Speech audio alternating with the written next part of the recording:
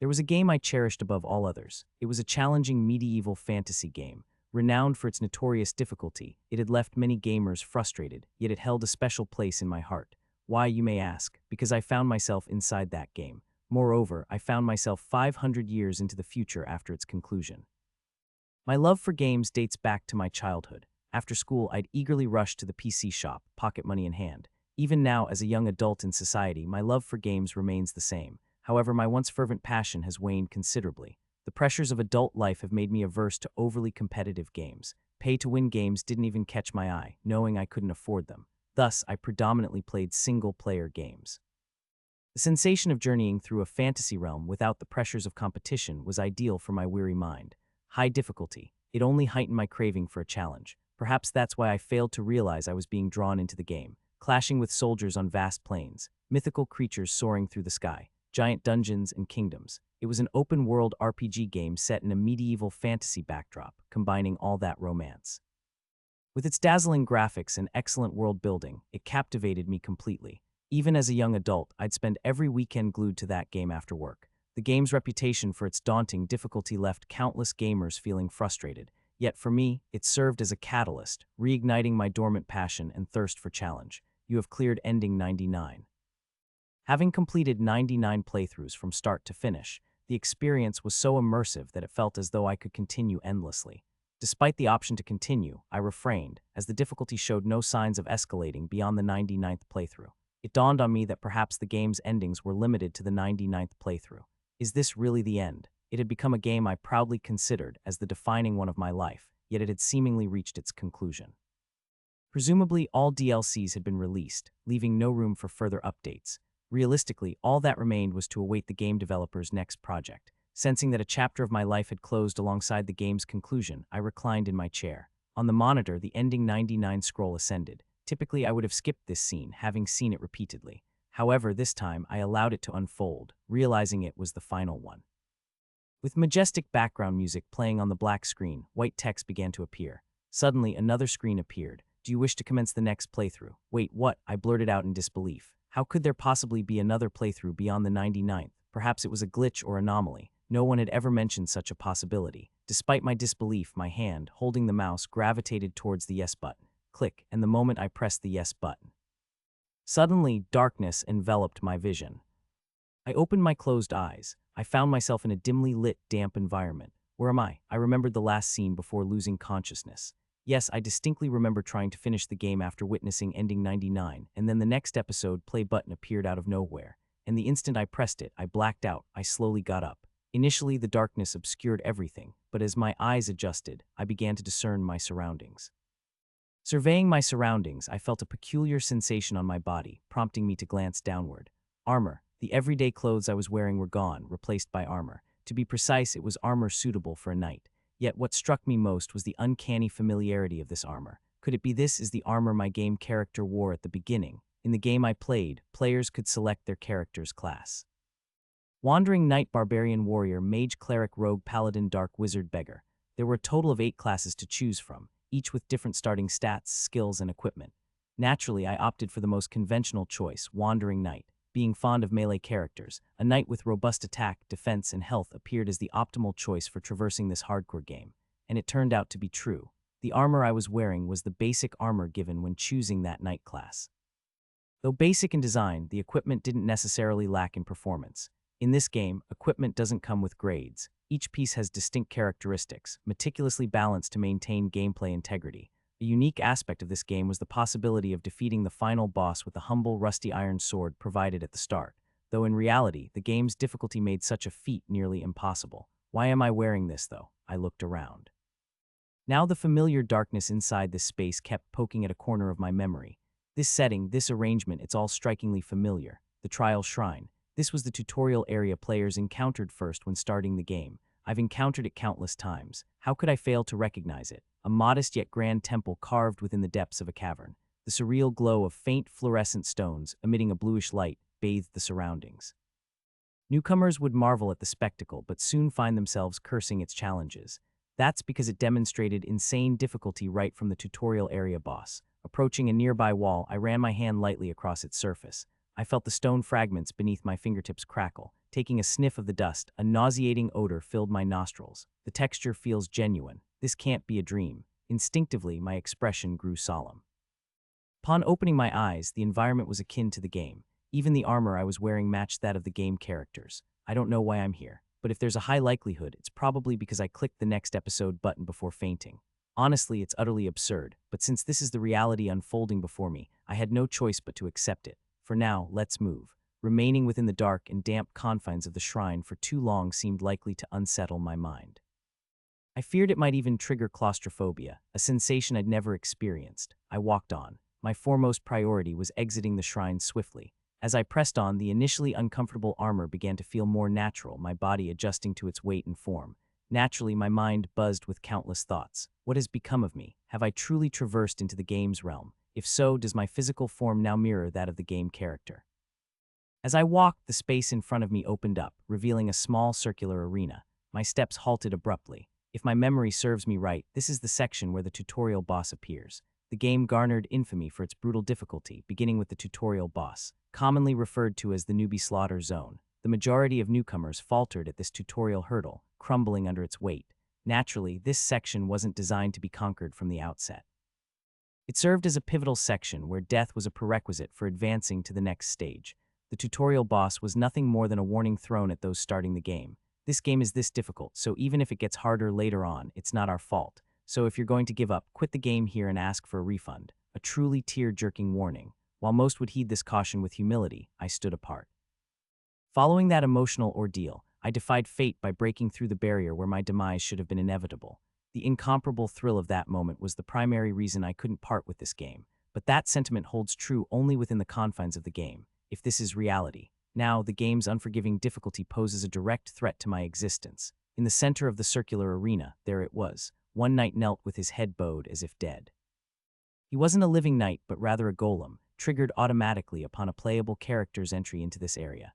Yet this golem, boasting a distinctive dragon-shaped armor design and notorious for its brutal difficulty, garnered both criticism and praise. The problem is that's my opponent now. Although it kneels presently, memory serves that it'll rise to about 2.5 meters tall, armed with a halberd boasting a range exceeding 3 meters. I grasped the weapon at my waist.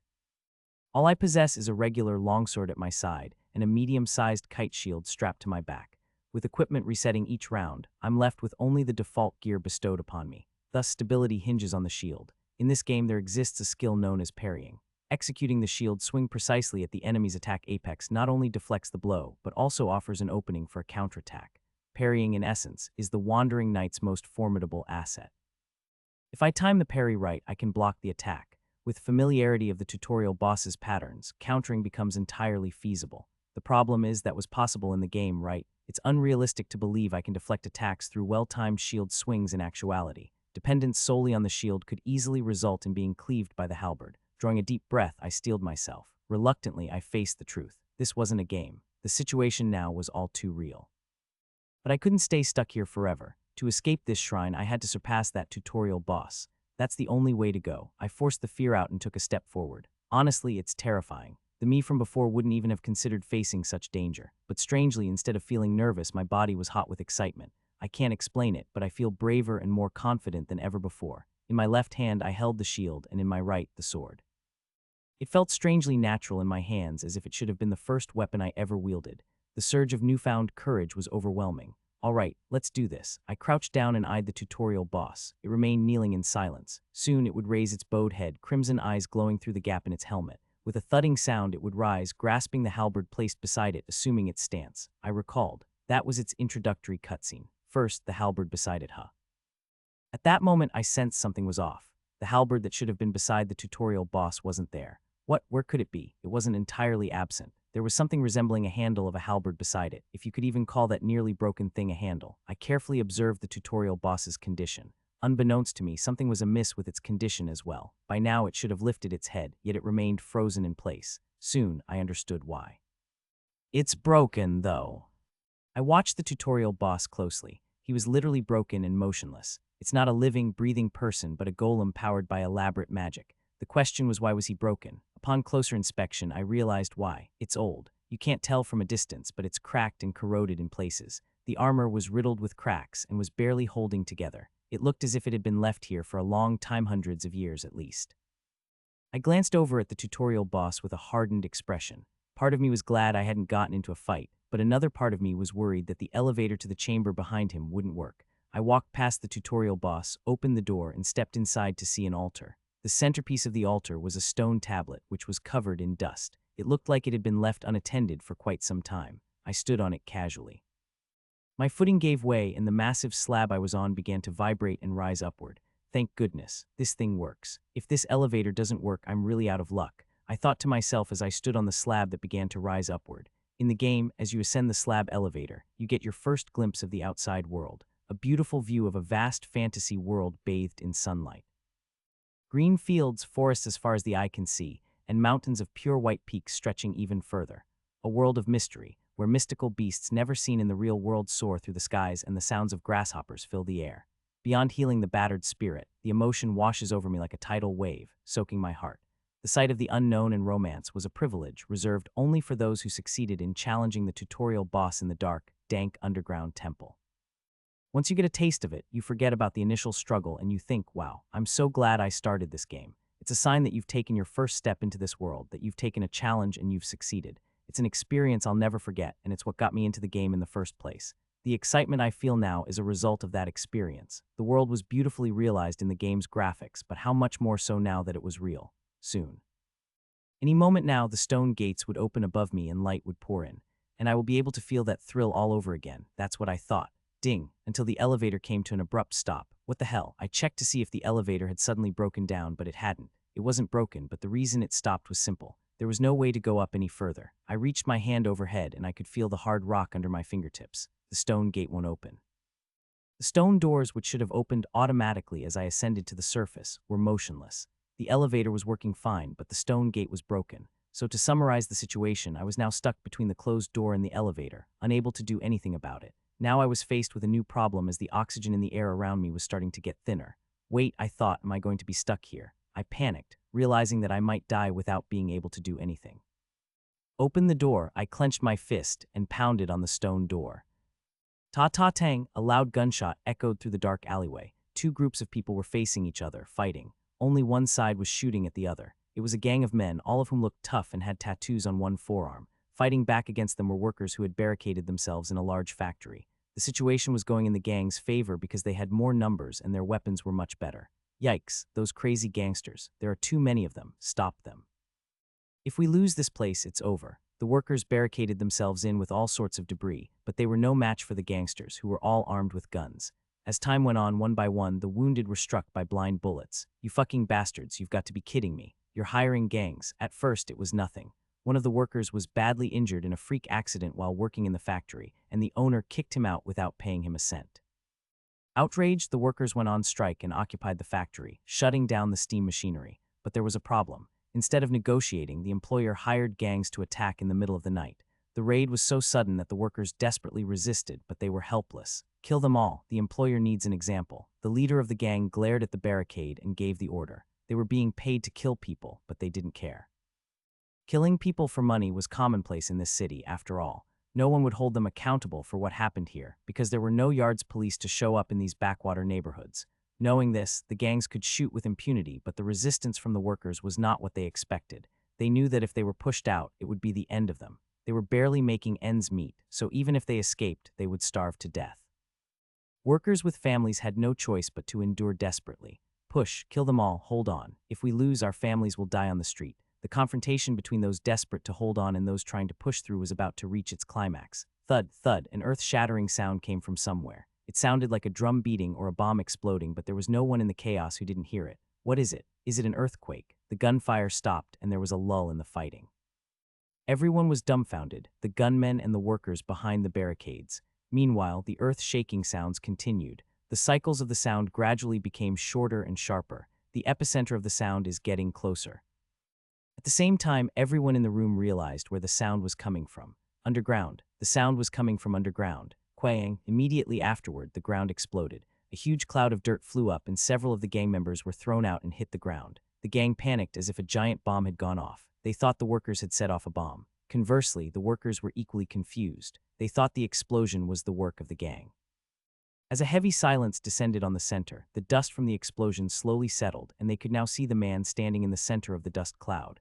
What the hell was that? The gang leader frowned and muttered. The man who had suddenly emerged from the ground was dressed in a garb he didn't recognize. A knight, he wore silver armor. It was full of dirt, but it was definitely armor. He had a sword at his waist and a shield on his back. Even the untrained eye could see that it was the garb of a long-lost knight. The question was, why did this strange man suddenly appear out of the ground? "Who are you, you bastard?" One of the gang members shouted at gunpoint, panicking at the sudden appearance of the knight. The black-haired knight, who had been staring at his fist, looked back at the gangster who was pointing a gun at him. His jet-black eyes were emotionless, and the moment they met those abysmal eyes, the gangster felt an uncontrollable fear. Die, bang. He casually pulled the trigger, and the single-action revolver spewed fire from the muzzle. At that moment, everyone pictured the same thing in their heads. The knight was about to fall, splattered with blood. At that moment, the knight moved. Bang! With his right hand, the knight drew the sword at his waist like a flash of lightning and parried the flying bullet. Of course, no one saw the bullet. It was dark, but the knight's sword was too fast. All they could see was a single spark in the air, and the severed bullet clattered to the ground. I calmly collected my thoughts, relieved to be alive in the cool air outside. Something's wrong. My fists were clenched. In a desperate attempt to save my life, I slammed my fist against the stone door. In a normal case, my fist would have been crushed, but instead my fist left a mark on the stone door and cracked it. How thick was the door? I remember the stone door being quite thick in the game, but I smashed it with my bare hands. Judging from the flying dirt, there must have been a fair amount of dirt on top of the stone gate, and I blew it away. But my hand is fine. I looked down at my fist, and it suddenly occurred to me. My character in the game was a wandering knight on the 99th playthrough. The game resets your equipment and money each time you play, but there's one thing that stays the same: your character's status. As the monsters get stronger over time, the playable characters inherit the stats from the previous rounds as well. Of course, I reached level 99 and had no stats to raise further as a wandering knight. Of course, that doesn't mean you can't get a lot of stats in the game. The bosses were just as strong, and the game was so difficult that I died often. But what if I came in at level 99? What level of physical ability am I at right now? What are you, you asshole? Just then, someone shouted at me. I turned around to see a despicable-looking human being who looked like a weasel, pointing a gun at me. Wait, a gun? My eyes widened. This game is a medieval fantasy open-world RPG. Yeah, it says medieval. And of course, there were no guns in the Middle Ages. No, I thought there's something wrong with the buildings around here. In the beginning, it was supposed to be nature itself, untouched by any development, but now there are buildings and even a big factory on one side. Even though there's no smoke coming out of the chimney, if you have common sense, you know that's a factory. It's like the setting is not medieval, but 19th century. As I stared down the barrel of the gun thinking about this, the weasel turns pale. Before I could figure out why, it screamed as if in a seizure. His finger pulled the trigger as my entire body tensed. At the same time, time slowed down. No, time didn't slow down. More precisely, my thoughts accelerated, making it appear to run slower. And I know about this technique. It was battle time, one of the skills of the wandering knight job. A skill that makes time appear to slow down. It was a skill favored by beginners, as it allowed them to analyze enemy patterns and block or evade them. Of course, there were limits. The slowdown lasts for less than 3 seconds, and it can't be used consecutively. But now it was activated. The muzzle of the gun spewed fire and bullets flew in slow motion. As I watched, I spontaneously drew my sword from my waistband. I don't know why. It was just my body's natural reaction. I gripped my standard longsword and swung it straight at the incoming bullet. An unwavering sword path was drawn, and the bullet was sliced through the air and scattered across the floor. Holy shit, a sword cutting a bullet. I muttered to myself in disbelief. What the hell? I looked around, and dozens of pairs of eyes were staring at me in disbelief. What the hell? The knight muttered. The gravitas and charisma in his voice caused the gangsters to shrink back. The gang leader's brow furrowed at the sight. You bastards, what are you doing? Just shoot him. But he just parried a bullet with a knife. Of course it's a coincidence. All of you shoot him at once. The boss shouted at the top of his lungs, and his terrified subordinates changed their stance. They didn't know what this armored knight was doing, but he didn't look like an ally to them. If so, they must kill him. It was their employer's wish that there be no witnesses around here. Whatever it is, they're 40 armed men against one knight. Apparently, the factory workers have hired a fixer, but they could easily deal with one person. The men who were about to back down at the boss's command swallowed hard and pointed their guns at him. They glared at the knight with murderous intent, and the knight read it in their eyes. At that moment, the knight's figure vanished from the room like a candle being extinguished. Where did he go? He just disappeared. As the gangsters panicked and looked around, the knight suddenly appeared in the midst of their gathering. Before they could register his arrival, the knight's sword moved first. The sharp longsword sliced through the air, and a silver trajectory glinted in the moonlight as it sliced through 5 gang members.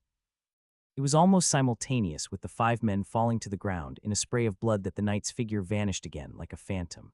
The gangsters, realizing what had happened, turned to point their guns at the knight, but all they saw was empty space. Where the hell did he go? Bam! A fist flew out and landed under the chin of the gang member, muttering the words. The knight, crouching low to the ground, quickly approached and punched him in the jaw. The man who had been struck in the jaw by a bare fist spun around and flew through the air. During the short time he was flying and fell to the ground, the knight threw punches and kicks one by one. They were punched and sent flying, kicked and bounced, or sprawled out on the ground. Some of them, including the burly captain, took the brunt of it. The gangsters, realizing the situation too late, opened fire on the knight. They were so panicked that they couldn't even aim properly, but the distance was so short and the bullets flew past the knight's forehead. The knight stared at the figure, then flicked his upper torso lightly. The bullet didn't even hit him, instead hitting the other gang member beyond him. What the? The gang member was speechless as he saw the knight dodge the bullet that was almost under his nose, and the fist clamped over his mouth made it impossible for him to speak, even if he wanted to. Assholes, surround him and shoot. The leader gave the order, and the gangsters surrounded the knight in a circle. When the knight couldn't see a way out, he lifted one foot and stamped on the ground. Boom! With a single stomp of his foot, his body flew more than 5 meters into the air, leaving a footprint on the ground. It was a simple leap, but it was so high that they thought he was flying. The gangsters were stunned by his physical ability to leap over the encirclement with a single stomp, even though he wore heavy armor all over his body. His silver-gray armor glistened in the moonlight as the leaping knight landed in the center of the gang's gathering. As he landed, he stomped his foot on the head of one of them, crushing it as he stared up at him. At the same time, he didn't stop swinging the sword in his hand. One after another, the sword light flashed as silver flashes and red solid lines intersected. Each stroke resulted in death. The gangsters fell in a spray of blood, 5 dead in the blink of an eye, but the knight moved on, seemingly untiring, to find his next prey.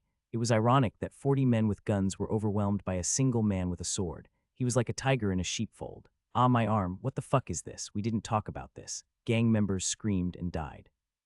Some of the gangsters fought back with gunfire, but it was futile. The knight swung his sword like a ghost, slicing through the bullets as they flew through the air. Sparks flew and severed bullets littered the floor. Then he lunged at the man who had fired at him and swung his sword at him. Run away, I don't want to die. At the horrifying sight, the gangsters dropped their guns and fled in all directions.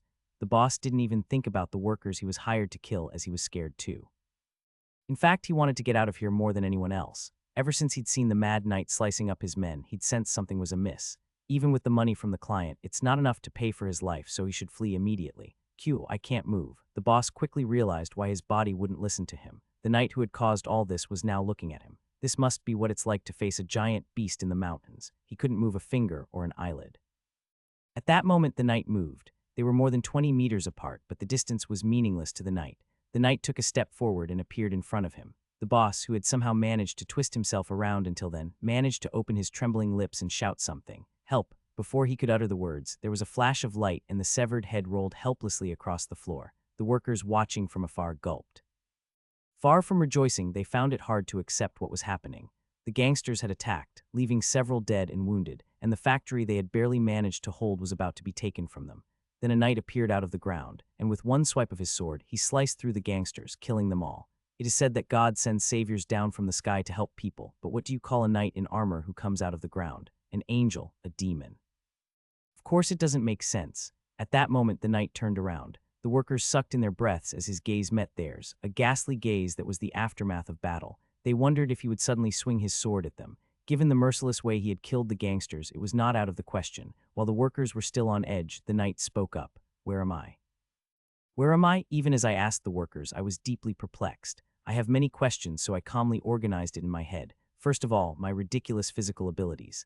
I can understand breaking down a stone door with my bare hands and climbing through the ground, but to see an incoming bullet and cut it down with a sword, I've never even practiced kendo, so there's no way I could perform such a neat swordplay. This must be due to the influence of my current physical body, the wandering knight character I was developing. That leads directly to the second question. I've killed people, dozens of them at least. Even serial killers don't kill like this. Sure, it was technically self-defense because they attacked me first, but self-defense is one thing, killing someone is another. And yet I was fine. No panic, no shock, just calm, like I did what I had to do. This is where I realized one thing. I was me, but I was not me. Or more accurately, I had assimilated into the wandering knight character I've developed in the game. And the third and final question was this. I ask you once again, where am I? What I was going to say was, where am I? But this body was speaking in an arrogant tone, like something out of an old historical drama. What kind of language is this? I asked in amazement, can't you hear me? When I tried to force myself to correct my tone, my body rebelled. At that moment, I remembered the characteristics of the wandering knight birth. Every birth has its own characteristics. Thieves are given meanness, barbarian warriors are given simplicity, and priests are given faithful. Among them, the wandering knight has chivalry, nobility, and high-mindedness. Chivalry is, of course, the romanticized version of knights in the Middle Ages. Nobility is a background setting that comes from being born a wandering knight, but in general, only nobles could become knights, which is the background setting. And in the case of high-mindedness, it meant the personality of this wandering knight. It was just a basic setting in the game, but now that it's a reality, it's something that applies to me. One of the people who had been watching me from afar slowly approached me nervously. He was a man with a face covered in dirt, looked to be in his 40s, and had a haggard complexion as if he had been through a lot. But his eyes were bright, and it was clear that he was the leader of the group. The middle-aged man inclined his head toward me first. My name is Ocean. Ocean was the nickname of the playable character I was playing. I wasn't really trying to help you, I just drew my sword because they attacked me first. It was my knightly duty. There's that tone again. As if I wasn't the only one who felt strange, the middle-aged laborer was also looking at me in a strange way. I tried a few more times to correct his tone and gave up. It won't change if I force it, and I'll work on it slowly later. What matters now is where I am. I'll ask a third time. I hope you won't try my patience any further. Where am I? Is this your first time in Turna? Turna, no matter how much I think about it, no name comes to mind. When I asked because I really didn't know, the man had a strange look on his face. He looked at me in disbelief, as if to say, you really don't know this. The stare was quite painful, but at this point I decided to be brazen. Talk to me. I step forward and he looks confused, but explains everything he knows. Turna is the name of the city I'm standing in now, and it's called the City of Gold. He even said that it was the birthplace of the Industrial Revolution and the future direction where the most steam machines were developed. Wait a minute, the Industrial Revolution, steam engines. Yes, is there any problem? The confused look on the laborer's face made me feel dizzy. At first, I thought this was the world of the game I was playing. In fact, I still think that today. But the world as I knew it had changed so much. The same is true of the current location that came up through the stone room elevator. What should have been a vast expanse of nature is now a smog-filled factory zone. Gun-toting gangs, workers covered in grease, towering factories and chimneys. At that moment, I couldn't help but realize I had entered the world of the game I was playing, but one thing was different. This world was hundreds of years in the future, hundreds of years after the game I was playing. I walked alone through the alleyways of the city at night. I quickly parted ways with the workers. They gave me fearful glances, uncomfortable to be around. As I walked down the rutted alleyway, I looked up. The streets were deserted but not dark. Unlike the abandoned, unlit factories, this place was full of light. I could see tall buildings towering in the distance. Turna. I mouthed the city's name. Turna was literally a giant city. The architecture was 19th century, but it felt much more developed than that. Seeing the light-filled buildings in the distance gave me mixed emotions. I used to play medieval fantasy games, but the landscape I was in now was modern. From medieval to modern times. If I count the number of years alone, hundreds of years would have passed. Since the original setting was based in the Middle Ages with a 14th century feel, it was safe to say that almost 500 years had passed. Holy shit, 500 years, that's a minimum. This is the world that I knew, but it's not the world as I knew it. In 500 years, countless dungeons, ruins, and boss monsters would have been lost to the winds of time. I was already at a loss for what to do. This is why I can't even say that I know this world. The only thing I can rely on is my incredibly strong body. Still, this is where I am. I see a bullet flying toward my eyes and slash it with my sword. It's enough to make me almost superhuman. My character in the game is at max level. I raised all the stats that a knight can raise. In this game, the stats are strength, agility, stamina, mental strength, intelligence, and faith, which are called the 6 major stats. Strength is unsurprisingly physical strength. The higher your strength, the more damage you can do with melee weapons, and the easier it is to wield heavy weapons and armor. Naturally, it is the primary stat of the Wandering Knight. Agility is mobility and dexterity. Among weapons, there are some that require a lot of skill, and among skills, there are some that require dexterity, so agility is also essential for melee characters. Stamina obviously refers to maximum HP, and it also affects endurance. In this game, you have an endurance gauge, so it's hard to keep attacking or running non-stop. If you have high health, it's much easier. Mental strength, on the other hand, is MP or mana. In addition, it increases your resistance to ailments, mental attacks, and elemental attacks. Intellect is used by wizards and warlocks to increase the power of spells and magic. I'm a knight, so I can't increase this stat due to my natural limitations. Faith is one of the 6 major stats, and it is the stat that clerics and paladins are responsible for. However, wandering knights can also increase this stat, and I increased it to the limit. All stats can only reach a maximum value of 99, and my character's 6 major stats all reach 99 except for intelligence. Well, at least I'm not going to get killed in an argument on the street, but I can't let my guard down. People are one thing, but monsters are another. This is a crazy game where even if you are at max level, you can get killed by random mobs on the side of the road if you make a mistake. And the question is, what do I do? There must be a reason I was sucked into this world. In other words, there's a way back. I had to find the cause and reason with a knife. In a city of steel and machinery, steam and gunpowder. Hiss! At that moment, the roaring sound that pierced through the belly of my armor made me stop walking. I realized that I hadn't put anything in my mouth since I came here. Not even a sip of water. In game, there's no hunger system, so there's no need to eat, but the real world is different. I was hungry and thirsty. Even a max-level character is useless if he starves. Especially with a body full of muscles, even the slightest movement burns a huge amount of calories, making him demand a lot of food. For now, let's eat. A bar in Turna. Ding, the bell on the door swung open and a customer walked in. Silence descended on the noisy tavern. The noisy tavern turned from clinking oak barrels full of ale to the chattering of the crowd. Normally, this would have been just someone who came to eat or drink, but this visitor was too unique. The visitor was a knight in full armor, a rare sight in this day and age. With each step, they could hear the clinking of iron. The only part of his head that wasn't covered by a helmet was his face, and his fair skin, black hair, and handsome appearance reminded them of a master from a well-to-do family. The armored young man, Ocean, plopped down on a stool in front of the bar table. Everyone stared at the sight. Some wondered if they were too drunk to be seeing things. Ocean pulled out the money he'd extorted from the gang. "Hey, boss, here's the order." The moment he opened his mouth and spoke with his charismatic aesthetic, everyone in the bar realized this was real. What the hell is that? A knight, or a knight-obsessed lunatic. A lunatic who wears armor in this day and age. The tavern was a hangout for mercenaries and fixers who did dirty work. As a result, there were some people who looked at the knight and tried to analyze him, or showed hostility towards him. Ocean also looked back at the customers at the bar, perhaps feeling their hostility. Sigh. He showed off the sword at his side to some people who were glaring at him.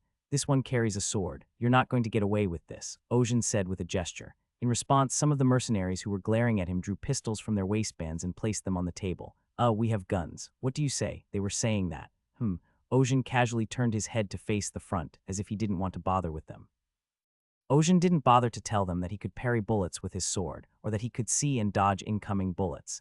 He didn't need to, and no one would believe him if he did. But the mercenaries who drew their guns snickered, as if Ocean's gesture meant something else. Ocean knew it, but he didn't question it, just waited for his food. "Here's your food." In front of him was a smoky, marinated lamb, toasted bread with butter and cheese, and vegetable soup.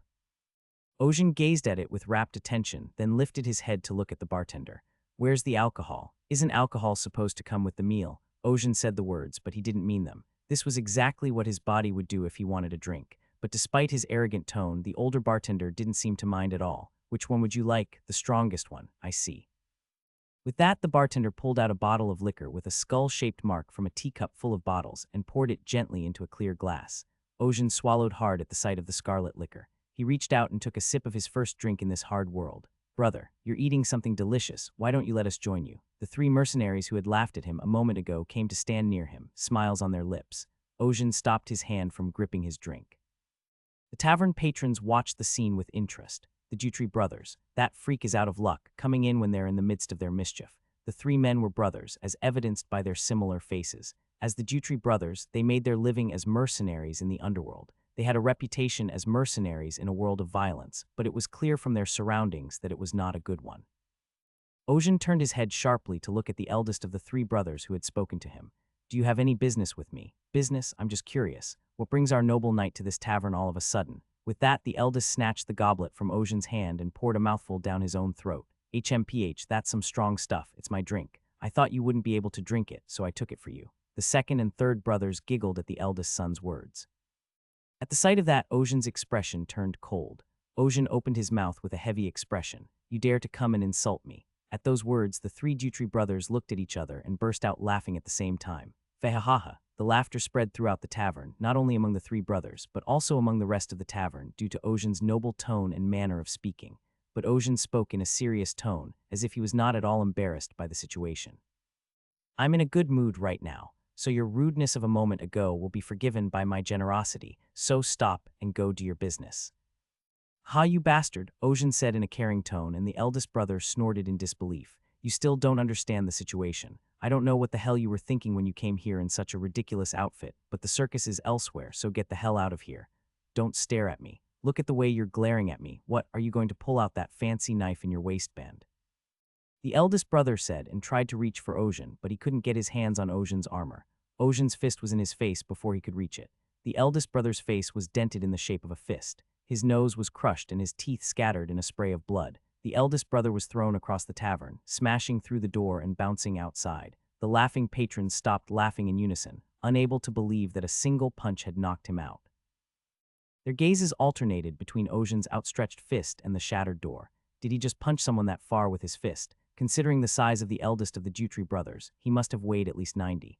As everyone watched in bewilderment, the other two of the three brothers reacted. "Brother, you fucking asshole." The second and third brothers simultaneously drew the guns in their waistbands. It was a sawed-off shotgun that destroyed enemies with pellets at close range.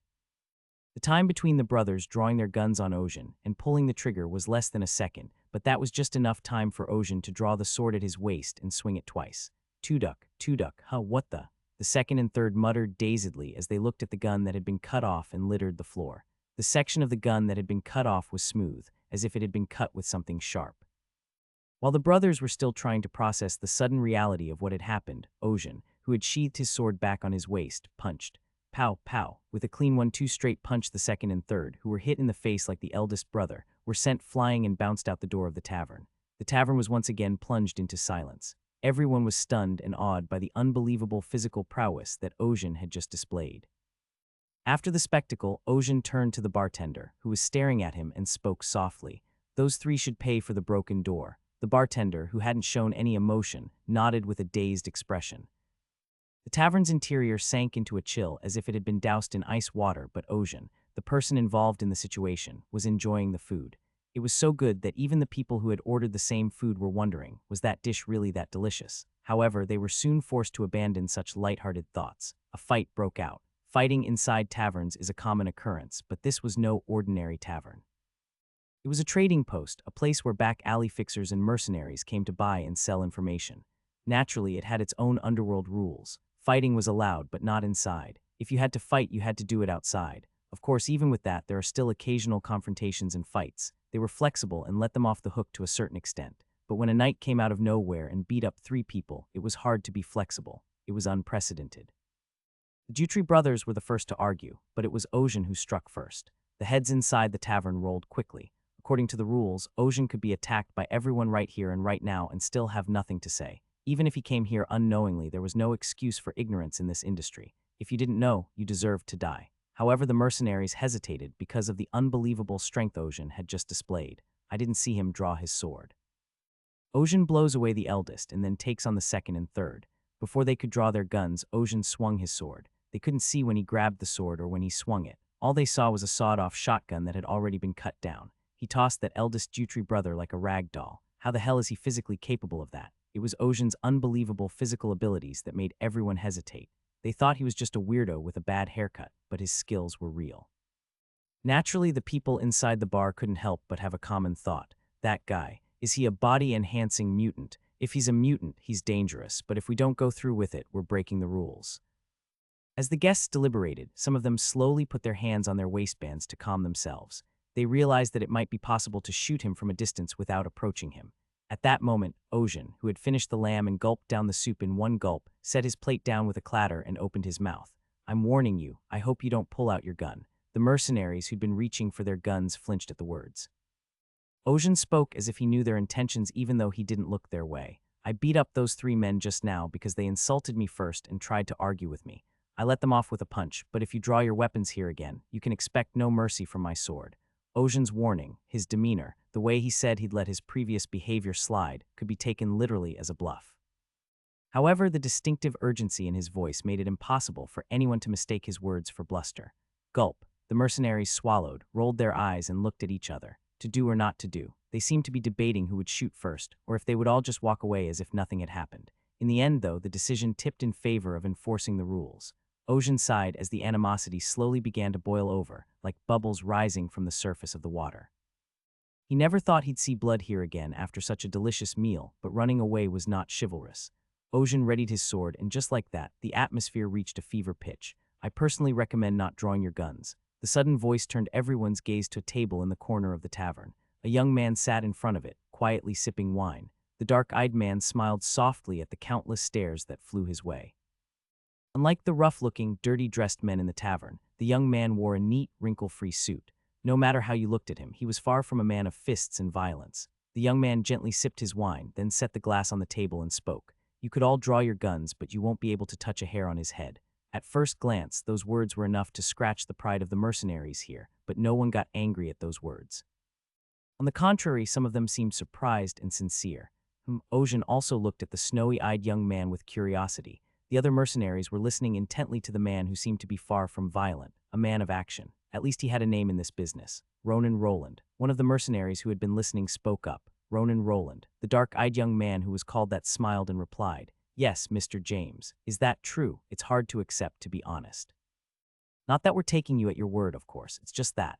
I understand you're asking if it's credible." At Ronan's words, the mercenary named James nodded. Everyone's attention naturally shifted away from Ocean and toward Ronan, because I just heard some interesting news. What news? You know about the recent strike in the 43rd Precinct. James' reaction to the question was that he didn't know. Then some of the mercenaries who had heard about it said they had. You mean the cotton mill strike?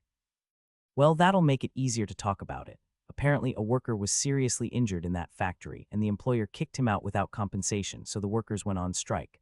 What does that have to do with what's happening now? Well, you'll see when you hear more. To make a long story short, the employer didn't let the workers go on strike. He threw money at them and hired gangsters, some dangerous ones. Gangs. Someone muttered something, and Ronan nodded as if he was right. Yes. A gang of 40 men attacked the laborers in the night. The laborers fought back, but it was no use because they had guns, of course. So what the hell does that have to do with what's going on right now? Well, they say that those 40 gangsters were defeated by one man who came out of nowhere. Ronan looked at Ocean as he said that. The gazes of the people in the tavern also turned to Ocean. They say he was wearing armor and wielding a single sword, and he was unbelievably invincible against over 40 gangsters. They say he parried bullets with his sword and dodged bullets flying into his eyes. The men gathered in the tavern squinted at the words. The mercenaries knew better than anyone that Ronan would not lie about something like this, and the information he brought back was never less than reliable. Everything Ronan said now was the truth. All eyes turned to Ronan, then back to Ocean. Ocean ignored their stares and stared at Ronan. News travels fast. The words confirmed Ronan's words. Ocean was quite surprised, to say the least. He hadn't been without his peripheral vision, but he had to admire Ronan's intelligence for realizing what had just happened so quickly. Ronan inclined his head at Ocean's words. Brokers, as they were called, were agents who arranged jobs for mercenaries and fixers, taking a cut in the middle. Ronan glanced around the tavern. This is a pleasant enough gathering, and I don't want a bloodbath, so why don't we call it a night? That depends on how they turn out, I suppose. I see. What do you think, Mr. James? Ronan, if you say so, it must be the truth, but 3 men got hit. You don't tell me you don't know the rules of this place, do you? Ronan's smile remained inscrutable as James spoke. It was the Jutri brothers who started the fight, but they didn't use their hands first. Instead, no one died in the night. By any chance, what's your name? Ocean. I see. Mr. Ocean drew his sword, but it was in self-defense, and he only used it to cut off the gun, and I understand this tavern looks the other way when it comes to fisticuffs.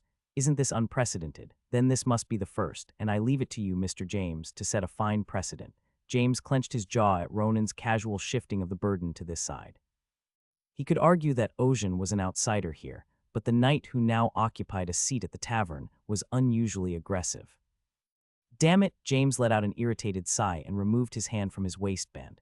The action caused everyone in the tavern to remove their weapons and return their attention to their meals. The tavern quickly returned to its normal bustling atmosphere. Ocean watched the scene in disbelief. Ronan rose from his seat and sat down beside Ocean, joining him casually. May I sit? You're already seated, and I have no right to kick you out.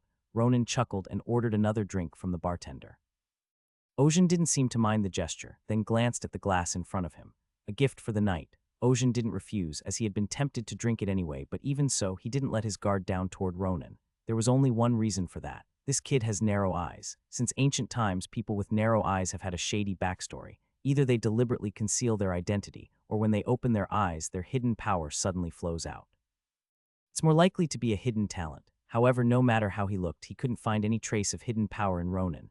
Either he hid it so well that Ocean couldn't recognize it, or he was truly powerless. Since he couldn't tell, Ocean felt that he needed to be wary of Ronan for now. But that was one thing, this was another. So what do you want with me? Did my actions seem too obvious? One drink is not enough, then I'll have to order more. With that, Ronan winked at the bartender. The bartender casually placed the bottle in front of Ocean. Ocean raised an eyebrow at Ronan's blatant behavior. You're trying to bribe me with alcohol. It's ridiculous. Who in the world would be bribed with alcohol? With that, Ocean downed the liquor in one gulp as if to show that it was only the first drink. Good. However, the words that came out of his mouth were anything but that. The liquor was too good. It was strong, but the knight's body, which craved alcohol, was so receptive to it. In real life, he avoided drinking soju at drinking parties, but this knight's body could drink strong whiskey, rum, etc. like water. More importantly, this body loved to drink. Ocean casually looked at the empty glass, then grabbed the bottle beside him and poured himself a drink. Let's hear it. The man who helped me after an argument in a bar, Ronan Roland, was what we call a middleman or broker. His reason for approaching me and blatantly trying to curry favor was obvious. He wanted to hire me because he coveted my skills. I may look like this, but I'm definitely a monster physically. I had no choice but to admit it. My body had already reached superhuman levels. It's no wonder, since I've maxed out all my stats in the game. Even so, I didn't expect to be able to parry a flying bullet. I picked up and threw away 3 big guys who had just been arguing with me, using only my bare hands. Of course, that almost got me into another fight with the others, but the man in front of me helped me out. Ronan Roland, a narrow-eyed man who introduced himself as a broker. His expression didn't change even as I stared at him, blatantly trying to read between the lines. He still wore his smile, which, to be honest, made him look even more suspicious.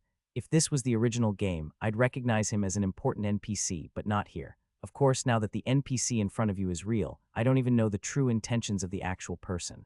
All I can do right now is try to infer what he wants from his job. So what do you want from me?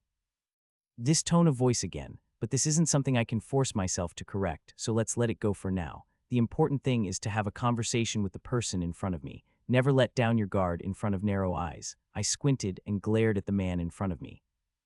Ronan Roland marveled inwardly. Ocean's piercing gaze was like a blade, threatening to cut through his skin if he let his guard down. I really can't let my guard down. It was purely by chance that Ronan found him in the bar. When he spotted Ocean in his armor, Ronan knew he was the man from the source he'd just heard about, but he couldn't yet believe that he had actually taken down a gang of 40 gunmen with a single sword. Information is always half bullshit if not properly vetted. That's why the Jutri brothers gave him a well-timed challenge when Ronan was staring at him. Ronan realized then and there that Ocean information had not been exaggerated. The strength to bounce the big man out of the bar with a single blow was one thing, but so was the invisible speed with which he swung his sword when the second and third of the 3 brothers pointed their guns at him. A mutant with physical enhancements, and a very high-ranking one at that. Can't miss him. Mutants were humans with special powers who began appearing in the world over a century ago. Mutants were beings who emerged in a world transitioning from the age of magic to the age of science. It was a term used to describe people who were not magical, but had miraculous, superhuman powers. They could summon lightning from their bare hands, control the minds of others, or turn their skin to steel. Mutants' abilities varied widely, and even similar powers had different outputs depending on their rank. In Ronan Roland's eyes, Ocean was a mutant with enhancement powers. Usually, physical enhancement mutants bifurcate there, too. They get stronger muscles, harder skin, or faster speed.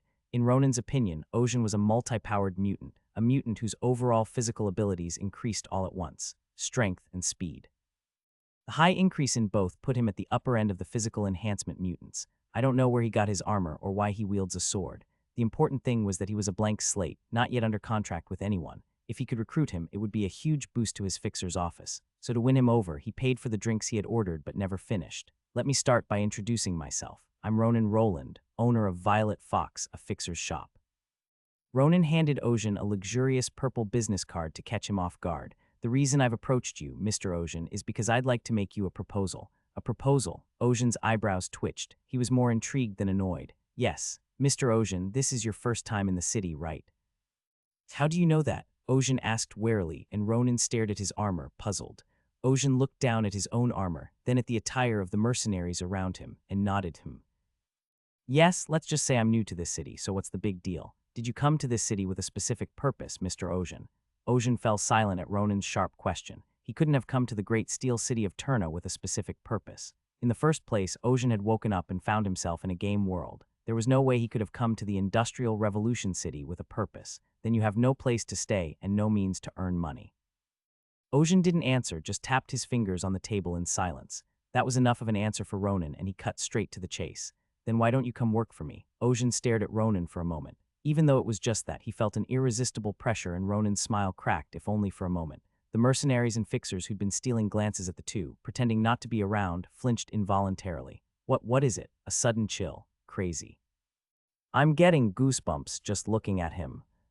The mercenaries all tensed, staring at each other expectantly, wondering how this was going to end. Ronan pulled out his handkerchief and wiped the cold sweat from his cheeks. What's wrong with you? Did something I said offend you? Ronan didn't know why Ojin was so uncomfortable. Right now Ojin looked like he could draw his sword and swung it at him at a moment's notice. Maybe he'd hurt his pride by offering him a job as a fixer. Ojin was deep in thought as Ronan swallowed dryly and tensed up. What is this? Not just a mission, but an offer to join. In truth, he didn't think much of it. He was only seriously considering it because he didn't expect to be recruited by a place like this. Ronan told him that he runs a fixer's office. A fixer is someone who takes care of things for money, and most of the time it was illegal and likely to involve violence. In the old world, this would have been impossible, but in the current situation, there is nothing better. Ojin was like an unwanted guest, dropped into the world out of nowhere. He had no guaranteed status and no immediate place to stay. His sturdy body might not mind sleeping on the ground, but his modern sensibilities, which had not so long ago slept in a plush bed, could not tolerate it. Above all, there was one thing that was essential for living in this world: money. Everything costs money. In particular, more money was needed for food, clothing, and the most necessary things for people to survive. For now, he was paying for his food with the money he'd made from beating up gangsters, but he couldn't live like this forever. Eventually, he needed a stable way to make money. In the game, I knew I would have gone on quests and gotten paid or done simple mercenary work, but the world was completely different now. All Ojin could do now was swordplay, using his ridiculous physical abilities. And there was no way to make money at it, other than, coincidentally, Ronan's solution in front of him. Ojin should have taken him up on his offer because it seemed like the right thing to do. There was only one reason he didn't. Ronan wasn't being suspicious. I promise you, Mr. Ojin, we'll give you the best treatment in the business. Ronan's bold offer didn't faze Ojin at all. If anything, he was even more suspicious of Ronan. The best conditions in the industry. No matter how great my physical ability is, how can you suddenly trust someone like me? In fact, Ronan's attempts to be nice made him feel even more suspicious. Now that Ojin had already become aware that he was suspicious, it was difficult for him to trust Ronan. Naturally, Ojin's eyes narrowed, and Ronan had to swallow hard under the increased pressure of wariness. All he could do was to keep a smile on his face. He didn't like even the best treatment in the business. The tension reached a crescendo, and even the mercenaries watching from afar clenched their fists in cold sweat. Ojin opened his mouth. Your proposal is interesting, but it's late at night, so we'll save the details for tomorrow. The atmosphere, tightened to its limits, thickened and loosened. The mercenaries, who had been watching without breathing, began to gasp for air, and so did Ronan. Why are they doing this? Ojin was oblivious and could only stare at them in disbelief. Haha, I see, and I'm sorry if I've inconvenienced you, Mr. Ojin, at this late hour. No, I don't think it's a bad thing since you've helped me out. I just needed some time to gather my thoughts. I'm tired. Ojin spoke sincerely, but no one took his words at face value. Ronan, for one, was left scratching his head. He didn't seem happy at all when I told him that he would receive the best treatment in the business. Isn't this ridiculous? Ronan glanced at the mercenaries around him.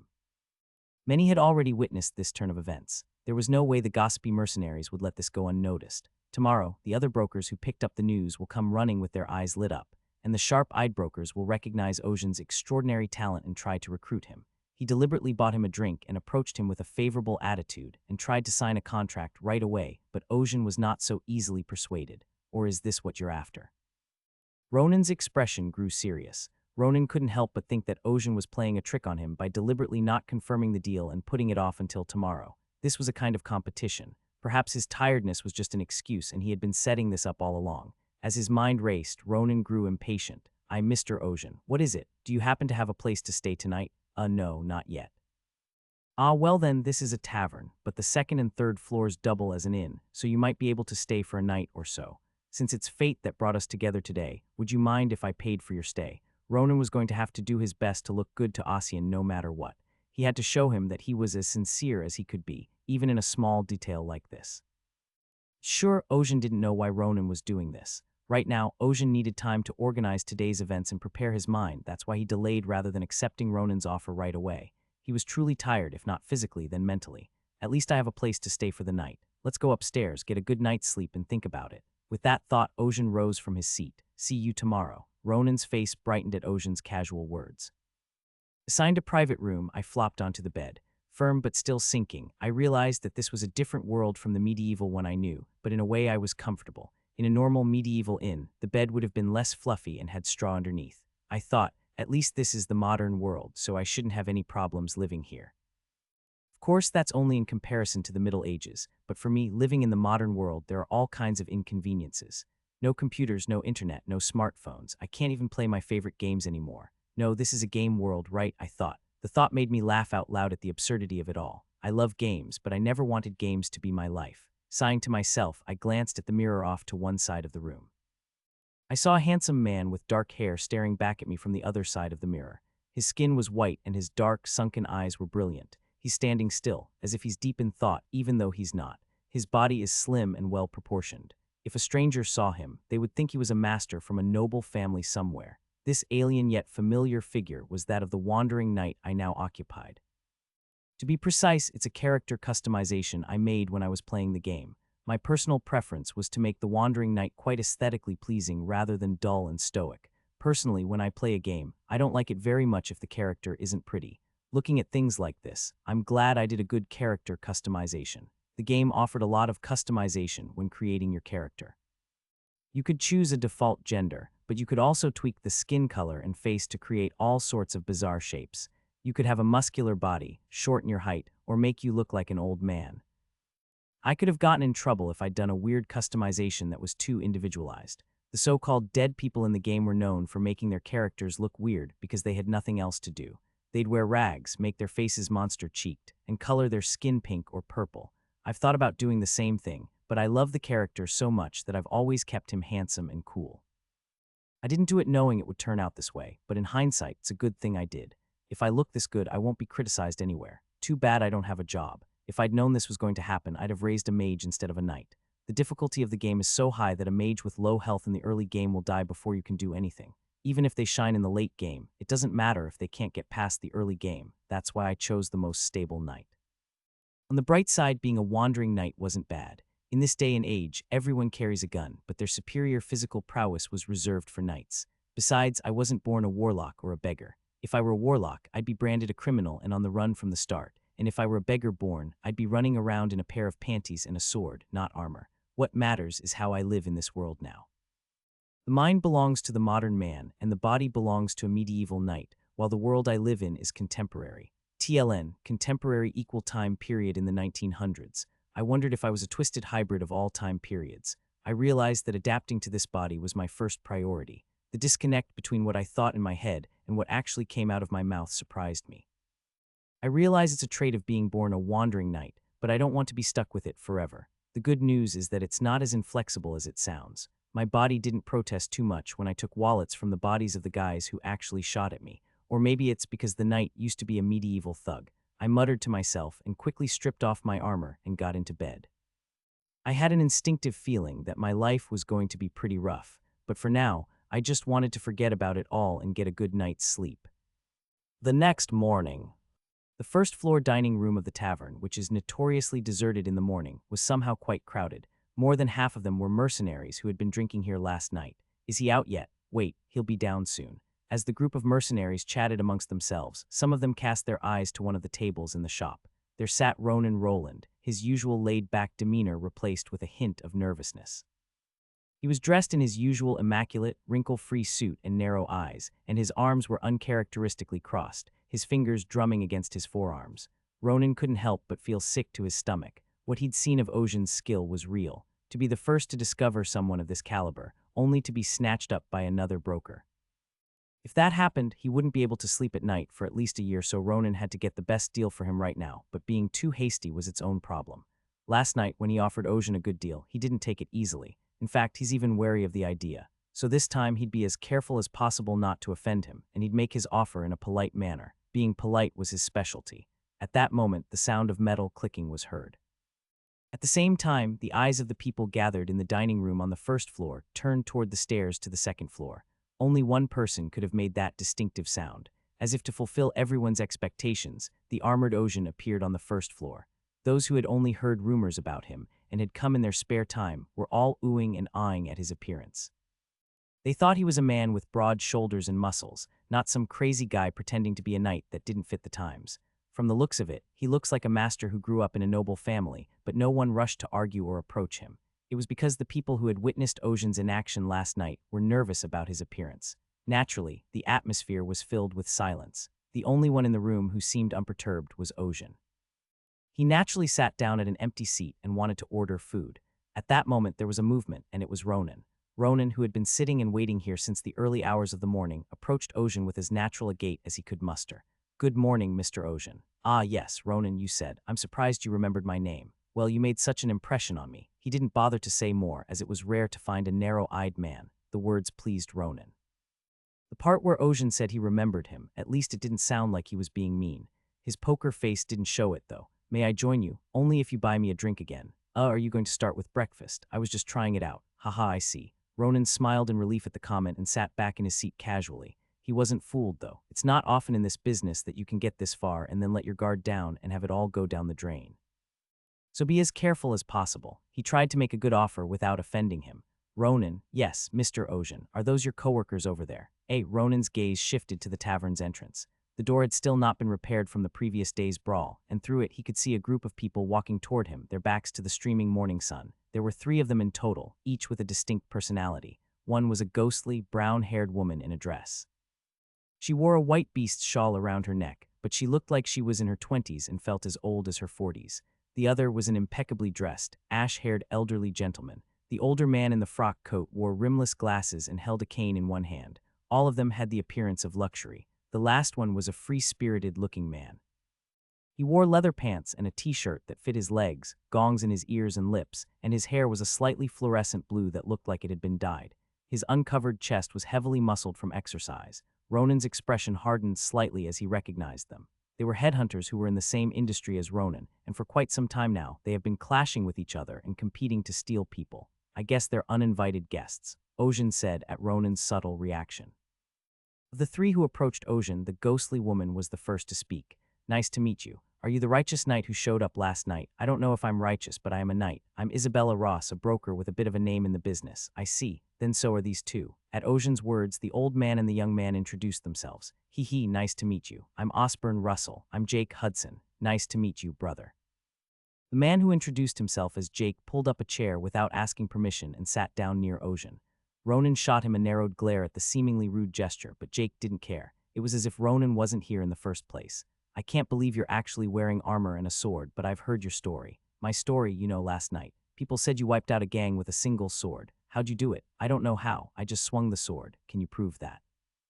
Ocean's eyebrows twitched momentarily at Jake's words. Ronan looked surprised at the sight, and Osborne and Isabella took a wait-and-see attitude without interjecting. Jake Hudson was a broker who had recently risen to prominence out of nowhere. Some say he has a large mafia-style crime syndicate behind him. Jake Hudson's growth has been nothing short of spectacular, and because of his success, Jake's civility is hard to come by. To some, it was a nice touch, but to those who had established themselves in the industry, it was poison and still is. He doubted the ability of the person he came to recruit. It was a word that could never be uttered without coming with the intent to fight. Ronan checked Ocean's condition. At least as Ronan had seen last night, Ocean was not one to shy away from an argument or a fight. Proof. Ocean's expression remained unchanged. He wasn't angry, nor was he smirking. He just stared at Jake with his usual expressionless face, but with a sharper edge to his eyes. "You say funny things. Why should I?" The people inside the tavern watched this turn of events with interest. Most were waiting to see how Ocean would react to Jake's behavior. Jake was deliberately provoking Ocean, no perhaps, because he wasn't sure if he could really cut bullets with his sword as the rumors said. In fact, it wasn't as if there weren't others who felt the same way. Most of the people who had come here out of curiosity were skeptical of Ocean's skills. He's strong, yes, and he can wield a sword, yes. Being strong and cutting down bullets are completely different things. The rumor that he had single-handedly dispatched 40 gangsters was probably an exaggeration. To be able to confirm it here and now was not a bad thing for the onlookers. "Well, since you want proof, I'll have to be a little generous and show you." "Wow, I was just throwing it out there, but are you really going to show it to me?" "I can't do it, but you're not actually trying too hard because of the attention, right? Ha ha ha." Jake's joke elicited a small burst of laughter from the surroundings. Some wondered if it was appropriate to treat someone who came to recruit like this, but it was Jake's own calculation. Looking at him, he looks young, and looking at his appearance, he seems to have grown up in a good place, but judging from the fact that he entered this industry, that may not necessarily be the case. Jake's eyes analyzed Ocean sharply, despite his smirk. From the armor to the sword, are you planning to make a name for yourself by doing something that stands out on purpose? You used your head, but it shows too much. This isn't such an easy place. Jake's assessment of Ocean is that he's just a kid who dresses like that to get attention, but judging by the way he fought the gang and the way he reacted, he must have some skill. It wouldn't be a bad idea to recruit him to the team after fully understanding his abilities. If it bounces, it bounces. Give him some money and a girl and he'll bow down and come in. Most of the young people Jake saw on this floor were like that. They wanted fame and they wanted to make a lot of money. People who cannot overcome their hot blood and think they are special. Jake could read their desires and he used them to keep them beneath him. Ocean, Jake realized, was probably no different. So you're going to check it out. Jake flinched when Ocean asked with a sinking gaze. Jake's smile cracked slightly as he realized he'd let his fear get the better of him. Asshole. Jake straightened up and shook his head. No, of course I won't, because I'm just a broker and brokers don't get into fights, they do what brokers do best. What? Well, I brought a guy just in case. Hey, why don't you come inside instead of waiting outside? At Jake's call, a figure stepped through the broken door into the tavern. It was a tall man, a head taller than the average adult. He had a shaved head, thick lips, and dark skin. His face was covered in black paint, and he had a distinctive tattoo, giving him a very intimidating appearance. Hey, isn't that Teiwo Handra? I think so. If Jake called him, I'm pretty sure. Is Teiwo here to test his skills, the outlaw? The assembled mercenaries murmured, then fell silent as Teiwo's gaze fell upon them. Teiwo sneered at them. The mercenaries were unable to resist and averted their gaze. Even the rowdy mercenaries were silent, which showed how infamous Teiwo was among the mercenaries. Is this the man? Teiwo asked as he stood behind Jake and looked at Ocean. His low, deep voice was enough to put the other man under pressure. Teiwo's gaze was not kind. From the looks of it, Ocean was a young master who looked like he had never been in a fight. You don't look like much. Teiwo's pride was slightly wounded that he had traveled all this way just to check out this guy. Hey, kid. You're dressed like a weirdo trying to get attention, and if you're trying to get away, I suggest you get the hell out of here. Teiwo growled in an intimidating manner, blatantly ignoring Ocean. Jake didn't stop him. He wanted Ocean to be terrified of Teiwo. This was how Jake attracted people in the industry, using the whip of overwhelming power to crush egos and cajole them with the carrot of money and women. That was Jake's way of getting people to sign contracts. Some people didn't fall for it, but it didn't end well. It's a famous anecdote that a fixer who once refused Jake's offer outright ended up floating down the river the next day. That's enough, Ronan said. Any more disrespect than that is not good. Ronan protested and started to walk away, but Teiwo shoved his face into Ronan's. What? Maybe I'm hard of hearing, but can you say that again? Ronan's normally smiling face wiped the smile off his face. Ronan was about to open his mouth again when Teiwo's half-threatening words seemed to indicate that this was no ordinary bet. I'll leave it at that. I've got my own business to attend to. It was then that Ocean struck first. Teiwo's gaze snapped back to Ocean, and this time he looked surprised. You're going to take over for me. You've got some pride. So you want to test my skills. How do you propose to do it? Ocean said and stood up. Druck. The sound of a chair being pushed back was unusually loud. Ocean slowly walked over and stood in front of Teiwo. In terms of size, there was only a head difference. No matter how you looked at it, Ocean didn't look like he could win in a fight. Cocky bastard. Are you really going to come at me? I wasn't really planning on it, but it seems like that's what you want, and if that's the case, I'm willing to oblige. What? Or maybe you've gotten scared by now. Ocean's face remained expressionless as he spoke those words of provocation. The words made Teiwo's brow rise. Teiwo reached out and grasped the collar of Ocean's armor. He planned to slam Ocean to the ground, but no matter how much force he exerted on his arm, Ocean didn't budge. Just as Teiwo sensed something was wrong, Ocean's hand suddenly reached out to him. He grabbed Teiwo's throat with one hand and yanked him downward, slamming his head into the table. With a snap, Teiwo's head collided with the table, snapping it exactly in half. The mercenary's eyes widened at the sight, and Jake's eyes widened as well. Did Teiwo get hit? Despite his appearance, Teiwo is a mutant with enhanced physical abilities. It was rumored that Ocean was also a body-enhancing mutant, so he had summoned Teiwo with similar abilities to break the momentum. However, Teiwo was unable to move under Ocean's grip. In fact, he even punched him in the face. The two headhunters, including Ronan, were stunned. Ow! Teiwo jerked up from the shattered debris. Red blood trickled down his torn forehead. Teiwo swiped at his forehead with his hand, and his eyes rolled back in his head. I'll kill you. He had originally intended to show the difference in strength and intimidate Ocean, but the moment he saw the blood, he changed his mind. Teiwo truly meant to kill Ocean. He stretched out his arm toward Ocean, maximizing his power as a mutant. The distance was close enough that he didn't need to draw his gun. Teiwo was confident enough to tear the other man apart with his bare hands. His hands were about to grab Ocean's head, but Ocean's fist moved and caught Teiwo under the chin. Teiwo saw it, but he willfully ignored it and continued on his way. His body was harder than a rock now that he had strengthened his body, and Ojin would only crush his bones if he punched. Teiwo was dazed by a huge impact that shook his brain, and his outstretched hands went limp. Ojin recovered his outstretched right hand and balled his left into a fist. Then with all his strength, he threw it at Teiwo's head. Pong! A loud and enormous sound resounded. Hard to believe that a fist had struck a human body. Teiwo's body jerked violently as his bulging eyes protruded as if his eyeballs were about to pop out. Hovering slightly in the air, Teiwo's body bounced off into the distance as Ojin pushed him back with force. After smashing through 3 tables in quick succession, Teiwo flew into a wall and only came to a stop when he was slammed against it. The mercenaries' mouths dropped open in disbelief. It was a natural reaction to the fact that the mutant Teiwo, with his enhanced physical abilities, had been defeated by Ojin with his bare hands. Oh, what power! Are they the same mutant? Those who had seen Asian's power last night nodded in agreement, while those who had come to check it out were stunned by the sight. Ojin looked at the fallen Teiwo and lightly brushed his hand over him. He looked back at Jake, who was staring at him in disbelief. I think the proof is over. In fact, it's more unremarkable than I thought. Jake didn't answer. Instead, he glared at Ojin with an intense, enemy-like gaze. Ojin laughed out loud at the absurdity of it all. What kind of mentality is that, to first try to argue and then get angry when you don't get your way? Didn't he just say that Teiwo is weaker than he thought? I thought he looked pretty fierce, but when I actually fought him, it was nothing. The momentary grip wasn't bad, and I felt a strange resistance when I punched him in the jaw, but that was it.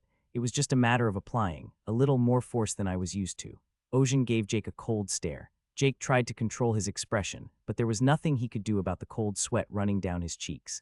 Now that all his plans had been thrown out the window, he had to do something else. Yes, you're definitely good, Jake said in a jovial tone, a smile tugging at the corners of his mouth once again. But unlike his tone, his eyes weren't smiling at all. Do you mind if I take that fallen fellow with me? I think he's broken something, and I'd like to get him tended to as soon as possible. Is there anything there, me? What? You asked for proof, and I gave it to you, so of course you should show me something in return. Jake's face crumpled as he realized the implications of Ojin's words. Or you're not just going to smile and talk your way out of it. Jake rolled his eyes and tried to think of a way to get out of this. Ojin was not to be outdone, and he stood casually in the way, blocking Jake's path. Ojin spun around at the intense sensation of life behind him as a smile tugged at the corners of his mouth. I see you haven't fainted yet. You're stronger than I thought. HMPH. Huh. Teiwo gasped as he rose to his feet and glared at Ojin. His eyes belonged to someone who had already made up his mind. Teiwo drew a pistol from his waistband, but it was too large to be called a pistol. It was a personal pistol, a modified version of the elephant gun, a hunting rifle. The bullets were large in caliber, causing a massive recoil when fired, but it was the perfect weapon for Teiwo, a physical enhancer. However, it's not a weapon you want to take out just anywhere, as it's too powerful for human use, especially not in a tavern where the rules apply. Even for an outlaw, it was out of line, but Teiwo didn't care about that now, nor did he want to. Jiu-jiu. Teiwo stuttered through his broken jaw and pulled the trigger. A huge bullet that could shatter an elephant's bones burst into flames and shot toward Ojin. The subsonic bullet was about to reach Ojin, but his hand moved like lightning, clutching the sword at his waist. Scack! A split-second flash of silver light sliced the bullet in half. The sword was so fast and sharp that the bullet didn't even lose its momentum. The bullet, split in two, slammed into the wall of the tavern. A stunned silence descended on the tavern. Even Teiwo, who had pulled the trigger, couldn't believe what he was seeing. That's it. How to live as a knight after the ending, what just happened? Everyone in the bar was thinking the same thing. Their eyes saw what had happened, but their minds couldn't quite comprehend it. Teiwo was impatient, so he fired his gun and Ojin swung his sword. That was it, but Ojin didn't fall down in a spray of blood. Instead, the bullet split in half and embedded itself in the wall of the tavern. That asshole. Did he really parry the bullet with a sword? It's more accurate to say that he cut it rather than parried it. In fact, whether it was cut or parried, from a third party's perspective, it was impossible to do both. And at the same time, they realized that the rumors that had spread the day before had not been false. If he could cut bullets, it was absolutely possible for him to take on 40 gangsters. Teiwo was still frozen, probably not thinking that Ojin would cut down the bullet he fired. How on earth could?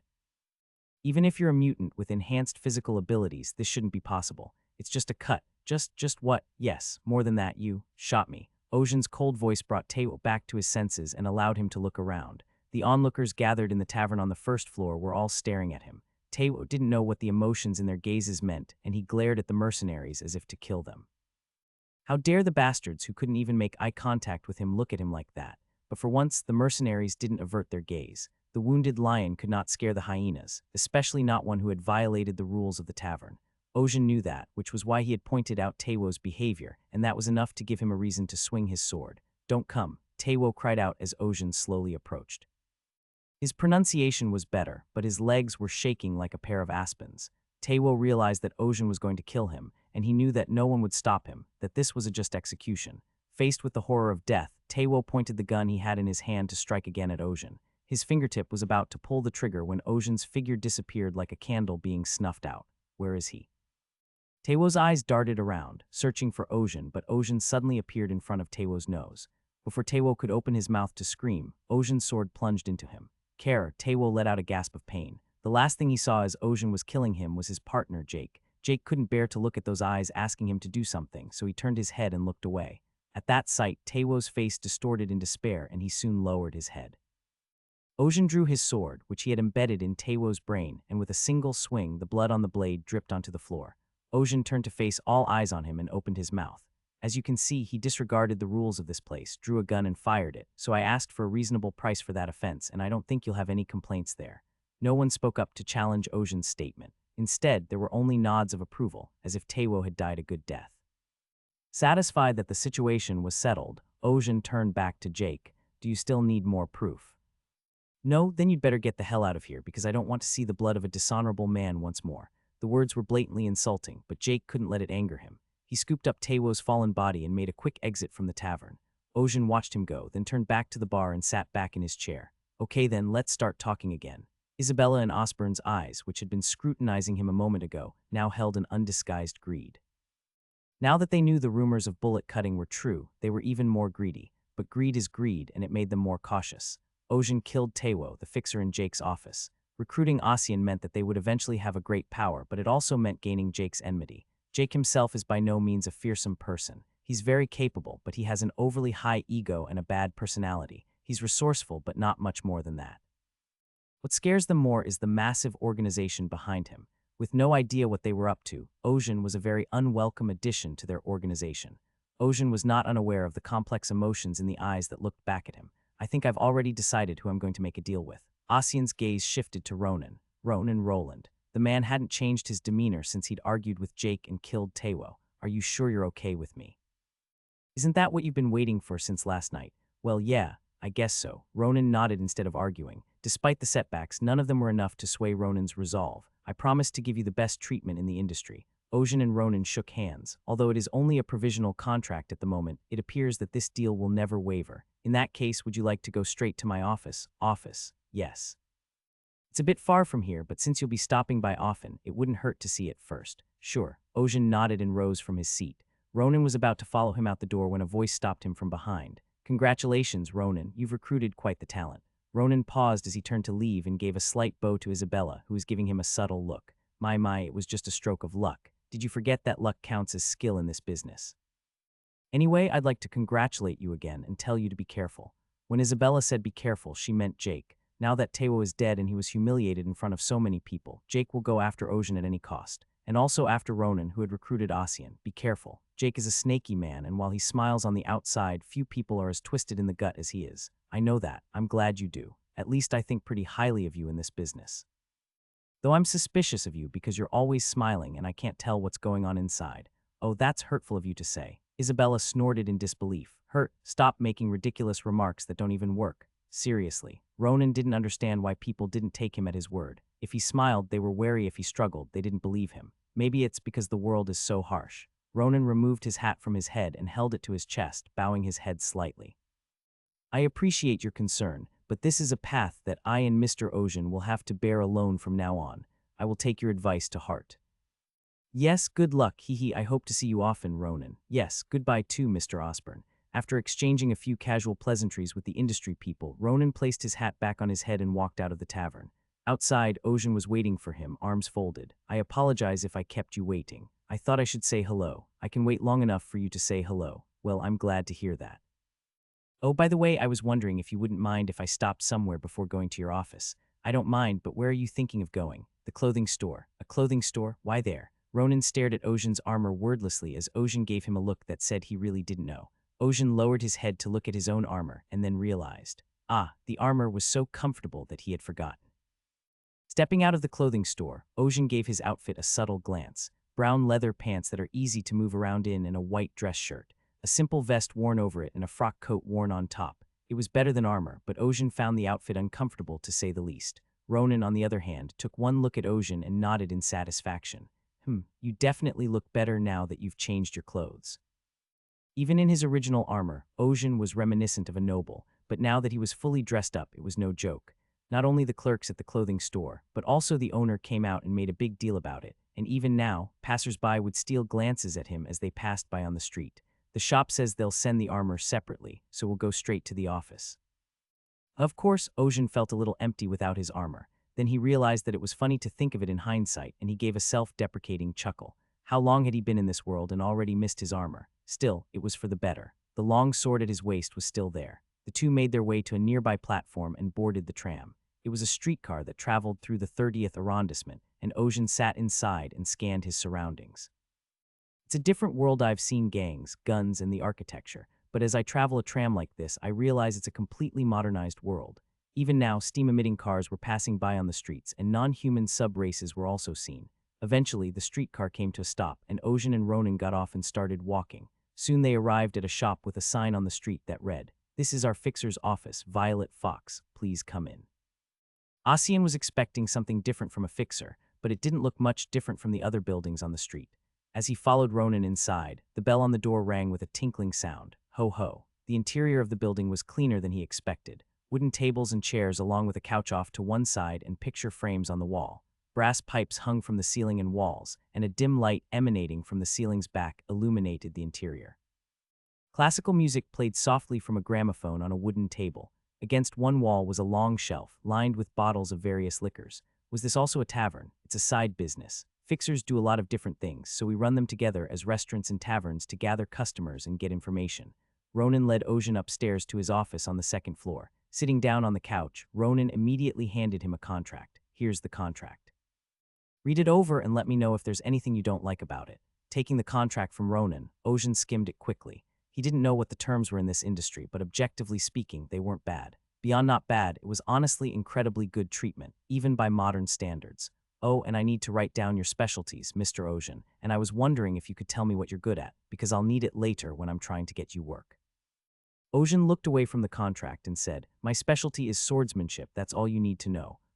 So you're saying that you are a swordsman? Yep, you've seen me, I have. In that case, may I ask what you did before this? I'll leave that part blank if you don't mind. You don't have to. I was a wandering knight before that. Ronan started to say something, then nodded in understanding. I see, that's the concept. Ojin was sincere, but Ronan didn't see it that way. A knight, it's certainly not a bad concept. Ronan tried to understand Ojin. He couldn't help but notice that he was carrying a sword that was out of date. Once gunpowder was developed and guns and cannons came along, there were no more swordsmen in the world. No, they existed, but they were few and far between. No matter how hard you trained with your sword, you could still be killed by a bullet fired by someone who had never held a gun before. Swinging a sword was a futile endeavor in a world where aiming was effortless, and bringing down an enemy was a snap of the fingers. Nevertheless, calling oneself a knight was an act that could not be done without romance or conviction. I suppose it's because he's a mutant. Mutants with enhanced physical abilities did not need to conceal their weapons. Their superior physical abilities were their weapons. What would be the point if you could see a flying bullet with your own eyes and cut it with a sword? So your specialty is swordsmanship. This will definitely work. Not a bad way to make a name for yourself as a swordsman. The fixer industry is a world of pure meritocracy, where status doesn't matter. The golden city of Turna is a place where even a street beggar can make $1 billion if given the chance. As a result, the competition for fixers was fierce. On the contrary, Ojin's concept had the advantage of scarcity. There are a lot of people who did it in the first place, but if their specialty is swordsmanship, they tend to be quiet. The advent of guns may have eliminated knights, but that didn't mean there weren't still people who used cold weapons. Turna was full of humans who preferred swords because they couldn't handle guns, or who modified cold weapons and combined them with guns to create bizarre weapons. In that sense, the sight of Ojin wearing armor and wielding an ordinary sword was rare in another. I see, then I'll list your specialty as swordsmanship. Ronan said so, but also wrote down body enhancement mutant. So when do I start working? That's up to you, Mr. Ojin. You can tell me when you'd like to start taking orders and I'll make arrangements accordingly. Freedom. I'm pretty comfortable with that. That's one of the great things about our industry, of course, provided you're good enough, but I think you're good enough that you'll be able to pick and choose when you want. You're too flattering. Ojin said grimly. He couldn't help but think that Ronan had said it on purpose to keep him afloat. Ronan, who was actually sincere, assumed Ocean was embarrassed and continued the conversation casually. So when would you like to begin? You've only been in Turna for a short time, so I don't think it would be a bad idea to wait 2 or 3 more days before deciding. Ocean shook his head. No, I'll do it right now. Right now? Ronan repeated, intrigued by the unexpected answer. Yep. I don't know what I'd do with a day off anyway, not having a place to live. Well, our office doubles as a hostel, so you'll be comfortable for a few days. Well, I'd rather familiarize myself with the city as soon as possible than lie around. Besides, my hands are cramping up from all the warming up. Ocean muttered, clenching and unclenching his right hand. It might seem like a strange thing to say at first glance, but he meant it. Maybe it's my nature, but I feel like I'm itching to wield a sword right now. Originally, as a socialite, he was not a very active person. After work, he always returned to his house, and his hobbies were limited to gaming. This was the first time he'd actually felt his body itching to move. Not bad. He was in a knight's body that needed to eat a lot and move a lot, but Ocean didn't really think it was bad. Perhaps he had come to terms with it, or perhaps his soul was adjusting to this knightly body. Whatever it was, his task now was set. So do you have any requests for me right now? Ronan asked, not expecting much, but Ocean stared at him wordlessly, then pulled a briefcase from his desk drawer. This is what Mr. Ocean wants. You're prepared. Basically, when a fixer's office receives such a request, it's common for them to let it sit until a taker comes along. Mr. Ocean wanted it, and it came in at the right time, so I just pulled it out. Ocean unsealed the envelope and examined its contents. It was a vague sense of being able to communicate since coming to this world, but Ocean could read unfamiliar characters with ease. Thinking to himself that he was comfortable with this, he read on. When he reached the end, he looked up and spoke. It's about the extermination of gangs. The content written in the request was to suppress gangs. Ocean naturally thought back to the day he first came here.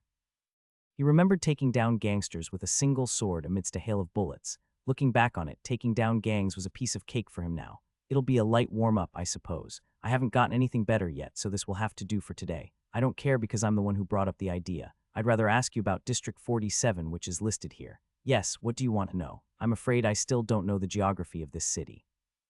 Can you give me a brief explanation? Sure. Ronan nodded and proceeded to explain. Turna is a huge city. Not just a city, but a city-state, made up of many villages and small towns that have been joined together and merged into one. Ocean nodded. The impression he'd gotten of the city on the ride to this tavern was that it was endless, and this Turna is still growing in real time. It's swallowing up the fishing villages and towns outside the city, clearing forests and adding new sections. It's like a living, breathing thing. Yes, it is, which is why they also call it the City of Greed. The City of Greed. The greed of the people within the city and the greed of the city itself is endlessly devouring the world outside. It was a fitting name for the city, both inside and out. Turna grew so large that the city was divided into districts, like the 47th district here. Yes, the numbered districts now number up to 50 in total. Hearing that, Ocean thought to himself. Numbered districts meant that the characteristics of the city would vary from district to district, and Ocean's guess was right. Basically, the lower the number of a district in Turna, the better off you are. Conversely, a higher number means, sounds like trouble. You said there are districts up to the 50s, so District 47 must be a pretty seedy place. Yes, it's full of day laborers trying to make ends meet and back alley hoodlums and gangs. Districts 110 are the core of the city. It was literally the yoke of the city. The further away from the center you went, the higher the numbers and the worse the security. Unsurprisingly, after the 40s were the city's outskirts. This meant undeveloped, off the beaten path, run-down and abandoned neighborhoods, and I recommend you take this with you when you go. With that, Ronan held out a purple, hovering card. What is this? It's a pass. Access pass. As you've probably realized now that you're in Turna, Mr. Ocean, Turna is a really big city. Yes, it's so big that some areas are off limits to people. Ocean nodded. It was not uncommon, even in the 21st century, to separate the well-to-do from the less fortunate. Of course, some areas you can't even enter without a pass. It's a form of identification. Fixers often travel to different parts of the city. Naturally, these passes are essential. So with this, I can get around anywhere.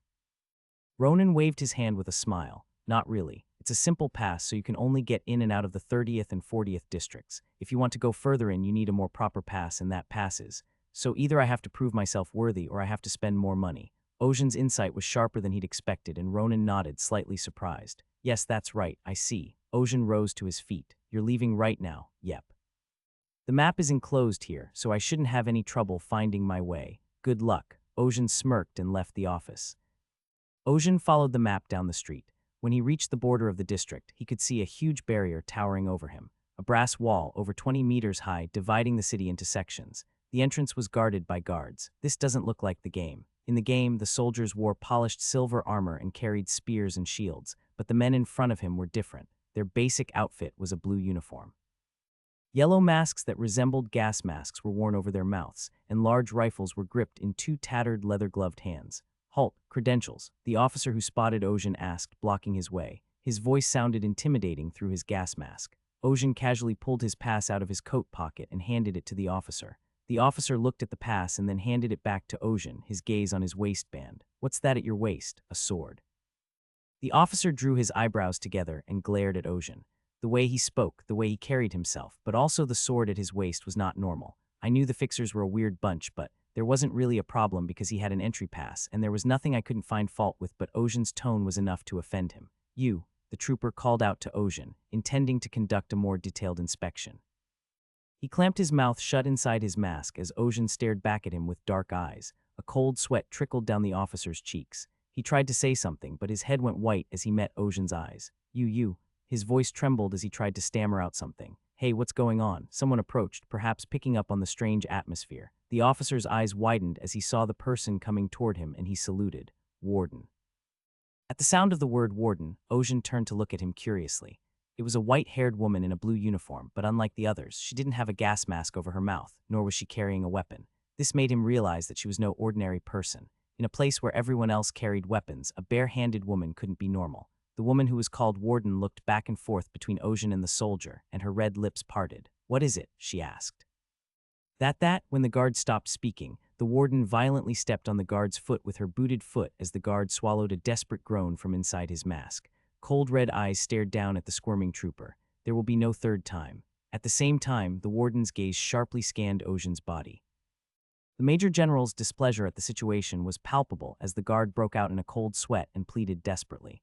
This guy didn't comply with the inspection properly, didn't submit to the inspection. Look, he's openly carrying a strange object by his side." The Major General's gaze fell on the sword at Ocean's waist. It was a pure sword without any decoration. Her piercing red eyes scanned Ocean's face with curiosity. "Who are you?" "Ocean." "Ocean, what do you do?" "Fixer." He was just a new recruit, but Ocean didn't bother answering that question. The Major General's frown deepened at the word fixer. Just looking at his face, he appears to be a young master from a noble family, but he carries a sword at his side and his profession is fixer. "Do you really use that sword?" Ocean narrowed his eyes at the question. His knightly body took offense to the Major General's provocative words. No, be patient, wanderer knight in me." Ocean managed to keep his cool. No matter how he looked at the other person, she seemed to be a person of high status beyond the person in charge of this place. If he had to guess, she was probably a high-ranking police officer in the city, and nothing good could come of arguing with such a person. "So let's be as polite as possible," Ocean said, knowing better than to pick a fight. "Are there any idiots who carry weapons they don't use?" "What?" Ocean felt sick at the words that came out of his mouth. But the knight's body, once ignited, made no attempt to hide his displeasure. "If you're really curious, I can show you here." The Major General's expression twisted subtly. She wasn't angry, but rather she was surprised that a fixer could look at her and not freak out. "Bluffing, but I can tell by the look in his eyes that he's not bluffing. It's not a bluff, nor is he trying to deceive them." The man in front of her, Ocean, seemed genuinely and sincerely comfortable with his sword skills. Moreover, his authoritative voice clearly showed that he believed in it. The Major General couldn't quite put her finger on the sensation that had just pierced her instincts like a needle in a haystack. Rather, it was the guardsman who had first argued with Ocean that enraged him. "How dare you, you arrogant little fixer." The soldier couldn't bear to see the Major General, whom he sincerely respected, treated with such disdain. It was half a calculated move to impress her. Pulled a black trident from his waistband and held it. "Bastards like you need to be beat to wake up." With that, he swung the trident at Ocean's head. It happened before the Major General had time to stop it, but immediately afterward, something amazing happened. The other guards didn't see it, but the Major General did. Before the trident could reach his head, Ocean had drawn his sword with his right hand and cut it off. It happened in the split second it took for the soldier to swing his arm. The soldier's eyes widened as he realized that the trident he was swinging had been cut into thirds and fell to the ground. He didn't understand what had happened to his weapon. What the hell? A moment of panic for the weapon. Boom, sparks flew in front of his eyes. He realized in hindsight that the sparks were caused by the collision between Ocean's sword and the Major General's metal boots. The Major General had stretched out her long legs and blocked the sword as it fell toward the officer's face.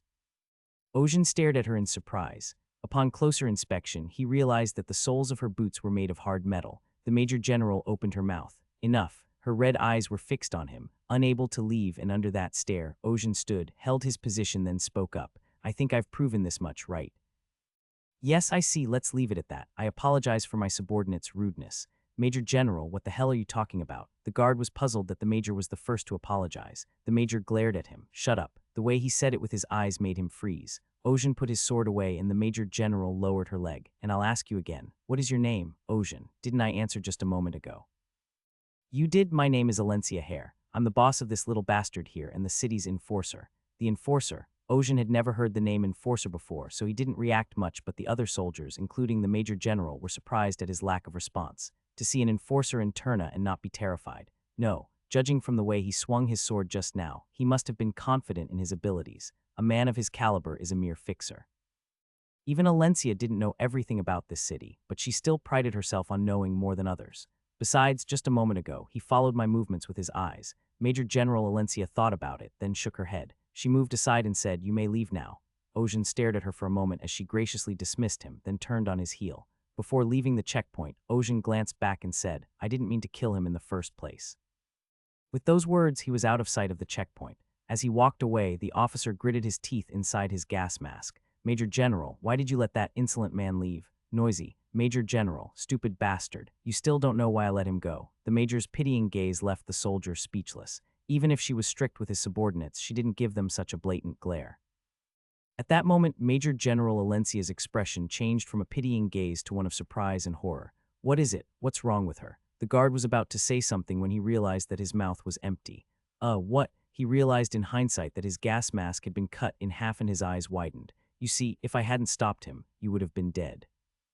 This can't be. How you fool. How can you still call yourself a soldier of Turna? You'll be disciplined." Why? Because you don't know the reason why." With that, Alencia turned and walked away. She thought back to Ocean she had just confronted. "I thought I definitely blocked it properly." Alencia had indeed blocked Ocean's blade, but her subordinate's mask had been cleanly sliced off, cutting a metal mask with just the after effects of swinging a sword.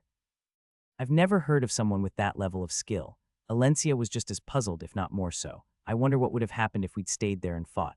If she fought Ocean as an enforcer, would she be able to subdue him, or more importantly, would she be able to overcome him? It wasn't impossible if she used the arcane power only given to executors, but Alencia sensed that, just as she had hidden her power, Ocean was hiding something. Ocean, I'll have to remember him. Alencia thought that maybe something big is about to happen. District 47 is completely deserted. Even in broad daylight, I finally made it to the place, which was dingy with no light from the narrow and high alleyways. It was a bit of a hike, but no big deal. Let's see. First of all, the request itself said to clean up the gangs in the 47th district. The request was detailed, and I'd gotten all the information I needed on the way. A gang is a group of criminals who have grown up in the darkness of a city. In the game, there are gangs in every city. The difference was that they were armed with daggers and clubs in the game, but here they were armed with guns. A gang called the Black Snakes took over the 47th district, and they quickly grew in power, extorting money from people and even going after businesses. The 47th district is the most direct access to the outside of Turna. It was a place that served as a kind of pass-through, but it was not well policed. There were plenty of other neighborhoods that led to the outside of the city, and the city didn't see the need to specialize in 47th district. If it's this underdeveloped, touching it would actually be a waste of money. There were police officers in the 47th district, but they were either paid off or just pretending to work. That's why gangs like the Black Snakes thrive. Perhaps because their livers were swollen as they increased their power, they ended up attacking the trucks that the company was transporting. The companies that use the 47th district are small to medium-sized businesses at best. They've decided they're not worth the trouble. Turna is a huge city. It's so big that it's divided into districts, each of which is like a city in itself. How many buildings are there in the city and how many streets are there? It's no wonder it's easy to hide in such a place, but I was used to this kind of situation. Even in games, when you try to complete multiple quests, you're often met with unkindness. When you get a quest, there's no system that tells you where to go with arrows. You had to navigate and figure it out on your own. Quests with unknown destinations and complex structures that made it difficult to locate NPCs. The back alleys of the city in particular were the perfect place to waste time with nothing to do. Many players got tired of these quests and left the game, or moved on to other, simpler quests, but I wasn't one of them. In the game, there are a lot of NPCs that don't interact with you, so it's hard to ask and find things. This is real life, not a game. So even if I just talk to a bum on the street, there's information to be gained. With that in mind, I decided to look for someone nearby who might know something. Boom! A bright red apple rolled toward me with the sound of something breaking. I picked it up and turned my gaze to the source of the commotion. If you're going to do business here, you're going to pay. Did you think we wouldn't find you if you moved and ran away? You realize we have a tight hold on this place, right? "Hey, what are you doing? Smash it." 5 burly men, who looked like thugs to me, were persecuting the fruit vendor. They kicked over the stall and trampled on the fruit as it rolled across the floor. She tried to resist, but she was no match for them. One of the taller men gave her a strong shove and she fell to the ground. I looked around and saw that some passers-by had gone on their way without intervening. At least this wasn't the first time this had happened. Yeah, there must be people in the demolition industry in this world. I tossed the apple in my hand, caught it, and threw it at the bully. Pow. The apple flew straight and smashed into the temple of the one who seemed to be the leader of the 5. "Who the fuck are you?" The scruffy-looking guy whirled around and made eye contact with me, his face contorting. "Is that you?" "Yep, I threw it." The guys giggled and snorted at my answer, then slowly approached me. "Hey bro, you look like you're wearing nice clothes, so why the fuck are you in someone else's business?" "Huh, let me ask you something else. What's with this asshole's tone of voice?" "From the way you just talked, you guys seem to know the geography of this place. Can I ask you for directions?" At my question, the 4 thugs looked at each other and burst out laughing. The only one who didn't laugh was the one who got the apple and glared at me. I nodded, realizing that even if he knew, he would never tell me. "It's okay, you don't have to tell me right now. There's no point in wielding a sword against these guys," so I curled my fist lightly into a ball. I wasn't expecting to hear it right now. The thugs were growing increasingly irritated by Ocean's words. They had planned to drive him away, but now that he was so blatant about it, they were planning on taking proper care of him. Especially the one who was slapped with the apple was snorting and already clenching his fists. Now that he'd pissed off the most unobtrusive guy, he was in trouble. "Hey, don't get in the way. I'm going to fuck that asshole." The thug stomped off toward Ocean. "One punch and you're dead." With those words, a fist was thrown toward Ocean's abdomen, but the punch didn't quite reach its target. Ocean reaches out with a light hand and catches it. "I'd like to return the favor." "What? Don't get knocked out by one punch or I won't be any fun." "What?" He was about to say that when a searing pain in his abdomen forced him to gag. Ocean had just reached out with a light fist and punched him in the stomach. The gangster's body was bent in a straight line and eventually folded in half. His wide-open eyes looked like they were about to pop out at any moment. The giant flew several meters, skidded across the floor, and slammed into the wall of the building. What, after all that talk, you can't even take a single shot? Even though Ocean thought he'd hit him with a bit of force, the bastard was still on the ground, drooling profusely. The disparity in their physical specs meant that what he thought was a light punch was too strong. All the passers-by around him who were nervous that Ocean might be hit were taken aback. It was the same with the other thugs who had been struck by their companion. Ocean's eyes turned to the 4 remaining thugs. The thugs flinched, but then they realized that there were 4 of them and they gained courage. "Don't be silly, he's all alone." All at once, the thugs exchanged glances and surrounded Ocean, encircling him, but Ocean hadn't moved from his spot. Of the 4, the one behind him moved. He kicked him in the back when he didn't turn around. Ocean dodged the kick as if he had eyes in the back of his head and instead grabbed his leg. Ocean grabbed his leg and swung it like a blunt instrument. Quagic, the 2 thugs who had been lunging at him from the side collided together and hit the ground. Immediately afterward, one of them swung the gourd he had brought with him. Ocean lightly extended his arm. His fist shattered the gourd into pieces. This. Bam. The thug's nose snapped down and his bloody teeth fell out.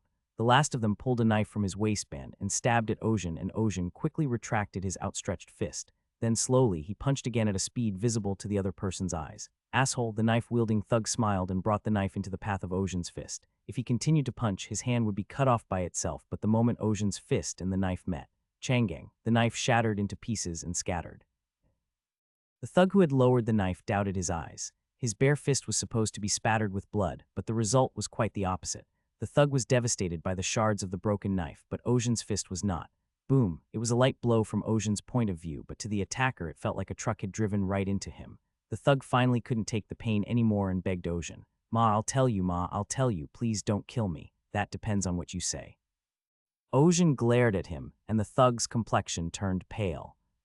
Jacob Jellin, leader of the Black Snakes, was a veteran, a stranger from outside the city. His dishonorable discharge from the army left him ineligible for a veteran's pension, and he struggled to find a decent job in the city. Rumors about him had spread, businesses were reluctant to hire him, and Jacob's options for survival were limited: looting and killing. One by one, Jacob picked off the smaller organizations in the 47th district.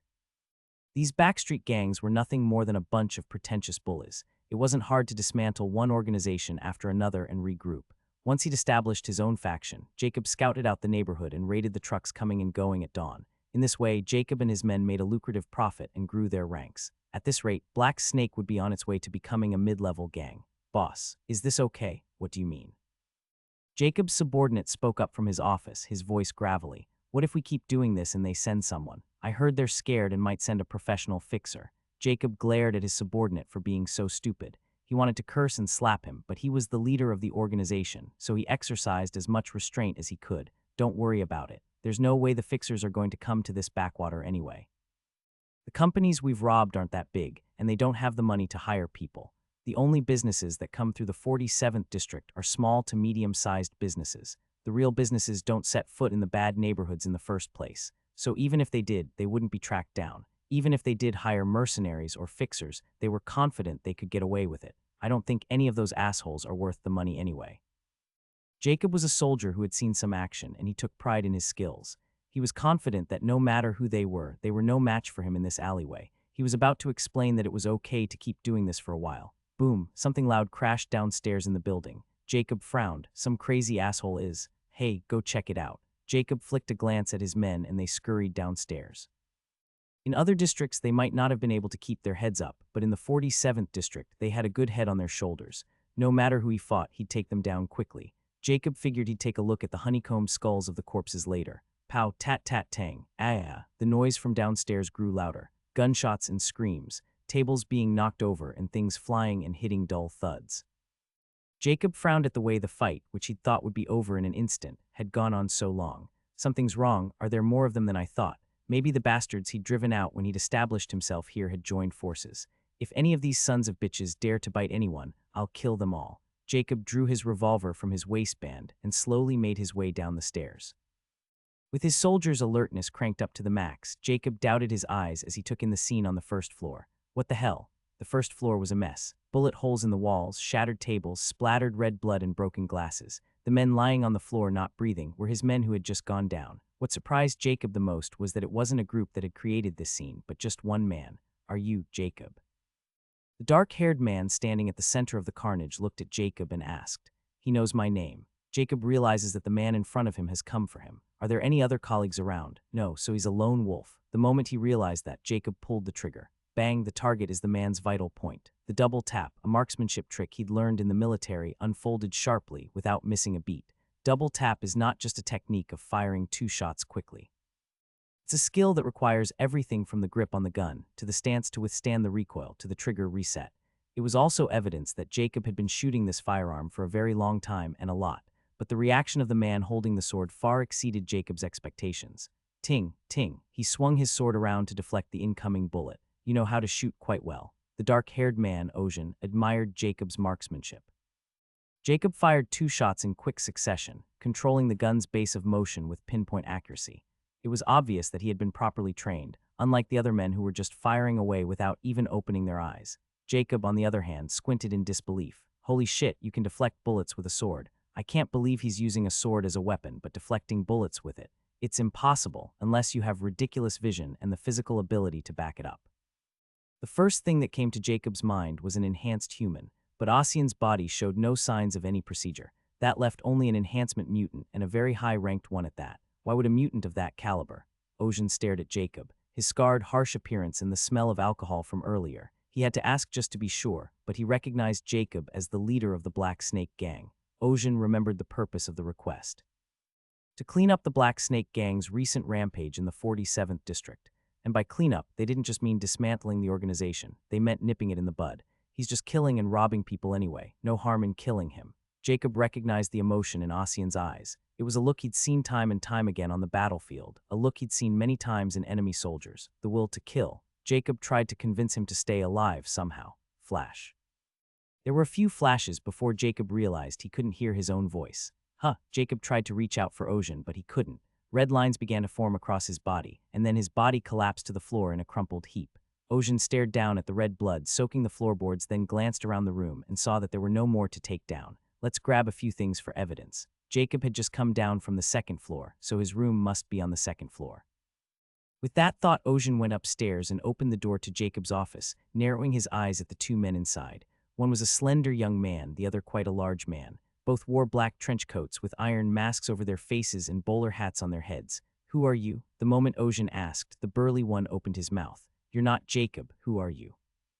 When Ocean didn't answer, the masked man shook his head. Sure, it doesn't matter who you are. We need to get rid of the witnesses. Get rid of him. At those words, the Hulk moved. There was the sound of something pulling on a ball, and then the big man shot out like a cannonball and lunged at Ocean. It grabbed him by both shoulders and threw him against the wall. Flying, Ocean spun in midair and landed on the ground before crashing into the wall. Immediately afterward, the big man lunged at him and slammed into his shoulder. Ocean crossed his arms in defense, and the big man landed a body blow on top of him. Thud, quow, overwhelming mass and immense strength. The giant pushed Ocean back like a bulldozer, smashing through two walls. Brick fragments rained down and dust rose. That power that would have made an ordinary person blood clot long ago, but the big one suddenly realized that his body wasn't moving forward. Instead, he felt an enormous pressure on his shoulder that pushed him back. I asked you who you were, and you just attacked me out of the blue. That's not polite, Ocean said as he entered into a struggle with the big man. He lunged at him, throwing him around and slamming him with his shoulder. He was surprised at how fast he was, given his seemingly dull exterior, and was slow to react. Even considering that, Ocean's body was unscathed. Despite having smashed through two solid walls with his bare hands, Ocean doesn't feel any sore spots. It's my body, but it's damn strong. Even as he thought this, Ocean continued to analyze the enemy before him. The behemoth showed no emotion as he withstood his strength and even pushed him away. At least this wasn't the amateur he'd faced downstairs just moments ago. The big man pushed down on both legs. The floorboards cracked and split, but Ocean still didn't flinch. Instead, the big guy was slowly pushed back. When he realized this wasn't going to work, he leaned back slightly. Ocean resisted the push, and for a split second he lost his balance. His skill was too immature for such a powerful body, and the gap was exploited by the big man. A fist the size of an adult male's head shot like a cannonball toward Ocean's face. It was a piercing straight that should have popped his head open like a watermelon, but Ocean regained his balance with incredible speed, dodging the punch with a slight tilt of his head to the side. He spun his body backward. With both hands, he grabbed the big man's outstretched fist over his shoulder and slammed it into the ground. Quang! The big man took his full weight on his back, but there was no groan from behind the mask. Ocean's eyes shone with interest. This thing was stronger than he'd thought. Let's see how much longer you can hold out. Ocean slammed his fist into the fallen giant's face. He wanted to remove the smug mask first, but Ocean's outstretched fist was caught by a hand the size of a pot lid. As Ocean looked at him in surprise, a change occurred in the big man. Pure white steam flowed out from the gaps in his coat, and such a reaction could not have come from an ordinary human body. Ocean's eyes widened slightly at the pressure that threatened to crush his fist. His strength had just increased even more than before, and the deafening sound of spinning wheels, pumps pumping, was coming from inside the giant's body. You're not human. Before Ocean could finish his sentence, the creature's upper half rose as if it had been thrown off. Without letting go of Ocean's fist, it twisted around to face him once more from the front. Inside the slightly torn forearms of his coat, he could see arms of steel, not human. The hulking figure glowed a reddish-eyed glow from behind its mask. The tall, lanky masked man sat in a chair in Jacob's office and waited. He'd come to see how far Jacob's business had expanded, but the timing was bad. Jacob had been killed by some fixer. It's a shame, but it was one of those hands I was going to discard anyway. The fixer was unlucky to face us on a day like today. He must have been pretty good to wipe out the Black Snake gang single-handedly. The behemoth that Ocean was fighting now was not something he could deal with. An automaton, a self-driving doll, especially built for combat, extremely strong and powerful. There was no way a single fixer could take on an automaton that could single-handedly take out several gangs. Just as he was thinking that, he heard a series of thuds coming from beyond the broken wall. At least that fixer has some ability. He's holding up pretty well, but only for a moment. Soon the noise from the other side of the wall subsided. Finished. Now the automaton will appear before him, carrying his mangled corpse. Just as he thought that, something flew from beyond the broken wall. Boom! What he thought was a corpse was, to his surprise, was the automaton he had brought with him. With one of its arms torn off, the automaton scrambled to its feet, unable to keep its balance. The masked man's gaze shifted from the automaton to the broken wall beyond. There, Ocean slowly emerged, clutching the automaton's forearm. Ocean slung the detached forearm over his shoulder and stared at the masked man with a cold gaze. The masked man felt goosebumps rise on his skin beneath his coat, tearing off a battle automaton's forearm so easily. Besides, judging from the state of the automaton, it was obvious that it had used at least level 3 power, and yet, Ocean didn't have a single wound. Is that all? Ocean pointed his forearm at the masked man, and the masked man slowly rose from his seat in response. At first, he thought he was just another fixer, but now that he saw him again, he realized he was no ordinary man. If you have a hidden hand, I'd be happy to see it. And the ease in his tone. Only a strong man could have such an attitude, and it made the masked man break out in a cold sweat. In reality, Ocean was genuinely curious. As the world advances, so do robots. Automatons were robots to him. He knew it was a very advanced world compared to the game world, but he didn't expect it to have bipedal robots. Moreover, when the automaton first moved, he didn't feel any discomfort. They were so well made that he couldn't tell them apart. I don't know what the hell they are, but they must have some connection to the Black Snake gang to come here and attack me. At the very least, if he could capture them and interrogate them, maybe he could get some more information out of them. That's when the masked man spoke up. We stand down. As he spoke, the automaton slowly backed away and stood beside the masked man. Ojin glared at the masked man in disbelief. Do you think I'll let you go if you come now and say you're leaving? The masked man didn't answer. Instead, he snapped his fingers. At that moment, the automaton's forearm in Ojin's grasp exploded with a loud bang. A cloud of white steam rose and filled the room. The masked man turned away from the explosion and climbed onto the automaton's remaining intact arm. The automaton leapt to the roof of the building, shattering the glass windows. One human and one automaton disappeared into the city's steam in a matter of seconds. The steam in the room slowly subsided. Ojin clicked his tongue as he looked at the shattered window and the two missing beings. He couldn't believe the arm itself had the ability to explode. I didn't smell gunpowder, so I must have been caught off guard. He had detonated a compressed vapor capsule embedded inside his forearm. The expanding water vapor itself acted as a kind of bomb, and it was powerful. The shards of the shattered steel forearm became projectiles in their own right, blasting the surrounding area with the pressure of the explosion. It was reminiscent of a claymore, tearing through everything within a certain range, but Ojin's body was unscathed, and his hand still clutched his sword. He had deflected all the shrapnel from the exploding forearm with his sword. As if to prove it, the wall behind his back was clean of shrapnel. The shredded scene around him seemed alien. Ojin reached for something to use as proof, but gave up when he saw the wide-open vault was empty. Whatever the masked man was doing, he'd already taken all the evidence against them. I don't see the point in bothering with him, since my request was to take down the Black Snake gang anyway. It wasn't a pleasant feeling to realize that something was behind this. The city was so large that it wasn't surprising that there were all sorts of organizations running things. Ojin sheathed his sword at his waist and stepped outside of the gang's lair. Kick-ick, chirp. White steam rose from the alleyways, accompanied by the whirring of machinery. Ojin's vision contrasted the city alleyways of his past game with what he was seeing now. It was an alien sight, no matter how many times he saw it. He finished the request and started to turn back, but stopped in his tracks. Turning, Ojin stared out over the steamy rooftops of the building. What is it? The watcher, his eyes on the scope, doubted his own eyes when Ojin turned this way. He's been looking this way. Have we been spotted? No, that can't be. The distance between him and Ojin is more than 200 meters. Even this side of him was cloaked, and the white steam from the brass pipes around him made it difficult to distinguish things. It seems impossible that a man could have spotted him on the roof of a building. Maybe it's just a coincidence. For a moment, the observer thought of fleeing, but then he suppressed his anxiety and tried to confirm Ojin's appearance through the scope again. However, he couldn't help but panic. What the hell? Where did he go? The figure of Ojin, who was standing in the alleyway just a moment ago, was nowhere to be seen. The observer felt a sense of unease. His first thought was to quickly get away, but then he felt a cold touch on the back of his neck. Don't move. The watcher panicked. The cold metal was unmistakably the sword Ojin had been carrying at his waist. What the hell, how long? It hadn't been that long since he'd lost sight of him. However, in that short time, he had covered more than 200 meters and taken up position behind him. He was even on the roof of a building. You were watching me just now. What's your purpose? The way he said it, he knew he was being watched. For a moment, he looked back at himself through the scope, and it wasn't an illusion. Cold sweat trickled down the inside of his gas mask. You won't answer me. Good. The moment Ojin was about to apply force to his sword, the watcher shouted, Wait. The watcher immediately raised his hands in a sign of surrender.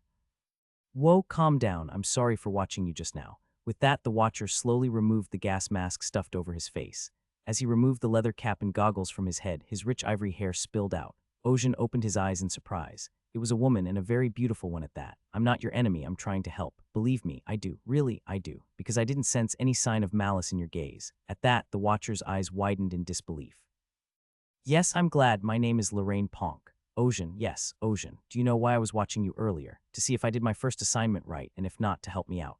Lorraine's eyes widened at the answer that flowed from Ojin's mouth. You knew. I had a vague idea. Ojin may have the ability to see and deflect bullets, but having the ability is one thing, but having the experience to put it to use is another. Even the most talented can die the moment they let their guard down.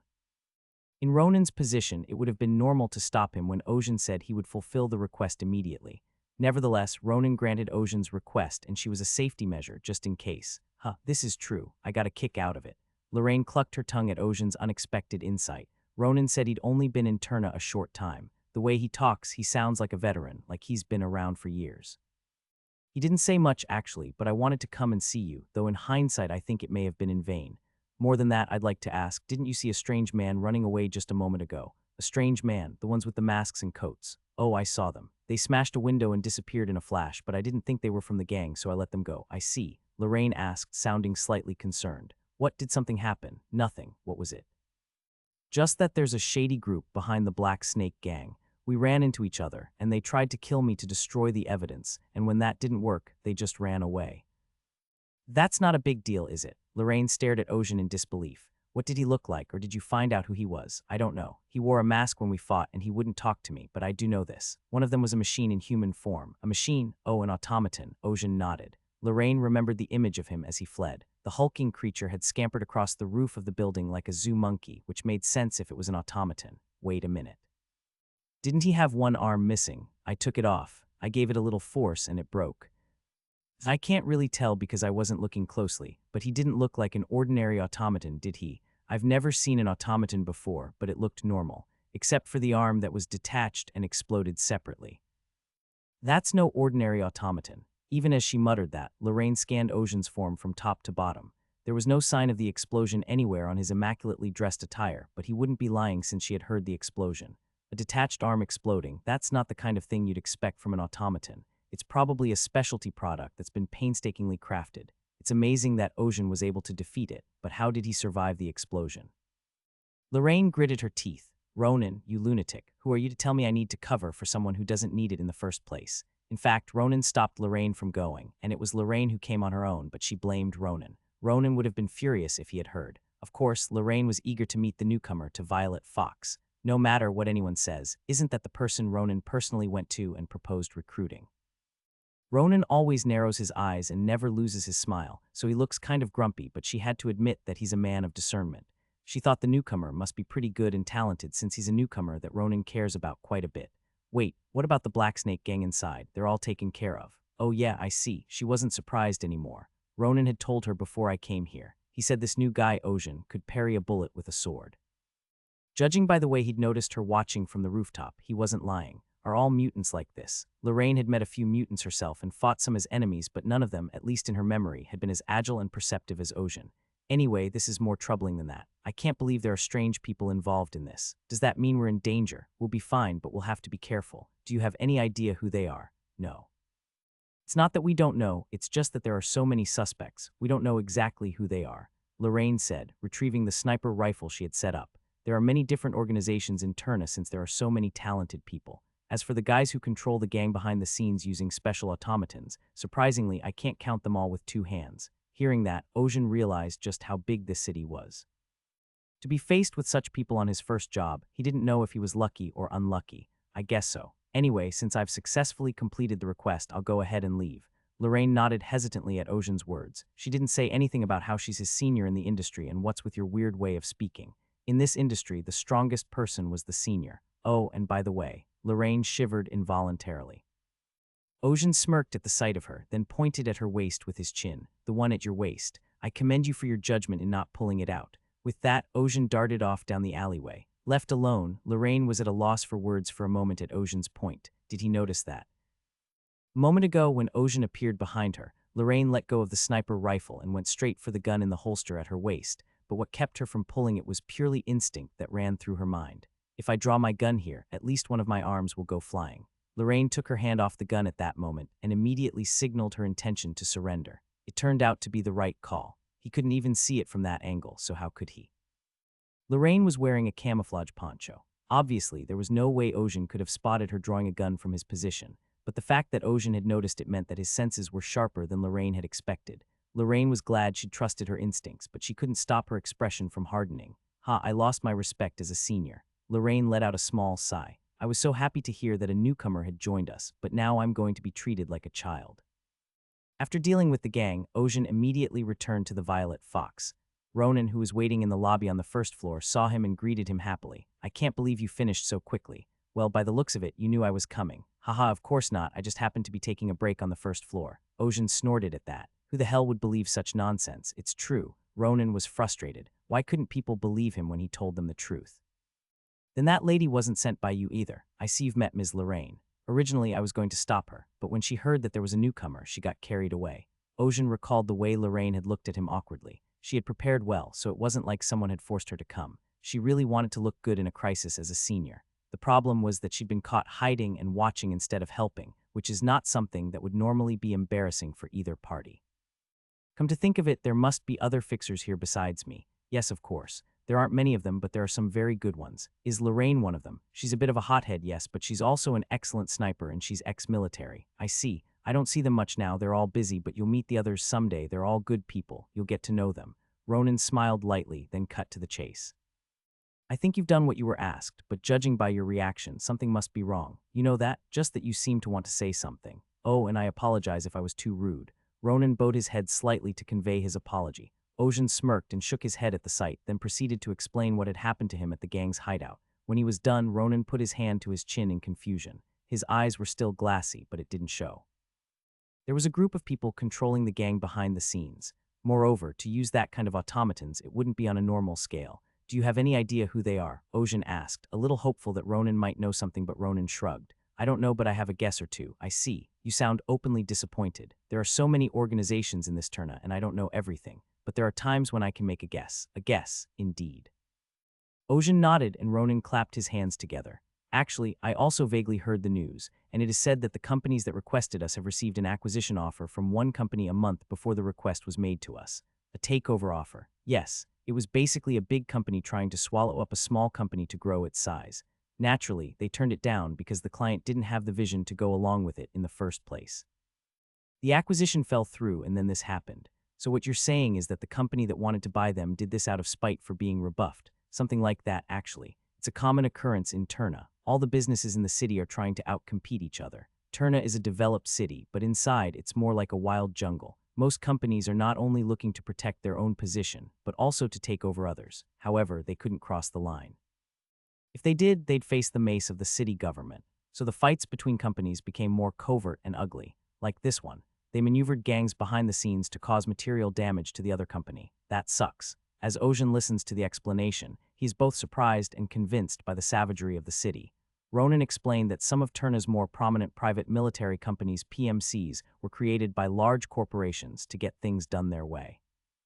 Perhaps the men that Mr. Ocean was facing were sneaky agents of those companies.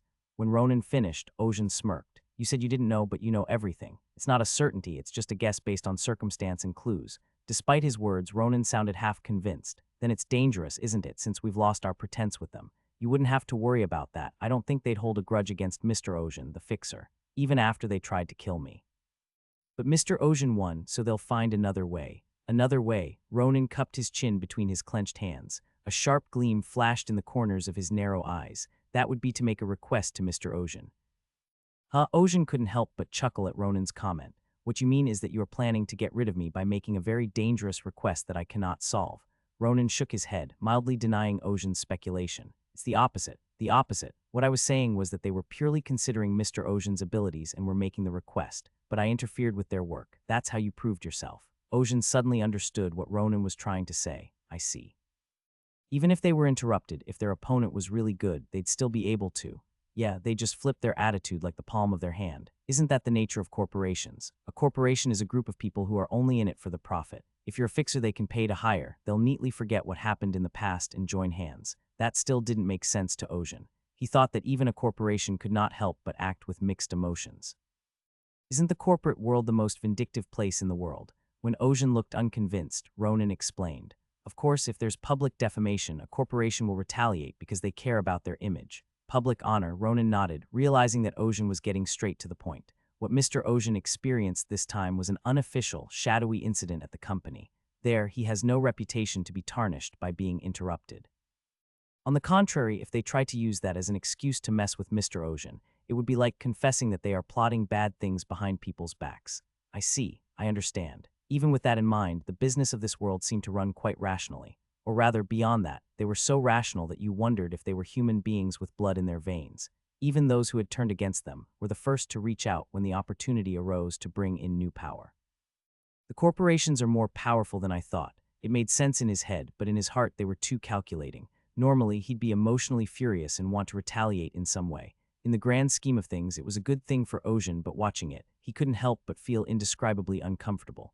Business doesn't care about honor. It only cares about practicality. All they care about is profit. That's why they've become more than a medium-sized company in the harsh world of Turna. Is that what a mid-sized company is like? Ossian wondered what would be considered a large company in Turna. It's actually good for Mr. Ocean because he might get a new client, and if this goes well, a permanent one. What's a permanent client? It's like a regular client who literally only goes to one person. That doesn't sound like a very appealing option. Fixers are freelancers. They can work when they want to, and sometimes they can't, and it's usually the latter. The industry is pure meritocracy. If you don't have the skills, you don't get the work. Clients want to work with experienced people, not newbies, but if it's a beginner, then they want a promising one. They're also better than experienced people because they're younger and their prices were lower. So most of the time, clients will specify the talent. In the industry, it's called a named assignment. Usually veterans who have built up a reputation and have a nickname or something like that will qualify for these assignments. Once you've successfully executed on those assignments and built up your credibility, the next step becomes possible. Corporations, Turna City, Magic Tower, associations, etc. When a large organization applies for an important assignment, they choose only one fixer. Such a request is called a fixed request. This is a request that can only be fulfilled by a special rank fixer among the many fixers in Turna. It was the beginning of stability, which is a fixer's dream. If you go further, you can even work for the organization that placed the order and wear their business card. You can retire as a fixer and become an external advisor to companies. You can make a lot of money and have a stable income. It's the standard path that every fixer wants to take, but Ocean wasn't too happy about it. A life of doing what you're told, I can't imagine it. Belonging to an organization gives you security, but it also takes away your freedom. A life of subordination where you have to do what you're told. To a wandering knight who longed for freedom, nothing could be more terrifying. Anyway, you don't need to worry, Mr. Ocean. Everything will be fine. I wasn't really worried. Then I'm glad to hear it. Ronan smiled wryly. I can't wait to see when a corporation will suddenly put in a request for Mr. Ocean. Are there any other suspicious organizations besides corporations? Suspicious organizations. Just tell me what kind of people are in this Turna. That shouldn't be difficult. Ronan explained that there were fugitives from outside the city, veterans, criminal organizations growing in power from within the city, and cults. Ocean nodded in understanding as he listened. Most of the people I knew are gone. In the game, there was no shortage of enemies, unholy warlocks, heretics who worshipped foreign gods, corrupted taint monsters, and more, but as the world changed, so did they. Now, new organizations have emerged befitting the new age. Ocean was suddenly curious. So what happened to the organizations and boss monsters in the original game? In the game, there were some beings that could resist the passage of time. Ancient wraiths, sealed demons, cursed dragons, and spirit beasts. There was a good chance they were still alive. Or maybe they were exterminated along the way, but I'm not sure since I'm still adjusting to the new world. The factory was built where the secret dungeon was in the game. The dungeon was inside a mountain, which had been pushed into the mountain. The dungeon, the monsters inside, all the rewards and so on were likely gone too. I'll have to get some information on this before my next request. For now, gathering information was essential. Once that was done, Ocean's knowledge would be valuable once again, even after all these years. Arriving at the place Ronan had written down, Ocean stood in the doorway and looked up at the building. It was a tenement house in the crowded 39th district. This was where Ocean would live from now on, and his room was on the 3rd floor. From the outside, it looks a lot better than I thought. Tenement houses were originally reserved for people who didn't have much money. They were mainly inhabited by florists, clerks, laborers, coachmen, and engineers. Many of them even shared the same house because of the high rent. This is where having a middleman came in handy. He takes care of all the hassle. It also helped that Ronan is a very capable person. He said that I could save more money and buy my own place later. As long as he had a place to sleep, he didn't really care. That didn't mean he didn't like money, of course. More money is always better. The room on the 3rd floor was colored in light brown and subtle brass. The interior was furnished with all the necessities of life, from the leather sofa to the rug on the floor to the carved curtains on the windows. Surprisingly, in this day and age, there was even a refrigerator. Something tells me this is better than the studio I was living in. After I got my first job, I settled into a studio near my office for a quick commute. The studio was cramped in the capital, and the rent was murderous. After paying the rent and management fees, I didn't have much left over from my salary. So naturally, I couldn't imagine any other life, and when I came home, I burned the weekends playing games. Above all, this is just a house, a place to stay. Looking at the house, life seemed better than the one I lived before. I've definitely thought about going back. Ocean wondered what he would do if he did go back.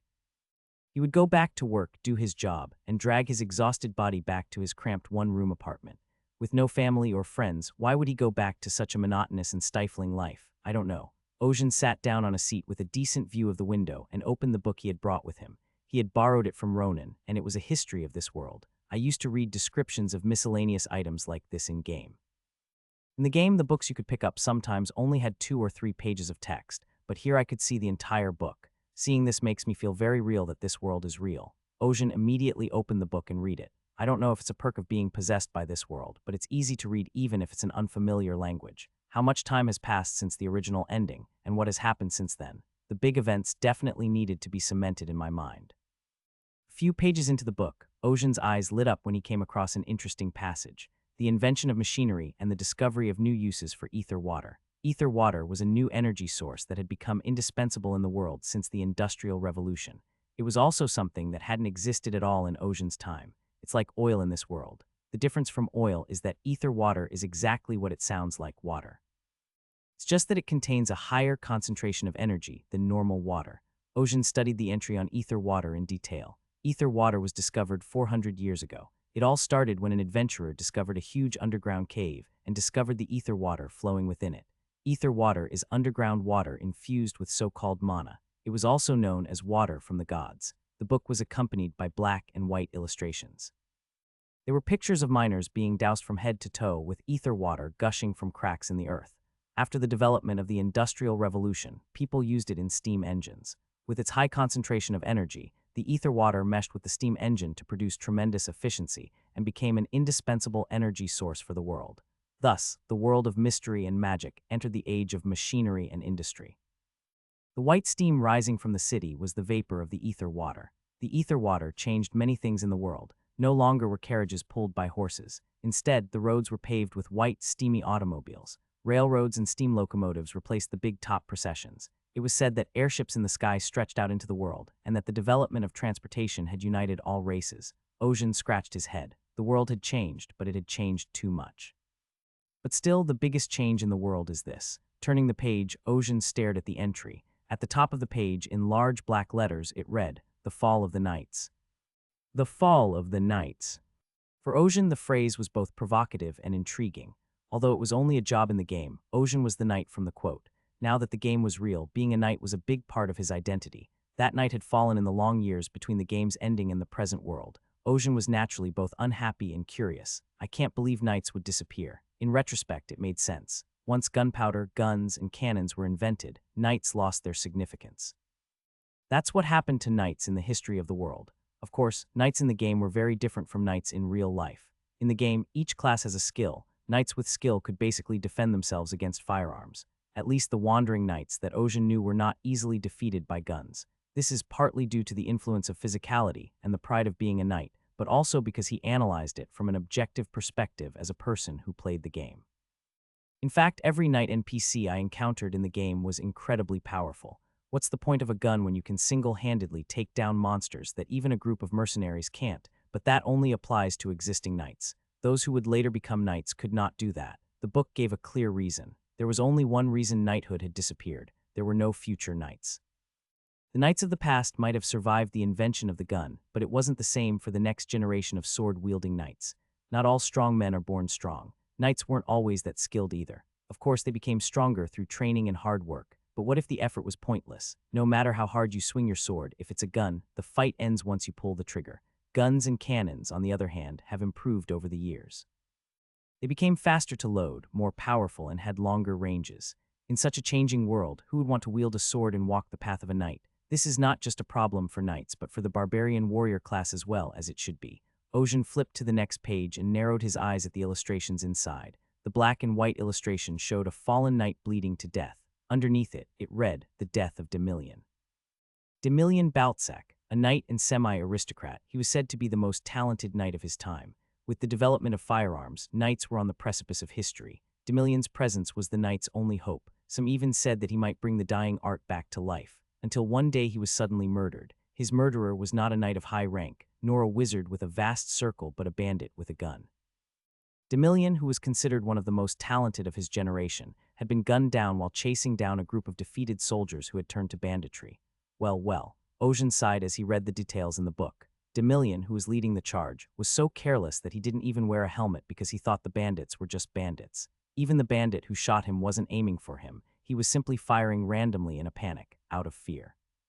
The bullet pierced Demillion's forehead. Defenseless, carelessness, coincidence. All of these things conspired to kill a knight who was considered one of the best in the world. The knight's hope shot down, and this event shocked the society of the time. Now, so many years later, there are no more knights in this world. Wait a minute. Does that mean I'm the last knight left in the world? He understood a little bit why people looked at him like he was some kind of weirdo. If in a war zone when everyone else is shooting, you're the only one fighting with a sword, you're bound to attract attention.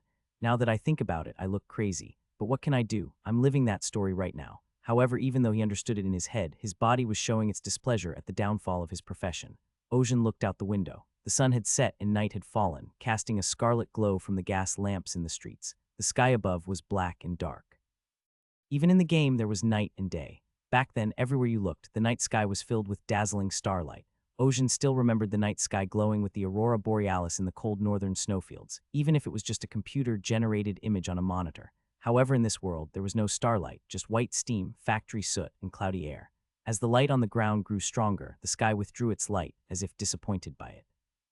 Ocean watched the scene with some sort of admiration and muttered under his breath, "I should have raised a wizard." "You're asking me to capture a fugitive warlock?" "Yes." That was the answer I got when I arrived at Violet Fox early the next morning and asked if he had a job for me. "A warlock." I stroked my smooth chin. Warlocks, as the name implies, are wizards who practice dangerous magic. Whereas normal wizards perform a variety of elemental-based magic, warlocks use dark magic to manipulate corpses, curses, corruption, and other negative forces. It was one of the classes players could choose. Warlocks were a fairly powerful class compared to other classes. It was probably the number 1 or 2 class in terms of pure aggression. On top of that, warlocks had access to undead minions, including skeletons. Because of this, they were incredibly reliable, contributing greatly to the difficulty of this vicious game. It was such an appealing class, yet despite this, not many players chose the warlock for one reason. If you choose the warlock, you'll be at odds with all NPCs.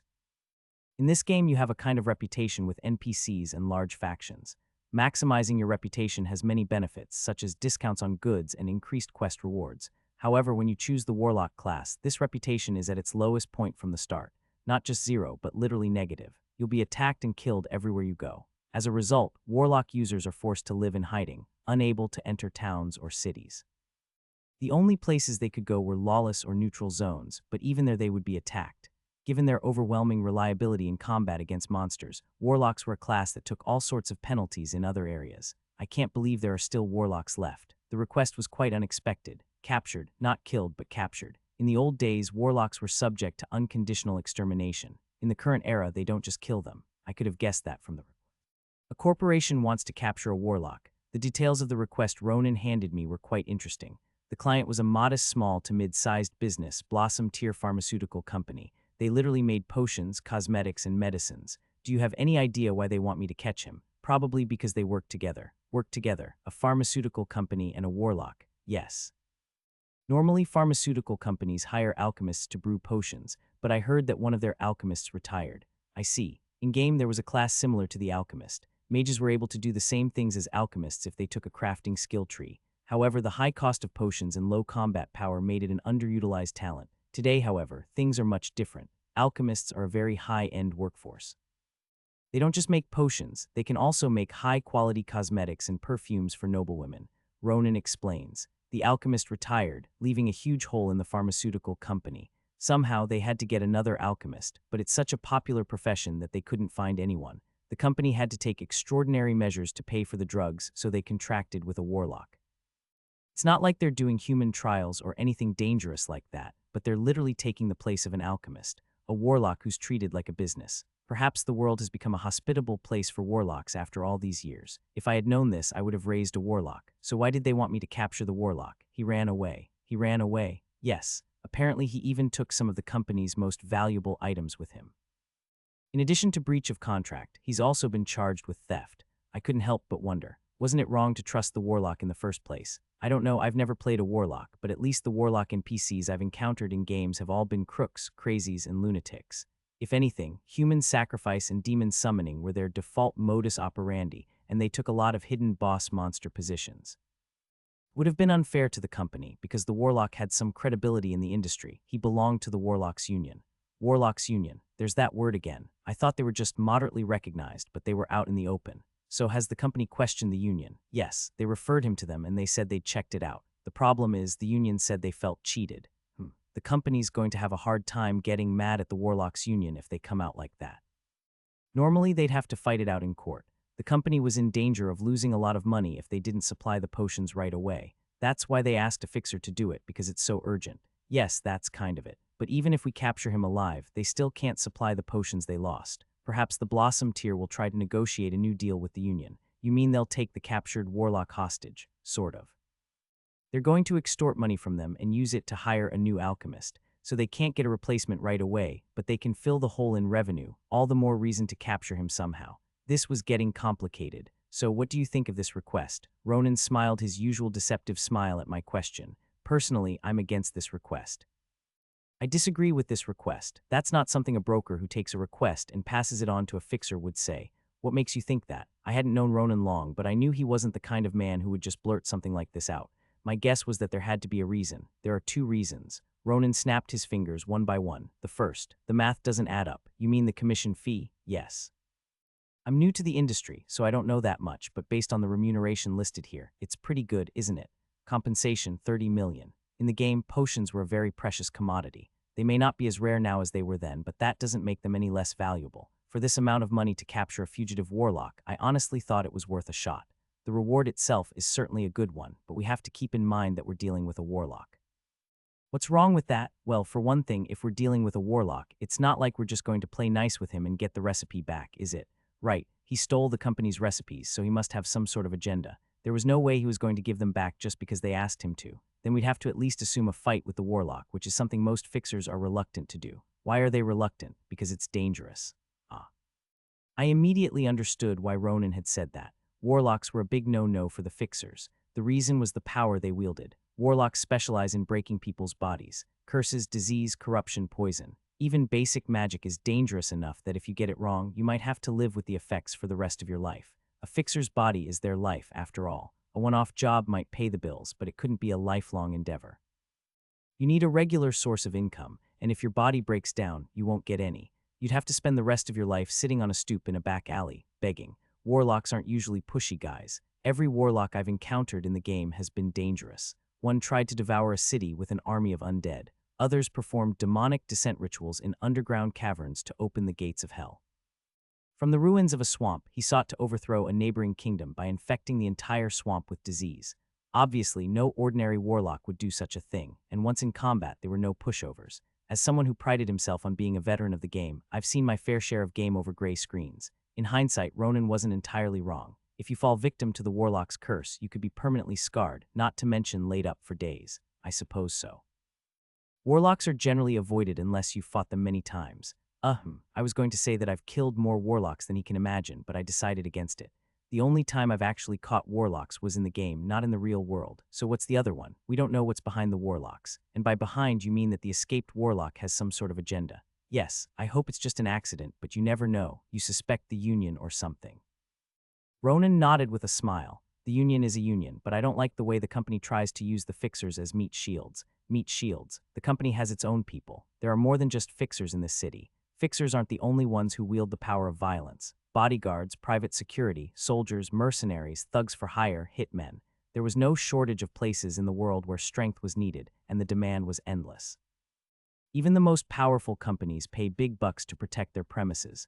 Blossom Tier Pharmaceuticals was no exception. They have their own private army, but they've asked for a fixer. What do you think this means? It means that the fixer will fight the warlock, and when he's exhausted, they'll step in and eat him alive. Exactly, they don't even expect the fixers to actually catch the fleeing warlock in the first place. They think it's all about stalling him for a bit, draining his strength. I realize that the fixer industry is complicated. You're trying to get a job, and the client is ready to take advantage of you. There's no insurance or welfare for this. Are the after effects of fighting a warlock usually that bad? There's almost a 60% chance you'll never recover. That's lower than I thought. That's only if they've somehow managed to ward it off with medicine and healing. Otherwise, I'd say it's over 90%. 90%. And that's assuming you fight and win. If you fight and lose, 90% is nothing. You just die. It's worth a shot. What? It's worth it. I don't understand what you just said. Do you mind explaining a little more? You said it's dangerous to capture a warlock, and the client wants to use me as a scarecrow to observe and then intervene. Exactly. Then think of it the other way around. Why don't we just capture the warlock quickly, without risking anything, so they don't have time to intervene? Of course, who wouldn't? But I was strangely confident that I could do it. Given my physical abilities, it wasn't impossible. Mr. Ocean. Let's say it's possible. Not supposed, but possible. Ah, yes, I stand corrected. Let's say it's possible. It is possible. Even if it is, there's no need for you to take this case, Mr. Ocean. It's not as if you're in dire need of money. I suppose there are other fixers besides me. It's natural because it's not a nomination request. I crossed my arms and leaned back in my chair. In fact, it's not like I can't understand why Ronan is trying to stop me like this. There's no reason to take on an assignment that's fraught with such risks. If I know there's a minefield, I'll go around it, not across it, but Ronan was looking at me now like I was tap dancing on a minefield. He wasn't exactly wrong. Me too, I said. I'd rather have a safe way to make money. The original me might have been more cautious, but now I was the character I was playing, a righteous, adventure-loving, brave wanderer. And so, in a small way, my own existence has merged with this wanderer's personality. I'm a little more reckless and a little braver than before. Even so, it is purely my will to fulfill the request. I was dropped into the world of the game I was playing. Not just any game, but hundreds of years into the future. It was a completely different place. I don't know how long I will live here. Maybe I'll never go back, so I need to accept the situation and adapt to it. No more than that, I thought I needed to be more proactive. If you can't avoid it, enjoy it, they say. I know that's a bit of a stretch, but I was thinking of this as a bit of DLC. DLC stands for downloadable contents, and in packaged games, it's things like new expansions, additional patches, and content. I've been playing this game for a very long time and enjoying it. I've been to places no one else has been, and I've killed a lot of hidden bosses. I'm the one who stuck with the game until the 99th ending, even though I knew there would be no more patches. For me, it was a different world than the one I knew in games. As a person who loves games, I couldn't be more thrilled. It's not that I haven't thought about going back to the real world. Honestly, it was better not to go back. I don't think I'd have any friends or family, and I'd have a life of work. That doesn't excite me at all, but this world is different. Just thinking about what's ahead and what's around the corner makes my heart race. So even risky assignments that others would shy away from were like new content for me. I sound like a crazy person when I say that. I laugh to myself. Of course, that's what I said, but I'm fully aware that this world is real. The people who live here are not data, but living human beings. The landscape I see is real, not a monitor screen with a UI. So I'm going to live my life accordingly. First of all, I had to make money, a lot of money. I haven't decided what I'm going to do with it yet, but it's never too late to think about that, so I thought I'd take the job. It's a job that others shy away from, and if I can pull it off, my reputation will grow, and better jobs will come my way. You're serious? I'm not going to take the job as a joke. Whoa, I don't think you'd listen to me even if I tried. Can we do this as soon as possible? Can you give me a moment? With that, Ronan headed for his private office on the second floor. He seemed intent on cross-checking the information on the request, just in case. If his behavior so far is any indication, Ronan Roland is a man of deep thought and preparation. He's also got a certain shrewdness about him. In an adversarial position, he's suspicious, but in a team, he's strangely reassuring. He will never do anything half-heartedly. Maybe he'll assign someone to me for stability, or maybe he'll use his broker authority to reject them. That might get me in a bit of trouble, however. I can't show any evidence that I can fight well against a warlock. Rattle, just then the bell on the tavern door rang loudly. It was louder than usual, so it was clear that the new customer was not the usual lively one. As I turned my head to stare at the entrance, the person who had just entered also noticed me and our eyes met. Keck, she looked like she had chewed on something for a moment. I smirked at Lorraine, the beautiful gunslinger with ivory hair. Great. After much deliberation in his office, Ronan made up his mind and descended to the tavern's ground floor. He was about to tell Ocean to take someone with him when he saw Lorraine and closed his mouth again. Ocean greeted Ronan as he descended the stairs. Hello, Ms. Lorraine is here. Lorraine was strangely subdued, when normally she would have been asking for a drink in broad daylight. Instead, she was sitting a bit more spaced out than usual, watching Ocean's eyes. It was obvious, no matter how you looked at it, that there was something between them, and Ronan could easily see what was going on. She tried to set the tone as the senior and got her ass kicked. Poor Lorraine said for a long time that it would be nice to have a newcomer. Even though the industry doesn't really recognize seniority, she just wanted someone to take care of them. But Violet Fox doesn't take fixers lightly. Ronan carefully vetted them before offering them employment, which is why the brokerage had so few fixers compared to other brokerages. Perhaps Lorraine knew this, and it made her even more desperate to have a newcomer. She was so thirsty that she was halfway to giving up. Lorraine wanted to show her seniority and establish her authority, but this newcomer was far beyond her wildest dreams. That's why I told her to be careful. This is all Lorraine's karma after all, Ronan thought, turning to Ocean. I was going to say that it would be a good idea to take the job on the condition that you have someone with you. I see. Well, since you found such a fine guide, I suppose there's nothing I can do to stop you. Lorraine's pride was wounded at that, and she glared at Ronan. Hey, you blind bastard who says I'm his guide, do you want to die? Lorraine spat out her words out of Ocean's sight, but Ronan turned his back on her. Lorraine cringed at the sight, but she couldn't protest out loud. She was too afraid of Ocean next to her. So, are you leaving right now? The sooner the better. Turna's 43rd district is a huge industrial zone. Workers in grease-stained overalls scurried about. Their dark circled faces showed no signs of life. On the streets, huge trucks rolled by, belching white steam. Truckers honked their horns hysterically. The sound of the horn scattered the rats on the road in all directions. Ocean stood on the sidewalk and watched the spectacle. Amazing, Lorraine asked in a gravelly voice, half forced to follow him. Ocean shook his head at the comment. Sight of workers and cars driving around was something he had seen many times in his world. Instead, his attention was drawn to the smoke from the factory chimneys. Some were spewing black smoke, others white. The two types of smoke intertwined with each other and mingled with the clouds in the sky, making the surroundings rainy even in broad daylight.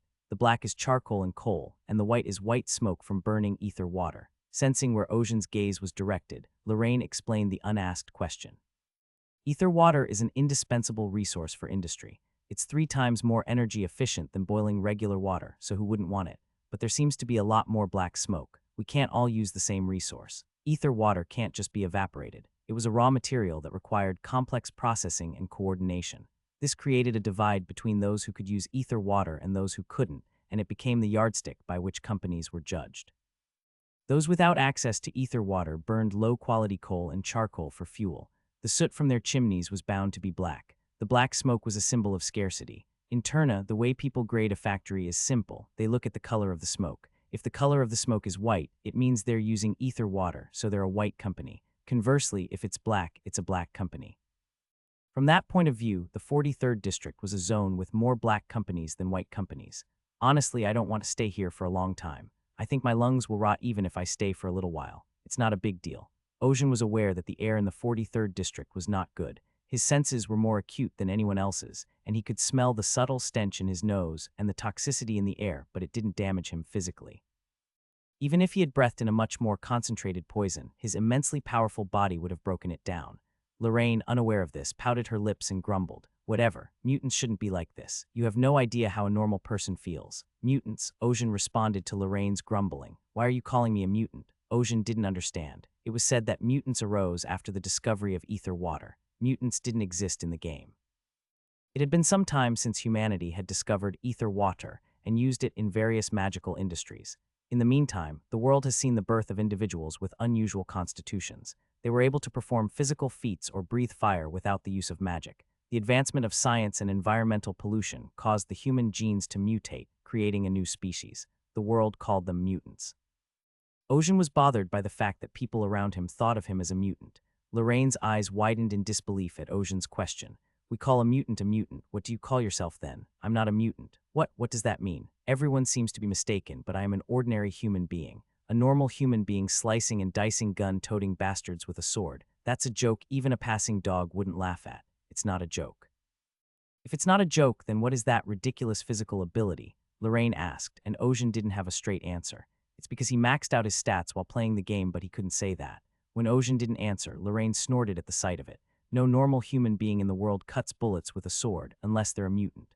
Of course, there were knights who reached the peak of the sword in the olden days, but when was that? It was a long time ago. Lorraine dismissed Ocean's words as false. She hadn't expected a normal answer in the first place. It was no sane person's idea to wield a sword while everyone else was shooting. "You've read the brief, haven't you? You should read it carefully." "I read it all," Lorraine said, subtly trying to sound experienced. "Well, explain it to me. What if I'm wrong?"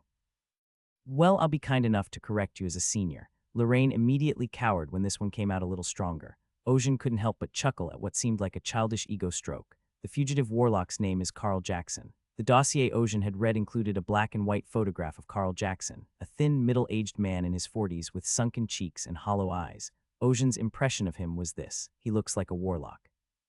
Although there shouldn't be any prejudice based on one's profession, strangely enough, warlocks looked like they practiced black magic just by looking at them. The main branch of magic he practiced was diseases, with basic necromancy and curse magic as a secondary branch. Diseases and curses, it was certainly a combination that would make a fixer shudder. For one thing, these types of fights don't end cleanly. The remnants of the curse and disease would eat away at the flesh long after the fight. As of now, Carl Jackson has fled with the recipe and is believed to be in the 43rd district. No, it's practically a certainty. "What, you know everything?" Lorraine's voice was a mixture of relief and regret. Well, if that's the case, I don't really have any advice. Let's move fast then, because we don't know when he'll get away. Do we know where he is? It's obvious, right? If the escaped warlock is hiding in District 43, he has to be staying at a place like an inn run deep in an alley. It's a place where people don't come and go, so it's a good place for guys who do shitty things to hide. I see. With that curt answer, Ocean could see why Ronan had insisted on taking Lorraine with him. He was still new to this city, and such details were not something he was familiar with. It's not a good idea to go into the alleyways blindly, though. It's because of his familiars. He learned necromancy, so he used the corpses of dead rats to set up surveillance networks in every alley. How do you know so much? Isn't this your first time catching a warlock? Ocean shrugged instead of answering. Oh yeah, you have a past you're not telling me about, huh? I see. With that, Lorraine threw her right hand up in the air. In her hand was a gun with a grappling hook at the end. Boom, the hook shot out and caught on the factory's roof railing. Lorraine's body shot straight up and over the roof. Retrieving the grappling wire, Lorraine looked down at the railing with a mischievous grin on her face. Hey, Junior. If you want to climb up, why don't you ask this senior for help? Crack, just as Lorraine screamed, Ocean jumped over her and landed on the roof. Lorraine was so startled and red-faced that she looked back and forth between the railing and Ocean. What? How did you do it? I just jumped. Lorraine was speechless at Ocean's answer. She was a skilled fixer, and he just jumped up to a height she could barely reach with her grappling gun, and he didn't even look out of breath or exhausted. Why are you acting like this? Aren't you a mutant? A little lying goes a long way. Lorraine suddenly remembered what Ronan had told her. I was told he came up with the idea for the concept, and he's stuck with it. These fixers aren't normal. Lorraine shook her head. No matter how much she tried to show off her seniority, Ocean's uncanny ability to show off his skills crushed her hopes. You really think I'm just here to be a tour guide, don't you? Lorraine felt a pang of resentment. At this point, she was going to have to make sure she knew the way. Lorraine took the lead and moved quickly, Ocean following close behind. Leaping over rooftop after rooftop of chimney buildings, Lorraine came to a deserted lot. Perhaps the fugitive warlock was hiding somewhere here. Just as she was thinking about it, Lorraine heard a loud thud. Ocean, who was following behind, grabbed her by the back of the head and yanked her to a halt. Hey, what the hell are you doing? SHH. Ocean raised his index finger to signal Lorraine. Lorraine suppressed her anger at his seriousness. Her fixer instincts had sensed something. There. Ocean quietly pointed his finger into the air. Lorraine caught sight of something whitish flying through the air. A bird. It was a bony bird. It was circling around, calmly scanning the rooftops of the buildings. Crazy. He's been keeping an eye on this place with his minion. The situation was urgent, and if she had reacted any slower, she would have been caught. At the same time, Lorraine looked back at Ocean in disbelief. How did he know that? Ocean acted casually, as if he'd seen this coming. I'll move. What right now? Even a flying familiar has a blind spot. If we take cover and move well, we can approach without being seen. No, I mean, how do we do that? It was obviously condescending. I'm the senior. Lorraine sulked and followed behind Ocean. Ocean walked on the rooftop of a building full of chimneys. He glided over the rooftops like a ghost, even though he was clearly walking normally. Lorraine, trailing behind him, couldn't help but marvel. How does he never get caught? It wasn't just one of the warlock's minions watching the air. There were 5 of them in all, circling the perimeter periodically, keeping an eye out for potential intruders. It would be nice if there was some sort of pattern, but the bird's movements weren't particularly organized. Lorraine, who was well-watered in the fixer world, thought this didn't seem right, but Ocean was insistent on leading the way. The recklessness of his behavior was not only remarkable, it was to be applauded. Once they were completely out of sight, Lorraine looked back in disbelief that they had actually succeeded. The warlock's bird has poor vision. Ocean, who had been walking ahead of her, spoke up. Lorraine flinched, wondering if Ocean had seen through her for a moment. If you go to a higher altitude to try to overcome that, the opposite happens. Objects become smaller, making it harder to spot enemies. You're forced to stay at a certain altitude. It couldn't be so far away that it would appear too small, and it couldn't be so close that it would have a narrow field of view. If you're always moving at a certain altitude, you naturally know the extent of the terrain they can see. Once you know that, it's easy to do. Ocean explained how he had managed to slip past the surveillance network without being detected. Lorraine was even more puzzled. But how do you know the field of view or the blind spots? Knowing these things doesn't make you successful. On the contrary, it's a skill that only those who have learned it through countless practice sessions can implement. So this guy has fought against warlocks so many times that he's used to it. Lorraine stared at Ocean's back like she was looking at a monster, but Ocean's mind was elsewhere. It's been a while too. It's not uncommon for warlocks to use bony beasts as their minions. The early playable characters in this game are weak. They're slow, their attacks are weak, and they die ridiculously easily. The same goes for the sturdy and stable wandering knight character. As you progress through the quests, you'll occasionally have to slay warlocks performing secret rituals, and that's when the difficulty really gets hellish. In the forest, every beast was the warlock's watchdog, and it was madness to try to move under their watchful eye. When it's time to break into the warlock's lair, the game changes genres from a fantasy RPG to an extreme undercover thriller. One wrong step and the undead would come at you from all directions. Then you'd see a gray screen that almost certainly meant your death. How to move while removing the familiars. The moment you touch the familiars, the warlock sends out an army of undead. You'll be devoured by them and it's game over again. If you're a rogue, it's easy to get in because of your stealth infiltration skills, but not for a sluggish knight. As a sword and shield character, you'll have to sneak in under the familiar's eyes. Obviously, it's not easy, and I died a lot. Things like where the warlock's familiars can't see, the familiar's behavior patterns, and the warlock's responses. Still, his surveillance is much weaker than the warlocks I knew. Ocean marveled at the fact that there were only 5 birds flying around. Lorraine thought that was a lot, but she couldn't know that. Don't warlocks usually have at least 50 birds like that? Not just any bird. A minion made of the bones of an eagle or a hawk was no small feat for the opponent. They have the same range of vision as a normal bird or eagle, but have the speed advantage. And in severe cases, they even handle bugs. When I went near a bush that was buzzing with grasshoppers and the undead swarmed me, I wanted to smash my keyboard. It's a good thing I channeled that anger and released it when I faced the warlock, or else it would have been a fixed expense on my paycheck. I'll have to be careful with this. He learned necromancy, but I can't feel relieved at that level. On the contrary, he could be incredibly dangerous in other areas. It's a disease, so it's probably going to use an AoE attack. If I give him time, we'll be at a disadvantage. Eventually, the two arrived at their target, the fugitive warlock Carl Jackson's makeshift hideout. Lorraine pulled a small brass telescope from her waistband. She identified a building and nodded. There he is, Carl Jackson. I've got him. Yeah, I see him too, you can see. Lorraine sized up the distance between Ocean and Carl Jackson's hideout. As a sniper, she'd never been criticized for her eyesight, but compared to Ocean's, she felt inadequate. What floor is it? 4th floor, 2nd window. He's sitting in the corner. She asked, just in case, and got a precise answer. Something about being around you makes me feel so shabby. That's because you're not disciplined enough. Discipline is bullshit. So what are we going to do? He doesn't seem to have noticed yet. The easiest way is to surprise him. Surprise? Yes, though we'll have to be a little cautious about what else that filthy warlock might have done around the house. Ocean's head snapped to one side as he said that. What is it? What's going on? We have an unwelcome visitor. What?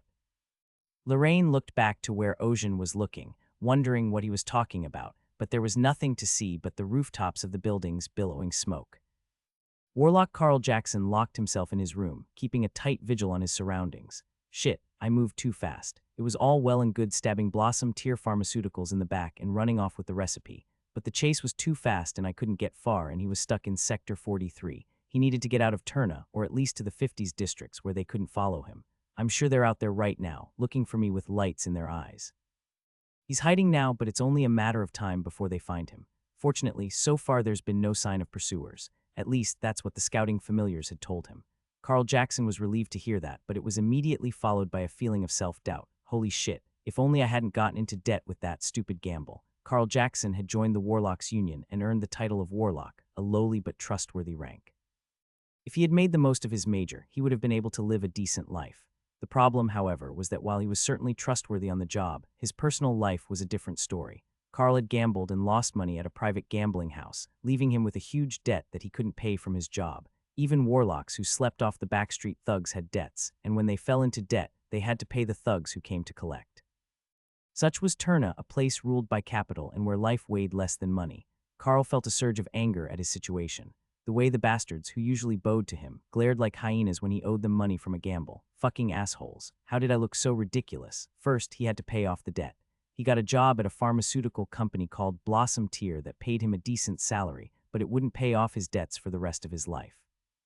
So Carl Jackson did what he did. He stole trade secrets. If I can just take this recipe and sell it to other pharmaceutical companies, I can cover my debts. There would be money left over. In the case of potion recipes, companies are scrambling to steal from each other anyway. After that, he'll just take the money and flee Turna to seek asylum in another country, but Carl's plan went awry early on. Unlike his original plan, he was quickly tracked down and was unable to escape far enough. I don't care about the Blossom Tier, I can handle whoever comes, it's the other side that's the problem. It wasn't just Blossom Tier Pharmaceuticals that he stabbed in the back, but also the Warlocks Union. They'd put their trust in him, given him their vote of confidence, and he'd betrayed it. It probably cost the Union some money, too. If he were to be caught by the Union, he would be better off dead. As a fellow warlock, he knew better than anyone what they would do to him. What went wrong? Until he ran away, he had an unfounded confidence that he would do well, but in reality, he didn't. Carl regretted his actions in hindsight, but regret is always too late, no matter how soon you do it. Whoa, let's get some sleep. He hadn't gotten much sleep on the run. Judging by the lack of response from the familiars, the pursuers hadn't gotten this far. Just when he thought he might be able to rest for a while and was about to breathe a sigh of relief, the bony head of a rat in the corner shattered with a loud crunch. Carl jumped up from the couch. Holy shit. The trap he'd set in the alleyway, just in case, had been triggered. That meant his pursuer was this close. He's running away," Lorraine exclaimed as she watched Carl Jackson scurry away.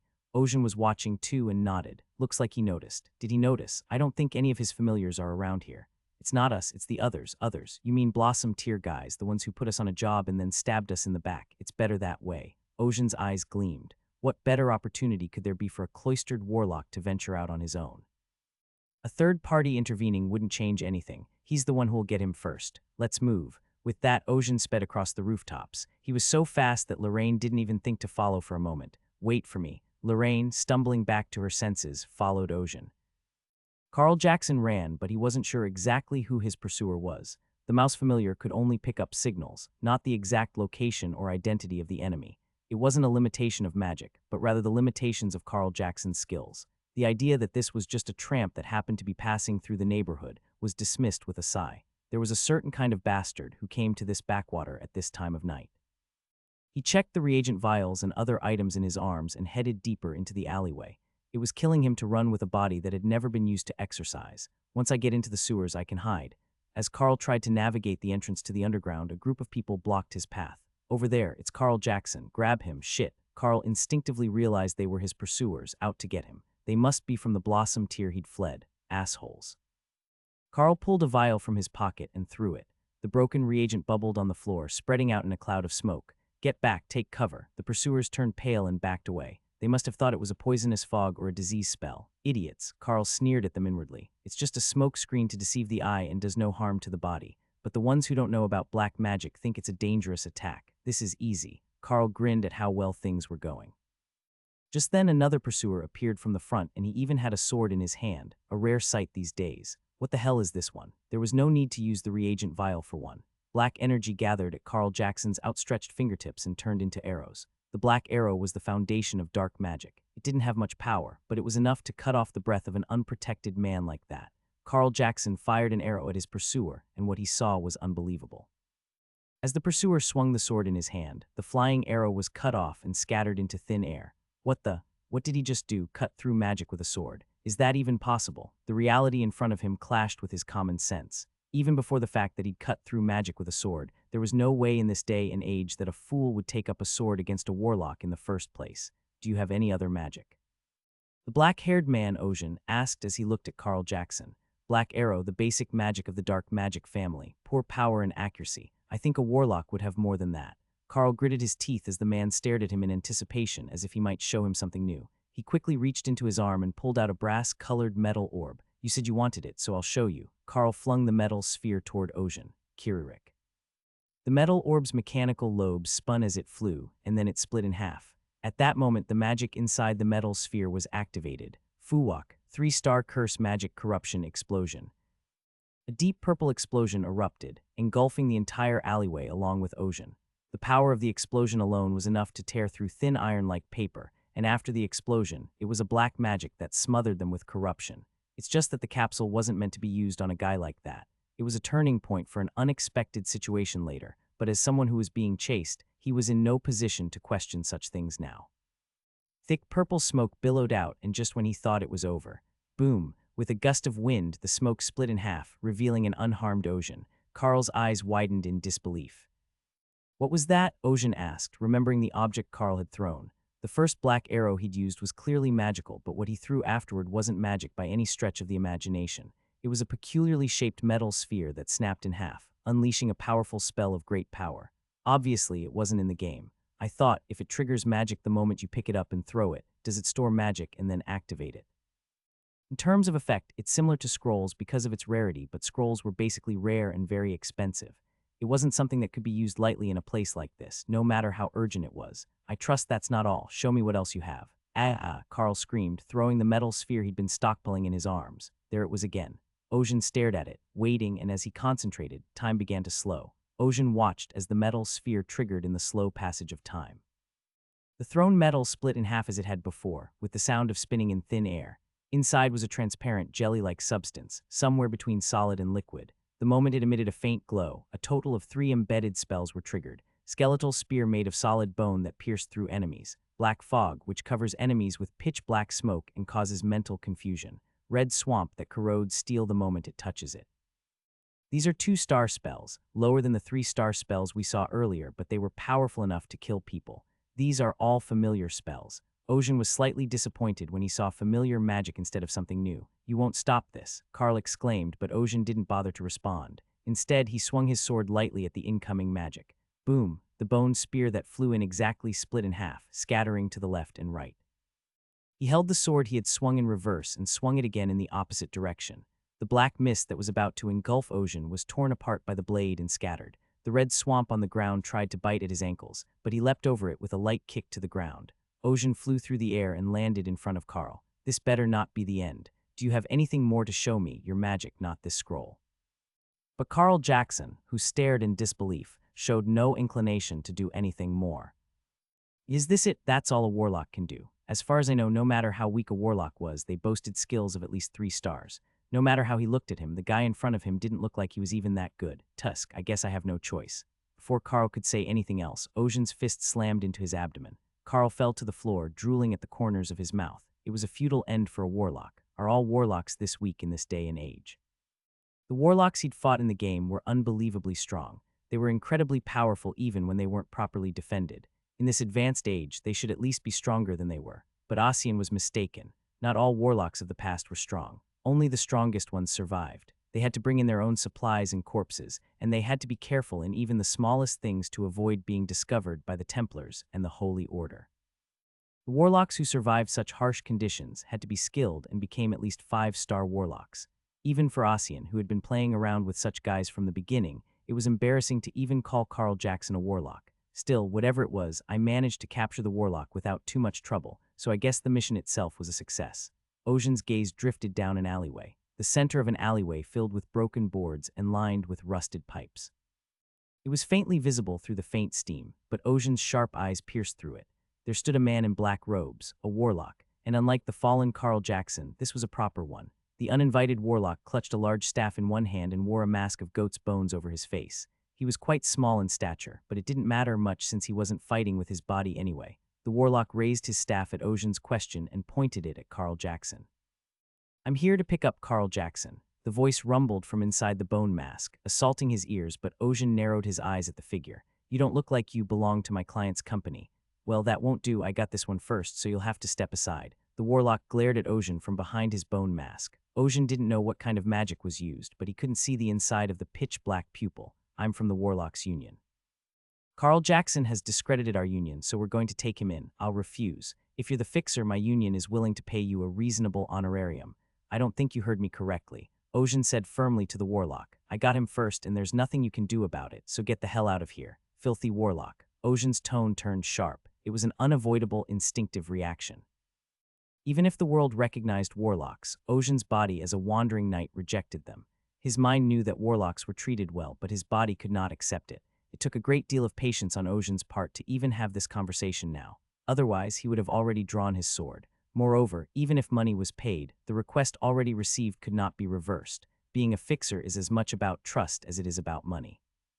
If you change your mind for a bigger paycheck, no one will hire you. But despite Ocean's warnings, the warlock was stubborn, repeating the same words. "You can't do that. I'll take Carl Jackson with me, shameless or thoughtless." Ossian asked, his face expressionless. "How do you plan to take him?" "I plan to use unavoidable force." "Really? Then do it." At the same time as he said that, pow, the warlock's shadow wriggled, and then it became a black hand and stretched out. Ocean's eyes lit up in surprise. What the warlock was using now was a rank 3 dark magic, Shadow Touch, and he activated it immediately without any preparation. The total number of shadow touches was 5. The demonic hand, which looked like it had risen from hell, dodged Ocean and tried to grab Carl Jackson, who was lying on the ground behind him. He didn't want to fight Ocean, but he felt that retrieving Carl Jackson was his first priority. The moment his black hand was about to reach Carl Jackson. I must have looked foolish. Ocean's sword moved. Pow, there were several flashes of light in the air, and the shadow hand was severed and scattered into thin air. It had happened in the blink of an eye. The warlock glared at Ocean, and for the first time a ripple of emotion rippled in the calm eyes beneath his emotionless mask. How to live as a knight after the ending, this is it. I couldn't help but marvel at the sight before me. cutting through magic with a few strokes of a sword. No. I've already cut through the magic used by Carl Jackson. That's because the skeletal spear was made of bone, so it was cut, and the smoke-like thing was cut with a sword wind. That's what I thought. But cutting a shadow with a sword, of course, it's not a real shadow, it's just magic, black magic. I was surprised that it was possible to do this with a sword. You can't do that in the original in-game PvP. The game is basically a single-player RPG, but you can enter other players' worlds and invite them to yours in online mode.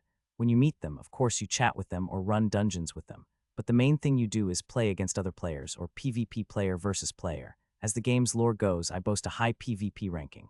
#1 in Wandering Knight PvP rankings. Not to brag, but I've never met anyone better than me. I played a lot of PvP. That was a fun memory, too. The problem is I don't know if the word got out or what, but no one came to my world even when I invited them. So I would just barge into other people's worlds and just kill them. If you force your way in, you have to take quite a few penalties, and I've never lost a game with those penalties. I didn't do it for long because it was boring. Anyway, when facing a mage in PvP, a knight had only 2 options, block or dodge. Blocking wasn't a good option. You can block magic with a shield, but you lose health. In the game's numbers, there is no such thing as 100 resistance. So against mages, you had to work hard to dodge their attacks. But now that it's a reality, a new approach is possible. The best defense is offense, they say. I like that one. I pointed my blade at the warlock in front of me. The warlock responded to Ocean's taunt. His voice gained a bit of strength in its dullness. "I'll be right there." The warlock lifted the staff in his hand and struck the floor. Thud, a hand shot out of the warlock's shadow and lunged toward Ocean.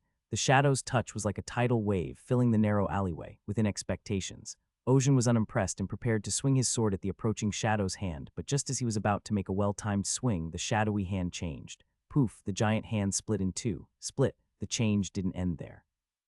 The shadowy hand split into 2, then 4, then 8. The shadows were smaller as they split, but their numbers were too numerous to count with the naked eye. The spreading shadows, like unraveling threads, wrapped around Ocean. The warlock deliberately timed his hand to split them before they reached the range of his sword. In that split second, he had analyzed the range of Ocean's sword and its speed.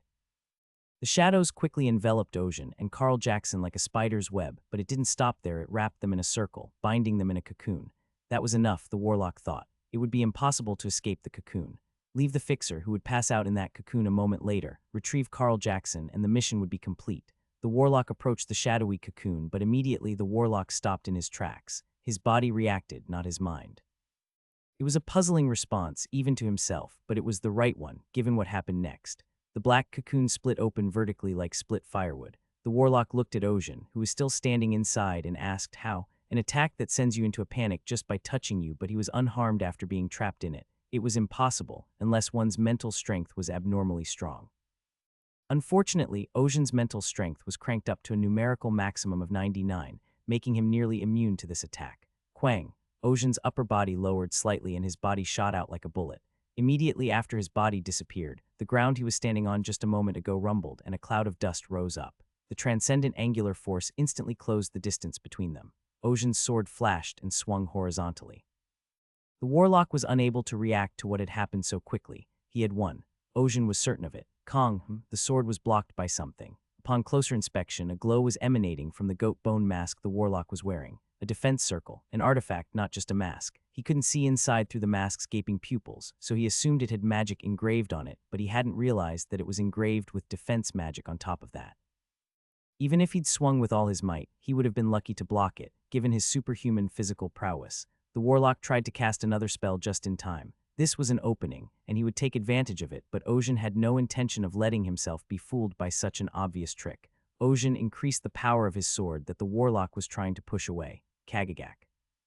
The magic circle and the blade rubbed together, and the blade sliced through the magic circle, but it didn't stop there. The blade even reached the bone mask. Tusk. The bone mask was cut off along with the half-cut magic circle, but the cut was shallow. Only the mask was cut, but the warlock was still intact. Ocean retrieved his sword and was about to bring it down again when he stopped himself. The bone mask had been cut away, revealing the warlock inside. The warlock behind the mask was a woman. With her doll-like appearance and silver hair, she was so cute that it was no wonder if she was a noblewoman. It was quite a shock to Ocean, who thought it was an old man with a small body. In this day and age, a kid like this is learning black magic. Ocean thought back to the warlocks he had seen. In the game, warlocks were always a bunch of sullen, grotesque-looking guys. Not that there weren't female warlocks among them, but even then they looked like warlocks. I mean, horribly ugly. But the fainted girl didn't look like a warlock, no matter how badly he tried to look at her. It would be class discrimination to say so, but the warlock in front of him was a straightforward negation of Ocean's own view of the world. Normally, an NPC that looks like this in a game would have an important role in the story. That thought gave Ocean's sword a moment's hesitation. Stop, stop, Lorraine, who had come running down the alleyway, shouted at him. Lorraine's soul was almost drained from her body as she watched Ocean about to swing his sword. That guy, wasn't she from the Warlocks Union? Someone who should never be touched, no matter how much they clashed on business. You're lucky. Ocean sheathed his sword as his excitement had cooled. Since his opponent had no intention of killing him, he figured he might as well finish the job here. In the old days, you could just kill a warlock. Even now, his body was twitching with the desire to swing his sword. The word warlock had touched the chivalry deeply imprinted in his flesh. However, Ocean's rationality was that of a modern man, so he was not about to attack unconditionally just because his opponent was a warlock. HMPH, you didn't touch the warlock, right? As you can see. Why are you so late? Ocean asked, looking at Lorraine reproachfully. Lorraine was momentarily dumbfounded. Of course she was late. How could she not be late when she'd been running until her feet were sweating? But before she could think about it, she spotted Carl Jackson, who had already fallen to the ground and passed out. You got him for real. Well, do others catch fakes? And that warlock over there. Lorraine's expression hardened. Why, do you know her? I don't know her, but I recognize her face. She must be quite famous. Famous, not on that level. Elise Denarova, she's a once-in-a-century black magic genius. A black magic genius. At such a young age, she's already a 4-star warlock, and she's also the head of the Warlock Academy. Wait, the Warlock Academy? Ocean asked as if he had heard something he shouldn't have. The Warlock Academy is a university that teaches black magic, of course. Haven't you heard of Caligo Biblio? It's very famous. Is there a place like a gang academy here? What nonsense are you talking about? Where in the world would there be something like that? That's exactly how he felt right now after hearing about the Warlock Academy. Ocean's disoriented gaze fell on the warlock named Elise. Elise had awakened and was staring off into the distance. Lorraine must have felt it too, because she whispered to Ocean, "Are you sure she's okay? Did you hurt her or something?" I swung my sword, but the mask blocked it well, so I don't think she's hurt. What, you crazy? Lorraine looked down at her anger and thought, how did you defeat a 4-star warlock? Even as a mutant, is this even possible? Judging from his condition, it didn't look like Ocean had taken her by surprise. Plus, there was Carl Jackson on the ground and traces of black magic all around him. It was clear that they had already been through a battle. Where the hell did he come from? Lorraine stared at Ocean in disbelief. The alleyway became cluttered, and a group of broad-shouldered and heavily armed men emerged. Ocean and Lorraine recognized them at once. Ah, those guys, now that the work is done they show up. Lorraine muttered in annoyance. The people from the Blossom Tier Company, a man who appeared to be the head honcho stepped forward. The fixer. His tone was high pressure and his gaze was condescending. He made no attempt to hide the fact that he was looking down on her.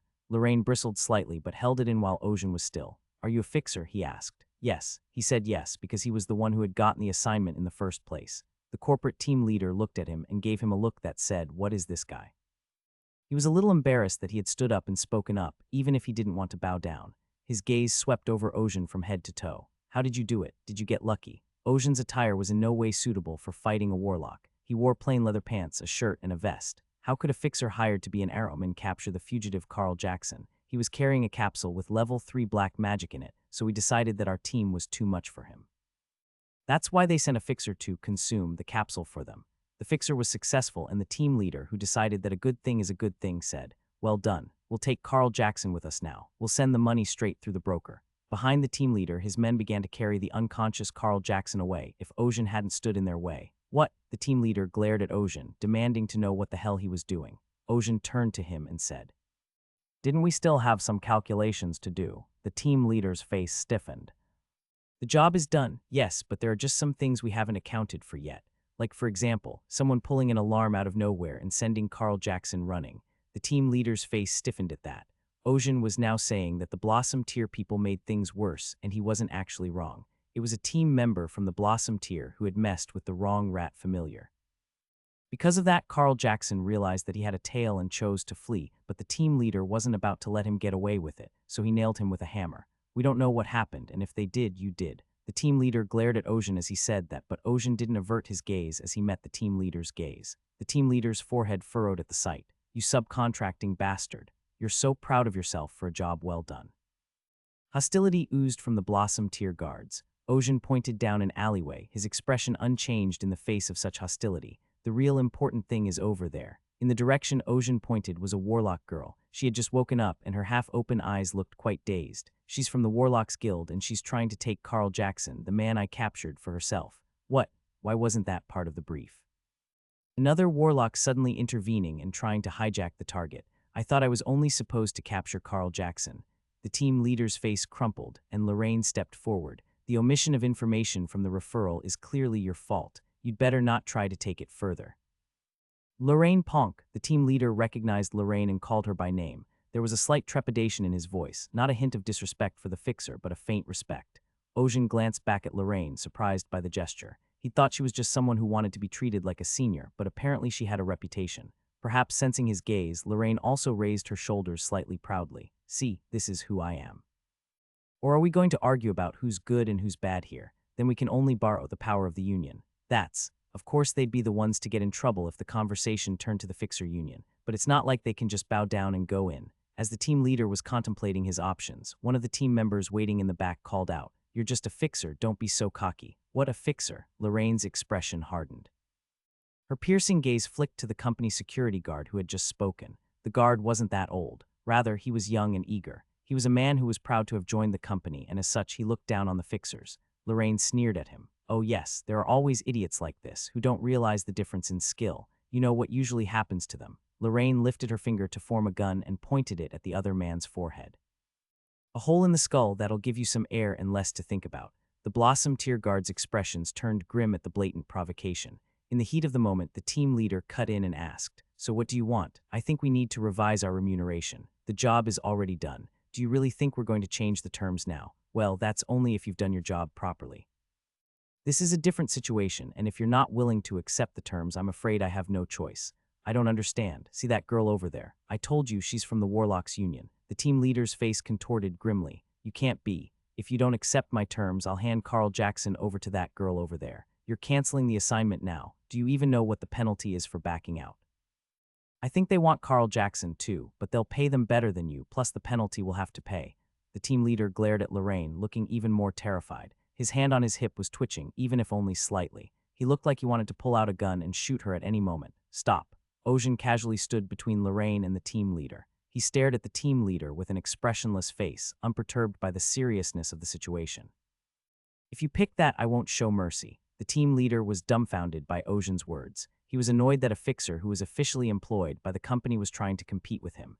He felt like shouting profanities and pulling out his gun, but the team leader couldn't pull the gun. It was as if his hand was frozen. What the hell? What's going on? He was puzzled by the strange warning his instincts were giving him. At that moment, one of his subordinates, who had been taking stock of the situation from the sidelines, came up to him and whispered in a low voice, "Hey, team leader, that warlock lady over there, that's her." The team leader screwed up his face and growled, "Hey, asshole, if you say that, how the hell am I supposed to know who she is?" You know, the genius who's been making a name for herself lately in the Warlocks Union. Elise Denarova. Yep, I think it's the same Elise."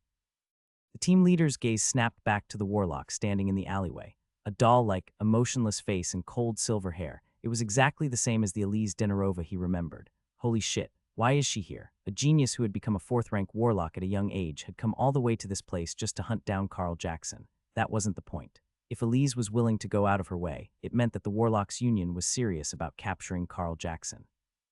At this rate, Carl Jackson would be in the hands of the Warlocks. The look on her team leader's face told Lorraine that she had a deal. "I've already laid out the terms. The choice is yours. Do you accept or do you decline? And if you decline, I will talk to her." The team leader realized there was no point in arguing further and shut up. What if a fugitive Carl Jackson fell into the hands of the Warlocks Union? From the reaction, it was clear that Ocean had engaged Elise Denarova and won.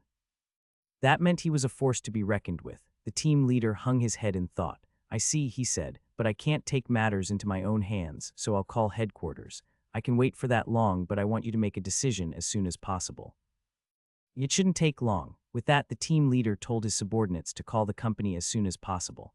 Lorraine breathed a sigh of relief as she watched. "Is that all there is to it?" "Oh, we'll have to wait a bit. They'll have to give us their word, though I'm sure they'll be more inclined to accept our terms if they see what's going on. I'm surprised. I thought they'd fight tooth and nail. It's best if we don't fight, although I'm not going to avoid it if they insist." Lorraine advised that the fixers needed to be strong, as they couldn't afford to be seen as weak anywhere. As Ocean was pondering this, someone approached him. It was Elise Denarova. "What the hell, you still haven't left?" Ocean said in a stern voice as Elise stared at him wordlessly. If Lorraine hadn't stopped him right then, Ocean would have slit her throat a moment ago. Even he face to face would not know that he had nearly killed her. Nevertheless, Elise approached Ocean. Her curiosity outweighed her fear of the man who might kill her. What's your name? What name? Ocean's brow furrowed at the shortness of Elise's words. She was asking for his name out of the blue. Lorraine, watching from the side, widened her eyes in disbelief. Elise Denarova was talking to him and asking his name. Lorraine didn't know Elise that well, but she had heard rumors about her. A genius warlock, devoid of emotion. A wax figure who wouldn't talk to anyone, no matter who they were. That was why it was surprising that Elise had asked Ocean's name first, but what was more surprising was Ocean's reaction. Albert, my name it's Albert, Albert. Elise muttered the name, then turned and left. She didn't forget to grab the bone mask Ocean had shredded on the way out. Lorraine watched the scene in disbelief, and when Elise was completely out of sight, she turned to Ocean. Why didn't you tell her your real name? I'd rather ask you, why should I? What? Because of course it would be useful if you make friends with a warlock like that. Lorraine's words made Ocean frown. It's not necessary. How is a knight supposed to stay with a filthy warlock? No. She already knew he was crazy, but he was even crazier than she thought. No, more than that, you're really that adamant about the knight concept? Lorraine asked after taking a deep breath. You could have at least given her your name. There's only one reason a warlock like that would be interested in me. She must be after my body. I don't understand. Even more, why would she want your body? She wants to kill me so she can use me as her servant, that's obvious. Isn't that paranoia? Lorraine shook her head. Failed, Elise tapped into her handheld communicator and contacted the Union. I thought you'd succeed with your superiority. They had a capable fixer. Well, you're a step too late, I can't help it. Elise was actually not late, though she had lost the fight against that fixer. The person on the other end of the communicator didn't ask why, just assumed it was because he was so confident in her abilities. Come back here. Okay. Elise disconnected.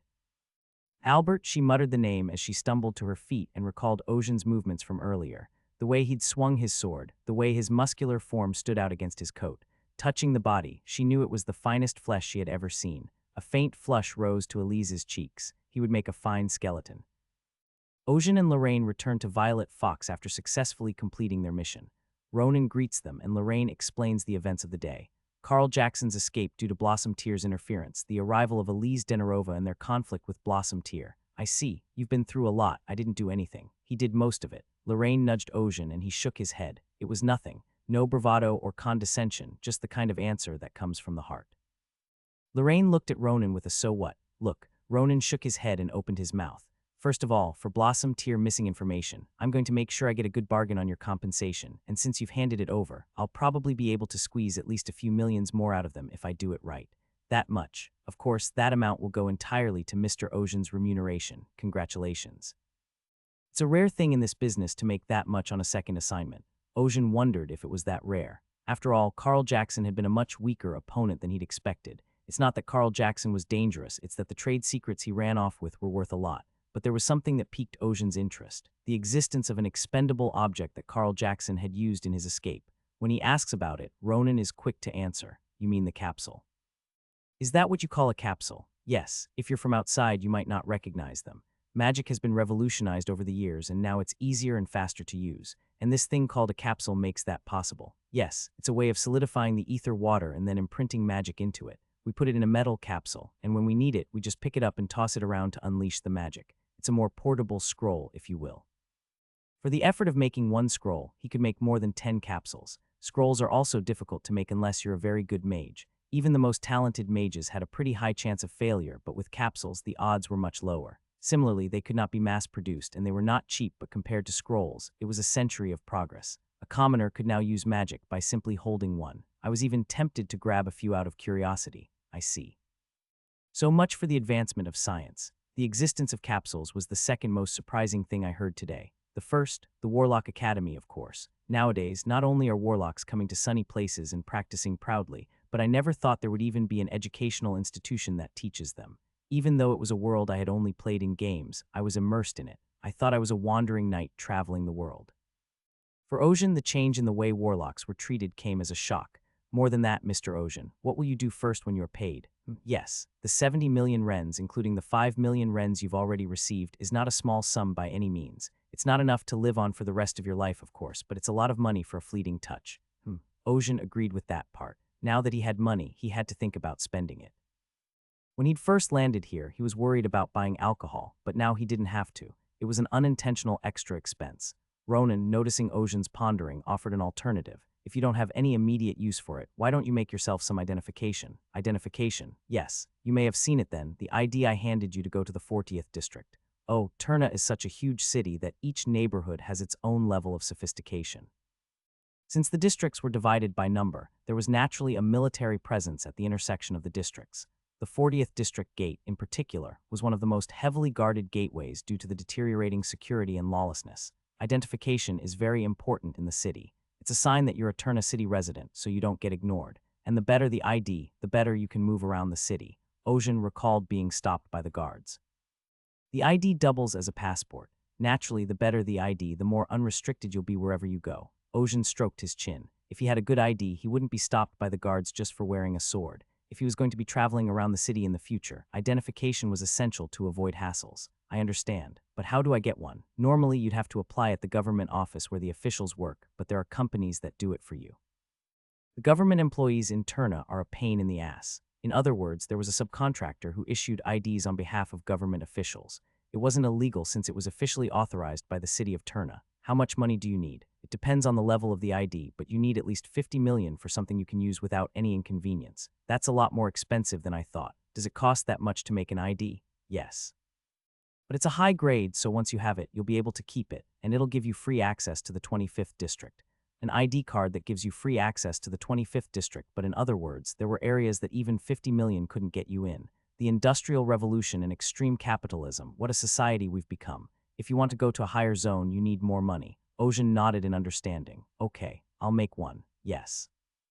In that case, I can recommend a good place for you. I headed back to the hostel. I had finished the request sooner than I had expected, but I hadn't had time to go make an ID. So much has happened. I sat in a chair by the window and looked out at the scene outside. Instead of horse-drawn carriages, the streets were now filled with cars, belching white steam. As I closed my eyes and strained my senses, the sounds I'd been trying to block out flooded in like a tidal wave. Blaring car horns, drunks shouting, laborers stumbling along, water running through pipes and the noisy ticking of barometers. The eardrum-piercing noise began to spread beyond this house. I opened my closed eyes and shook my head. The noise subsided as my sharpened senses dulled once more. Any more of this and I'll go deaf. The wandering night senses were deceptively sharp. I checked for something else. As I concentrated, I could feel the passage of time slowing.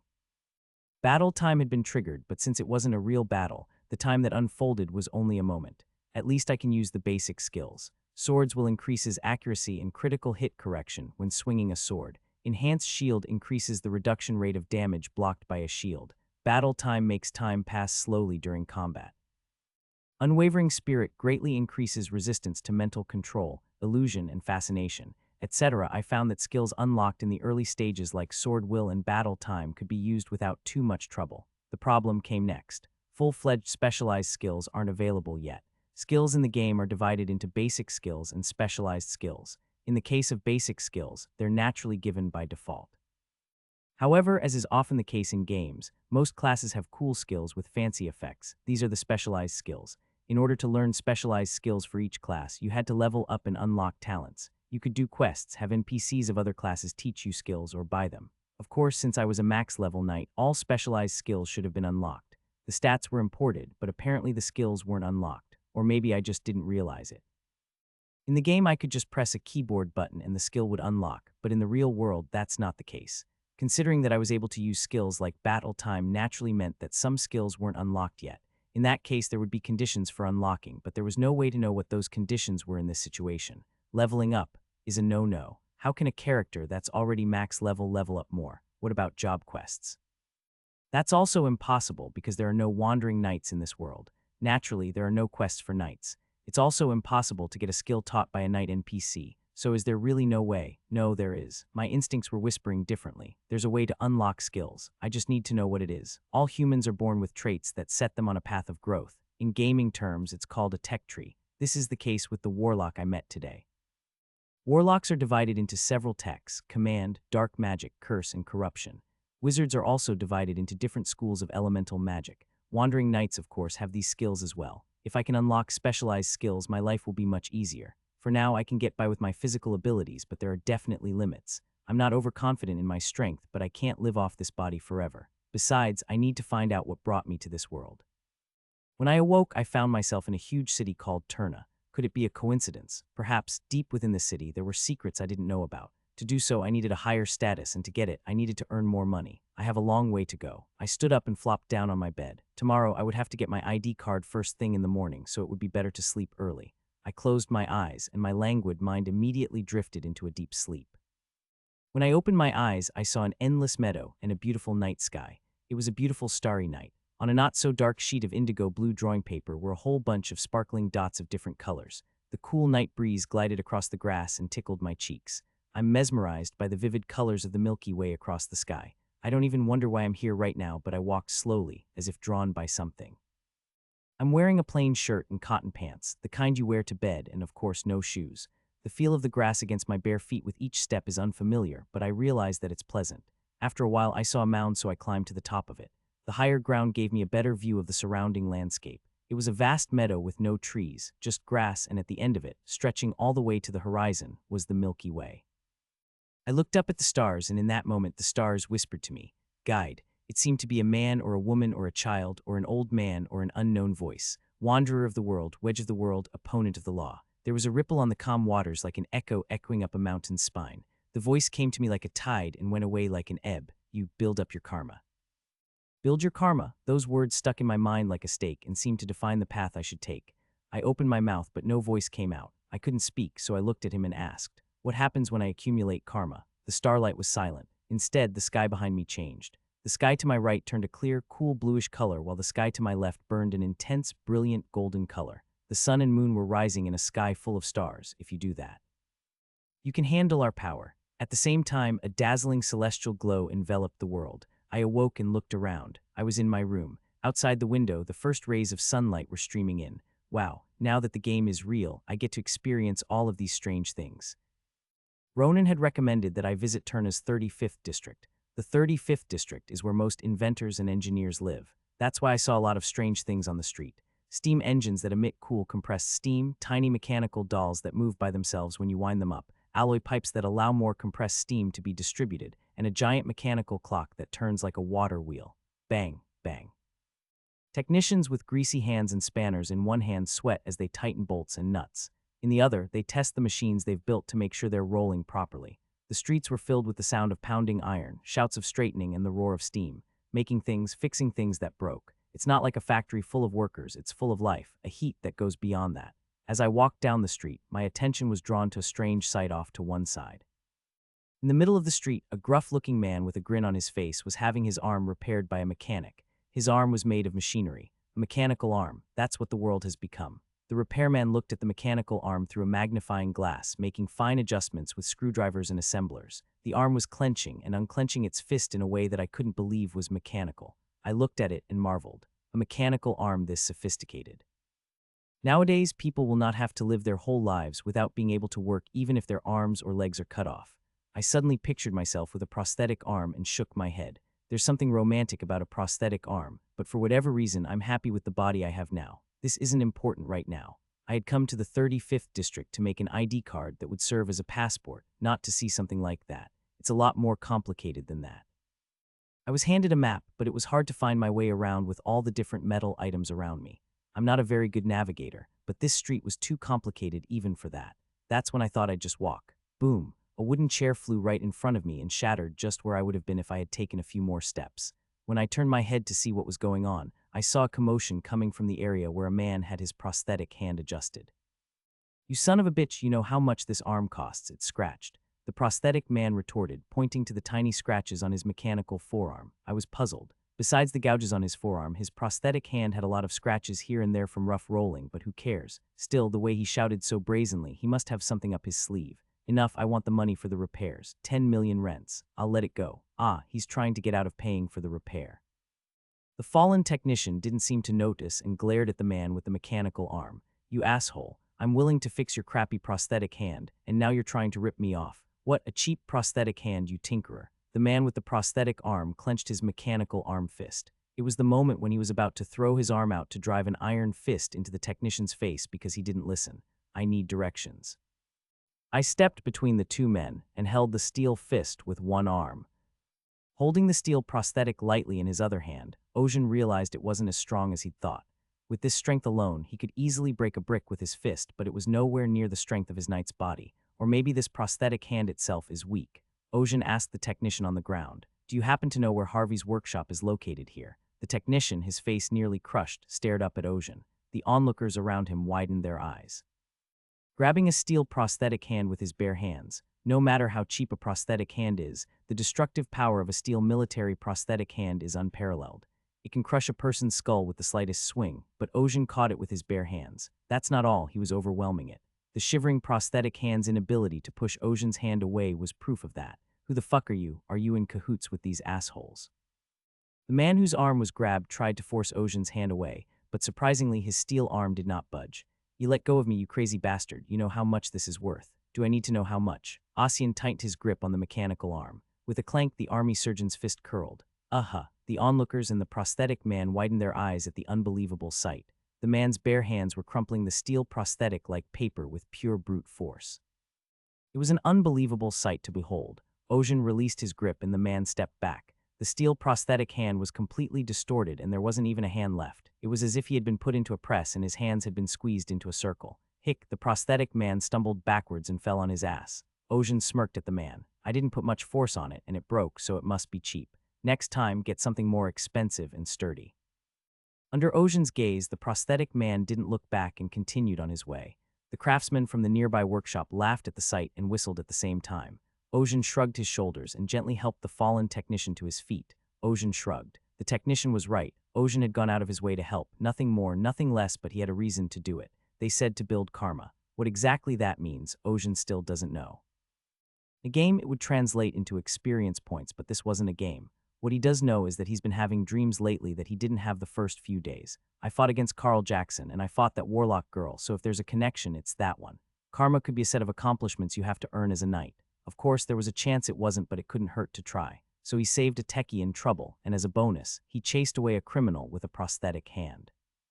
"I don't feel like I'm getting any karma. Maybe the opponent is too weak to accumulate karma, or maybe it's because I didn't draw my sword. Whatever the case may be, I've already taken some trial and error into account. So do you know where Harvey's workshop is?" Yes. The technician nodded, looking confused. "Well, then I'll need some directions, because I'm not sure how to get around here." It's a very unassuming thing to say, coming from a man who crushed a prosthetic hand with his bare hands. The old engineer couldn't help but smile. "Yes, sir." Escorted to Harvey's workshop, Ocean stood in front of it and stared at it wordlessly. It was good to be here, but despite the name, Harvey's workshop looked more like a general store than a workshop. Other places have shutters up and a large space with people milling around and tinkering with machines, but there was none of that here. It's not full of loud noises, nor is it open. In fact, the neighborhood was strangely quiet. Still, Ronan had recommended the place, so Ocean entered the workshop, trusting that he wouldn't have any problems. "I've never seen you in this place before." There was an old man sitting at a stall inside, wearing strange-looking goggles over his eyes. Ocean asked, "Are you Harvey?" "I'm Harvey, the owner of this workshop." "Who are you and how did you get here?" "Ocean. Ronan recommended you." At the mention of Ronan's name, the old man, who was about to lose his temper, nodded grimly. "I see." That name held so much meaning. Harvey scanned Ocean's body and frowned at the sword at his side. "What's that thing at your side?" "A sword. Have you never seen one before?" "Do you think I'm asking because I've never seen a sword in my life?" Harvey frowned and shook his head. "No, never mind. I shouldn't have said anything to the guy Ronan sent. Well, if you've come all this way, I know what you want. You want some identification, I assume." "Yeah, how much? You seem pretty new, I'm guessing 3 million. 50 million. At the mention of 50 million, the old man pushed the goggles he was wearing over his eyes up onto his forehead. You can't make fun of this old man. Hearing Harvey's disbelief in his voice, Ocean didn't bother trying to convince him. Instead, he slapped the money he'd brought onto his stall. Harvey's eyes widened at the amount of money, which was not a small amount, even for him. "It's real, does this prove it? I'd be an idiot to have doubts about money like this." Harvey held out a piece of paper to Ocean. "It's an application. Fill it out. I thought there was no such thing. Don't you know that for 50 million you need one? At this level, even government officials take notice. You can't skimp." "That's right." Ocean was convinced and put his name on the application. Harvey shook his head, wondering if he should stop him or not, as he watched Ocean write night in the occupation section. There was no point in bothering him. He could make his own corrections. "Anyway, that's the gist of it. Come find me in 3 days. With that, Harvey disappeared into the workshop and Ocean stepped out. With the ID business out of the way, Ocean decided to see more of the 35th district. "Hey, look, that's him." That's when he heard a familiar voice. He turned to see what it was, and a huge hulk of a man stood menacingly in front of him. Is that you, the one who molded my brother's arm into this shape? Naturally, Ocean's gaze shifted to the Hulk's side. There was the man whose prosthetic arm was completely shredded by Ocean. Did you do this to my brother's arm? He asked, his already gaunt face contorting even more frighteningly. The ruffian next to him also raised an eyebrow, but this one had the face of a bandit leader. He didn't have a beard, but he had long sideburns and his muscles were quite large. However, there was something else that caught my eye, the huge arm over his right shoulder. The bully next to him was also wearing a prosthetic arm, but at least it took the form of a human arm. However, the giant's arm was much more massive and alien. He carries a cannon, I thought. Instead of 5 fingers, it had only 3, and a cylinder fired from a wired shoulder, spewing out a trickle of white steam. It was a design that seemed to have abandoned everyday practicality in favor of specializing in blowing things up. That guy. Isn't that Blood Fist Frank? The rumors were true. He's got a modified industrial golem arm. The people on the workshop street recognized him and chattered quietly amongst themselves. Then Frank turned to Ocean. Hey, are you deaf? I asked you if you were the one who made my brother's arm like this. Yes, Frank raised an eyebrow at Ocean's brazen answer. He didn't understand how Ocean, who was a head shorter than him, could be so brazen. You made my brother's arm look like this, so you're going to have to compensate him, and it's going to be a lot of money. Frank pointed to his brother's broken prosthetic arm with his giant mechanical arm. The deliberate movement of his arm was a blatant display of his power. Of course, as for my brother's shattered ego, I'm going to bolster it with a few pats on the back. Frank smirked slyly at Ocean. It wasn't a genuine concern for his brother, more like he was happy to have a new toy to play with. Ocean, of course, didn't hear a word of it. Why should I pay when the defective arm broke on its own? Frank frowned when he didn't get the answer he wanted. I don't think I'm going to get any sense out of you, and I'm going to have to break something to get you to listen. Despite his words, Frank knew there was a part of him that believed Ocean. He'd heard the whole story from his subordinate. Did they mention he crushed an army prosthetic with his bare hands? Even if the prosthesis he wears is a low-grade mass-produced item, it was once used by the military. Even if they are used and outdated, they are durable, but he crushed them with his bare hands. That means that the Ocean in front of him is at least physically capable of bending iron. If so, it was likely to be a powerful mutant. A normal person would have avoided the fight once they realized their opponent was a mutant, but Frank didn't. Mutants. I've seen a few of those assholes get their skulls smashed in my arms for being arrogant. His reputation as Blood Fist is not for nothing else. It's because of the industrial-strength mechanical arm he wears now, which has been designed to mince meat like a press, no matter who the opponent is. From Frank's point of view, Ocean looked ridiculous. He was smaller than he was, so how could he be so physically powerful? At that moment, Frank noticed something around Ocean's waist. What the hell is this? Do they carry knives or something these days? The sword at Ocean's waist was a pure longsword without any special modifications. He may be a mutant, but he carries something like this. It wasn't the sort of thing a normal person would do. Frank reached for it, but Ocean grabbed Frank's mechanical arm. Get your hands off me. Frank blatantly taunted the now quite serious Ocean. Hugh, is this a gift from your dad, or are you trying to keep the concept because you want to look unique? This is a warning. If you cross the line any further, I won't look the other way. Kahaha, crossing the line. You really meet all sorts of crazy people in life. As Frank said this, he simultaneously tensed his mechanical arm. At this rate, he was going to knock Ocean's arm off and forcibly take the sword from him. What? But Ocean's hand refused to be pushed away. You've got some strength in you, Frank said, so you could have broken my brother's arm. Despite his words, Frank's pride was hurt. He hadn't expected to be stopped by just one hand, even if he hadn't used all his strength. That arm, I'll make sure you never use it again. With his left arm, Frank turned a dial on the arm's shoulder and increased the power to level 2. Level 2 was for combat, and the power it generated could bend steel. Even as a mutant, it was enough to crush a bare body, but no matter how hard he pushed, Ocean didn't move. You bastard. Frank's face reddened. He pushed harder. The cylinder pumped wildly as a gush of steam erupted from his right arm. Frank's arm, hot and full of energy, tried to crush Ocean's hand to the bone. The workshop workers, watching nervously, were startled. What the hell is going on here? He's not moving, is he? Expecting Frank's arm to crush Ocean's hand and crush his upper body, their eyes widened at the unexpected turn of events. Despite Frank's best efforts to push him away, Ocean didn't budge from his spot. The power of the mechanical arm has reached its maximum level of 3. It was all Frank could muster at the moment. With the sound of metal engaging, Frank's arm began to overload. Frank knew something was wrong and cold sweat trickled down his cheeks. Is this all the power you have? He looked over his outstretched arm and saw Ocean's eyes staring back at him. It was as if he hadn't been expecting it. Ocean's expression toward Frank was almost pensive. Frank felt something stir deep in his chest. You son of a bitch. Giving up on pushing Ocean's arm away, Frank took a moment to pull his hand back and curl it into a fist. As the clunky arm balled into a fist, it looked like a giant, blunt pile bunker. It wasn't far off the mark, considering the arm was actually made from an industrial rock drill. Die. Frank's blood rose in his neck and he punched Ocean. A trajectory of steam followed his fist as it flew out and the onlookers gasped in horror. It was a natural reaction to murder on the street in broad daylight. Ocean watched, then curled his fist in the same way and threw his fist out. Quang! A huge shockwave rang out, causing the onlookers to close their eyes tightly. When they opened their eyes, they saw an unbelievable sight. Ocean's hand was still intact, while Frank's mechanical arm had been completely shattered. The difference in size of their fists alone was 5 times. One was a mechanical arm made of alloy, the other was a bare hand made of flesh. Anyone who had seen them collide would have envisioned the same outcome. What the hell happened? An enhanced, modified object, shattered by a bare fist. The onlookers didn't understand the situation, let alone Frank, whose arm was completely shattered. My arm. He couldn't feel the heavy feeling in his right shoulder. It was completely shredded from the shoulder down. Having accomplished this impossible feat, Ocean retrieved his fist, clenching and unclenching it slightly. This is easy. He knew he was physically strong, but he had no idea how much since he hadn't used his full strength yet. The closest he'd come was when he broke down a stone door to escape the underground temple. It had been such a rush then that he couldn't remember if he'd used enough strength, but now Ocean could see the limits of his physical abilities. Judging by the reactions of the people around me, it's obvious that this thing is quite dangerous. Ocean glanced at the shards scattered across the floor. It didn't seem that sturdy to the touch, though. Frank's prosthetic arm was a modified version of an industrial golem's arm.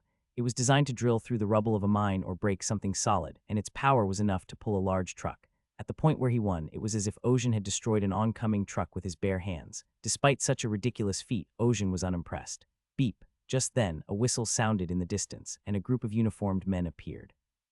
Their uniforms were navy blue, and their bodies were sturdy, with gas masks over their mouths and iron bristles on their heads. They were the guards in charge of security in the 35th District. Hey, what do you think you're doing? Ocean stared at them in disbelief. The guards in the 40th District didn't even turn up their noses at anything that happened in the 30th District, so it was strange to see them respond to such a disturbance. A total of 3 officers came to the scene, but they were surprised to see what was going on. Blood Fist Frank. Frank was a well-known fighter and mercenary in the area. He had no ordinary prosthetic. Instead, he wore an industrial arm to show off his strength, but the same Frank was now crouched in the middle of the street, and the mechanical arm that was his symbol and pride was nowhere to be seen. There's no way that the debris scattered around. The officer remembered the call that had just come in. Blood Fist Frank had gotten into an altercation with a young man, and he was afraid someone might get killed, so he arrived at the scene and what he saw was quite the opposite. Who the hell? The trooper spotted Ocean standing there, and the moment their eyes met, he couldn't help but freak out. Oh, Ocean recognized him too, and a faint smile crossed his face. We meet again. Did you get a new mask? A cold sweat broke out down his back as he remembered that a few days ago, his mask had been cut off in an argument with Ocean. The officer broke out in a cold sweat and steadied his breathing. Just out of curiosity, was it you who broke Frank's arm over there? The officer turned to Ocean and asked as solemnly as he could, You.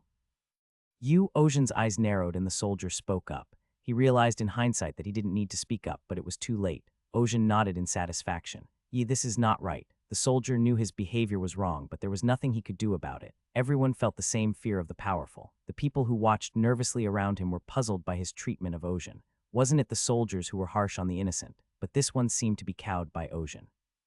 For the record, I did not break his arm. Ocean spoke with brazen confidence, not even averting his gaze. That thing broke itself. Do you think that makes sense? What do you think? The guard was trying to fight Ocean's shameless attitude, but the moment he saw his eyes, his shoulders slumped. Part of him wanted to walk away, but his sense of duty as a soldier prevented him from doing so. The arm, how did it break itself? The output just increased on its own and then fell apart. It must have been broken from the beginning, a defective product. Yeah, like your mask. The soldier's eyes widened at that. He quickly touched his mask with his hand and breathed a sigh of relief when he realized it was still intact. Still, the memory of the day was vivid when he closed his eyes. So what are we going to do? The officer still hesitated, unable to decide between this and that. Just then, 2 other soldiers approached him. Senior, I think we've got the situation sorted out. Besides, according to eyewitness accounts, it was all Frank's fault. Really? The soldier's face brightened as he heard the words. Then we'll just have to take Frank, the troublemaker. Yeah, but can we leave the other guy alone? You said Frank caused the trouble, so we only need to take him. The junior nodded nervously, and he didn't know why his senior was suddenly so happy. HMPH. Now that we've arrested the troublemaker, we'll take our leave. Be careful not to get involved in incidents like this in the future. Not wanting to lose face in front of his superiors, the soldier said the words and quickly left. Ocean smirked as he watched the soldier's back. Next time we meet, I'll have to ask him his name. Hoo-hoo, I heard the story. I heard you completely destroyed Blood Fist Frank's arm. That's pretty impressive. Ronan's first words to Ocean upon his return to the Violet Fox were those. He sat back in his seat, his eyes wide and his grin not the least bit suspicious. Where did you hear that again? Ronan tilted his head slightly to the side at Ocean's wary question. How many witnesses were at the scene at the time? Isn't that rumor enough? Ronan scratched his cheek in embarrassment. Strange how people are so wary of anything he says. What the hell is wrong with them? Didn't I tell you I have to do this to be a broker? Besides that, what happened to your ID? They told me to wait a few days and pick it up. Well, that's good, because you probably don't have any money in your pocket right now, and I was wondering if you'd like to take a request. The naturalness of it all was so great that it felt like an advanced trade secret that I had to live with. I suppose that's what you're after, but let's hear it. This time it's not just any job, it's a big one, a big job. Are we going after a group of warlocks? Hoo, that would be a big deal, but thankfully no. That's a shame. So what's the deal? It's a group job. And since it's a group, the minimum number of people will be at least 20. So of course it's a big job. Ocean's eyes lit up with interest. What is it about? A group of thugs have taken over a thermal power plant in the 43rd district, which provides power to the 39th district, and there's an emergency in the area. Ocean suddenly had a question. Why is the 39th district's power plant in the 43rd district? Don't they usually put it in their own district? Because thermal power plants emit a lot of pollution, and they make the air very cloudy, so the people of 39th district complained to the 39th district office to stop the power plant from coming in. All neighborhoods are alike. Ocean nodded, feeling a twinge of appreciation. I see. Yes, that's why power plants tend to be built in run-down areas where land is generally cheaper, and there's no one to harm no matter how much fuel they burn. Of course, people live in the 43rd district, but the city doesn't treat poor people who don't pay their taxes as people. And these places have been occupied by gangs. Yes, they just stormed in 2 days ago, and they're demanding money, and if they don't get it by a certain date, they're going to shut down the power plant, which is a big deal, even if it's just for a few hours. It's a hostage situation. This time, the client was a company that operates a power plant licensed by the city of Turna, but Ocean found that a bit odd. Is it okay for a company to be in charge of a facility as important as a power plant? I thought the city would be in charge of that. It's a public utility, after all. Of course, Mr. Ocean. Think about it. Turna is a large city. How many power plants do you think it would take to provide electricity, gas, and other such things to such a large city? It's not an easy question to answer for Ocean, who doesn't know exactly how big Turna is, but considering that one district is the size of a small city, the number of power plants required would be staggering. So usually, the power plants involved in this request are operated by companies that have a special license from the city of Turna. The city can't manage everything, so they subcontract to companies. But when it's taken over by an outside group like this, their credentials are inevitably questioned. Did the corporation do a good job of protecting the plant? It's not that they didn't, it's that they couldn't. They knew it would be devastating if they lost the plant, so they hired guards to guard the area. It's a subcontracted job, and if they keep it well, they can get bigger jobs later. The problem was that this time the gang was pretty big. Even the guards guarding the plant, if they're outnumbered, they don't care about money and would run for their lives. So this request is to hire fixers and mercenaries to retake the plant. A coalition of violent groups illegally occupying a power plant. From the sounds of it, it was definitely not a small group. But wouldn't the city get involved in a case of this magnitude? Well, nominally, the city thinks it's a problem between the company and some violent workers. I don't think they realize it's a gang, but workers. You mean the city has no intention of getting involved in this situation, and it's all on the corporation? Yes, it's a shame for the corporations, but it's a good thing for the industry, because it means a lot of fixers will have a piece of the pie, and more important than the paycheck was the prestige.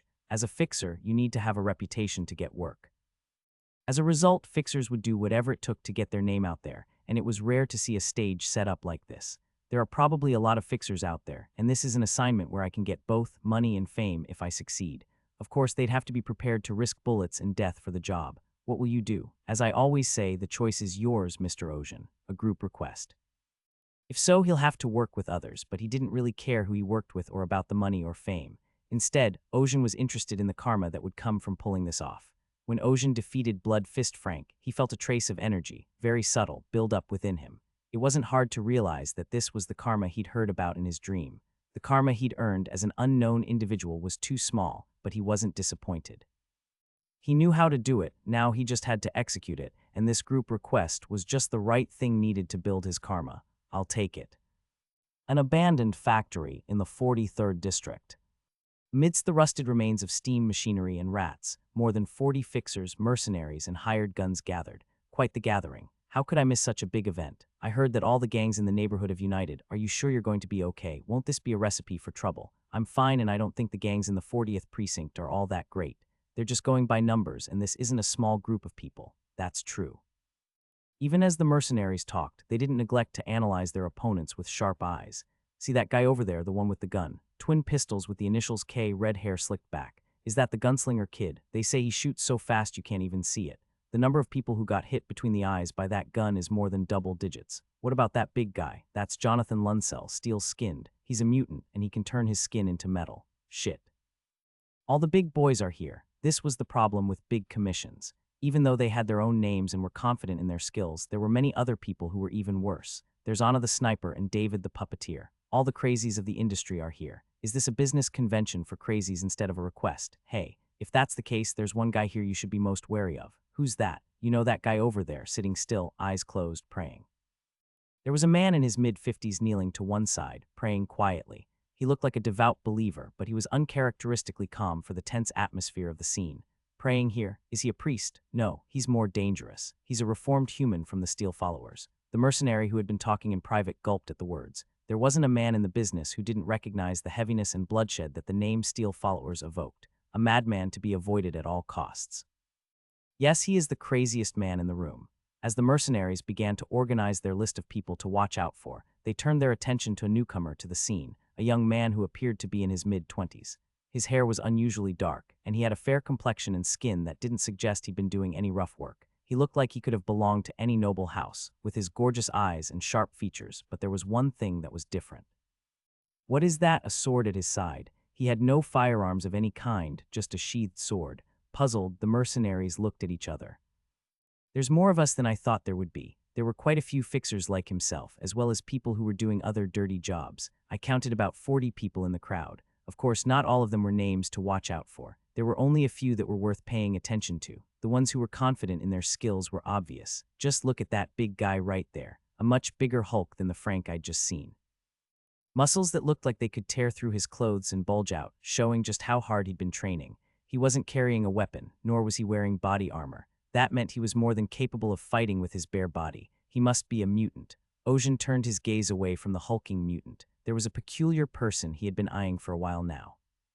He was a man in his 50s with his eyes closed, silently praying, and Ocean felt a strange sensation that he couldn't quite put into words. He was human, but he didn't seem human. His body didn't feel alive. It was as if there was something else flowing through his body instead of blood.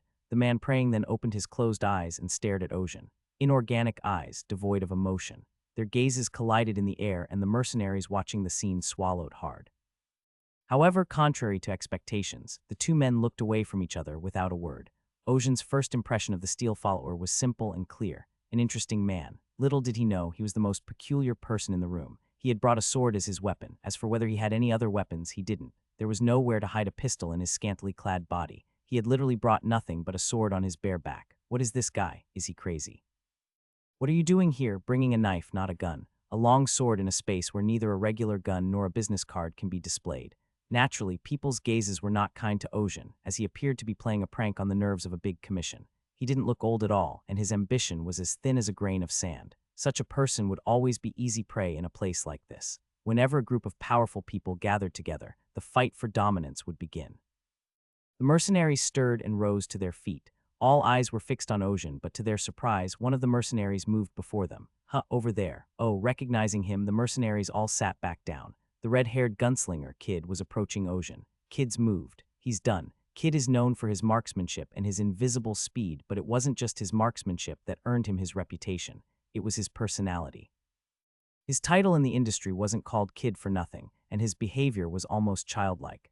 A child's cruelty can sometimes make even adults cringe. Kid's reputation was built on that childlike cruelty. For him, there was no such thing as moderation in anything he did. Kid approached Ocean with a shuffling gait and called out to him. Hey, big brother, first time here, The gazes of the 40 or so people in the room naturally turned to the two.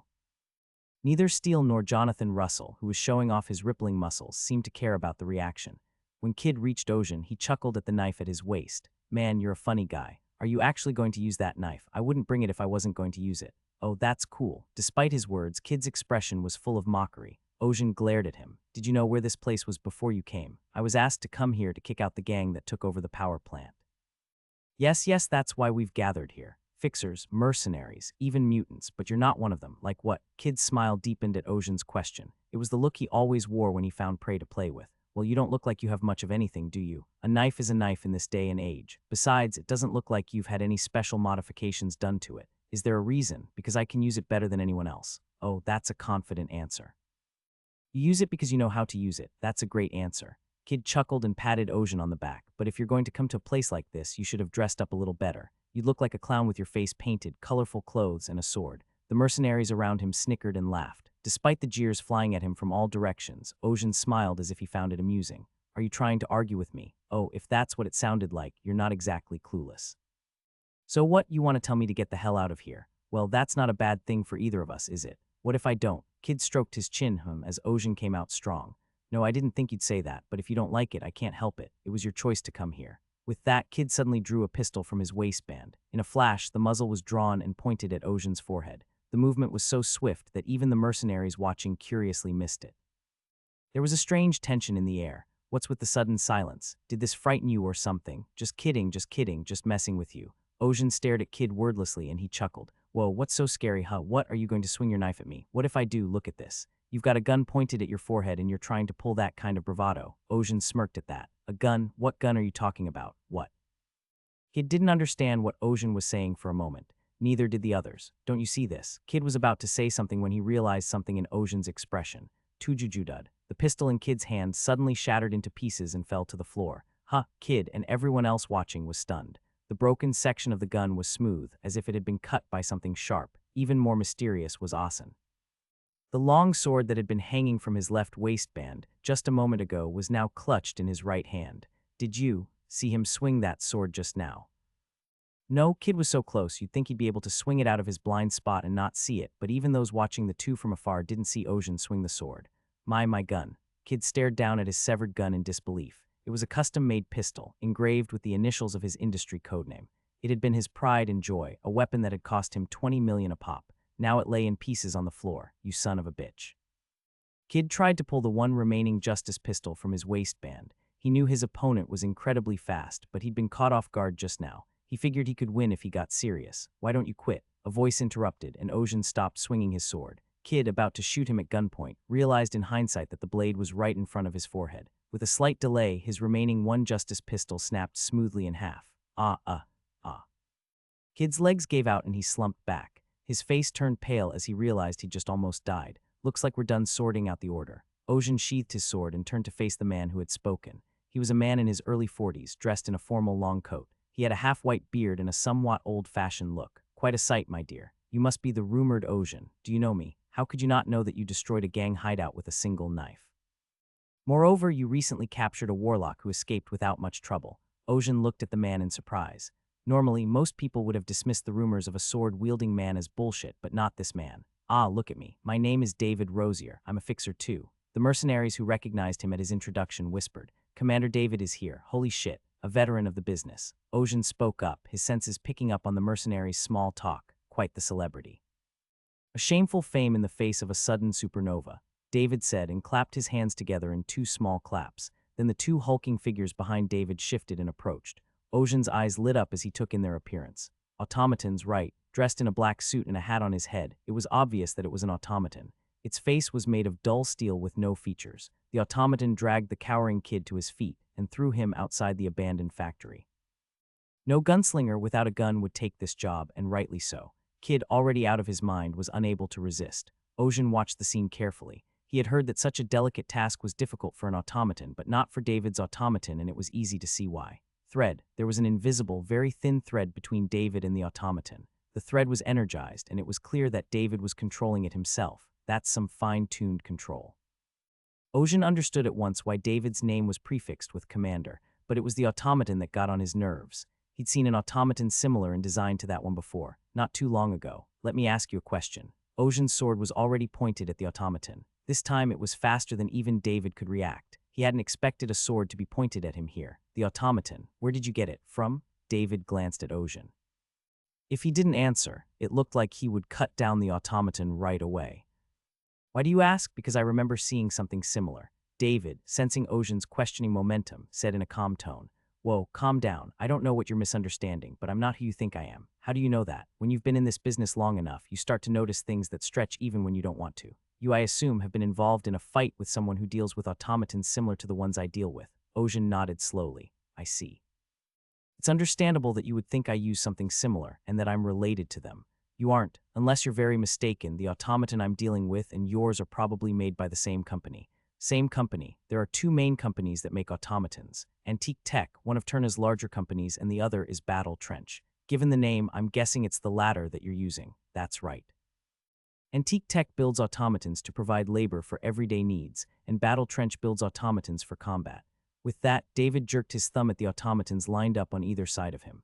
These two are Ronald and Reginald. They're grade 2 automatons from the Battle Trench Company, and they're pretty expensive. I see. Naturally, Battle Trench makes a lot of big, strong guys like these, and I'm guessing that the guy who fought you was also made by Battle Trench.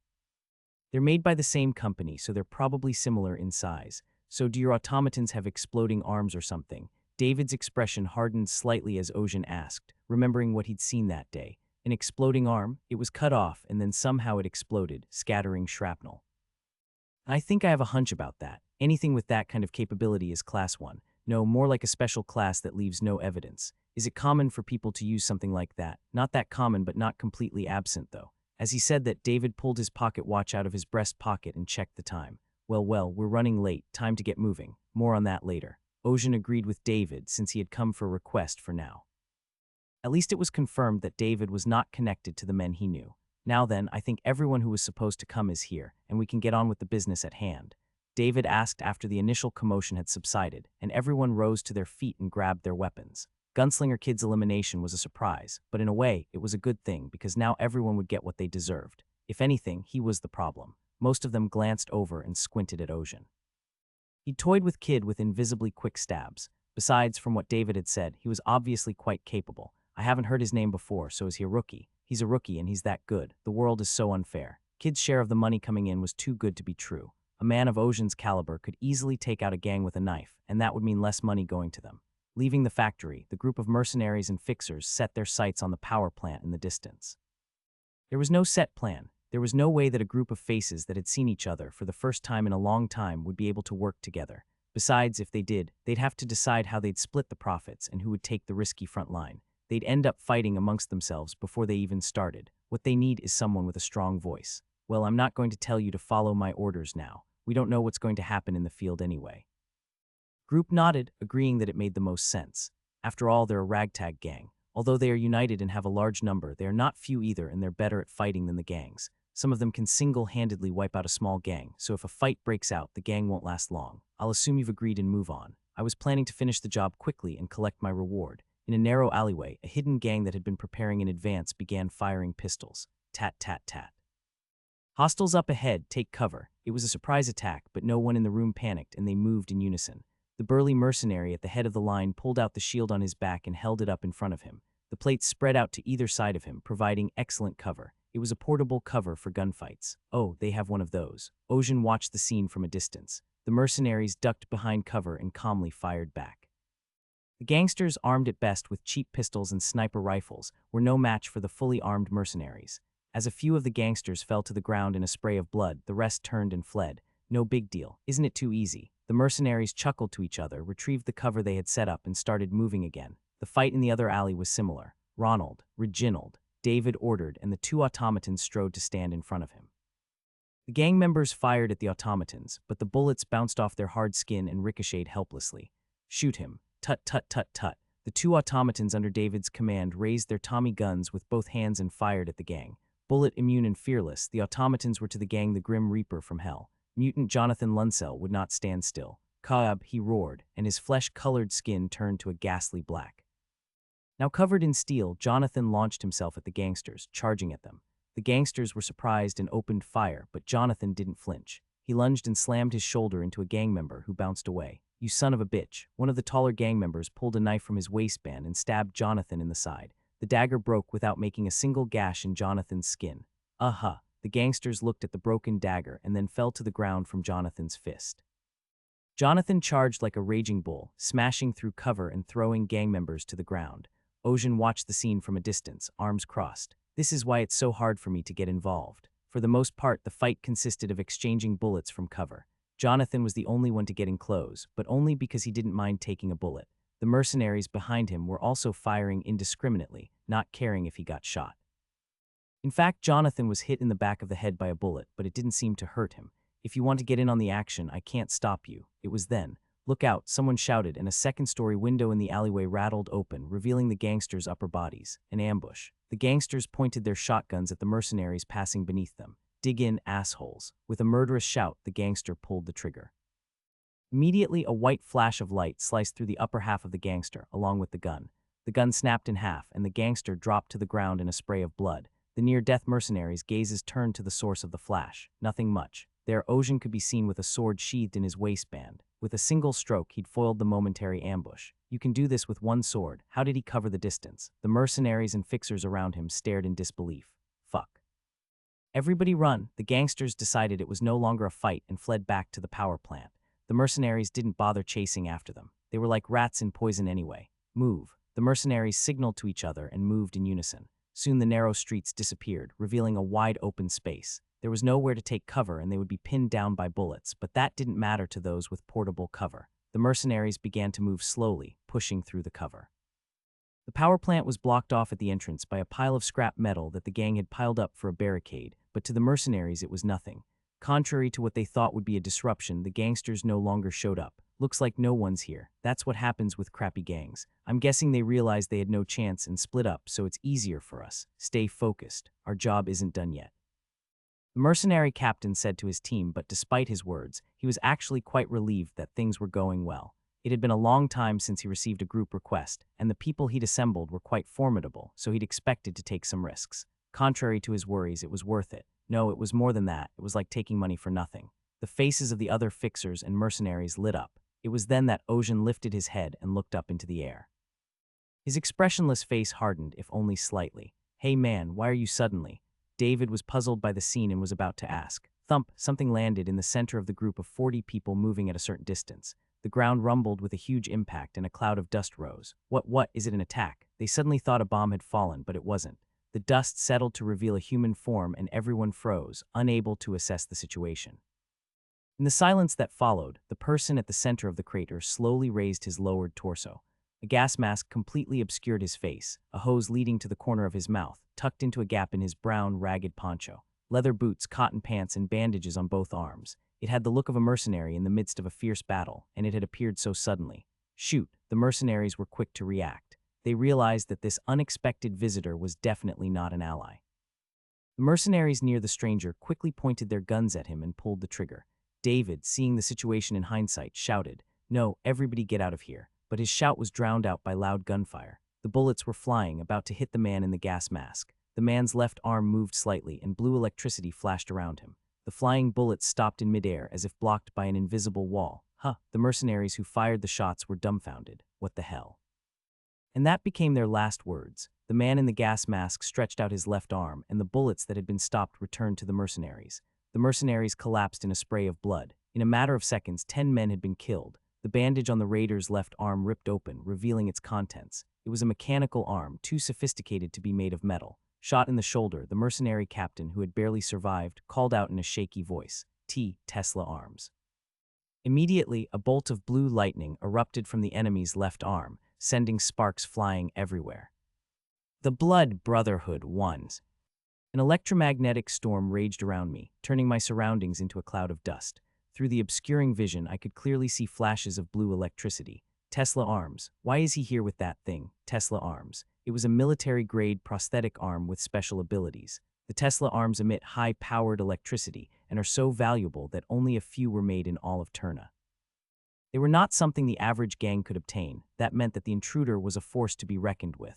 The mercenaries and fixers couldn't understand why this man had suddenly appeared. Get the fuck out of the way. Back off. Run if you want to live. The mercenaries, who had been calm in the face of crisis, panicked. The only ones who seemed to be in control were the fixers, who had earned a reputation for themselves.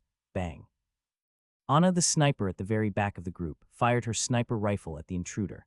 Her vision was obscured by a cloud of dust, but her bullet seemed to care not a whit for it, hitting the infiltrator squarely in the forehead. Zing, that's when it reacted. It held out its Tesla arms, just as it had when it first appeared, and a powerful magnetic field erupted, immobilizing the bullet in midair. Tsuup. A red glow flashed from behind the round goggles of its gas mask. It curved like a crescent moon, as if mocking Anna. Ping. Immediately afterward, the bullet locked in midair turned back toward Anna. Anna's eyes widened as she watched the sequence of actions through the scope. But as a sniper, she didn't have the maneuvering power to dodge the bullets flying at her. She squeezed her eyes shut and sparks flew with a crack. When she opened her eyes, she saw Ocean's back, sword in hand. Stay back. A bullet, neatly cut in half, lay near Ocean. She recognized it as a large caliber bullet from her sniper rifle. Now, Ocean had sliced through the flying bullet with his sword. After a moment's stunned silence, Ocean lunged at the enemy. He had gotten within striking distance of the intruder in a matter of seconds. What the hell is this? Keying. However, the moment the intruder brought out his Tesla arms again, Ocean's sword strike was stopped in midair. No matter how fast a swordsman is, the sword he swings is still metal. As long as it was affected by magnetism, it could never reach him. Using a sword, how ridiculous. The intruder who had been watching Ocean closely commented. He was impressed by Ocean's use of the sword as a weapon. I don't know if you're stupid or brave, but trying to swing a sword at me is. You talk a lot. Ocean said that and put more power in his arm. The muscles in his entire body surged with power, and the sword that had been blocked by the invisible wall slowly moved forward. What? The intruder's eyes widened beneath his gas mask as he saw the sword slowly approaching. He used a powerful magnetic force that could stop even a flying bullet in midair, but Ocean pushed through with pure physical force.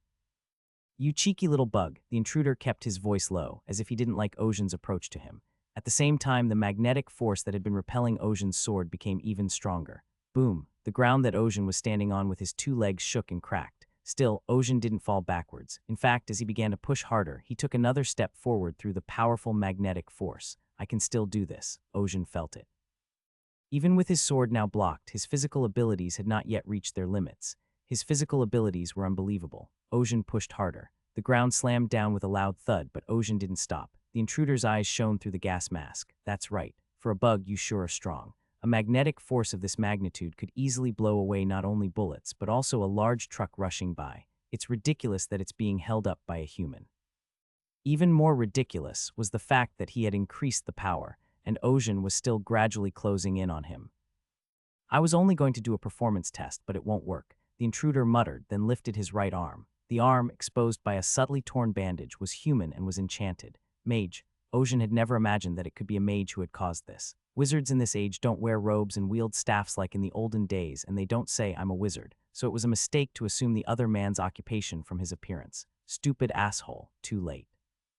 The intruder held out his right arm toward Ocean. The violet-colored power circled above Ocean's head like an angelic ring. Then, with tremendous pressure, it crushed Ocean's body. Boom! The 3-star gravity magic gravity press was activated. A gravity magic that surged gravity within a certain range. This was unpleasant news for Ocean, who had been battling with the magnetic force. The power that had been slowly gaining the upper hand was now equalized. Ocean's legs dug into the ground ankle deep, and his muscles began to strain, albeit slowly. This is too much for pure physical strength. As Ocean's first sense of crisis took hold and he thought to himself, the intruder's thoughts were even more absurd. He's taking in the power of the Tesla arms and using his body to withstand the gravity press at the same time. The gravity press is a dangerous spell that can crush a bare human body like a squeezer, but Ocean was able to withstand it under extreme conditions.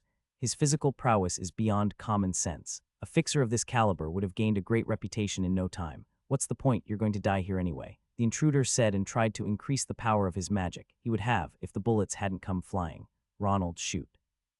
At Commander David's command, the two automatons fired their Tommy guns.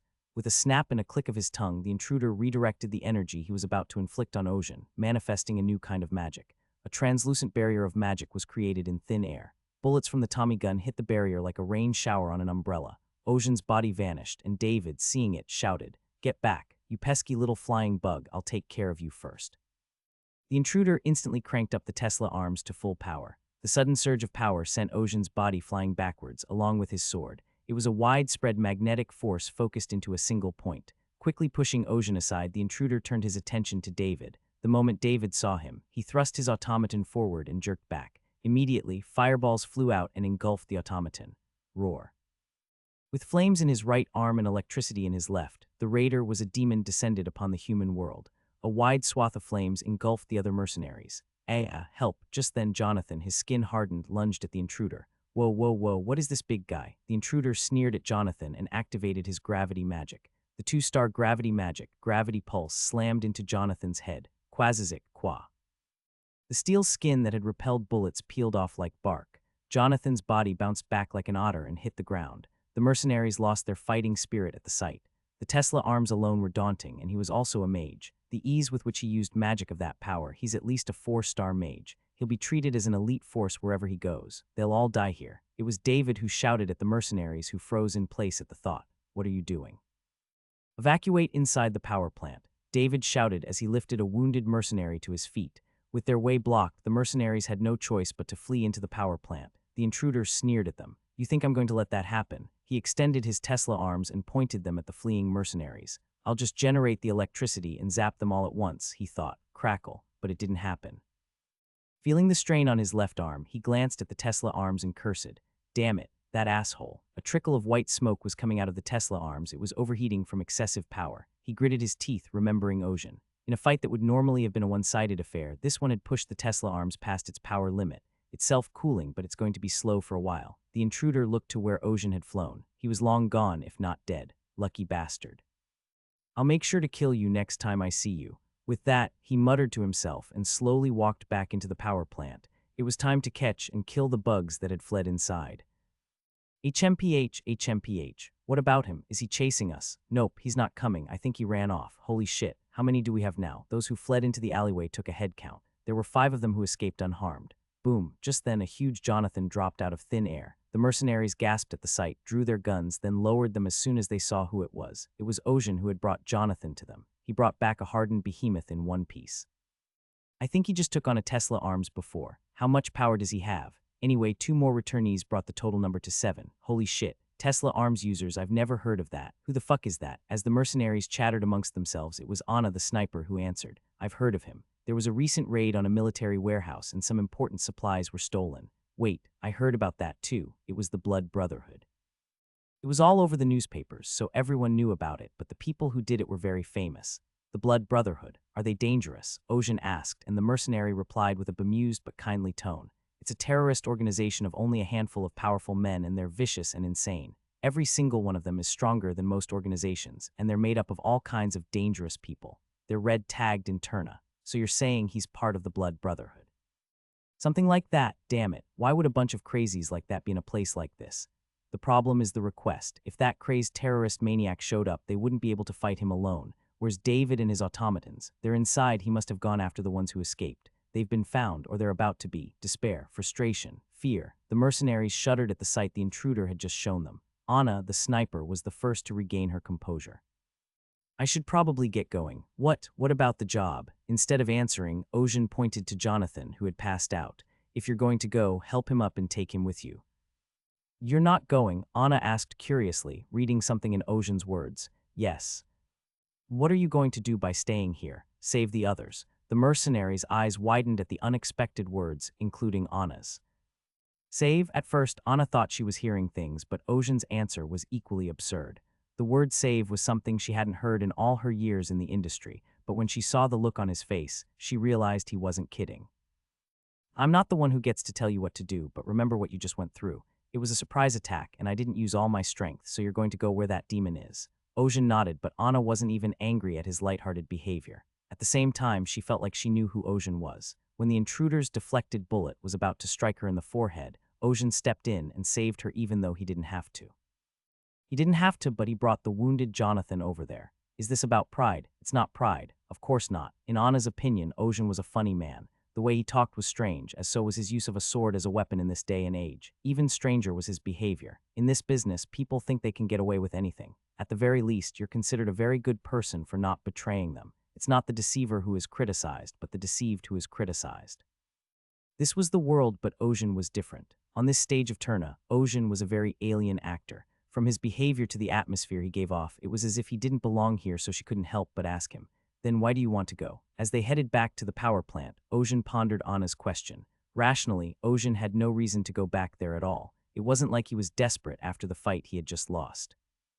It wasn't that he was deliberately trying to build up his karma by fighting, but that wasn't the decisive reason.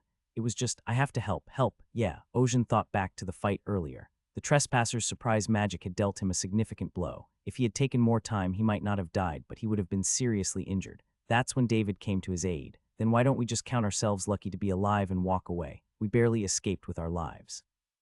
David's help is no reason to save him. You can't give him recognition and expect it back, and you can't regret it. This bleak world has always been that way, but Ojin saw David tending to the wounded while everyone else abandoned their colleagues to save themselves.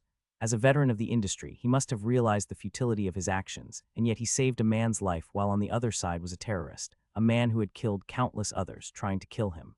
That's not honorable. Ojin strode toward the power plant. Anna and the other survivors stared after him, speechless. Is everyone okay? The inside of the power plant was dark and silent without a single light. David, who had managed to escape, asked as he checked his surroundings, but there was no answer. There were a few survivors, but their hearts had long since broken. David pursed his lips to speak, then gave up. It's understandable. They didn't really run away and were trapped here. Inside the power plant, it was quiet. There was no sign of the gangs taking up residence. From the beginning, the gangs had been nothing more than bait to gather 40 mercenaries and fixers, to test the Tesla arms' capabilities, perhaps. Blood Brotherhood. Among them, there is only one that uses fire and gravity magic. Daver of the Flames. Despite being a mage, he was known for his fierce temper and cruelty without mercy. He is characterized as a madman who will always burn his opponents to death. Although he is low in the Blood Brotherhood in terms of power, his radical methods make him one to avoid. What a shame to face him in a place like this. We were out of luck and outgunned. There were rumors of a recent looting of military supplies, but I can't believe it was Tesla arms. Daver had lost an arm in a mysterious incident in the past and used a prosthetic to replace it, but the rumors didn't mention him using Tesla arms. The sudden appearance of this man, the fact that he was wearing Tesla arms, and the fact that his compound had recently been raided. Putting it all together, David realized that the Brotherhood had taken the Tesla arms and implanted it in Daver. Can we get away? David thought hard, but nothing came to mind. He knows that Daver is planning to corner them and hunt them down slowly. They'd been forced into the power plant, but this was his lair after all. If we can't run, we have to fight. David looked at the demoralized mercenaries and shook his head. Even my automaton is broken. Ronald and Reginald were his favorite automatons, but they couldn't withstand Daver's fire magic. However, David wasn't the type to take the fight into his own hands. The only one who can still fight is that steel follower over there. David let out a self-deprecating laugh as he watched the middle-aged man sit still and meditate. There's no way that a full-bodied, steel-armored meta-human could stand a chance against Tesla arms. He knew that, and that's why he didn't challenge Daver. Even without the Tesla arms, he's a mage who could wipe us all out. And now he's got the Tesla arms. Their chances of winning a fight are virtually zero. The only way they would have a chance is if they receive reinforcements. There would be people who had escaped unharmed, and if they could contact the city of Turna and get an enforcer, it was possible. The Blood Brotherhood are designated terrorists by the city of Turna, and there's a bounty on their heads. No backup. David scoffed at his own thoughts. That's not what people on the run would do. They'd just be glad to be alive and move on, but David didn't blame them. Me too. Commander, puppeteer. He'd been labeled quite a few things. He was a veteran fixer who had made a name for himself in the industry, but that too was coming to an end. He wasn't sad or sorry. Ever since he started walking through this field of blades, he knew this was coming. He had prepared himself long ago. Still, I can't just let it happen.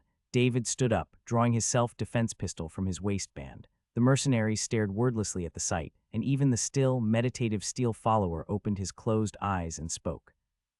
What are you going to do? Fight, you'll die. I know, but if I were to die silently, wouldn't I be so bitter that I wouldn't even be able to close my eyes properly? David's words were not bravado, but sincerity. The mercenaries dropped their tongues at the sight of him. They hadn't been listening to the veteran for nothing. Maybe he'd survived this long because he had that kind of mental toughness. I'll fight. With that, the steel follower rose to his feet. Will you be okay? If it's a foregone conclusion, I'll just try to stall for as long as I can. Steel follower was the strongest man in the room, but he was a bad match for Daver, who wore the Tesla arms. With more than half his body made of metal, he's susceptible to magnetism. Still, he was willing to fight alongside David. This thing is so strong, I can't handle it, so what are we going to do about the others? David asked, and the mercenaries fell silent. Then someone jumped to his feet. Yeah, let's go all the way, he said. How long do we have to live? The other mercenaries' spirits soared at his courageous words. Even in the ashes, the embers were still alive. In the slowly heating atmosphere, David spoke up. All right then, let's give it one last try. The mercenaries all stared at him. Let's show the low life that we have teeth to bite. The worms are hiding very tightly indeed. In the power plant with no light, Daver muttered to himself as he looked around. With giant pipes everywhere and all kinds of metal, there were only so many places a person could hide, but it didn't matter. There was no way to escape, and even if they hid, there was a way to find them from here. Daver immediately focused his mind and drew mana from his body. The mana spread out in all directions in a rippling pattern centered on him. Color magic. With this, the mercenaries would never escape his grasp. Daver immediately used the colors to locate his enemies. Then he smirked. Quagwagwang. An explosion erupted above his head, bringing down a massive structure. The trap he'd set had been activated. Funny, Daver lifted his right arm and cast a spell. A solid barrier of magic formed, blocking the falling structure. Now, shoot! Simultaneously, the ambushers fired in unison. Sparks flew in the darkness, and the pungent odor of gunpowder spread. Some of the mercenaries threw down all the explosives they were carrying. It was enough firepower to turn even an armored vehicle into a rag, but through it all, Daver remained unharmed. Is the joke over? The mercenaries' faces contorted in despair as Daver sneered at them through his gas mask. I've watched you squirm and squirm and squirm, but you're still bugs. As Daver summoned his magic again, David shouted, "Get back, ta-ta-ta-ta-tang." With that, David spat out all the bullets from his self-defense pistol. Still sprawled out on the magic barrier, David's uncanny shot struck 5 times in the exact same place. It was enough to shatter the frail gold, but not enough to breach the barrier. However, Daver's pride was slightly wounded by the flaw in his barrier, and he became furious. "You worm, I'll kill you in the most painful way possible." Zap! A bolt of electricity from Daver grazed David's right shoulder. David gritted his teeth as the pain ripped through his skin along with his coat. Wordlessly, he discarded the now empty pistol and drew a military dagger from his waistband. If he didn't have bullets, he'd use this crappy dagger. His burning eyes clearly said so. "Ha, you son of a bitch." It bothered him that David didn't give up in this situation. "I'll see if you can keep that attitude while your whole body is burned." Just as Daver was about to unleash his fire magic, something caught in the flurry of color. What is it? Something was coming, and it was coming fast. Daver's judgment was quick. He immediately dispersed the magic in his right hand and instead increased the power of his Tesla arms to generate a magnetic force. It was almost instinctive. Keeling, the sharp tip of a sword was locked in midair, 10 centimeters away from the gas mask. Through the chilling sight, Daver looked up to see the man thrusting the blade at him. "You," the black-haired young man spoke in a solemn voice, "I have come to end the fight." Daver was dumbfounded by Ocean's words. What was this madman saying? Finish, finish. Daver resented Ocean's demeanor, as if he were looking down on him. Who the hell does this bug think he is to tell me whether I can finish or not? He turned up the power of his left arm's Tesla arms. A faint glow began to emanate from the metal arm with graceful curves that seemed to mimic a human arm. Ocean prepared to wrestle with the magnetic field that repelled the sword. Ping. At that moment, the flow of power in the air took on a subtle, yet different air current. Instead of spreading out in a vast expanse of power, it was concentrated into a single point. The judgment was quick, and the movement was even quicker as Ocean flung himself to the side. Pow! Immediately afterward, a giant hole tore through the steel structure behind him. David watched in disbelief. He narrowed the range of the magnetic force as much as possible and increased its power to the extreme. The Tesla arms were rumored to be the stuff of legend. It was a conglomeration of science and technology, with the addition of etheric water to martial arts. However, the actual performance of the Tesla arms was underestimated by the world. In addition to generating powerful electricity, it also manipulates magnetic fields, and its range and power can be adjusted. For someone who normally uses guns and gunpowder, this would be a disaster, but Ocean is even more incredible than that. This time, instead of using force to repel the magnetic field aimed at him, he responded with evasion. The move was clearly the right one since the narrowed range had increased its power, and if he'd tried to fight it as before, he would have been pushed back. How did he dodge? Every time Daver throws out his arms, Ocean sees it coming and ducks like a ghost. It wasn't that Daver was slow. The speed with which he activated the Tesla arms was such that even David, a longtime battlefield veteran, could barely keep up, and yet Ocean was dodging it all. It was an unbelievable move. Quagwagwang. Explosions erupted everywhere, shattering metal structures and scattering shrapnel. But none of Daver's attacks touched Ocean, not even on the hairs on his back. So it turns out you're not a bug, but a minnow. With that taunt, Daver let out an irritated sigh. He'd planned to send him flying with the first blow, then follow it up with a second to kill him, but somehow Ocean had managed to dodge the first blow. He'd been pushing from the front all this time. It wasn't just strength. There was also intuition, or perhaps animal instinct, and he's getting faster. Ocean's movements had been easy to follow at first, but as time went on, he had become harder to follow. He's not getting faster from fighting, he's slowly adjusting to his power. Daver had a temper of fire, but as a mage, he also possessed a cool intelligence. He must change his methods. As he continued to target Ocean with his Tesla arms, Daver energized his right arm. Boom, the dark interior of the power plant instantly turned scarlet. He swung his right arm and a fan of flames shot toward Ocean. I wonder if I can dodge this. Ocean ducked behind a massive steel structure. Immediately, a huge tidal wave of flames engulfed the structure. The metal burned bright red in the searing heat. Unable to withstand the melting point, it melted around the edges. It was fortunate that the attack was widespread and not concentrated, or the structure would have melted together. With that judgment, Ocean moved quickly from cover. A giant hole had been blown through the center of the half-melted steel structure. This was the target of Daver's magnetic pulse. Ocean didn't stop moving, gathering his thoughts. It's not good to fight from the front. First, he tested the power of his opponent's Tesla arms in a power struggle. He decided that pure physical strength could not overcome the power of the Tesla arms. If he applies a wide range of magnetic power, I will be able to push forward by giving strength to the sword. But if he narrows the range and increases the output, it will be difficult to withstand it. Because the other party also knew this, they refrained from using their magnetic power indiscriminately and focused their efforts on this. How to deal with it then? Luckily, Ocean had a body with tremendous physical strength. Despite being outgunned, this body's strength wasn't just strength, it's a battle of speed. The odds were stacked against Ocean. All he had was a sword. He may be physically superior, but his opponent is far more vicious than that. Tesla Arms, with its absolute dominance over metal, was Ocean's natural enemy. Daver even wields magic. The currently observed magic deals with fire and gravity, and its power is such that even a 4-star magic can be easily used. This puts him in the mid-range or higher of the bosses he fought in the past, and to take him on with basic equipment, or even less than that.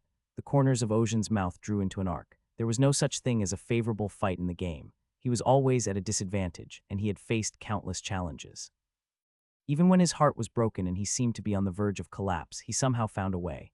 That's how he defeated his enemies and won. He's done this for a long time, for a very long time. A few swipes with a sword against bullets in sight and an easy push with more strength than others. Can he really call what he's been doing lately a fight? This is what fighting is. Hearing Ocean's muttering, Daver's eyes narrowed in anger. The red glow inside his gas mask exploded. A fight, did you say fight? D. A surge of magic began to spread around him, fueled by his rage. The mercenary, David, and the steel follower stepped back as they watched in horror. With Daver distracted by Ocean, this was their only chance to escape. Ocean. David turned to Ocean as he retreated. At that moment, their gazes met. Ocean flashed him a wry grin, and then he was gone again, a shimmering speck in the distance. David saw the smile and shook his head, not going to make it. He steeled himself and focused on escaping the power plant. The darkened interior of the power plant was illuminated. It wasn't because someone had restored the missing power. The power plant was bathed in bright light, caused by a single entity. The bugs are all fleeing. Daver, a crimson flame on his right arm and a blue current on his left, glared at Ocean.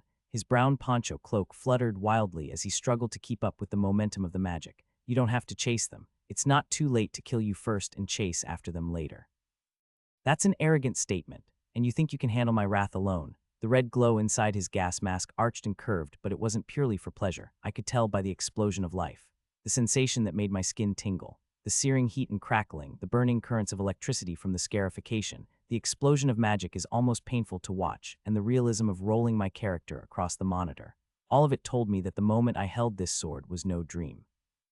Daver fired the power in his arms at Ocean, and the colors of red and blue flew rapidly toward him. Ocean tried to dodge it, but a purple ring overhead made him change his mind. Gravity magic. Daver cast a wide area of gravity around it in case he dodged. It wouldn't kill Ocean, but it would keep him from moving quickly. Ocean tightened his grip on the hilt of his sword, ready to swing, and Daver burst out laughing. You're crazy. What are you going to do with that? Whether Daver laughed or not, Ocean was the first to see the incoming blue lightning bolt. It was too late to dodge, but there was nothing he could do to stop it. Then I'll just have to take it.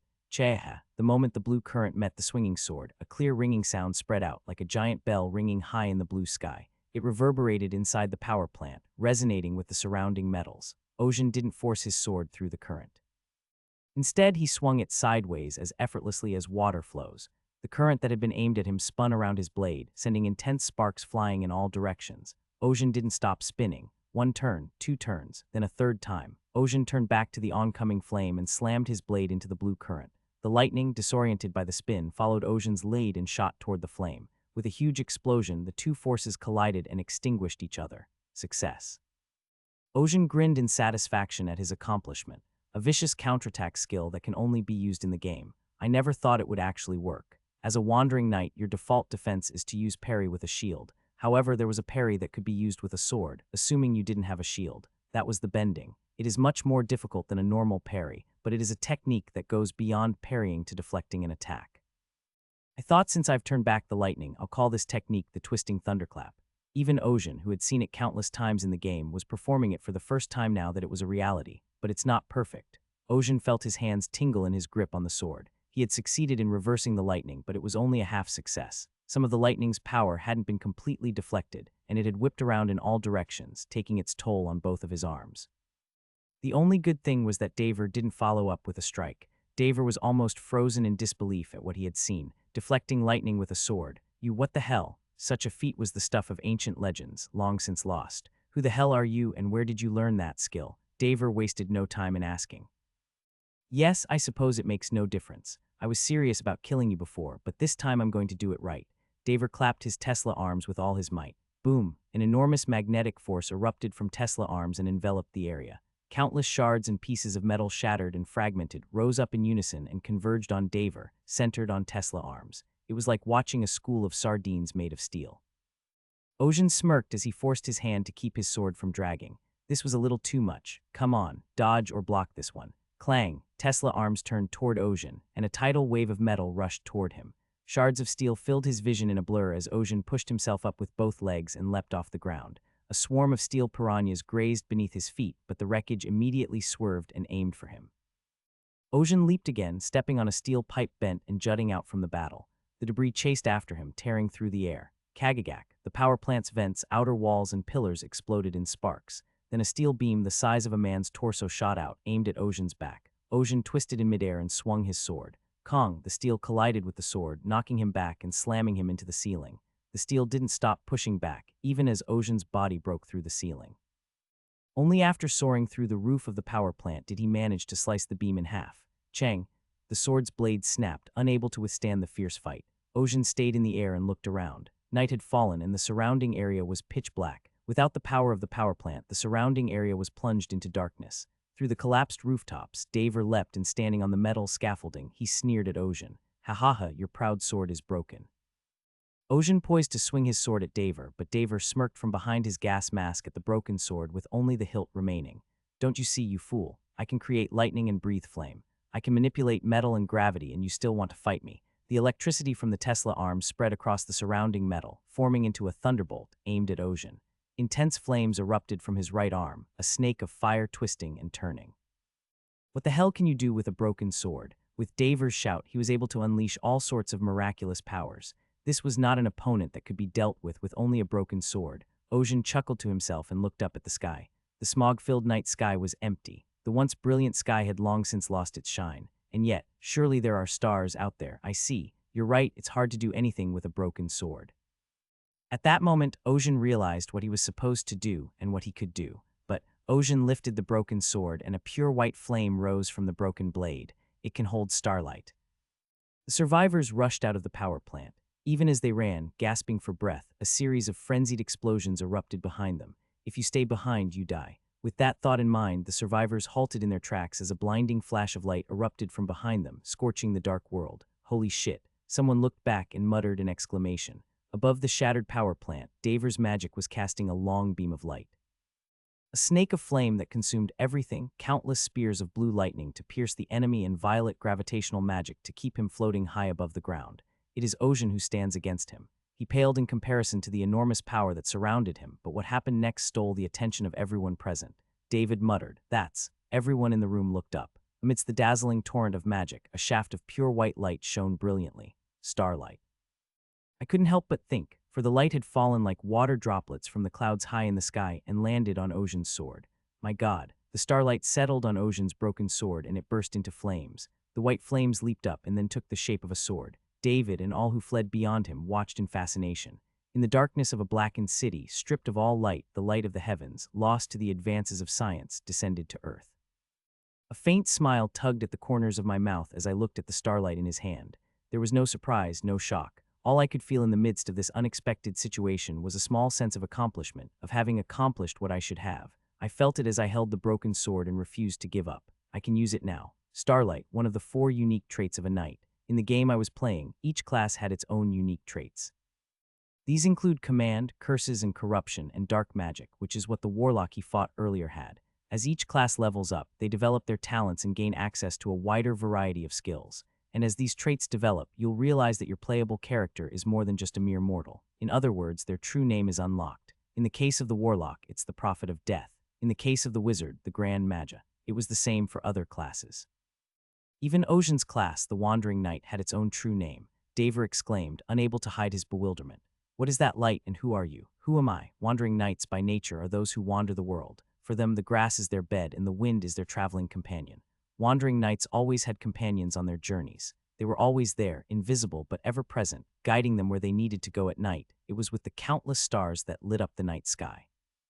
They followed the sky and traveled the world. I am the knight of the sky. Yes, the stars in the sky are the wandering knight's friends and guideposts. I am the man who will kill you, here and now. Such was the power they wielded.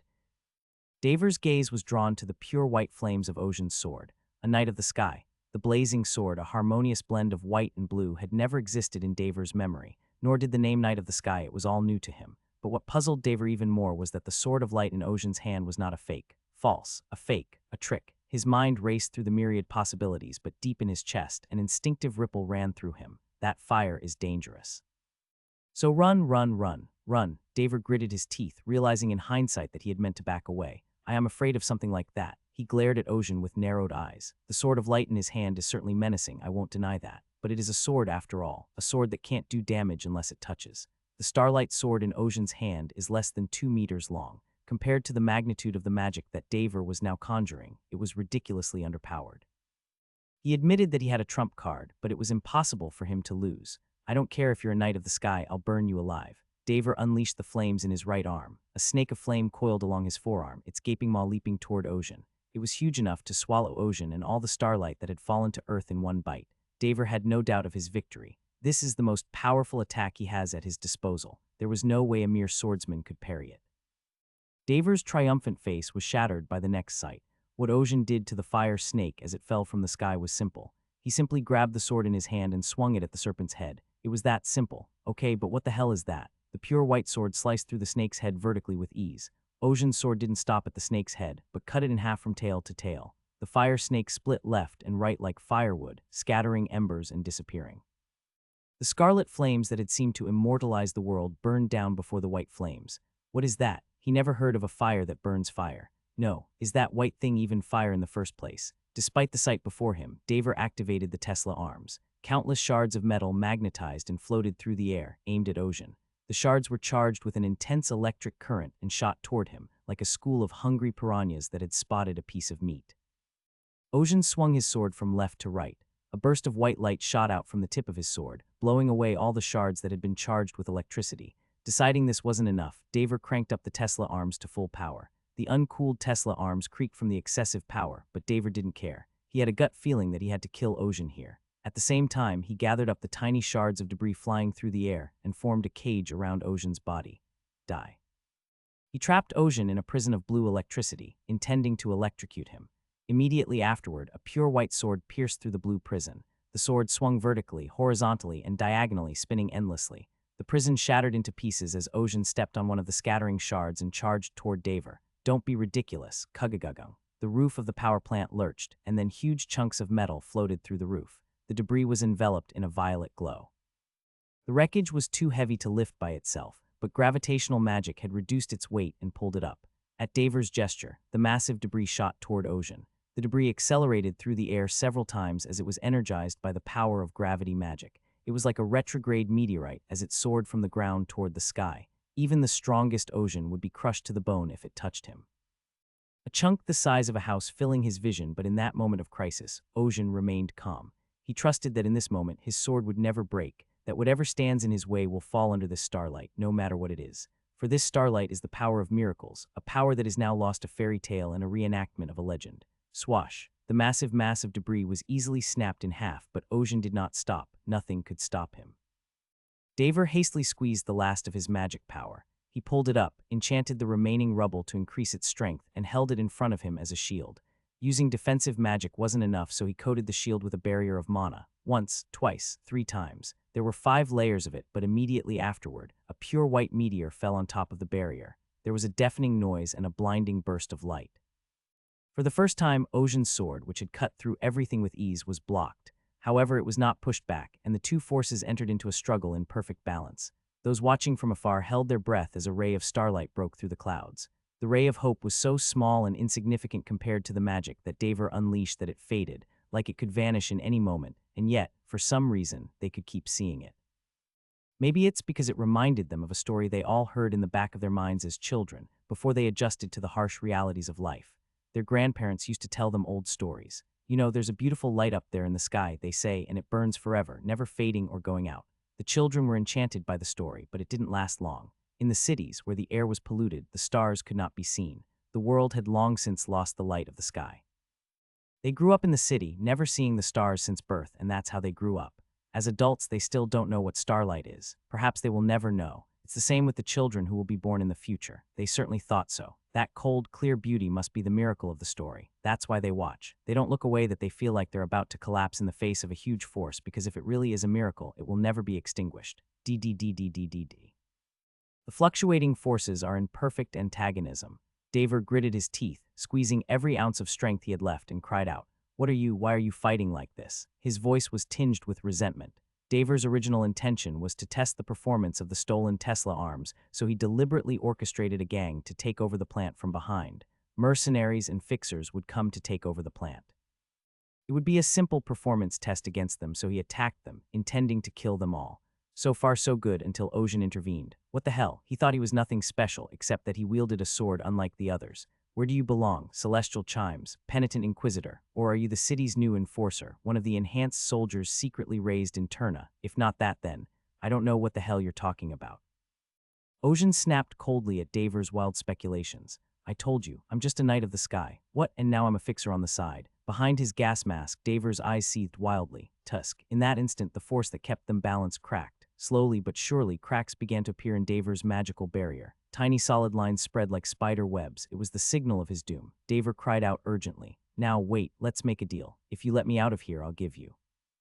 I told you I'm a fixer. Ocean cut him off sharply. A fixer whose lifeblood is trust would never take on a new case in the middle of a present one.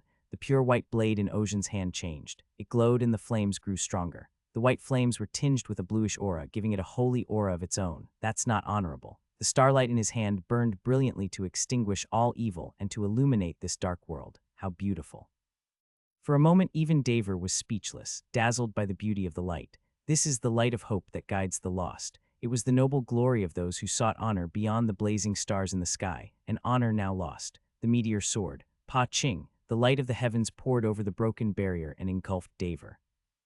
Landing on the ground, Ocean looked up. The ceiling of the power plant had huge scars, as if it had been cut with a huge sword. He could see the smog-filled night sky above the gaping hole. A little too much. Ocean scratched his cheek. Even with the gangs out of the way and the blackness, it wasn't exactly the kind of sight his clients would appreciate. The only good news was that the core of the plant was still intact. Even with that in mind, it's going to take a lot of work to fill in that giant hole.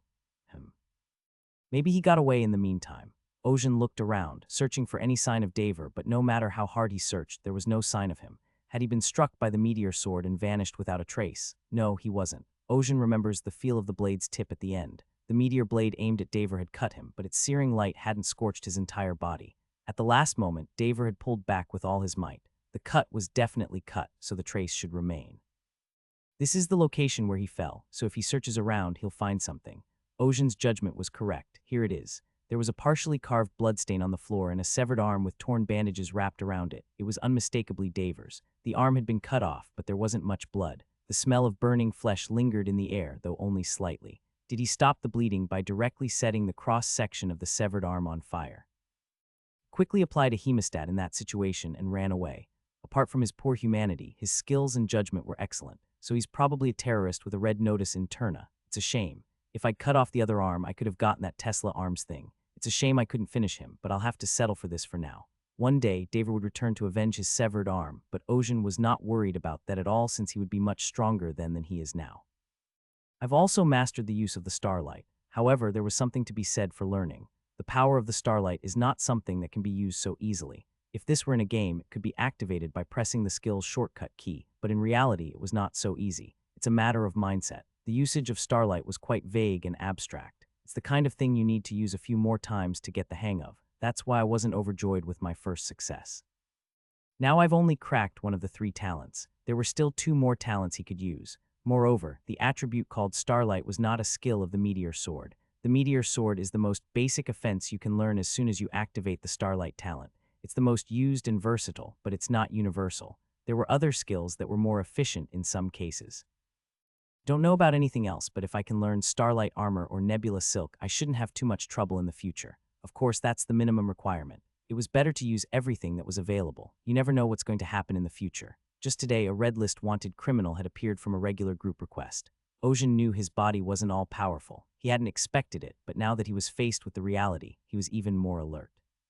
I'll have to be more careful. With that thought, Ocean stepped out of the power plant. It was still dark around him, but he could easily see the people waiting for him outside the power plant. With them all huddled together like that, it was hard not to notice them. Has everyone gone back? Ocean asked, but no one answered. The mercenaries were still reeling from the realization that they'd pulled off this mission. It was David who finally spoke up. Who the hell are you? What do you mean, that's? Didn't I tell you I'm a knight? At Ocean's answer, David made a confused face for a moment, then nodded.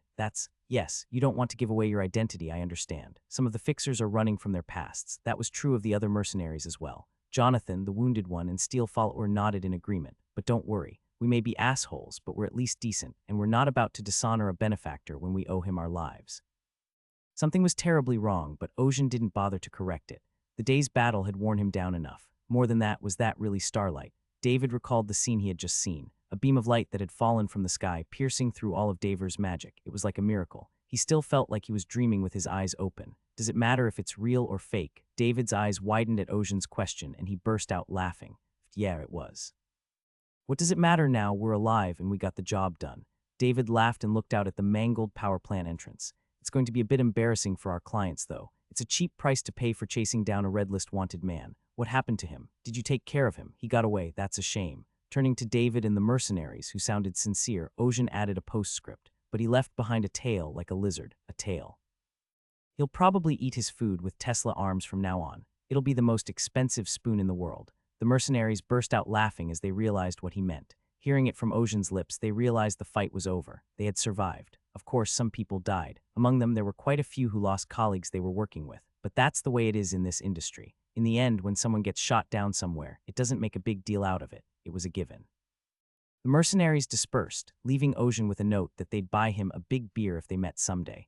Jonathan bowed his great bulk to Ocean as well, and the Iron Follower left without another word.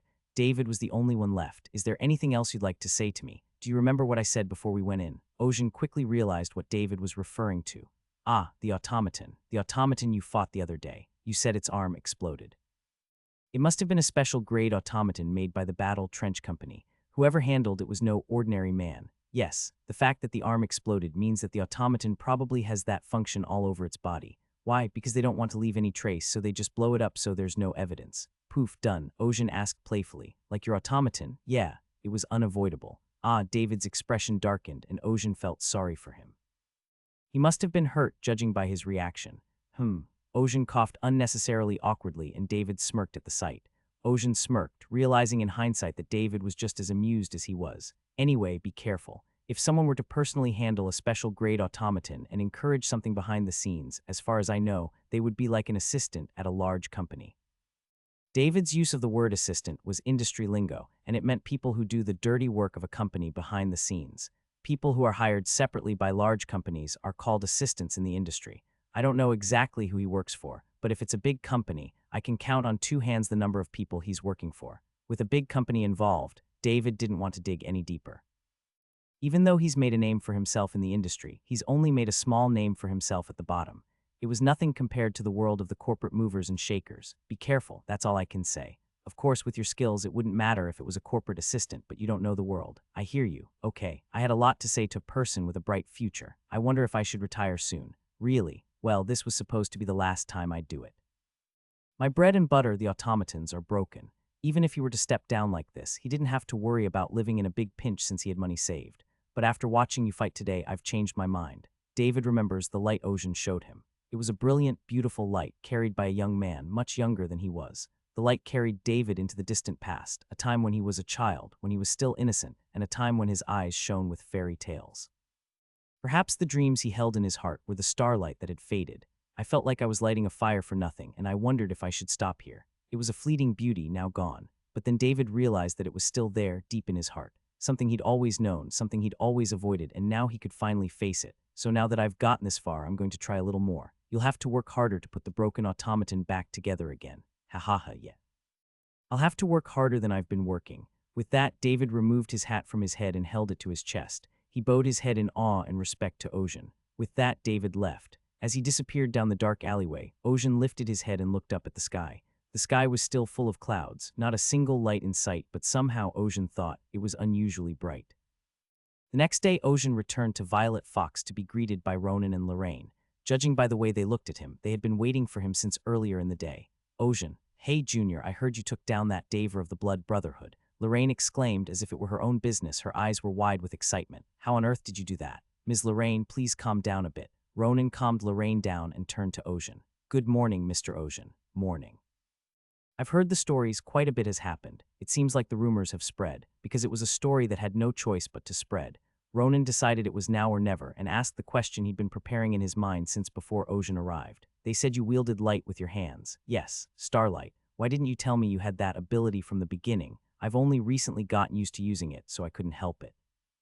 Ocean spoke truthfully, but Ronan didn't take it at face value. "I see. We'll leave it at that. It's true. That's also a theory related to the Nightits, the past, right? Of course I understand. Why is it that people don't believe him when he tells them the truth?" As Ocean was pondering this sequence of events, he heard a commotion from the second floor. He glances over to see what it is, and Ronan shakes his head in confusion. "By the way, Mr. Ocean, you haven't met with them yet. There's another fixer from our company in my office right now." "Huh." Ocean's eyes shone with curiosity. "Now that I think about it, Lorraine was the only fixer I ever met at Violet Fox. Actually, when asked if Lorraine was okay as a senior, she wasn't like that at all." "What, why?" Perhaps sensing Ocean's gaze, Lorraine overreacted. Ocean shook his head as if it was nothing and turned to Roland. "So do I have to say hello when we meet?" "Probably not necessary." Ronan smiled, a little embarrassed, but Ocean didn't ask why. It didn't take long to realize why, as a crashing sound was heard from the stairs on the second floor, and soon a person appeared through the stairs. "Is that you, the big new guy who just moved in?" His voice is deafeningly loud and feral. Ocean looked at the other person, seeing amber eyes staring back at him. He was a handsome young man with a fairly sturdy build. His skin was brown. It seemed to be a natural color, not tanned from years of living outdoors. His hair was darker than his skin, with a slight brownish tinge that distinguished him from the black-haired Ocean.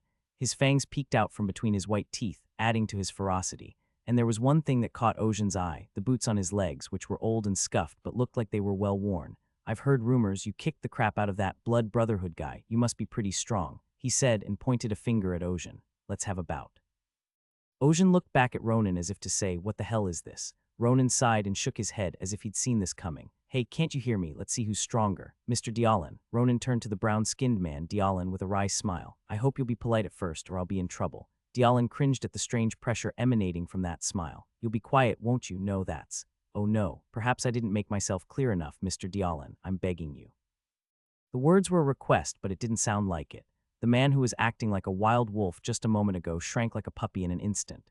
Talking, not threatening. As Ocean stared at the scene in disbelief, Lorraine explained further. "This is Dialin here, a fixer for Violet Fox and a pretty big name in the business. He got in here before me. He was your senior. Yeah, you don't think so, do you? Because as you can see, this guy's a total bully, and he never has a quiet day."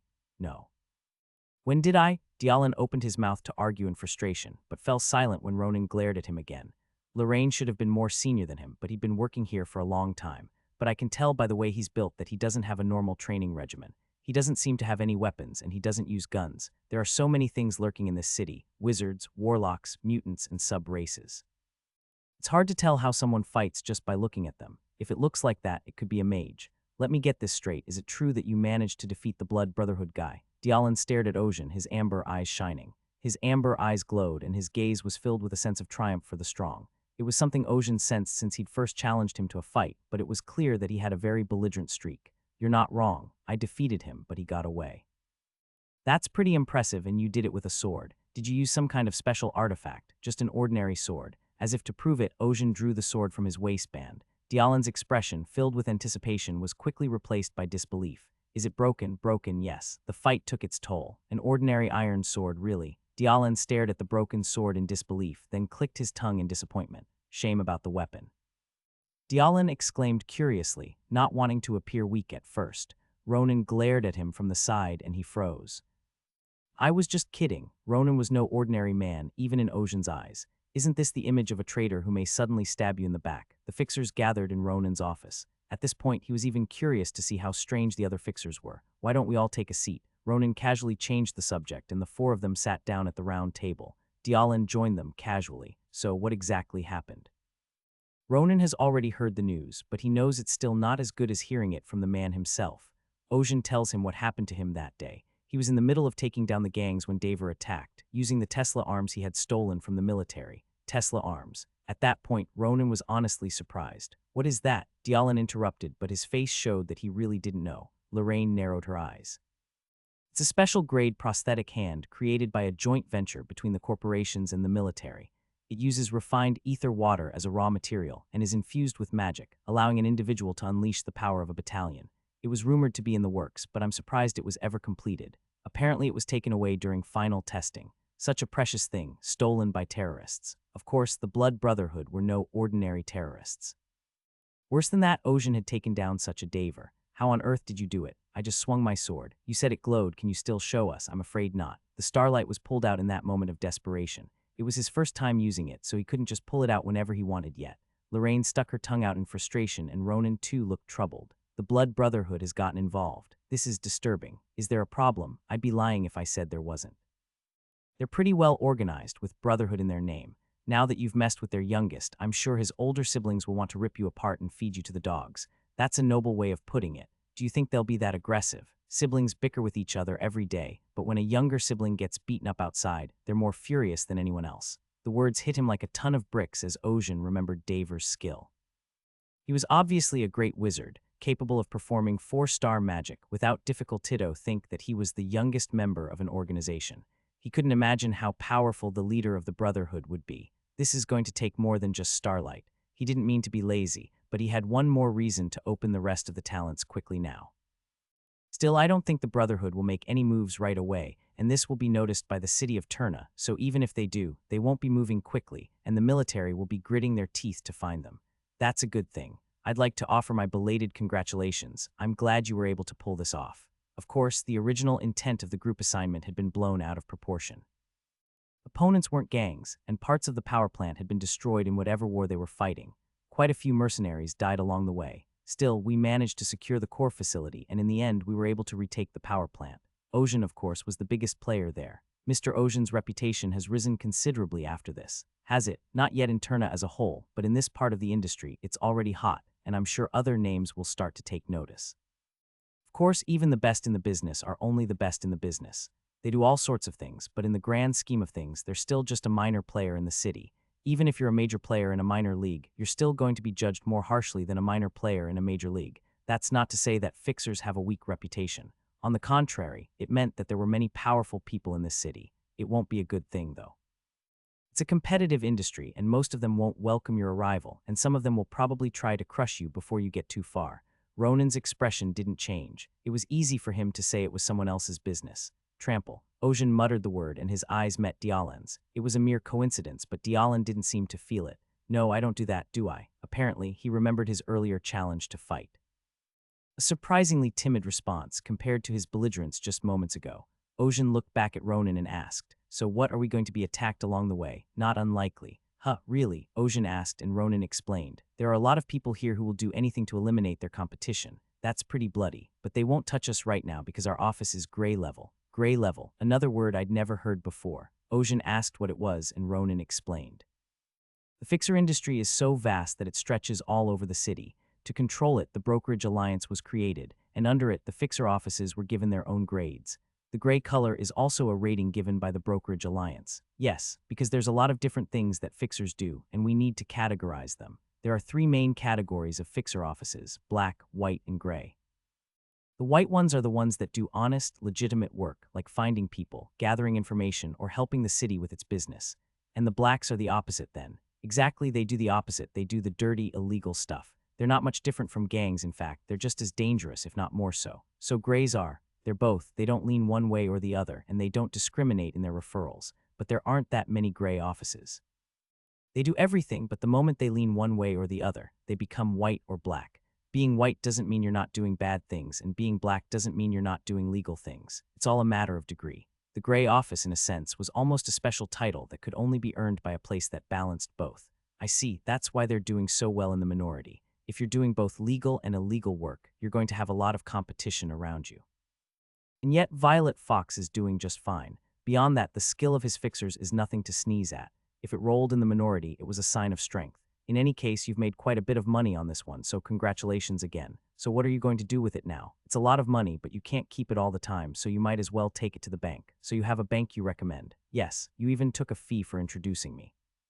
Ronan shrugged, but I had no intention of blaming him. In the first place, being a broker was a profession that made money through such things. First things first. Ocean patted the scabbard at his side. I need a new weapon. Ronan looked at Ocean's broken sword and nodded in approval. A new weapon. It certainly seems necessary. So I'm asking, do you know of any forges that specialize in swords? A forge that makes swords. Ronan stroked his chin, thinking, swords are made everywhere, but usually they're everyday knives, then industrial cutters, then daggers for firearms. Ronan glanced at Ocean's sword. He remembers the shape of it well. They don't usually make swords like yours, Mr. Ocean. If you asked them to, they'd make one, but you wouldn't expect it to perform as well. Ocean didn't ask why not. As far as he was concerned, no one in the world could make a longsword. Sure, they might be able to imitate it, but a sword doesn't perform the same just because it looks the same. The length of the sword, the center of gravity, the condition of the blade, and the strength of the iron, there were many things to consider. I'm sorry, I don't know what to say. As a collector of information, I don't deal in this sort of thing. Forget it. Ocean thought for a moment. Ronan was a broker, but in this business he was also an information merchant, a go-to source for information.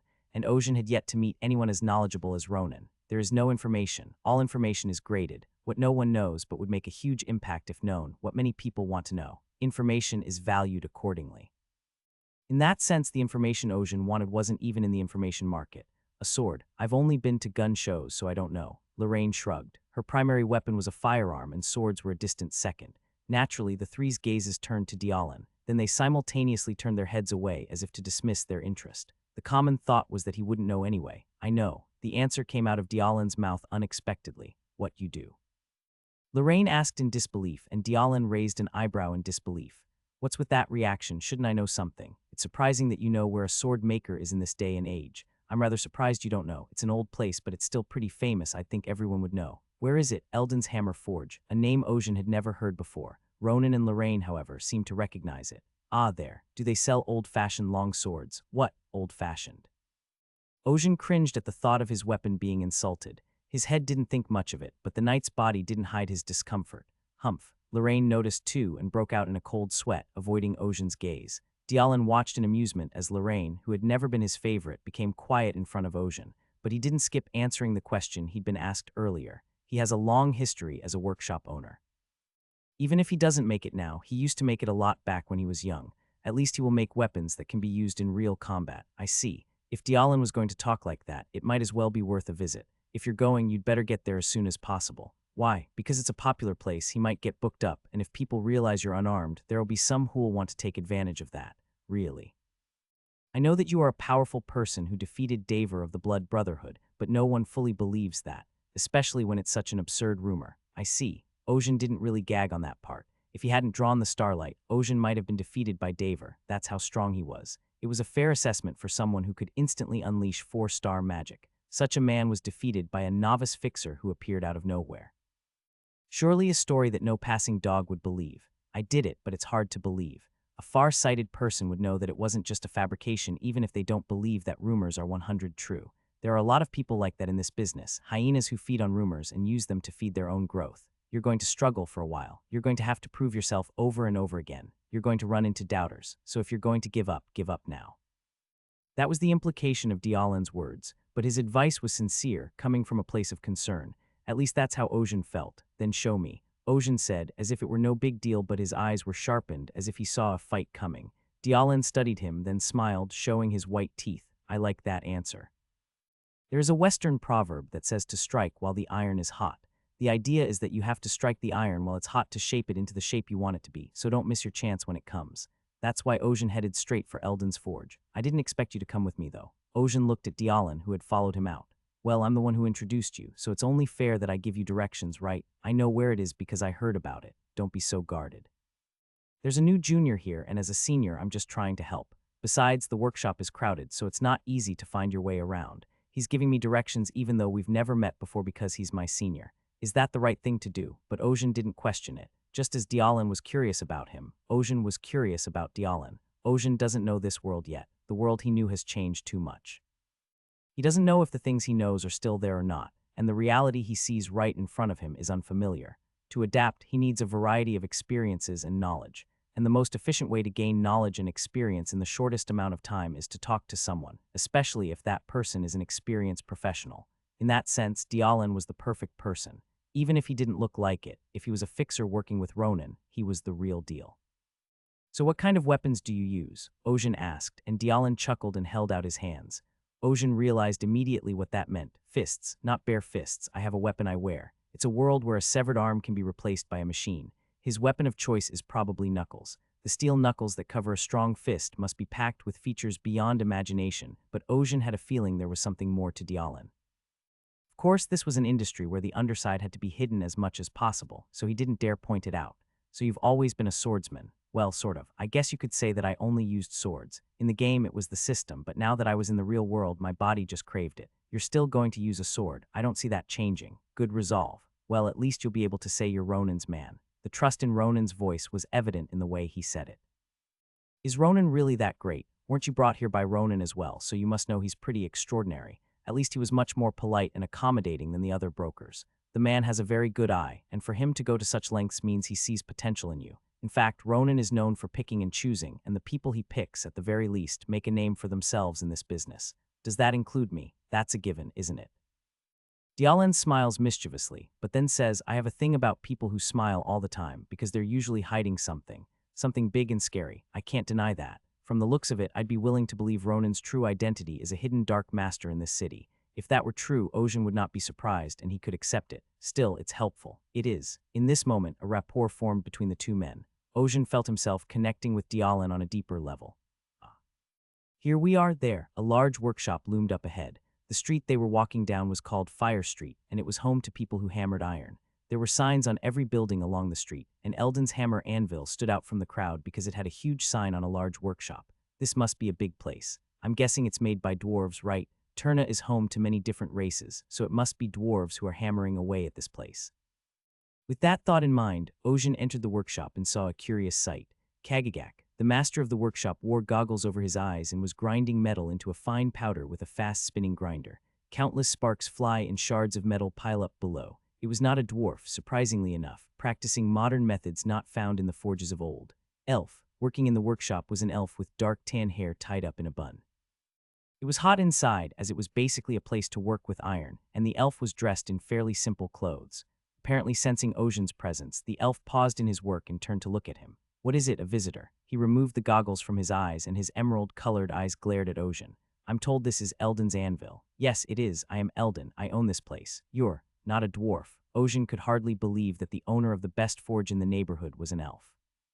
Eldon frowned at the comment. What, you have a problem with that? Don't be so hard on him. This fellow is new to the city. Dialin, did you come here to get something repaired or something? The two exchanged a quick hello as they knew each other. No, my purpose today is different. Are you the one looking for new weapons? Judging by your reaction, I guess dwarves did the smithing work where you lived. Dwarves usually do, don't they? Ojin couldn't help but ask. It was basic common sense. At least in the game Ojin was playing, all the famous smiths were dwarves. Eldon frowned, not liking the response. Dwarves are skilled with their hands, yes, but that was a long time ago. What era is this? Times change, but do they change this much? Ojin was in for a shock. In Ojin's common knowledge, elves lived deep in the forests and were a nature-loving and friendly race. Most of them were handsome and beautiful, long-lived and mysterious. It was a common cliché not only in games, but also in media such as movies, comics, and novels. In that sense, Eldon in front of him, aside from being handsome, broke the mold of elves head on. You still don't get it. Come on, man. How many years do you think I've been doing this? Well, elves live a long time. Maybe 100 years. You're way off. 400 years. 400 years. The average lifespan of a dwarf is 300 years. That was the official setting in the game. That meant the elf in front of him had been doing his job for more years than a dwarf could be born and die in a lifetime. Ojin realized why this place was famous. A 400-year-old elf blacksmith shop. A person who has been in the industry for 30 years is called a craftsman. So what kind of title should an elf who's been doing it for 400 years have? What if there's a Chinese restaurant with a 200-year-old sign in the middle of 5 10-year-old signs? People will only go there. Seeing the change in Ocean's eyes, Eldon lifted his chin and slapped his chest in triumph. Welcome, order anything. I'll make anything out of iron. There's nothing I haven't made in my 400 years of life. Anything, Ocean blurted out. Eldon paused and looked at the man in front of him with interest. Then he smirked, of course. Removing his goggles, Eldon wiped the sweat from his cheeks and forehead with a nearby towel. I tell you, the dwarves were popular back when they could analyze iron with their senses. In this world of alloyed steel, there are no such racial boundaries. The dwarves were able to make great weapons in the olden days because they knew the amount of carbon in iron. It was a species trait they were born with. With their senses, dwarves can recognize the presence of impurities in iron, the carbon content, and even the quality of the iron. This is why they are called artisans. It was science that closed the gap and allowed them to surpass it. Modern steelmaking technology has allowed even humans to rival the dwarves. So what did you come to see me for? I make a lot of things. Weapons, of course. Weapons. If it's a gun, I customize parts, but I don't carry the guns themselves. You'll have to go to a gunsmith to get one. It's not a gun I'm looking for. Eldon looked puzzled by the answer, then his eyes lit up when he saw the long sword at Ocean's waist. Wait, that thing at your waist is a sword. Eldon's face lit up. This is amazing. I can't believe there's still a fool who openly carries such an anachronistic weapon. May I have a look? Despite his words, Eldon looked quite pleased. Why not? Ocean handed the longsword to Eldon. He had repaired broken blades, so he recognized the shape of the longsword. Eldon examined it carefully and exclaimed, "Holy shit, this is. Why? Are you surprised it's a better sword than you thought? It's a really crappy sword. Judging by its crude design, it's definitely not a ceremonial sword. If it is, it must serve a practical purpose, and the quality of the iron is this bad." Eldon's words stung. As a wandering knight who cherished his sword, it was heartbreaking to see his weapon dishonored, even if it was broken. Is there something wrong with it? Not so much a problem, as a surprise in a different sense. Do you happen to have a hobby of collecting artifacts? It's almost 1,000 years old at this point, but you've taken good care of it. Indeed, if it was almost 1,000 years old, there might be some extenuating circumstances. Ocean had a silly thought. We could make some money selling it as an antique if it's still in good condition. The barrage of criticisms made it impossible for Ocean to think straight. A wandering knight is a knight who wanders the world, but the backstory is that he once came from a very prominent family. As a wandering knight, you start out with a longsword, which was a common weapon of the time and was considered a mid to high-level weapon in the game. That's about what a plain longsword without any add-ons would be worth. It was pretty much the pinnacle of pure vanilla stats weapons. But 1,000 years later, with the advances in steelmaking, metallurgy, and metalworking, Ocean's sword is an anachronism, a relic that will never be used. A longsword made of such low-grade carbon steel in this day and age, when iron can be mixed with any element in any proportion. Even the kitchen knife used by the fishmonger down the street is stronger than this. Had Ocean's mind not been of the 21st century, he would have challenged Eldon to a duel right then and there. As it was, the wandering knight's body was reacting in a furious rage. Patience, wanderer in me. Ocean had to suppress his body's desire to rampage as much as possible, so he didn't even open his mouth. If he tried to say something, he felt like he'd slip into a racial slur. So I suppose it's safe to say that you're in the category of geeks too, by asking me to create a new weapon like this.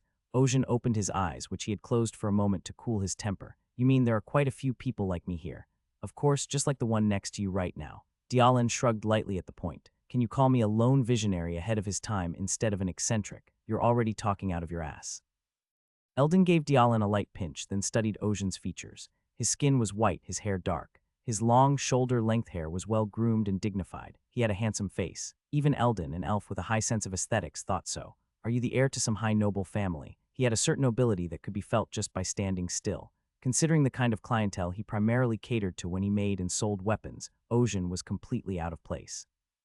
So when he first saw him, he thought he was some noble family master. Who the hell is this guy? Eldon thought to himself. Ocean felt a new curiosity in Eldon's words. Am I not the only one who uses this type of weapon? Cold weapons. Of course, there are so many people in this city, I can't imagine there isn't one who would want to use their own special weapon. But I've heard of no one using a sword. That's right, too. No one wields a pure longsword. Even the cold weapons have their own modifications. Modifications. Not a firearm, not a cold weapon, more of a warm weapon, if you will. The word still didn't make sense to Ocean. He had a vague idea of what it was, but he needed to see it for himself. Can I see those things by any chance? Well, why not? It's why I made them in the first place. Let's open up my collection for a change. Eldon was unnecessarily proud of his artifacts. And naturally, people like this want someone to see their creations. Eldon led Ocean and Dialin to the storeroom attached to the workshop. He called it a storeroom for simplicity's sake, but it was more like a weapons rack. Ocean's eyes lit up as he looked at the weapons on display. The weapons here were all of different shapes, but they all had one thing in common. They were cold weapons. Swords, spears, axes, knuckles, tonfa, halberds, maces, and more. Just as the saying goes, if you're going to get a gun, go to a gunsmith, but all of Eldon's creations are things people wouldn't use in this day and age. Of course, that's just Ocean's opinion. Eldon's weapons were well known in this part of the world. Would you like to take a look? What is this? Ocean asked, lifting a baton in one hand. The handle was over 30 centimeters long and quite thick. At the end was a black iron ball the size of a child's head. It looked like a mace, but it was too short. Oh, that's the Morning Star. Morning Star, give it to me. Ocean handed the self-proclaimed Morning Star to Eldon. Taking it, Eldon opened the door to one side of the warehouse and headed inside. The interior was shaped like a firing range, a place to test the weapons he had developed. Watch this. With that, Eldon pointed a blunt iron ball at a steel plate about 20 meters away. Just as I wondered what the hell he was going to do, a spike jutted out of the blackened metal. Ho. Is that how they usually hide and then reveal them? But the surprise was yet to come. This is what this weapon is all about, Eldon said in a confident voice, then flicked a switch on the handle. Poof, immediately the iron ball fired like a cannonball. A shell popped out of one side of the baton, and at the same time, white compressed steam erupted. Thud, the sound of the iron ball hitting the iron plate resounded throughout the space. Ocean suddenly understood why that handle was so thick. It was filled with propellant and wire to launch the iron ball. The wire connecting the handle to the iron ball was pulled taut, and the iron ball returned to its original position. The pointed spikes disappeared. It is possible to retrieve it. Ocean struggled to comprehend the sight before him. He thought it was just a mace, but it was actually a morning star, and it even fired like a cannon. At this point, it wasn't even a morning star, it was a shooting star. Rather than being surprised by the science, I was surprised by the extraordinary sense of creating a cold weapon in this way. If you're going to do this, you might as well just shoot it. This is normal since I have picky customers. Then how about this? Eldon brought over a spear that stood on one side. It was unsurprisingly dotted with attachments. I can extend and shorten the length at will, and when I press this button, keying, the blade at the tip of the spear began to spin furiously. Turn like this to increase the penetrating power, and flick the handle sideways once. Poof, a burst of white steam erupted from the tip of the spear, sending the blade flying into the steel plate. You can also shoot it like this, using a compressed steam cartridge. The world hadn't invented steam engineering for nothing. A world where science had advanced in such a bizarre way that instantaneous explosions using compressed steam could be applied to weapons. Ocean realized that he had truly arrived in another world. Or how about this hatchet? A hatchet. Ocean recognized the hatchet. Of course he recognized the hatchet. It was one of the main weapons used by the barbarian warriors. It's a set with gloves. What else does it do? Does the blade fire? What? You think I only make things that shoot? No. That's a fun stereotype. Watch this. Eldon held the hatchet in his right hand and assumed a throwing stance. The posture was angular, as if it was not a skill that had been practiced once or twice. His muscles were lean and toned from years of swinging the hammer. Eldon threw the hatchet as hard as he could, and it flew in a straight line, embedding itself in the iron plate. Just as Ocean was wondering why he threw that thing, a scarlet light emanated from the seams of his metal gloves. The axe shuddered against the steel plate, then spun and flew out, landing on Eldon's glove. What do you think? That looks kind of useful. It used magnetism to retrieve the throwing axe. The handle of the axe was made of a special material. Ocean remembered the Tesla arms of Daver, whom he had fought. Those gloves were obviously made with similar science to the Tesla arms, with thermal plates, of course. It's similar to the rune of recovery used by the northern warriors. Barbarian warriors use axes, and of course there's the art of throwing weapons. They can also imprint their weapons with various effects through rune imprinting, one of which is the rune of salvation. What you know about that? It's kind of like that, only easier to use. Rune carving is a nearly lost art. Lost? Well, the barbarians of the north are a bunch of bastards who like to fight all the time, and they don't really communicate with the outside world. No wonder they regress rather than advance in technology. I don't know how they are now. Eldon explained that the technology was a scientific reconstruction of what had been lost. What about the armor I make? There's a wide variety of it, a combination of science and magic, with varying prices, of course, with magic being much more expensive. My primary weapon is a sword. I'd like to see something in that line. Sure. Eldon noticed that Ocean's expression didn't change when he said that the products of his workshop were expensive. This meant that the young man in front of him, who looked like a nobleman, was at least not short of money. How about this sword here? It's my own work. Eldon showed Ocean the sword in its scabbard. It was an oddly shaped sword. From the handle to the metal on the bridge of the nose, it was curious, but the scabbard was the most unusual part. The scabbard is unusual. It's a scabbard made of a special alloy, and it's simple to use. Eldon ran his hand over the hilt of the sword. As Ocean watched curiously to see how he would draw the sword, it was drawn out with the speed of a raindrop. Pow! Eldon didn't draw it with pure arm strength. White steam exploded out from under the scabbard, and with the recoil, the sword was pulled out and swung. A method of exploding compressed steam and using the recoil to draw a sword and swing it. It was the so-called steam swordsmanship. Wouldn't it lose its original speed due to friction between pulling the sword out of the scabbard? While it may look cool and impressive at first glance, it's actually the ultimate in inefficiency. You lose a lot of kinetic energy between drawing the sword from the scabbard. This is why the techniques we call baldo and iaido are not practical. In fact, it specializes in assassination by catching the opponent off guard and then drawing and swinging. Don't worry about that. It's frictionless. With that, Eldon slid the drawn sword back into its scabbard. Surprisingly, the sword went in easily without any friction with the sheath. To make it frictionless, I've applied a tiny magnetic force to the space between the scabbard and the blade. It's called magnetic levitation, and it maximizes the acceleration from the steam blast. Eldon explains that the magnetic force isn't that strong, so there's no repulsion, just an empty space between the scabbard and the blade. In other words, the scabbard is not so much a scabbard as it is a runway that allows the sword to be swung quickly. It was a very strange sword, a mixture of magic and science. What do you think? Do you like it? Ocean didn't answer Eldon's question. He merely stared at the sword, his face expressionless, unsure of what to think. What is it? Does he not like something? Eldon broke out in a cold sweat at the strange pressure Ocean was exuding. He'd shown him his sword, but maybe that was too much. Maybe he'd be angry that he'd been insulted, but that wasn't what he felt inside. That's cool, a real usable sword drawing technique. It even combines science and magic from a different era. It was a conglomeration of elements that stirred up a lot of romance. The knight's physical body was just as pleased, a new sword for a new age. It wasn't so much that it was a sword, but rather that my hands were itching to wield it. But I won't be able to. It would be futile. Ocean's body can swing a sword faster than the acceleration gained from a burst of low-compression steam, so that feature was useless. If he were to buy one, it would be more for display than for use. I just want a sturdy sword with no other features, Ocean said, suppressing his disappointment. Eldon, whose tension melted away at the words, smiled broadly and nodded.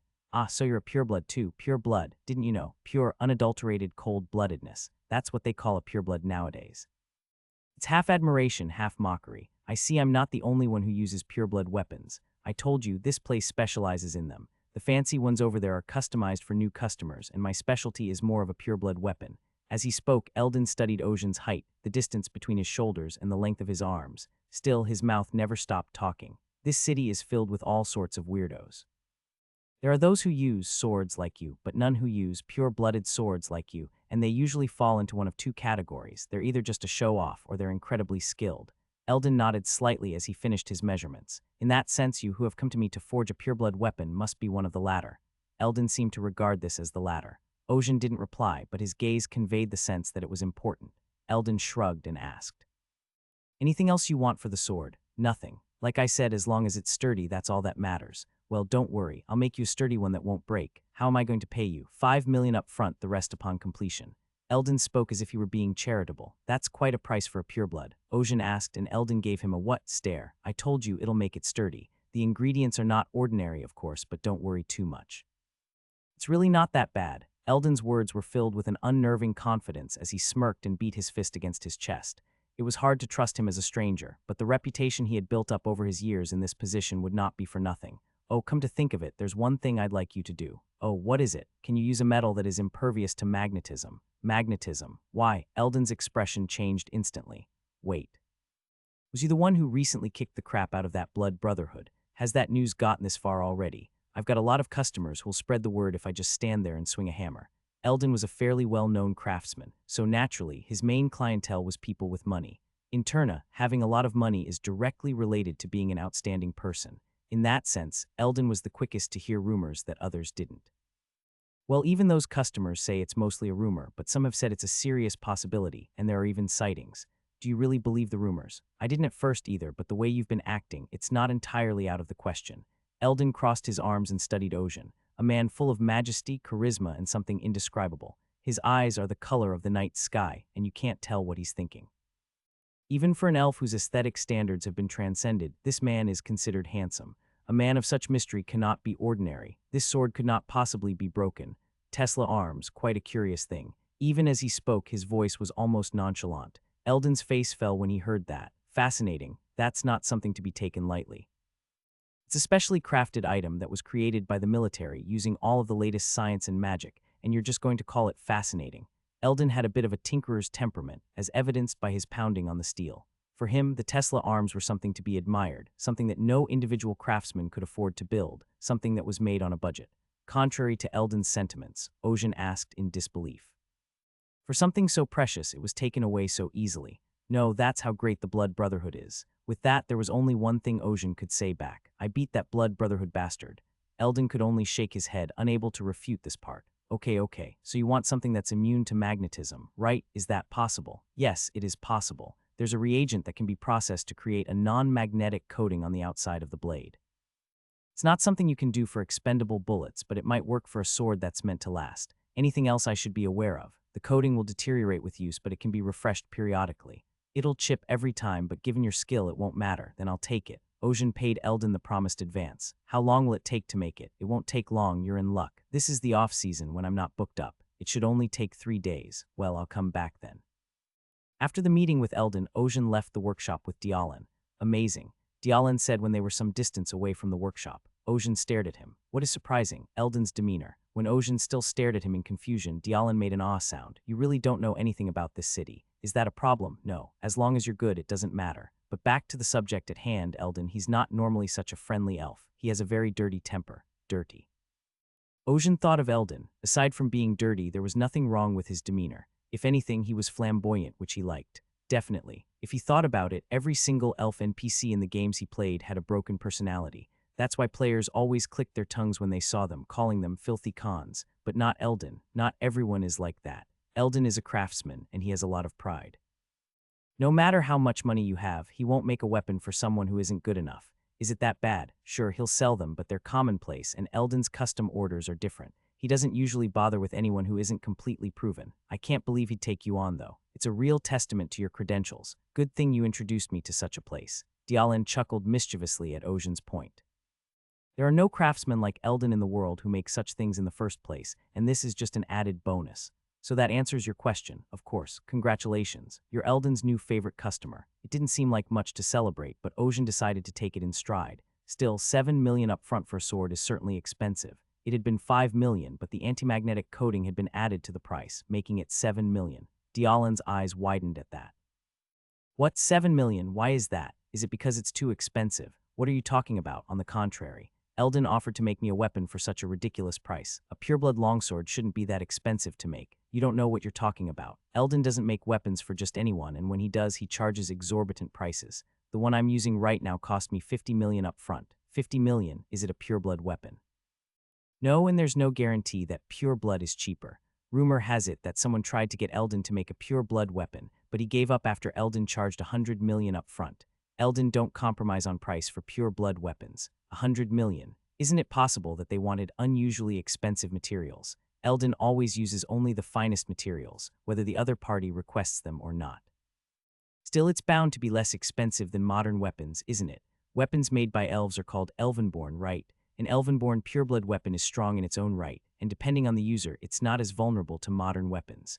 The price varies for only one reason, whether Eldon likes the person who will wield it or not, that's all. In other words, the type of weapon doesn't affect the price at all. Dialin stuck his tongue out. For your information, no one has ever paid less than 10 million as an advance payment, at least not that I know of. The elf was such a skilled craftsman. So much has changed in this world. After finishing with the weapon, Ocean returned to his quarters. The silent room was pitch black, as if the darkness itself had come. The light from the gas lamps outside the window refused to enter the room, as if blocked by something. Something is wrong. Just as he thought that, a flash of white flashed in the pupils of his eyes, a star-like light. We have an uninvited guest. Ocean stared at the shadow sitting at the table adjacent to the window. The shadow glanced over, as if waiting for him, and Ocean instinctively realized that this was a powerful man. At the same time, he realized who it was. I thought the Brotherhood was called the Brotherhood, and the leader was the eldest brother, but it turns out you're the eldest sister. At those words, a shadowy figure with long, flowing hair greeted him with a twinkle in its red eyes. Hello. Ocean did not return the greeting. He merely glared at the unwelcome visitor with a wordless, cold gaze. I wish you wouldn't stare so hard. The voice was sweet with a hint of laziness. Ocean slowed his pacing. His steps on the carpet were very confident. He took a seat across from his uninvited guest. His red eyes widened at the sight of the black shadows. You know who I am and you're not afraid. You have great courage. Should I be afraid? Ojin asked in a tone that was meant to be provocative, but despite the words, his thoughts were quite complex. I never thought I'd face them like this without a sword. I'm so unlucky. Ojin lightly clenched and unclenched his hands under the table. As a knight, he shouldn't be without a sword. If his opponent was of average skill, he could crush him with pure physical prowess, but the guest in front of him was no such thing, the head of the Blood Brotherhood. The darkness that permeated this room was probably part of her power. As if to prove it, when Ojin sat down across from her, he could see her more clearly than he had just a moment ago. She had deliberately chosen the darkness to showcase herself. She was a beautiful woman with hair like jet black ebony. Her clothes were also black. The only other color was her snow-white skin and blood-red eyes. She looks to be at least in her mid-20s. Far too young for the leader of the city's most dangerous terrorist organization. Grace, she introduced herself. Grace Seeker, eldest of the Blood Brotherhood. Ojin, fixer and knight. Ojin answered, still staring at the woman who had introduced herself as Grace, trying to gauge her. The Blood Brotherhood member had come to him for only one reason: revenge for recent events. The Brotherhood is a small group, true to its name, but I've heard that the members are close-knit. Now that her brother has been beaten outside, it's only natural for them to retaliate as a family.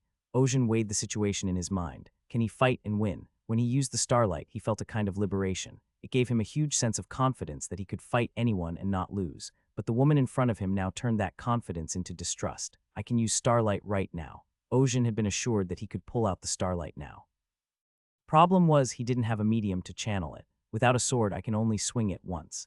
Even without a medium to contain the starlight itself, it could be roughly transformed into a sword and wielded. But it's a one-shot deal, a single strike. At the very least, he needs something to contain the starlight, and a sword is the best way to do that.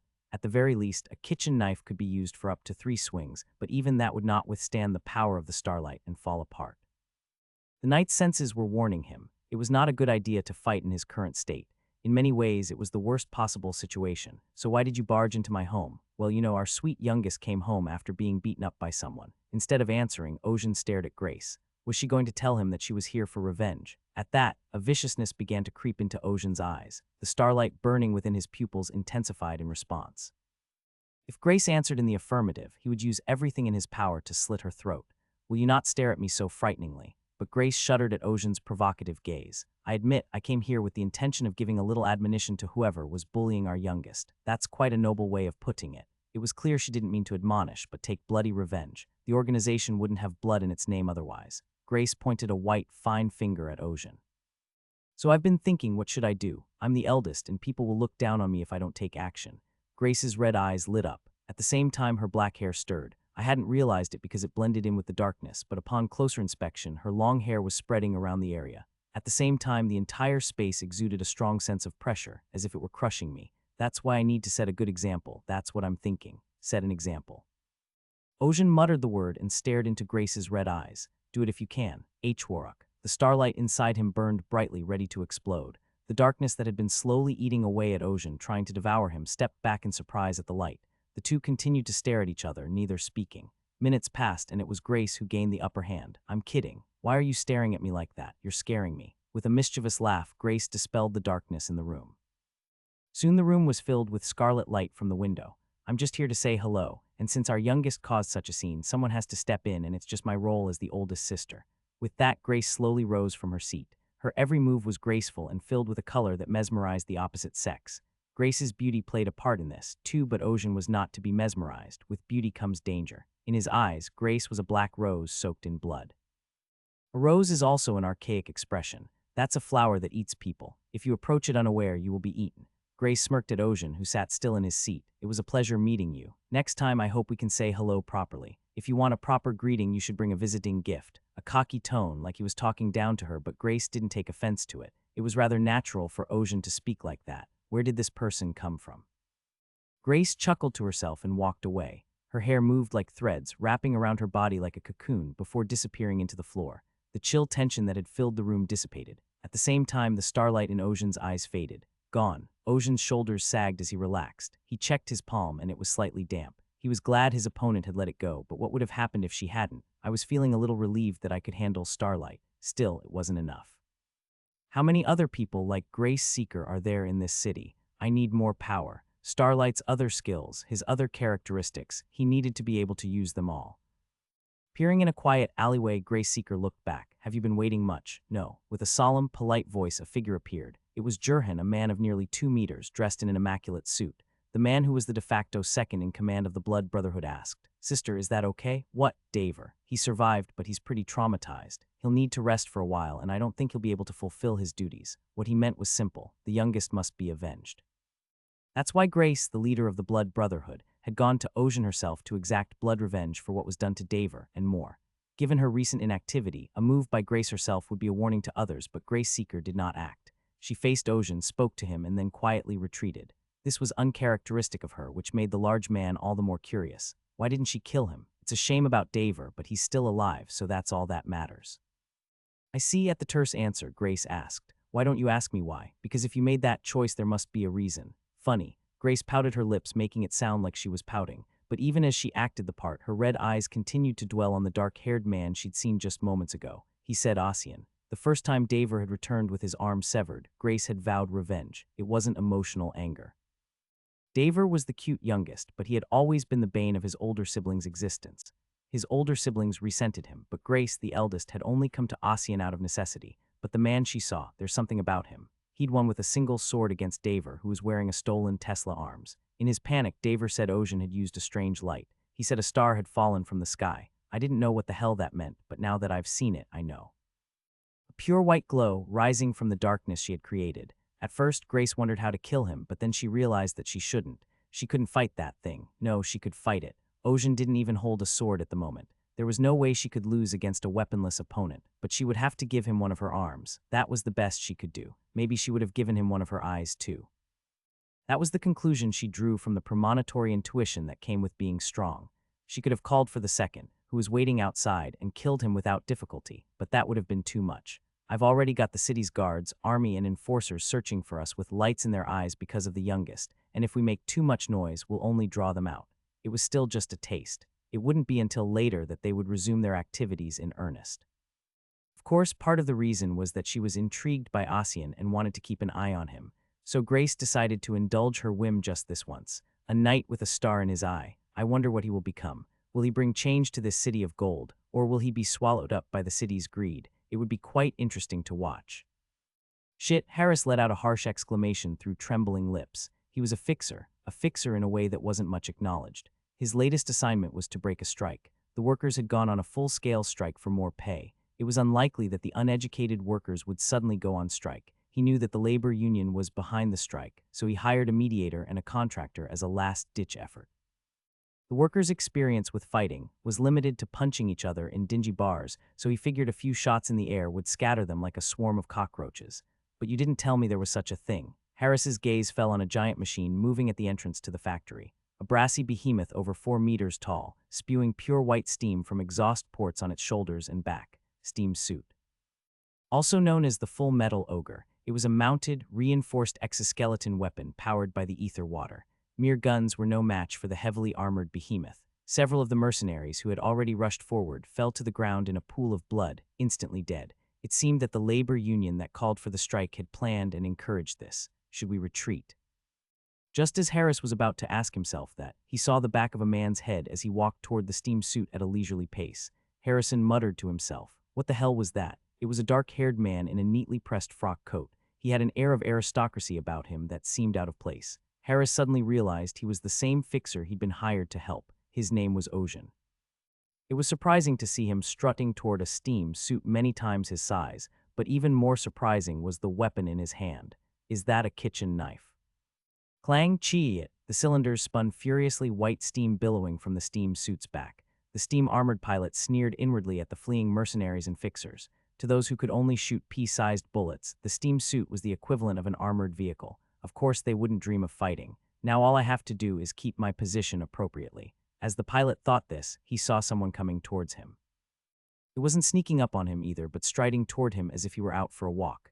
When he looked up, he saw a young man with dark hair, neatly dressed, a noble-looking man who looked like he was about to die. In addition, he was carrying a kitchen knife in his right hand. A kitchen knife? Is he crazy? The pilot thought about shooing him away, but then thought better of it. Let's not let our guard down. Especially now with the union backing them and calling for a strike, they needed to be extra sure of their work. In that regard, the steam suit pilots were professional and committed to doing their job.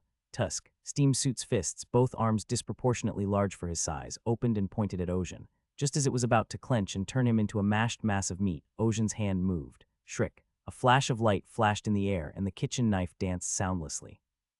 At the same time, the steam suit's outstretched hand shattered into pieces. No, what the? Harris' eyes widened as he watched the spectacle from start to finish. So did the steam suit's pilot, who watched the whole thing through a gap in his shattered chest armor. The arm, made of a specially reinforced alloy, had been sliced off like a radish. Even worse, what Ocean was wielding right now was a kitchen knife, the kind you'd use to slice and dice ingredients. A kitchen knife that looks like a kitchen knife, but is actually the sword of the century. Aside from panicking, the pilot moved his other arm. Clang, a hatch in the thick forearm of the steam suit opened, and a giant stake popped out. It was a pile bunker, capable of puncturing even the armor of a sturdy quadrupedal tank. Originally, it was intended to use close-range weapons to target pilots of the same steam suit. It was absolutely not an object to be used on humans, but the pilot, who felt an instinctive sense of danger, did not have the time to think about such things. The pile bunker's massive pile shot out in a blast of evaporating ether water, but instead of shrinking back, Ocean leapt into the steam suit's arms. His hands moved again in an afterimage, swinging with invisible speed. A fine solid line covered the entirety of the steam suit's other arm, including the pile bunker. The arm of the steam suit was cut off in sharp sections, and the massive steel pile was no exception. Man, they didn't tell me there was a monster like this. While the pilot panicked, Ocean swung his kitchen knife at the giant body.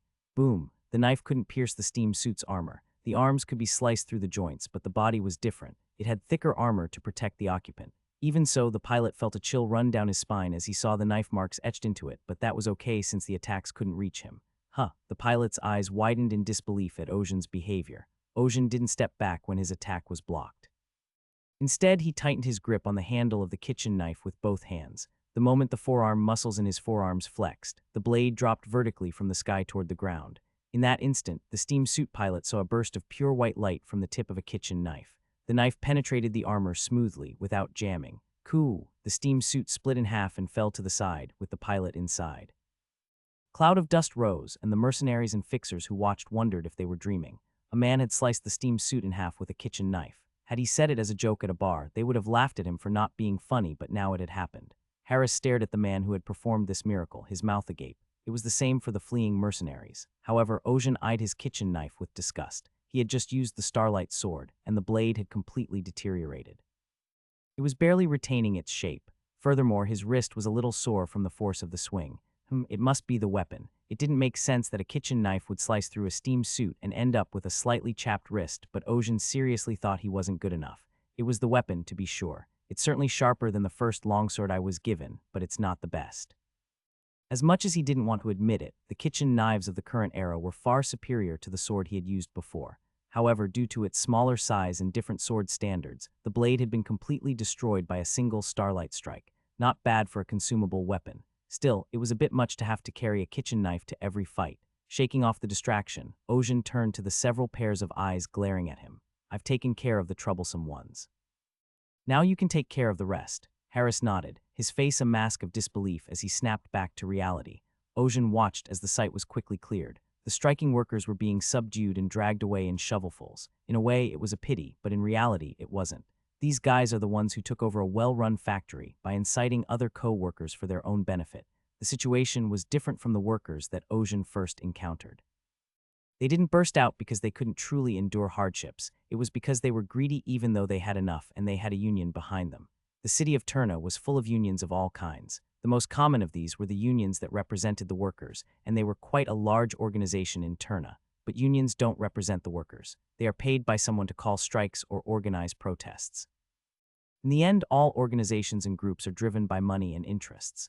In the end, this was the type of organization that was operating properly in the city during the Industrial Revolution.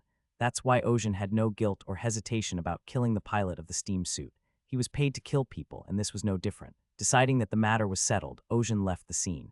The job was done, and Ronan would pay for it anyway. Staying there would only attract more troublemakers. I think I've had enough of that already. Ocean was aware of several bodies following him surreptitiously. No hostile feelings, but rather a desire to analyze and confirm his abilities. It's probably the organization's way of making sure that the rumored knight is indeed the real deal. How big is this city? I knew that one district was roughly the size of a small to medium-sized city, but that's just an estimate. And what about all the organizations in the city? I couldn't even begin to count them. The gangs and such that Ocean had dealt with before wouldn't even make it to the claws. How big would the criminal organizations be? How powerful would the conglomerates be? And what about the city council? Even the Blood Brotherhood wouldn't dare to operate openly in this city. He felt ashamed of himself for walking around in such a place, trusting only his sword. So I must be stronger. Meeting Grace Seeker made him realize that he's not good enough. Even if he didn't have a sword at the time, realizing defeat was not a good feeling. I need to become stronger. It was not only for the primal purpose of survival, but also to prepare for whatever he might do in the future. Ocean knew he could become stronger by unlocking the remaining talents. The answer was there. But what does it take to unlock a talent? Fight. I need to get stronger by fighting more powerful people. At that thought, Ocean's heart sank. How could he, who was just a common citizen not long ago, seek to fight? He wondered if this was the effect of the wandering knight's body, but it was ridiculous. Perhaps this was who he was meant to be. The real him, cowering in his egg, blocked by the walls of reality, had begun to raise his head through the body of a knight. So this is not enough. The steam suit was a novelty, a breakthrough, but it was easily sliced by a kitchen knife. It wasn't bad to earn money by taking down easy enemies, but Ocean didn't like it. Something deep inside him kept grumbling in discontent. He needed a stronger stimulus. With that thought in mind, Ocean opened the door to the Violet Fox Tavern. The tinkling bell drew Ronan's gaze from his seat and papers. His eyes, whether open or closed, widened slightly at the sight of Ocean. Welcome home. Did your mission go well? It was uneventful. Is that so? Anything to report briefly about the mission? There was a steam suit. I'd never seen one before, but the fleeing mercenaries shouted it, so it must be true. A steam suit, no ordinary strikers would do that, so they must have had backup, so I cut it. A flat tone as if to say I saw a stone on the road, so I cleared it. Ronan gave a small laugh at that. It was a wry smile, full of suspicion as always. You don't seem to be bothered. Did it look that way? It can't be your weapon, can it? It would have felt too arrogant to say that the request was too easy, so Ocean remained silent. Then out of the corner of his eye, his gaze fell on the papers Ronan was looking at. What are those? Oh, it's a summary of recent news. Aside from the movements of the Blood Brotherhood, there have been several other incidents in the city. HMPH. Ocean flipped through the papers, intrigued by their contents. Suddenly, he saw a familiar word and picked up the paper. This is, does that pique your interest, regarding the witch's request for asylum? That's what it said on the front of the paper Ocean picked up. The word witches didn't raise too many questions for Ocean. Ocean already knew of the existence of witches. Witches, beings who are born with the ability to use magic, as opposed to wizards and warlocks who learn to use it. Witches were an alien species. They are born with the ability to use magic, instinctively. How this is possible is unknown. Some called it a blessing, others a curse. As the name implies, witches were a peculiar condition that only occurred in women, and it didn't matter where you came from. A poor orphan from a back alley could be a witch, or a witch could be born into a noble family. As a result, in the games Ocean played, witches mostly appeared as mobs. They had helpers, but mostly they were boss monsters that you had to defeat. Because they were born with so much power, most witches didn't lead normal lives. As a result, most of them were either mentally broken or lacked much of their humanity. So in the game, witches were considered extremely unsavory and were hunted quite a bit. I had no idea there were still witches out there. I don't know if they're survivors of the past or if new witches have been born over time. The vast majority of witches were hostile to humanity. Only a tiny minority are favorable. Such a witch seeks asylum. The fact that she asked for asylum in the city of Turna, rather than a country, tells us two things. Turna was a city, but it also held the power of a nation, and that after all these years, witches were still discriminated against. So this request for asylum is one of your requests. Yes, it is, because it's a request from the witch herself, which means she's paying for it herself, which may be a hard-to-find commodity in this world, or it may be knowledge. You mean it's something that others are eager to get their hands on? Yes, and if I had to guess, I'd say this witch needs a place to call her own. It's hard to come to the city of Turna and start with nothing. Of course, given the witch's presence, she would quickly make a name for herself. There was a difference between starting from nothing and being part of an organization. It's something Ocean couldn't agree more. If he wasn't part of Violet Fox, he wouldn't know where to start. If a witch finds a place to turn to, every organization in Turna will be coveted. The witch power isn't something that's readily available, and that's the problem. Like what? Honestly, it's hard for us to invite this witch to join us because there are so many others to compete against. Are you coveting the witch's power? Let's call it greed for talent, rather than power. Ronan smiled his usual suspicious smile as he said that. A witch as a fixer, that's fun to imagine, isn't it? Ronan meant it innocently, but it was enough to make Ocean wonder what she was up to. but a request for asylum would imply that the witch is currently being hunted by something, and she wouldn't make such a request otherwise. Ronan snapped his fingers at Ocean's comment. You've seen exactly that. You see, this Turna is a free city. Anything is possible if you have the skill and the money, but not out here. Unlike Turna, where the city itself has been granted independence, the outside world is still under a monarchy.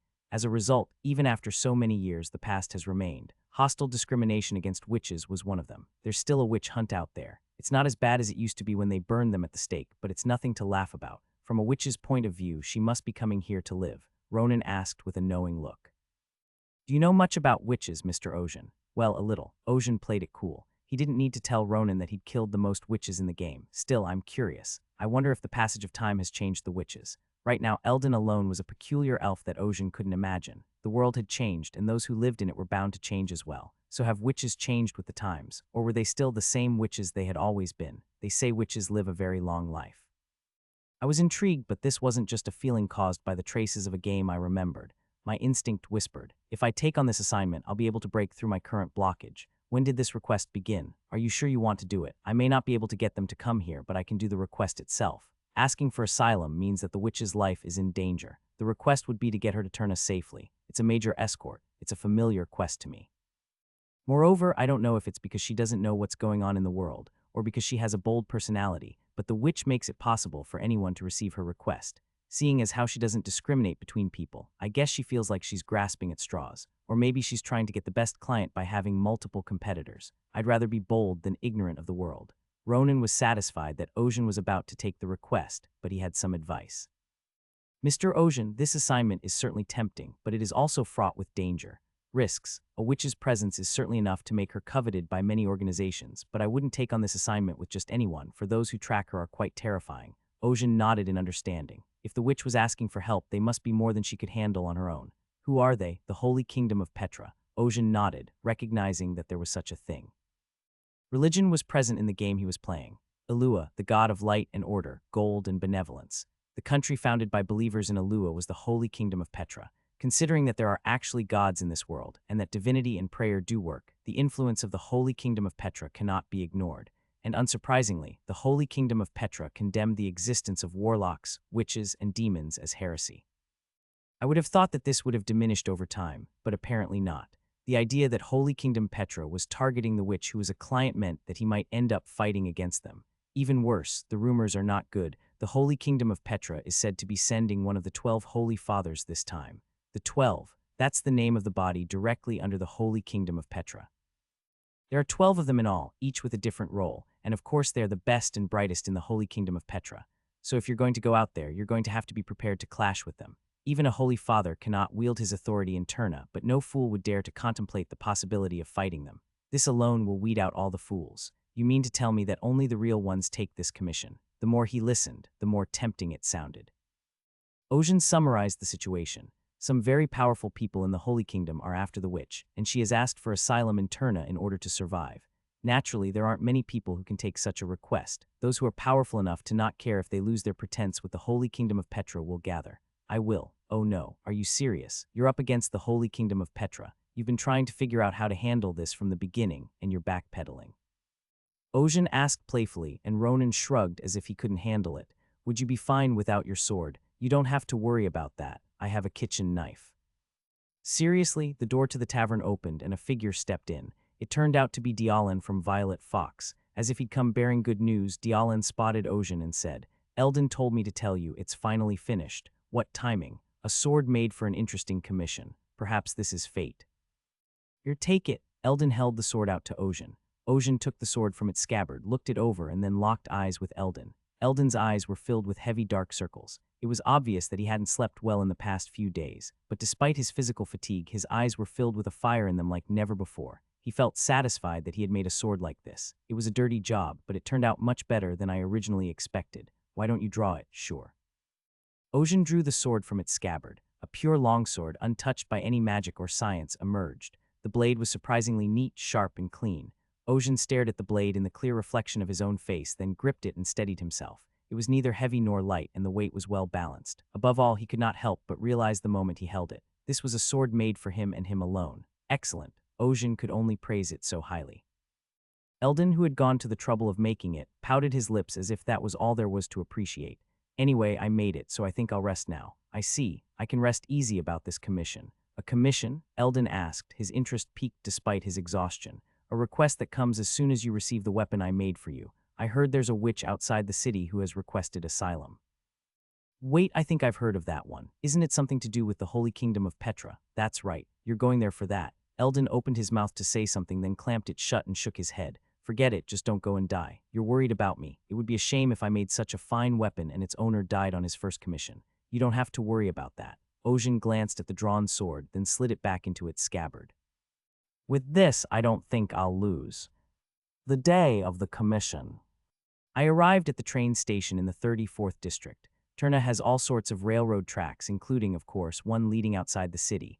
My client, the witch, is to meet me outside of Turna in the neighboring republic of Osnophalos. In the game it was a kingdom, now a republic. It was famous for its knowledge and books. As a republic, the kingdom of Petra's presence was weak and it was close to Turna, so it was a good place to rendezvous. I would have liked to see the changed country, but that's not the point now. I felt the sword at my waist and glanced around. I thought all the chaff was gone, but there are still so many. There were quite a few people gathered near the stop trainthy were all those who had accepted the witch's request for asylum. In other words, my competitors. The first to catch my eye was a group of black suits, the mafia. The moment I saw them, I couldn't help but think. They were dressed in immaculately pressed suits and their hats were pressed down on their heads. There were about 30 of them. All of them were quite large, and it was clear that they were using their bodies. But it was the man in the center of the group that caught my eye. They all wore dark navy blue suits and flat caps, commonly referred to as buns, except for one. He wore a form-fitting white suit and a white bowler hat on his head. He even wore rimless glasses on his face. At first glance, I noticed that the hair at the base of his neck was dark gray. Unlike everyone else's rugged appearance, the man in the white suit had fine lines and a clean appearance. He looked like a secretary or a bookkeeper, whereas the others were fighters. He's definitely up to something. He was the most ridiculous-looking person, but he was definitely not to be underestimated. I naturally looked at other people. As is typical of Turna, a city of all kinds of humans, the people waiting had strong personalities. What caught my eye in a different way was a group that looked like a biker gang. There were about 10 of them. Their clothes were leather and funky, with scratches all over their hair and dyed in deep pinks, greens, and blues. It's easy to tell what kind of group they are just by looking at their studded gloves and boots. It wasn't a style you'd see in the city, and they were clearly from the scrapyards of the late 40s districts. And the ones standing there, they're pretty small. 3 pretty small to call a group, but still, given their location, they weren't overpowered by the others because they're wizards.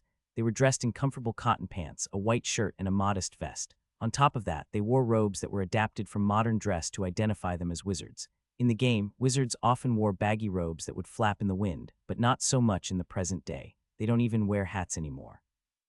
It was one of the reasons I didn't raise wizards. The clothes they wore were basically unflattering. It's hard to look good. I picked a knight because I thought, if you're going to have a knight, you might as well have a nice suit of armor. But the wizards of the current era don't seem to have that. On the contrary, I thought they were cool to look at. If I knew this would happen, I would have raised a wizard. I didn't stop exploring my surroundings even as I had that silly thought. I saw people in old dry wetsuits, some with prosthetic limbs and others carrying heavy weapons. None of them were ordinary, and all of them had come out to fulfill the witch's request. Am I going to have to compete with these people? I'm probably the youngest person in the room. That's because I haven't been a fixer for that long. I've had a few successful cases, but in the grand scheme of things, I'm just a drop in the bucket in the city of Turna, so I'm always up for a challenge. Puff of white steam roared out of the stationary train. At the signal that it was about to depart, people waiting at the station began to board the train. Some people were loading something into the baggage car at the end of the train. I checked the ticket Ronan had got me. It said my seat was in second class. Second class. In a world of capital, even on trains like this, there were classes. First class, second class, third class, and baggage car. The first class car was an entire carriage of the train.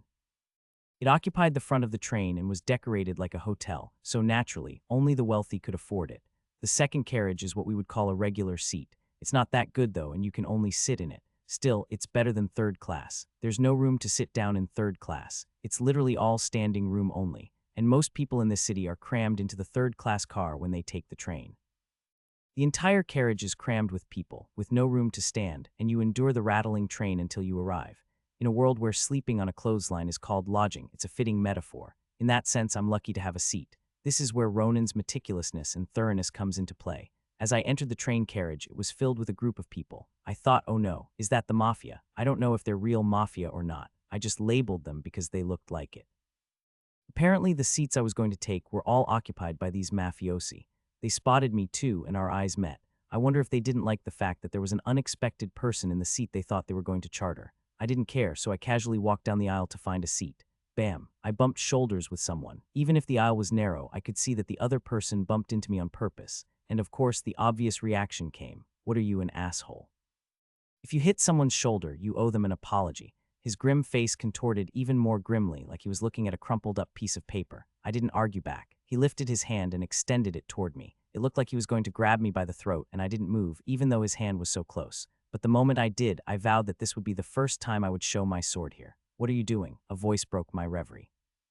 It was a small, calm voice, but it was clearly audible to everyone in the train car. The member of the organization who was reaching out to me became contemplative and stiffened. I looked at the voice's owner with impassive eyes. It was him, the man in a white suit and glasses. I asked you, what are you doing, didn't I? Well, that's because this person bumped into me and didn't apologize. Sorry, no shouting on the train. These were all very moral and common sense statements, but in this situation, they also sounded pretty far-fetched. But the gang member understood and immediately backed off. The other members of the gang, who had been expecting a fight, sat back in their seats, tense as ever. I realized how strict he usually was with his gang members. I looked at the man who stepped in front of me and he looked at me. We were both silent, each of us probing the other, but the silence didn't last long. It was the man with the ash-black hair that spoke first. I apologize, sir. My staff was rude. It was a polite tone of apology, so I responded in kind. It was just a small thing, I see. The other person didn't seem to notice my tone. That's to be expected. He didn't look favorably on me to begin with. I didn't introduce myself. My name is Ballad, Ocean. I apologize again for the rudeness of my staff. With that, Ballad stormed out of the room.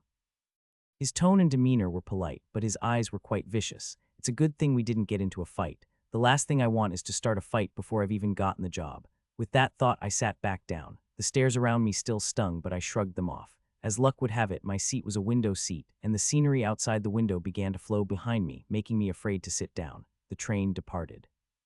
I heard you sent our youngest. Lorraine turned to Ronan as soon as we entered the tavern. Her eyes questioned Ronan as to why he hadn't stopped Ocean.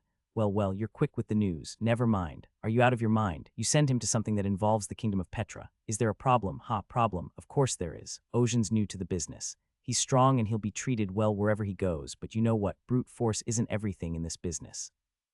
Lorraine slammed her palm on the table. Yeah, and look at the people who got involved in this. The School of Witchcraft and Wizardry is one thing, but the North Blinders, one of the crime firms they're involved, those nasty mobsters. I know, Lorraine's eyes widened in surprise.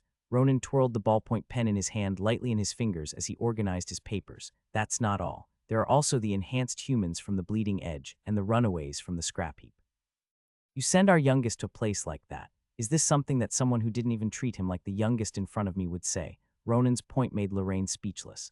Ronan gave a small laugh at that. Despite her behavior, Lorraine was worried about Ocean. He may be stronger than her, may have an air of intimidation, but he's her coworker in the same office. I had a calculation that it would be possible, but more than that, Mr. Ocean himself said he would go, and that's his will.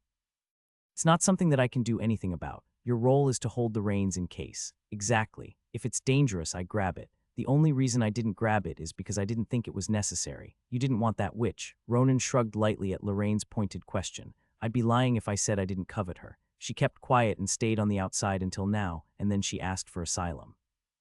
There must have been something going on, but more important than that is Mr. Ocean. You knew about this and you sent him. Mr. Ocean is growing at an unbelievable rate, one that even I cannot predict, and that makes him dangerous. Ronan spoke in a more subdued tone. Success is good, who wouldn't want that, but sometimes the pain of failure is necessary. That's not what a normal broker would say. The average broker wants to see the fixer succeed, not fail. After all, the success of the client is the success of the broker, but Ronan was more worried about Ocean's future. You can only be successful for so long before your brakes fail. If you fall at that moment, you'll never get back up, so it is better to experience failure now than later. Lorraine, realizing Ronan's intentions, stuck her tongue out. You're quite the character. You really hurt my feelings when you say that. You're being presumptuous on a subject you don't even think about. Ronan's shoulders dropped sullenly, as if he were hurt. Of course, to Lorraine, it was just an exaggerated sternness. Ronan found it sad. He had the best of intentions, but why couldn't people understand his heart? Even when he told them the truth, they didn't believe him and were wary of him. It's a harsh world. Out of Turna, the train sped along the railroad tracks. Outside the city, vast fields of wheat stretched out before us. Harvesting machines clattered through the golden fields. It was a steam-powered quadrupedal chariot with a scythe on the front that automatically rotated to harvest the wheat. I thought it was a fascinating sight, but I kept still because I still had time to get to my destination. At that moment, I felt a piercing sensation across my brain and looked up. What is that? I thought to myself. Boom, the collision shook the tracks, accompanied by a huge explosion. Gig, it was an ear-splitting, mind-blowing sound. It was the sound of a moving train screeching to a halt and grinding against the tracks. Shouts and curses erupted from all sides as people's bodies were thrown forward by the immense inertia. Holy shit, what the hell, get up. North Blinders mobsters slammed their heads into the front seats or slumped forward. In the midst of the chaos, only Ocean remained glued to his chair, as if defying the laws of physics.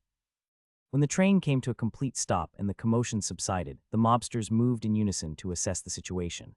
Head count, it's not an outside raid. There's no follow-up attack. I hope no assholes got hurt in this. They quickly shook off their confusion as if they weren't a unified organization for nothing. Ocean realized what had just happened. They didn't attack the train directly, but the tracks. The train stopped with an explosion, indicating that someone had sabotaged the tracks. Luckily, the train hadn't been derailed, but it was a big deal that it had stopped running. At this rate, we're not going to make it to our destination city. Boom. Just then, a roaring sound echoed from outside. It was the noise of scorched air colliding with the atmosphere. All eyes turned to the translucent windows. Kaho, goodbye, idiots, screaming and speeding past outside were the bikers we'd seen before boarding the train. Colorful hair, tattoos, leather, and funky style. They were the junkyard bikers of the late 40s districts. What the hell is that? Ocean stared at their machines in wonder. It was a peculiarly designed motorcycle that looked like it had been lifted straight from a giant squirrel's wheel. It was a mono-wheeled bike, with the rider stationary and only one large wheel spinning rapidly. Boom, the mono-wheel bike spewed black smoke from the exhaust pipes sticking out the sides. A dozen or so bikes, each with two riders, roared past the stopped train, mocking the bikers. You fucking junkyard bastards. You plan ahead and destroy the tracks. The bikers had prepared their bikes as if they knew this was going to happen. It was obvious who was responsible for the explosion. I wondered why they all rode so close to the carriages. Did they plan for this? Before boarding the train, Ocean recalled that the bikers had loaded something piled into a large cloth into the luggage compartment. Apparently, it was the mono-wheel bikes they were riding now. It was clear that they were preparing themselves for the ride and leaving everyone else stranded in this remote location. Just then, the door to the first carriage opened and in walked Ballad, dressed in a white suit. Brother, we're in trouble. Didn't I tell you to call me Mr. Director outside? Ballad shot him a sharp look of displeasure, and the gang member, realizing his mistake, apologized hastily. I'm sorry, Mr. Director. What is the situation? The scrap heap bastards destroyed the railroad tracks and left first. They even took the monowheel with them, so I guess they're pretty determined. Tusk, since they can't fight us outright, they're going to try a trick. It was a bad situation, but there was only a hint of irritation in Ballad's voice. What do you have? Just in time, Ballad snapped his fingers and gave his men instructions. Bring out what you have prepared. Yes, Ballad's men quickly exited the train. Ocean couldn't stand to be stuck on the stationary train, so he two-stepped outside and saw an interesting sight. Ballad's men made their way to the front of the train, to the first-class car, and in unison they pushed aside one wall. The wall of the first carriage slid open with the ease of a sliding door, revealing its contents. Vehicles. It wasn't just any vehicle, but a large military jeep that could seat several men. There were 4 such vehicles, 2 in each of the first-class compartments. It was unbelievable that they secretly put a car in the first-class compartment, which costs a lot of money for just one person. I couldn't believe it when I saw it. I wondered if they had prepared for this kind of situation from the beginning. Usually the first-class carriage is where valuable guests ride, so it is built quite strongly in case of an attack from the outside. Naturally, that kind of strength doesn't make it easy to open the outer wall. They've modified the front of the train itself. At least as far as Ocean knows, Turna's trains are maintained by the Railroad Management Committee. The Railroad Management Board was a city-sanctioned public agency in name only. To have a train in their charge modified, especially a first-class carriage for valuable guests, was probably the result of a lot of lobbying. Turna was the city of gold, and there were few things that didn't cost money. To even prepare something like that means they vaguely expected things to turn out like this. At that moment, 3 shadows swept across the sky above Ocean's head. A gale of artificial wind followed in their wake. Mages. One of the 3 mages generated wind and flew through the air like a bird. At that rate, they'll reach their destination soon enough. They're all moving in their own ways. Ocean realized that the people involved in this were not like the city fixers he had seen before. Just look at what the scrap yard bikers had done now. They destroyed the tracks. If there weren't other gang members on the train, they would have destroyed it. Let's go. Let's catch up to those junkyard bastards. By this time, Ballad's men had finished boarding the cars, and with a roar of engines, they were off. Less than 5 minutes had passed before the train was stopped by the destruction of the railroad. The sight struck Ocean with a new realization. To do anything in the city of Turna, one must be prepared at all times. I see, he thought. I've been solving everything with force. Indeed, fixers are a profession that relies heavily on force. Ocean's physical prowess and knightly prowess were a gift in this industry, but there were moments when brute force was not enough. Like now, when he was unintentionally stranded far from the city. Now he understood why Ronan had had such a strange reaction when he'd entrusted him with this assignment. I've still got a long way to go. Ocean shook his head. What's done is done, so he decided not to beat himself up too much for his complacency. The important thing is not to make the same mistake next time. What he needed to do now was figure out how to get out of this situation. It's been a while since I've been out of the city, and if I stopped here, it means I'm halfway to my destination. He's in the middle of nowhere with not a lot of traffic around. It's an awkward place to go on, but it's also an awkward place to go back to Turna. Maybe that's what they were aiming for. One by one, the people in the second carriage began to come out and assess the situation. They looked at the broken tracks with serious faces and disgust. What are we going to do? At this rate, we're practically stuck here. It'll take the city half a day to send someone out, and it'll take days to fix it. What if we could somehow move the front of the locomotive to the tracks beyond? Even though they were competitors, they didn't mind sharing their ideas in this situation. The only possibility was to move the locomotive's header separately. With an enhanced human, it wasn't out of the question. Hey, why don't you join us? Don't you think we should hold hands? One of the glazed-eyed fixers asked as he approached Ocean. No, never mind, I'll walk. Okay. The attitude was so determined, the fixer found himself nodding. He glanced at Ocean's outfit. It didn't seem like it would help much to join them anyway.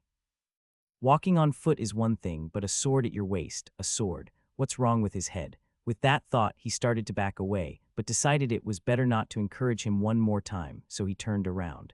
It bothered him that his senses were strangely focused on Ocean.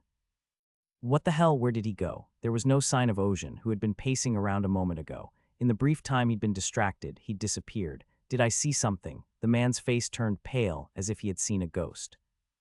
Several cars raced along the railroad tracks and over the long plain. Mr. Director, I see the junkyard bastards over there. The mono-wheeled bikes of the bikers leading the pack were close enough to be seen with the naked eye. They were fast, sure, but nothing compared to the jeeps the North Blinders had prepared. The steam from their vehicles was pure white. It was the evaporating ether water that fueled their vehicles. The monowheel bike's exhaust, on the other hand, was breathtakingly black, which meant incomplete combustion. It was the result of using a low-grade fuel that contained a small amount of ether water mixed with various reagents. Naturally, such fuel was not suitable for long-distance travel. Mr. Director, what do we do? The member of the organization sitting in the passenger seat turned around and asked. Ballad, who had the back seat of the lead vehicle to himself, crossed his arms and said sternly, "Show them what happens if you cross us." The gang members chuckled and stomped on the accelerator. The distance between the two organizations quickly closed, and the lead car caught up to the monowheel bike in the rear. Boom! The Jeep slammed into the back of the monowheel bike. The off-balance bike swayed precariously, then tipped over onto its side and bounced away. The same fate befell the bikers on board. Those bastards are already following us. Pull out what you got. The bikers on the scrap heap were not to be outdone. Some picked up bombs and threw them, while others pulled out guns and shot at the wheels of the vehicles. But the specially modified Jeep didn't even flinch when the bombs exploded. It was specially built for the military and was practically armored. The North Blinders fired back. A member stuck his head through an opening in the Jeep's ceiling and fired a Tommy gun. There was a popping sound, sparks flew, and the closing monowheel bike scattered like a swarm of dragonflies. The bikers changed tactics. Switching to weaving in and out of traffic, using the mobility of the monowheel bikes, they waited like ghosts to attack, keeping their distance, but if they saw an opening, they'd close in and shoot. Those bastards. The bikers shouted all sorts of taunts and insults at the Jeep. Even in a criminal organization, there's supposed to be a sense of decorum, but they had none. It was low class. Seeing this, one of the blinders loaded a magazine into his Tommy gun. He rolled his eyes, ready to give them the gift of bullets as they approached, when something surprising lit up in the corner of his vision. What? It was a human. It was definitely a human, running on two legs across the ground. It was definitely a person, running on two legs, and what seemed like a long way away was getting closer by the second. Then it was gone, speeding past a Jeep and a mono-wheel bike. Was I dreaming? He asked himself, feeling dizzy. The sight was too unreal for his rational mind to comprehend. A human catching up to a speeding car on two legs. How could that be possible? But it wasn't a dream. The faces of the bikers were also filled with astonishment, as if they had seen something unbelievable, and the gunshots that were continuously exchanged, as if to keep each other in check, stopped for a while. Ocean kept running. The wind whipped at his skin, but he didn't stop. He was a little out of breath, but considering how far he'd run, even that was surprising. I felt that I was stronger, but my stamina is incredible. I'm sure my stamina gauge was maxed out by the end of the run. But even so, it was amazing to run on 2 legs the distance a train would have to go. He even managed to catch up to a group of jeeps and motorcycles that had set off earlier. His body was running with the wind at his back. Every time he passed by, the tall grasses along the road were swept away by the wind and laid flat on their sides. He ran like this for 10 minutes. Ocean reached the city of Sadnafel, the city of the witch's contact. Sadnafel was one of the major cities of the Republic of Osnaphalos and the closest to the golden city of Turna. It was also one of the most heavily traveled. Most people who wanted to go to Turna would pass through it. A city where you can do anything, regardless of your status, as long as you have the ability and money, seems like a land of opportunity. It was inevitable that those who wanted to go to Turna would pass through Sadnafel. Naturally, Sadnafel served as a great conduit, a place where many races came and went. The number of people wandering around in front of him is hard to fathom. This was where Ocean needed to find the witch. First, the witch chose the train station as a meeting point. Heading straight for the station, Ocean stops in his tracks when he sees a group of white robes exiting through the station entrance. Priests of the Papacy of Petra. TLN, I'll also use the term. Papacy of Petra to refer to the Holy Kingdom of Petra. The Petra church members who came out of the station talked among themselves and then dispersed in small groups. We're too late. The fact that they came out means that Petra's church has already tracked down the witch and confirmed the station, but judging from their serious expressions, they must have missed the witch. We still have a chance. The question is, where did she go? This city was new to Ocean. He's been here many times in the game, but it's been so long that the city has changed. The basic layout of the city might be the same, but it was hard to tell what was in which section. If I leave it like this, they'll find her first. The Order of Petra hadn't been hunting heretics for long for nothing. They had a knack for finding heretics in hiding, and the men now roaming the streets were undoubtedly skilled at it. But the fact that they'd split up and scattered rather than move in a confident manner made it clear that their client, the witch, had done something. She wasn't just being chased helplessly either. It's a race against time. I need to find her and take her away. In the worst-case scenario, a conflict with the Order of Petra would be inevitable. Ocean thought so as he strode forward. Aha! The man standing at the entrance to the alleyway, unfolding a newspaper, looked puzzled as Ocean approached him. Ocean spoke to the man with the nicely trimmed mustache. Tell me the location of the witch the Order of Petra is after. I don't know what you're talking about. Who are you and why would you suddenly ask such a question? You'd better stop trying to fool me. You've been watching me from the beginning. Ocean had been feeling the eyes on him ever since he came here. He'd let it go because he had no enemies. It's probably one of the organizations that runs this city, a group that thrives on information. That's why he needed them now. Looks like this is the end of the line. Bring me to your superiors.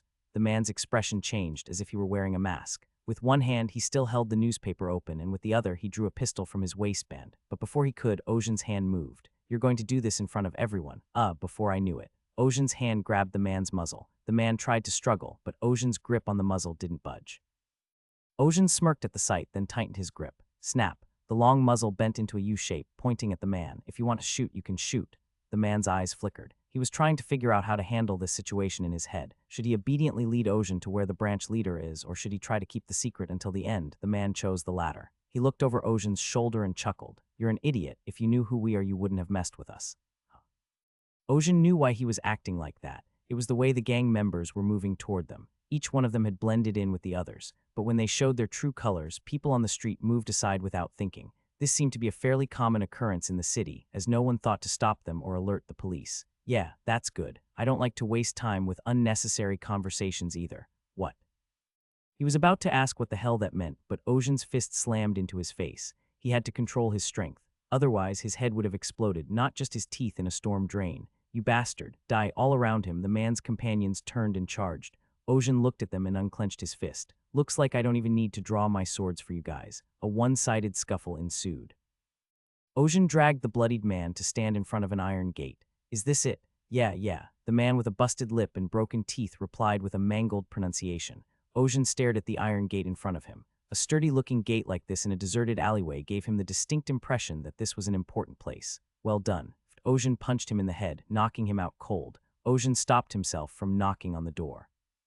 There was no sign of life on the other side of the door, so he lowered his gaze for a moment, staring at the floor. They're quick on their feet. Ocean muttered to himself and lifted one leg. He slammed it down with all his might. The ground vibrated loudly with a thump, and then it gave way. The shattered remains of the ground trickled downward, and Ocean went down with it. When the ceiling suddenly collapsed, the busy people in the basement stared at the falling debris, wondering what had happened. That included Rick Slur, the head of the intelligence organization here. Here we are. A man walked slowly out of the billowing smoke as he flicked the dust off the shoulders of his frock coat with his hands. He had an uncannily calm voice and charisma. He looked like he came from a noble family somewhere. His jet black eyes were almost alien as he stared at the group with nonchalance.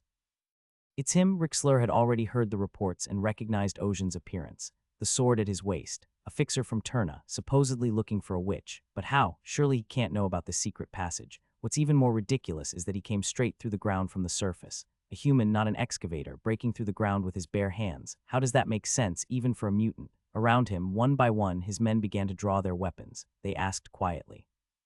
How do we handle this? Rick Slur rolled his eyes. Can we kill this man? He couldn't fight if he wanted to fight in the first place. With the number of people here, how could they avoid it? But with the order of Petra tracking witches in the city right now, he didn't want to do anything unnecessarily conspicuous. You're the boss here?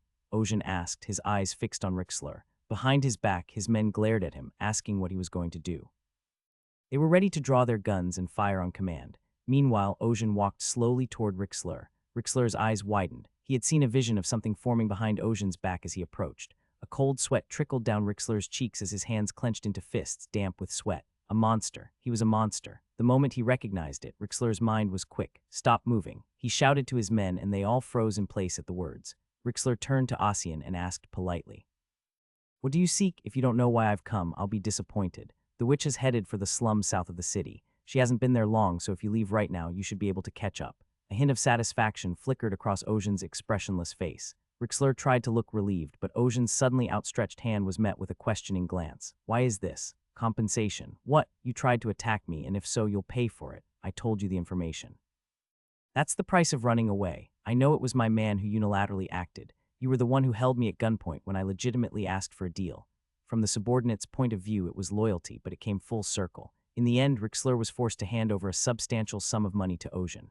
Ocean left satisfied, and as his men watched, they approached Rick Slur and asked, "Isn't that better, sir? What the fuck? Isn't he in the city right now, too?" Paladin, who is said to be the most talented that the papacy of Petra has ever seen. Why didn't you tell him about the Paladin? If he's going to bump into that.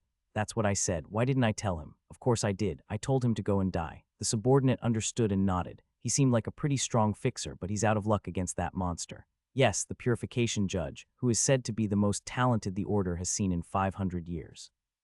He's no match for him. Rick Slur's mouth curled into a sneer. He'll surely die. Kayaha, look at this here. Aren't the Petra Church bastards weak? A topless skinhead licked his tongue. The scrap-yard biker was amused by the sight of the bloodied, cold, and mutilated priests of the Petra Church. Well, at least there aren't any witches here. You, looks bad. I thought I'd found the right one, so I snuck up on her, but I was wrong. What are you doing? Let's move. We're going to lose this to those suits.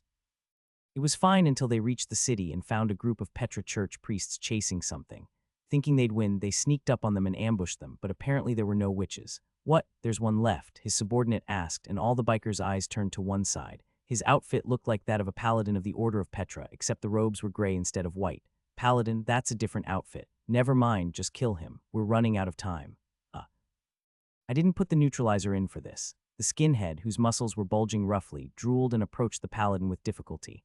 On each of his shoulders were ampules of a purple drug. Consider yourself out of luck, paladin. Isn't that the way it is in this world? His drug-enhanced body was a head taller than the paladin. Then the paladin, his face obscured by a deeply pressed hood, asked, I ask you as a faithful servant, heretic, do you have the heart to repent? Repentance. You're a laughing stock. Why would we do that, you asshole? The skinhead said and stretched out his hand. Immediately, a wave of gold swept through his hand. Nothing remained where the gold had disappeared, not even his outstretched arm. The skinhead was puzzled. His right hand had disappeared neatly down his forearm. It was a drug-enhanced body, too. The paladin's harsh voice rang in his ears. Then this is where I purify you all. A golden glow emanated from the paladin's body. Repent in death. Using the information he had gained, Ocean ran quickly to the witch's location. The streets were too crowded for him to run, so he stepped on the roofs of buildings. His steps were fast and light at the same time, so they didn't notice him running on the rooftops. As he kept running, the regular rows of buildings gave way to shanty towns. This must be the slums of Sadnafel. Stopping at a street, Ocean looked around. Intelligence had told him that the witch lurked here, and under the circumstances, they wouldn't have lied. Certainly, it's a good place to hide, given the dirty streets and unorganized structure. One by one, the beggars approached Ocean, their eyes shining. To all outward appearances, Ocean was a nobleman with more money than anyone else. To the slum dwellers, there could be no more attractive prey. Get lost. Ocean glared at the slum beggars and spoke a short word. The strange power in his voice made the slum dwellers pause, but no one backed down. If they'd listened to him in the first place, they wouldn't have started this. They've become a nuisance, but time was of the essence now, as the witch could be captured by the order of Petra at any moment. Pow! Just then, a loud boom erupted in the distance. The beggars in the slums flinched and scattered in a huff. A fascination flickered in Ocean's eyes. There it is. The explosions continued, and through them he could see a holy, golden waft of energy. It was the holy power of the clergy. The witch and the church of Petra's pursuers must have run into each other. Ocean raced like the wind toward the center of the explosion as the landscape around him flashed by. There was no collision as he cut through the gaps in the terrified fleeing slum dwellers. What was that? What was that? The slum dwellers were dumbfounded as Ocean ghosted past them. Ocean then rolled heavily on the ground. With a loud thud, the ground shook violently, leaving footprints in the hard earth. Ocean's body soared high in the air after the huge recoil. Floating in midair, he scanned his surroundings with his expanded vision, and then he spotted a woman in a red cloak fleeing, and a group of pure white robes chasing after her. Stars flashed in his eyes. Ocean's body dropped like a hawk swooping down on its prey.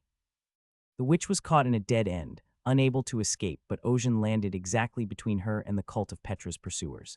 Boom! A cloud of dust rose as if a bomb had gone off, and the ramshackle shacks in the neighborhood shuddered. Eventually, the dust cloud settled and Ocean's figure appeared. The fleeing witch's eyes widened, and so did the pursuers. "Who are you?" The paladin at the head of the pursuit mustered up the courage to ask. He was a man in his mid-40s with a thick neck and jaw, and his steely gaze turned toward Ocean with hostility. At those words, Ocean's eyes snapped to the paladin. The paladin stumbled backwards at the sight of the pure white fire in Ocean's eyes, and so did the other priests and knights. There was an intimidating feeling that made even their infinite faith in God shake, even though it was only for a moment, but the pursuers shook off their fears and sought to surround Ocean. Ocean looked at them and put his hand on the hilt of his sword. "Should I draw it here?" Out of the corner of his eye, Ocean glanced at the witch behind him. Wrapped in a red cloak, she cowered in her seat, terrified. "If we fight, we'll get caught. Besides, it wouldn't do me any good to enter a conflict with the order." Ocean took his hand off the hilt again. The blade was freshly forged, but it wasn't time to use it yet. "Excuse me, what?" Ocean immediately walked over to the witch, apologized, and hugged her.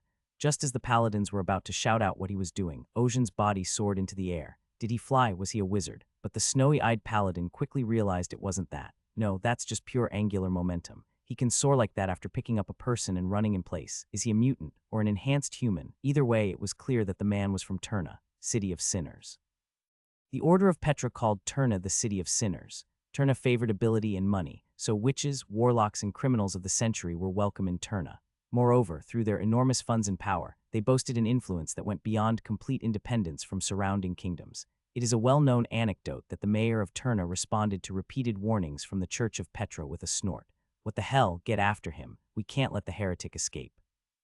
The pursuit party raced after Ocean. Ocean kept running. The complex geography of the shantytown didn't bother him. Like the wind, he could just run across the rooftops. If he wanted to, he could collapse the shanty houses he stepped on. But Ocean concentrated as hard as he could on his steps. Then, as if a feather were falling, he began to run upwards without a sound. The witch, who had twisted in embarrassment at first, now stood still and watched the spectacle. As they rose and fell through the air, she found herself unconsciously clutching the hem of Ocean's coat. But her eyes, hidden beneath the crimson hood, remained fixed on Ocean, baffled, horrified, and relieved at the same time. Once out of the slums, Ocean pulled into a deserted alleyway and set the witch down. "Can you walk?" Yes. The witch's legs didn't seem to have much strength, but she didn't fall. Ocean could finally get a good look at the witch's features. Her hair was blonde.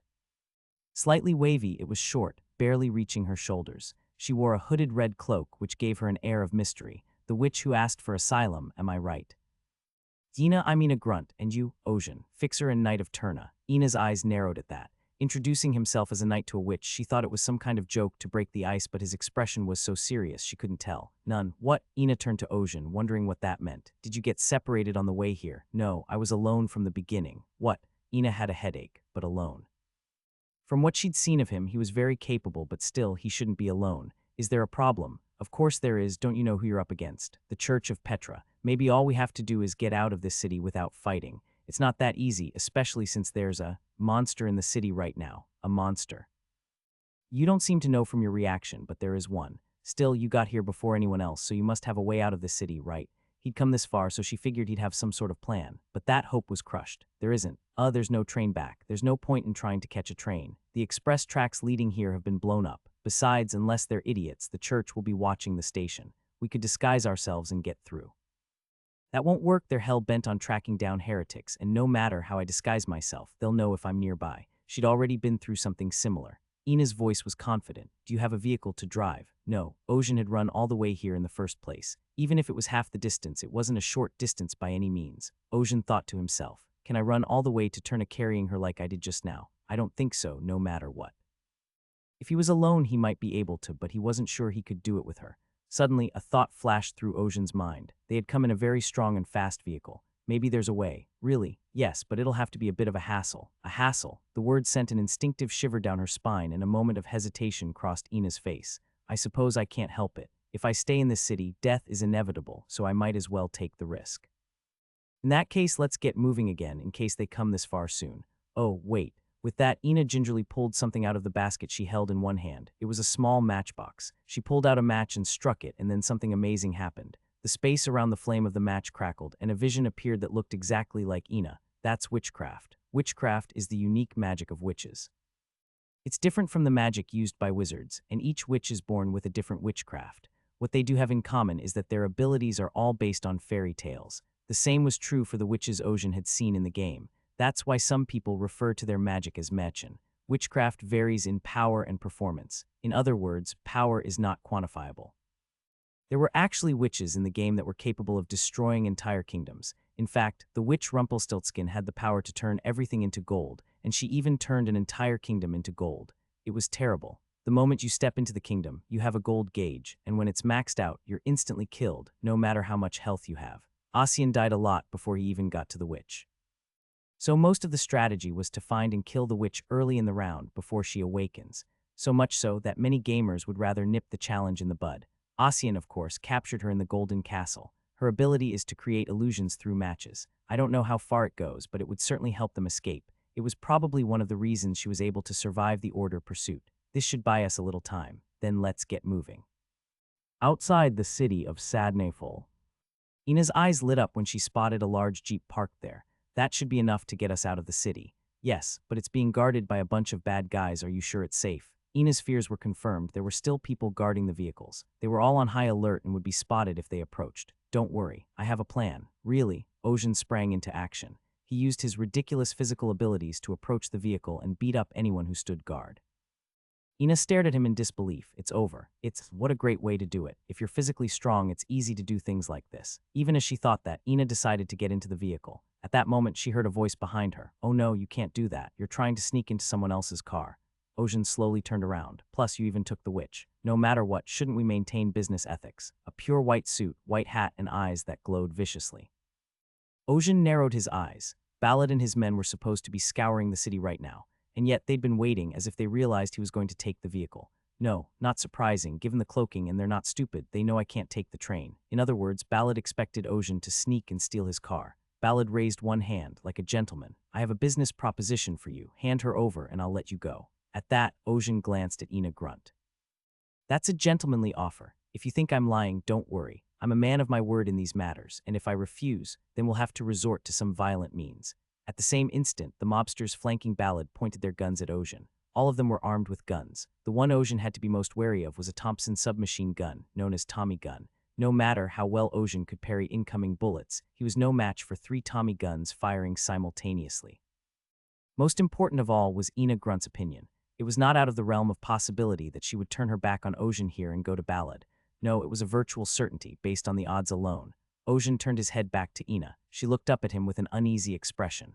Why, you can go. What? You're safer with them over there than you are with me anyway. Isn't that what you're thinking? Ina's face fell at that. You're giving up so easily. I'm asking for your opinion. I mean, what if, Ina asked in a cautious tone, what if I turned down their offer and said I'd stay with you? You don't like them. You can't possibly like people with such nasty looks in the first place, and they kill people for money. I get paid to kill people too. You're something different. It was the kind of intuition a witch who survived alone in a world with no one to protect her had. If I refuse, what will you do? Ina asked seriously, her eyes shining. Meeting those clear eyes, Ocean spoke the truth. Then I would fight. With those people, with them and anyone else who stands in my way. That was a pretty arrogant statement. Ina narrowed her eyes. Why would you go to such lengths? I know it's funny for me to say this, but we just met for the first time today, and we just met a few minutes ago, because this is my job now." There was no falsehood or deceit in Ocean's voice. Ina asked, her voice trembling. "A duty like that, it's so easy to just throw it away, isn't it? Everyone else in the world does." Ocean smirked at that. "That's not honorable. Dishonorable." It was an unthinkable answer in this world, but Ina couldn't think of a more believable answer. She didn't know why, but she found herself relieved and convinced by the words coming out of Ocean's mouth. "So it is." Ocean smirked at Ballad. In response, Ballad's already cold eyes sank even more heavily, and he ordered his men, "Take care of him." With that, the Tommy gun-wielding men stepped forward. Loaded muzzles pointed at Ocean, one at each arm and leg. As if this were not the first time this had happened, they pulled the triggers without hesitation. "Huh, what the hell? No bullets were fired. Didn't you even check your guns properly?" "Oh no, it was clear before I got out of the vehicle." That meant there was something else. That's when Ballad turned to his men and said quietly, "What do you think you're doing? If you have eyes, look straight at that." With that, the men looked over Ocean's back and saw Ina. She was holding a match in one hand. The fire burning with a tiny spark was inappropriate for the situation. Witchcraft. The gang members weren't stupid, and they immediately realized why the guns weren't firing. Ocean was inwardly impressed. She can do this. The old gamer's instincts told him that it was impossible to operate a firearm while the match was still burning. I had no idea she could create illusions through the flames of a match. At the same time, it's easy to see why people coveted Witch's abilities. She won't last long, I know. Ocean pushed himself up and walked forward. Ballad watched him go, then opened his mouth. "What are you doing? You don't think we can't do anything without a gun, do you?" All of the North Blinders dropped their guns and pulled out other weapons. Clubs, daggers, hammers, and more. They all had weapons in case they couldn't use their guns. Of course, these weren't ordinary weapons. The clubs alone had a strong blue current running through the tip, not to mention the other weapons. However, Ocean didn't feel the need to draw his sword after seeing it. "At least I can warm up." With those words, the mafia member in the lead shouted and charged at Ocean. An electrified club aimed for the crown of his head. Ocean slightly twisted his upper body to avoid it, then stretched out his hand and placed it on the mobster's chest. He pushed back with a little force. Boom, the 6'2" behemoth bounced backward as if hit by a siege weight. The mobsters running after him were swept up in the blast and dropped like bowling pins. Mutant, a body enhancer, surround him. The mobsters tried to surround Ocean and attack him, but he had already burrowed into their gap. Before they could react, Ocean's hands moved. He punched them with his fist and kicked them with his foot. Simple movements, but with the knight's transcendent physical strength, they became transcendent violence. A single blow from Ocean sent a gang member ricocheting off into the distance, and he fell at Ballad's feet. Ballad glared down at the henchman. "Director, I apologize, get up," Ballad said, his voice dripping with coldness. The subordinate grunted and sat up. He got him up. Ocean stared in Ballad's direction in surprise. Even with the force of the blow, it should have been enough to keep him down for a while. In fact, his face was covered in a cold sweat from the pain. Still, he got up because the man in the white suit in front of him had given him an order. Ballad didn't offer words of praise to the man who stood up on wobbly legs. Instead, he handed him the white coat draped over his shoulders and the hat on his head. The man took it gingerly. There are always people who bother you when you're doing something. Ballad pulled a pair of black leather gloves from his pocket and slipped them on his hands.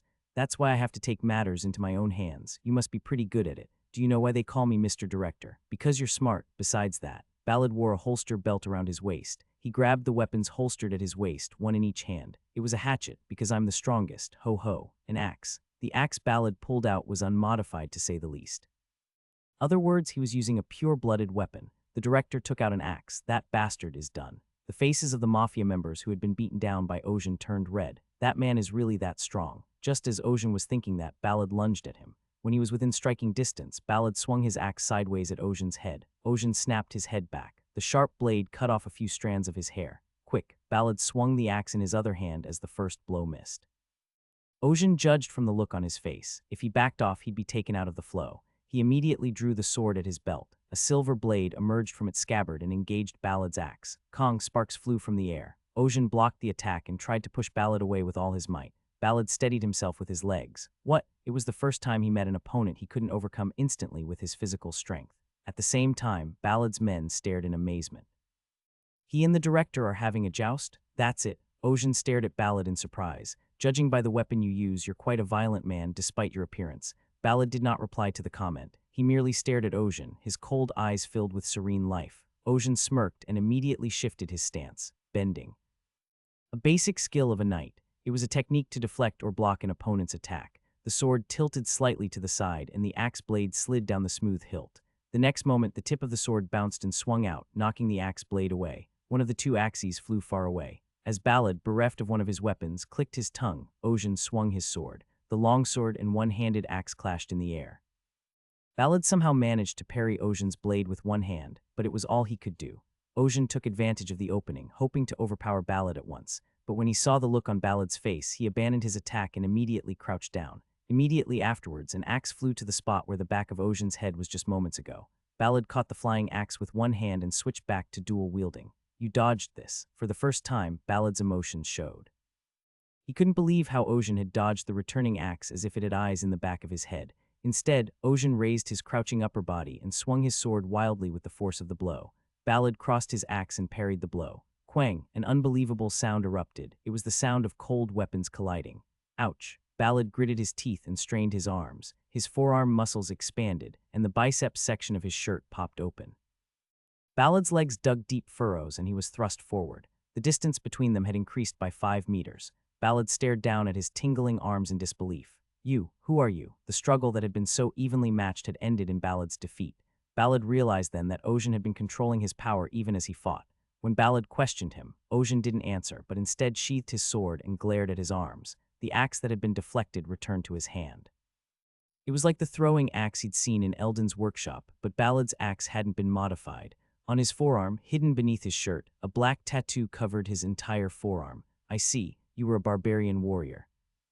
Barbarian warriors were descendants of the giants who inhabit the cold, ice-covered northern continent. In the game, they were famous for being one of the 8 playable characters. Indeed, Ocean looked at Ballad's physique and was convinced. The barbarian warrior was known as the Melee Trio, along with the Wandering Knight and Paladin. With a motto of one-hit wonders, he was the strongest of the melee characters.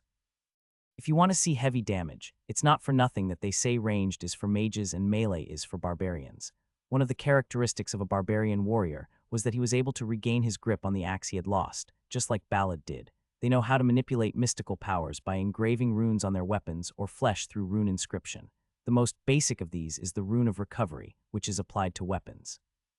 This skill allows you to return a thrown weapon to your hand like a boomerang. The damage it does is devastating. The first time you fight a barbarian warrior, you'll often be killed by the weapon that comes back. However, Ocean was able to react immediately. If the opponent was using the Rune of Recovery, the natural target would be the back of his head. I thought you were strong. If you're a barbarian warrior, it makes sense. Hearing Ocean's muttering, the mafia member's expressions turned pensive. How dare you say that word in front of our director? Ocean asked, puzzled by the reaction. Is there anything wrong with calling a barbarian warrior a barbarian warrior? Yes, there is a problem, a big problem. It was Ballad who answered. He stared at Ocean with kind, sunken eyes. They were like the cold northern winds, threatening to freeze anything they touched. I'm not very fond of where I come from, so I try to be as polite and gentlemanly as possible. That doesn't sound like something a man who wields an axe in each hand would say. Axing is a gentlemanly thing, too. No harsh shouting, no excessive gestures, quick sharp cuts, that's my aesthetic. Ballad's behavior was out of character for a northern barbarian warrior. Most barbarian warriors kept things simple, shouting loudly whenever they did something. It was their tradition. Ballad, however, wore a neat suit and spoke with a steady stream of respectful words. Considering his origins, it was safe to say he was an extreme contrarian. Naturally, I don't like to be called barbaric, even if I am a warrior, and no one who knows where I come from would ever use that word in my presence. Do you know why? I don't know. Because everyone who has ever said it to me is dead. A cold smile formed on Ballad's face, and you just said the exact same thing. The madness behind that creepy smile was unimaginable. I couldn't believe there was such a beast stirring beneath the surface of his normal demeanor.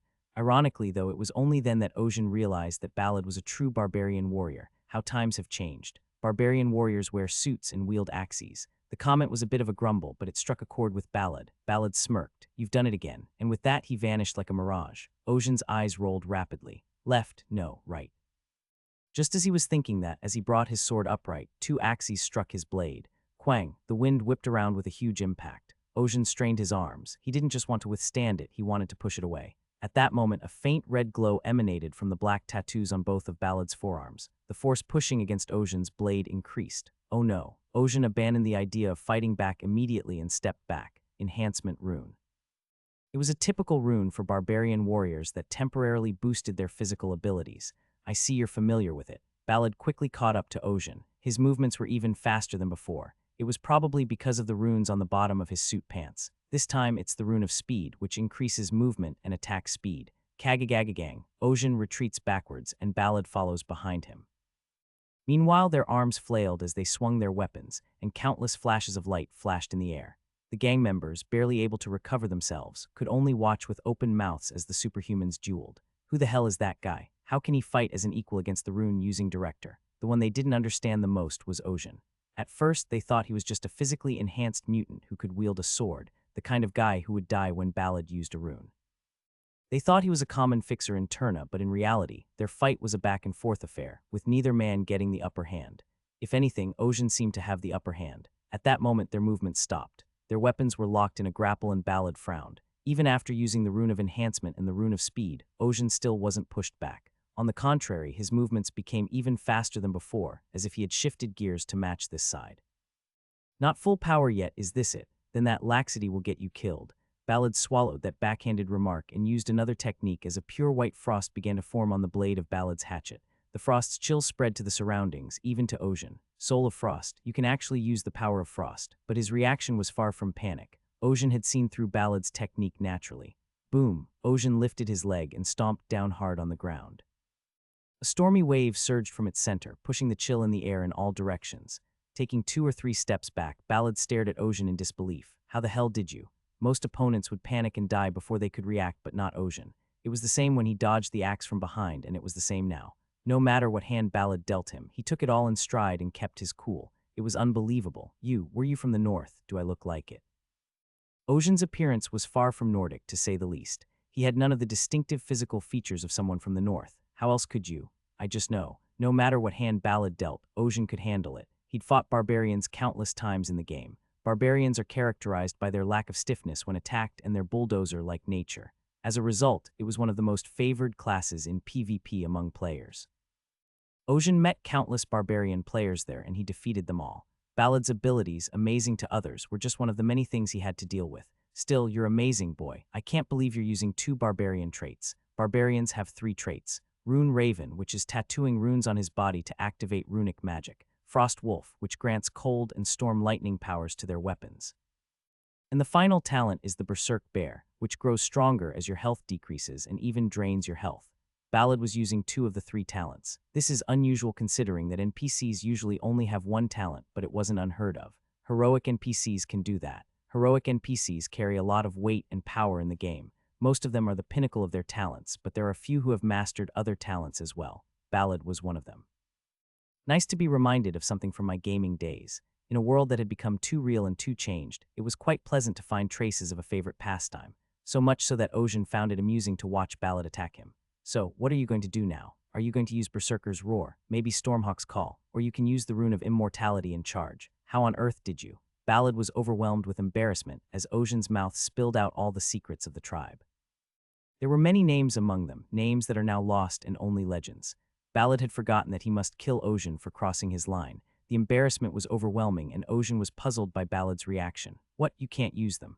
I see, you're still a kid. Visibly disappointed, Ballad bit his lip hard. Just as his eyes were about to glaze over, he heard a desperate cry from behind him. Hey director, we're in trouble, what is it? A subordinate came up to Ballad and whispered quietly while Ojin watched in silence. When Ballad heard the news, he glanced at Ojin, clicked his tongue and sheathed his axe in his belt. He gestured to his men and the men stiffened but moved in unison as they gathered themselves. Even Ina Grunt, who had been watching them nervously, narrowed her eyes at the sudden change in mood. Backing down, so suddenly, Ballad turned to Ojin. You're in luck. What? There's been a change of plans. We're giving up the witch. We'll leave you alone. Ojin narrowed his eyes. Giving up so suddenly. Something's up. I don't think I need to tell you that. Ojin was relieved to hear that he was backing down. If he stalled out here fighting Ballad, the pursuers would catch up to him in no time. No, maybe he'd heard the news and that's why he'd backed out. But to give up the prey just because of a tracker, Ojin felt a twinge of disbelief. For a man who had brought such a large force to fight the Holy Order of Petra, he gave up so easily. Moreover, Ballad's expression as he retreated showed no sign of resentment toward the witch Ina. Even more surprising, Ballad and his men had left behind a jeep that Ojin had been trying to capture. Why are they suddenly leaving, and why are they leaving the car behind? Are they telling us to get in and drive away? It looks like it. Why on earth would? There is no need to turn down what has been given to you. Hurry up and get on board. We are leaving here too. Ojin climbed into the vehicle with Ina. He was glad he'd gotten a first-class normal in his previous life. At least he won't be stuck here because he can't drive. With that, Ojin stepped on the accelerator and pulled away with an indescribable sense of dread. The vehicle sped out of Sadnafel and across the plains. It wasn't hard to find the way back. Using the railroad as a guidepost, he simply followed it. Contrary to their fears, there were no tracks and no signs of disturbance. Are we safe? Ina asked, relieved, but Ojin didn't answer. If anything, the thought of being so safe made him feel even more uneasy, and it didn't take long to see why. Ojin immediately slammed on the brakes. Bam! Ina yelped, nearly hitting her head on the windshield as the car came to a sudden stop. She looked back at Ojin with a questioning stare, then shut her mouth. What the hell are you looking at? Ina stared straight ahead, too, and kept her mouth shut. A field of gold stretched out before them, and in the center of the field, a gray-robed figure stood still, as if he had been waiting for them. From beneath the pressed gray hood, they could feel its inorganic gaze, devoid of emotion. Monster, Ina said, with a voice trembling. A large military jeep raced through the wilderness. Inside, the mafia members froze in their tracks, watching Ballad in the back seat. Ever since the fight with Ojin earlier, Ballad had been in a bad mood, and it would be good for them to be caught in the wrong place at the wrong time. But there was always someone who didn't realize it. Mr. Director, why did you let the witch out from under our noses? The question was asked by a newcomer who had just joined the organization. Before the man behind the wheel could say anything in surprise, Ballad spoke up. Is that what you want to know? Yes, I mean you let them go, but I didn't think it was necessary to leave the car behind. Well, you're right to wonder, since we just walked away without explanation, which is definitely out of character for me. Ballad glanced out the window. I've been informed that there's a very dangerous man in the midst of the Holy Order of Petra's pursuit of the witch. A dangerous figure, you say, but we the North Blinders. It's good to have loyalty and trust in an organization, but sometimes you have to see things rationally, and this is one of those times. When he said that, even the most clueless of them couldn't help but realize that something was up. Who the hell would? One of the swords of the Church of Petra, a madman who burns heretics to death with golden flames. He's called the Purifying Judge, and he's the one who wiped out the scrap heap guys just now. What, you mean the, biker gang? Just because they were bikers didn't mean they were weak. The special drugs they used enhanced their bodies, and some of them were beyond human through illegal modifications. They were wiped out. The mages who participated in this mission have withdrawn. They know they can't fight against the Purifying Judge. That goes for us as well. Then why did we leave the vehicle behind? It's bait for the Purification Judge to eat from as far away as possible. We'll go around in the meantime and make it safely back to Turna, the gang member at the wheel said. So the knifeman and the witch are effectively dead, then. They will be. Ballad added as an afterthought. No one has ever survived the hands of that creature. Ina Grunt's face went pale. It was him, a monster of the faith, sent by the Church of Petra to chase her. It's okay to be chased by another paladin or priest, even if it was a high-ranking paladin or high priest, but this one is different. She should never have faced him. You've been waiting. Ojin's eyes narrowed as he let go of the wheel. There were no fields like this on the road from Turna to Sadnafel. He'd seen them on the way. But now, as if the landscape had changed, waist-high golden grasses of wheat-like color were blowing in the breeze. It was all the result of the one man standing there. Field of Gold, one of the paladin's unique skills. The golden field wasn't a real plant, but a field made up of divine power used by the paladin. It was known for its ability to grant various buffs to the user and party members. The effect wasn't actually that great, and it cost a ton of holy power, so I just thought it was a pretty owie buff, hence the nickname Pretty Trash. Look at the size of that field. The golden field that filled the field of vision seemed to extend to the horizon and beyond. In-game, the field was only a 30-meter radius around you. This one, however, seemed to be at least 20 times that size. He's already known for his ineffective skills, and he's spreading them out like that. How much divine power could he possibly have? Moreover, Ina's reaction in the passenger seat was also strange. She was in despair. She hadn't looked like that when she was being chased by the other pursuers of the Holy Order, or when she was surrounded by the North Blinders Mafia, but now it was the opposite. It was like looking at someone who had seen the sky fall before their eyes. Wait here. With those words, Ojin got out of the vehicle and slowly walked toward the golden field. As he entered the golden field, which looked like it was about to be harvested, the plants around him scattered and oxidized into a golden powder. Ojin ran his fingertips through the powder. Even though it was only a tiny fraction of the field, it was filled with divine power. It sharpened his mind even more. The paladin stared at him from behind his deeply pressed gray hood. His eyes were so inorganic that it was hard to read what emotions they held. Ojin continued walking and stopped when he was 20 meters away from the paladin. A gust of wind blew across the golden field, cooling the air. Since you've been waiting all this way, it's safe to assume you know everything. Hand over the witch. The paladin said nothing more than that. It was almost a unilateral declaration. And if I don't, Ojin asked, but in reverse. The paladin's eyes narrowed slightly, but sharply. I would consider you in league with the witch and judge you as a heretic. I don't believe in any other religion, and I've only been assigned to take the witch. It's a heresy if you accompany a witch, no matter who it is. Ojin gave a small laugh at the non-negotiable answer. You just want to believe that, don't you? Heresy. As a faithful servant, I ask you, are you willing to repent? If I'm willing to repent, are you willing to let me go? At the very least, I can send you away without suffering. Madman, Ojin shook his head.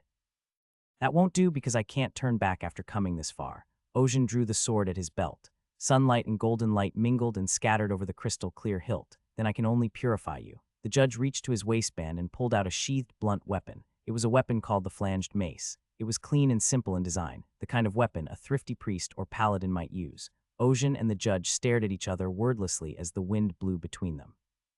The hem of Ojin's coat fluttered, and the cloak of the paladin's robes fluttered wildly. A streak of pure white light shot from Ojin's sword. It was the unique trait of the wandering knight, the starlight sword. In response, the judge's mace hovered with a golden stream of air. It was the holy power of paladins. The two of them lunged at each other without a word of warning. Across the golden field, they met in the exact center. The starlight and the golden light of faith clashed with each other. Kong. With a tremendous impact, the field lurched outward in concentric circles, then rose again. The divine power that made up the field was overwhelmed by the impact, oxidizing into powder and scattering golden hues around it. The sight was dreamy and beautiful, like something out of a fairy tale, but no one paid attention to its beauty. The first attack was a preliminary strike to roughly gauge the opponent's strength. Ojin applied just the right amount of force to his sword, and the judge's body began to be pushed back, but he didn't feel stronger or relieved. The reason came immediately. Father in heaven, protect this lamb by your holy mercy. With the prayer, divine power began to hover over the judge's body. The gradual disparity in power soon became equalized. Buffs that enhance physical abilities were the reason why paladins were called a melee class. However, Ojin, who already knew this, was not surprised and pulled his sword back slightly, twisted his waist, and spun in place. Clang, the 2-meter-long starlight sword spun in a circle. The golden spikes that touched it were sliced off and scattered like powder in the air. The judge, seeing the flying starlight sword, raised his mace. Immediately, the golden divine power within the mace became clearer and took the form of a shield. Boom, the sword slammed into the top of the shield. Unable to withstand the impact, the judge was thrown backward. A furrow was dug into the ground, a scar across the golden field. But Ojin's expression was not pleased, for beyond the shield, the judge was unharmed. No, the impact must have been transmitted to his body, but he recovered in real time. He can tell just by looking at the golden light that permeates the body, albeit little by little. The judge lunged at Ojin. Ojin watched the judge's movements and swung his starlight sword. In the beams of white and gold that clashed in the air, it was the white that dug deeper into the enemy. This time the blow landed. Ojin's sword had cut off the judge's left arm starting from the shoulder. The judge stepped back, his expression unchanged. Despite the loss of an entire arm, he showed no sign of hesitation. It was easy to see why, as the severed arm, along with its clothing, regenerated. It was as if a ring of golden light had gathered around it, forming an arm. This is why I don't want to fight paladins. Paladins don't excel in melee combat like barbarians and wandering knights. However, what made them a close-quarters group capable of fighting on the most dangerous front lines was their tenacious vitality. They can always heal from wounds and health if you don't cut them off at once. They don't call paladins cockroaches in the game for nothing. It was a nickname given to them out of admiration and disgust for their tenacious vitality. At that moment, the judge moved. The holy power that made up the shield was now transformed into a giant cross. The judge raised it and charged toward Ojin, swinging it wildly. Instead of parrying it head-on, Ojin held his starlight sword at an angle to deflect the attack, but the deflected cross changed form, transforming into a golden spear that shot toward him. Ojin, as if expecting it, dodged backward with a backflip. Golden flames erupted where Ojin had been, scorching the area around him. And the traits he's using are not just one or two, so he's a heroic class, not just an ordinary paladin after all. Paladins also exist as playable characters, and their traits change depending on the direction of their development. A paladin's abilities are a type of prayer called divine chants. These divine chants are divided into 3 main characteristics based on their discipline: the eternal golden rule, the rule of divine judgment, the rule of divine protection. They specialized in recovery, attack, and defense, respectively. The chants used by the current judge were a combination of all 3. The judge retrieved his golden spear and replaced it with a large golden tonfa in each hand. Seeing the judge's posture, Ojin muttered, "Holy gold. If wandering knights have starlight, paladins have holy light." Whereas the starlight could only draw immense cutting power and strength in the form of a sword, the holy light could manipulate divine power into any form it wished. While it is inferior to the starlight in terms of power output, it is superior in terms of situational awareness. And a paladin with that much holy light would be a force to be reckoned with, at least in the eyes of the Holy Order. You know well, our Heavenly Father is the one who sanctifies us with his sacred blessings. The Holy Order has nothing to do since they sent someone of this caliber to hunt down a mere witch. It is my duty to hunt down and root out heresy in this world. No job is too big or too small. He's lost his mind. In the army, a general with a star would go around the army and pick up cigarette butts, yet he pursues the behavior with unwavering conviction that it is right. If I stall, I'll be at a disadvantage. Ocean had fought paladins before, so he knew the opponent was a tireless monster. If that was the case, he would have to make it a one-shot, short battle. But is it possible to do that against a creature that uses not just one talent, but all of them? Ocean glanced to the side, then lunged at the judge. No fancy swordsmanship this time, just sheer brute force. Ocean was a natural melee fighter, and the judge was slowly pushed backwards as he calmly went into defense. However, it was an overly aggressive attack that didn't land a single effective hit on the judge. The judge was about to call it a pointless move, but then he felt something and turned his head to the side. Bam, and there it was, the sight of a steam train rushing towards him with huge steel bellows. Before the judge could mutter a word, the steam train smashed right into him. That's it, Ocean thought to himself as he watched the judge disappear into the steam train. This spot, obscured by the golden field used by the judge, was once a railroad track. I thought the tracks were destroyed and the train couldn't get here, but they removed all the useless compartments and just moved the locomotive. It wasn't impossible if the people who were stuck on the train worked together. Some of them must have had some pretty unusual abilities or powers. He was able to drive the judge up to the railroad tracks and push him into the train. Looks like we just hit something. Who cares, the clueless bastard did it to himself. The fixers on the steam train didn't seem to mind that they'd run over the judge. At that moment, the golden field began to lie to one side, as if drawn by something. Ocean narrowed his eyes at the sight of the field still standing. Isn't the golden field supposed to cancel itself when the user dies? And yet it hasn't disappeared yet. Ocean's pupils dilated. Oh no. As Ocean muttered that, the divine power that made up the golden field began to gather into one place. The golden light, blowing in the wind like dandelion seeds, was headed toward the front of the steam train. It was then that the train that had crashed into the judge stopped. What is this? Why did the train stop again? The people on the train made puzzled noises. Some of the more perceptive people stiffened. Immediately, a golden pillar of light shot out. The golden pillar exploded soundlessly, literally shredding the steam train. The black front of the steam train was engulfed in golden flames and burned, as were all the people on board. There were no screams. Those who were touched by the purifying flames were reduced to golden ash and scattered like dust. It was an unbelievable sight to behold. At least 30 people, all but a handful of them, had been swept away by the explosion, except for those who had seen it coming and escaped. And from the center of the still rising golden pillar, the judge rose to his feet. A gust of wind blew his hood back, revealing his bare face. Despite his name and stern demeanor, the judge was a blond boy with fairly fine lines. He looked to be in his late teens at most. I'd have thought he'd be quite a bit older from the way he talks and acts. His eyes, however, were empty, as if he had seen the world, which is not something a person his age should have. Moreover, the endless flow of golden divine power, like underground water, suggested that the judge's talent had reached the heavens. Ballad had heroic level qualification, but this one in front of me is beyond that. He was already a paladin of heroic proportions. That meant he was a difficult foe to deal with for the current Ocean, who could only use starlight. The golden pillar of light gradually tapered off and disappeared, so did the embers scattered around him. However, Ocean remained vigilant. The disappearance of the golden pillar was only a cosmetic appearance. In reality, its vast power was still contained within the body of the judge. Purify all heretics. As he muttered that, bullets flew toward the judge. You freak. The fixer, who had just narrowly escaped death by jumping from the train, fired a barrage of large-caliber bullets from his specially modified rifle at the judge, but before the bullet could reach the judge's body, it was consumed by a golden flame and turned to dust. What the? It didn't bounce the bullet off, or even melt it with high heat, but disintegrated it. And not just any bullet, but a large-caliber bullet that would crush a monster's solid skull in a single shot. The fixer stared blankly at the judge, even as he slowly extended his hand toward him. Help me, just as he was about to say that. Boom, golden flames rose up and consumed his body. It was a colorful yet silent death with no screams and no mercy. The sound of steam puffing out forcibly drew the judge's impassive gaze behind him, and what he saw was a massive brass fist. It was a reinforced human in a suit resembling an old-fashioned diving suit called the Bleeding Edge. The super heavy punch, fueled by the recoil of a burst of compressed steam, was an attack of tremendous power, capable of blowing a hole through even thick, massive plates of steel. No one can react or block it, unless the opponent is an even bigger monster. Boom, the enhanced human's fist began to burn with golden flames. The enhanced human tried to extinguish the flames, but they spread further and further up his suit, engulfing his entire body. The high-tech suit, resistant to bullets, gunpowder, and magic, melted away in a matter of moments. The fate of the human inside was obvious. The judge, having cleared the way, stared at Ocean, his cold gaze held death. I never thought I'd have to fight such a monster before I accepted this commission. But after coming this far, there was no turning back. Ocean wordlessly sheathed his sword. The judge's eyes widened at the sight of him. Heretic, you're not running away. If I were to flee now, would you let me live? The answer to the provocative tone was surprisingly affirmative.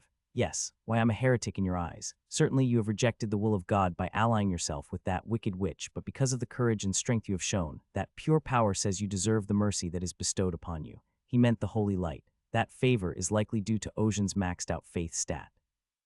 Ocean glanced at the white-hot glow of his sword. So you're going to turn a blind eye this time. Leave the witch behind, and if you do, I'll let this one slide. The words bordered on arrogance, but after what the judge had shown him, he had every right to be arrogant. He shouldn't be considered a human being. It was certainly right to walk away gracefully, especially when he was offering to spare his life. It was the right thing to do. I can't do that. Are you serious? If you fight me, you'll die. You turn away from a fight because you're afraid of dying.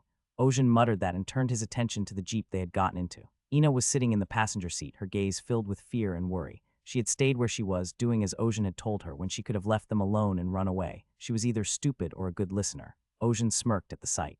When the judge looked puzzled, Ocean glared at him with clearer eyes. That is not honorable. Dying is scary. I hate it, of course. But what I hated even more was running away from this place right now. I did my best to show mercy. Hot, golden flames burned in the judge's hands. It then took the form of a giant hammer in each hand, a flame of judgment that consumed all things mortal. The robed judge solemnly pronounced, "Look to God for mercy now. I never asked for mercy in the first place." The starlight sword burned more intensely, as if in sympathy with Ocean's emotions. At Ocean's provocative glare, the judge moved. Clang. His arm swung it from side to side. The distance between them was over 30 meters, but along the trajectory of the judge's weapon, the golden flames spread out like a fan. A giant flame raced across the golden field as Ocean swung his starlight sword wildly toward it. From top to bottom, the golden flames crackled to the left and right, forging a path. Ocean sprinted down the open path. With a superhuman burst of momentum, he was within striking distance of the judge in no time. Could he attack from a distance? If so, he could close the distance. Ocean swung his starlight sword. The holy light sword was certainly a versatile technique, but in terms of power density and cutting power, the starlight sword was superior. The judge recognized this and parried Ocean's attack with two crossed weapons. The golden hammer shook violently as the golden flames flared. The judge closed his eyes as he entered into the struggle. Ocean didn't accuse him of insanity for closing his eyes in the midst of battle, since it was the paladin's way of praying. I believe, Holy Father, grant me the glory that is yours. A short and simple prayer, but a faithful one nonetheless. As it was recited, a golden sigil hovered over the judge's back like a halo, boundless gold. The most powerful buff available to the paladin class. A hand-to-hand combat is not possible in this condition. If so, change the approach. Ocean immediately withdrew his sword. Naturally, the judge's body was forced to turn toward him. The judge tried to regain his stance, but Ocean seized the moment. In that brief moment, as the judge attempted to correct his stance, Ocean's sword curved fluidly. Two massive battle hammers followed the movement of the sword, and a gaping hole appeared in the judge's body. Ocean retracted his sword from its wild spin and plunged the starlight sword into the judge's throat.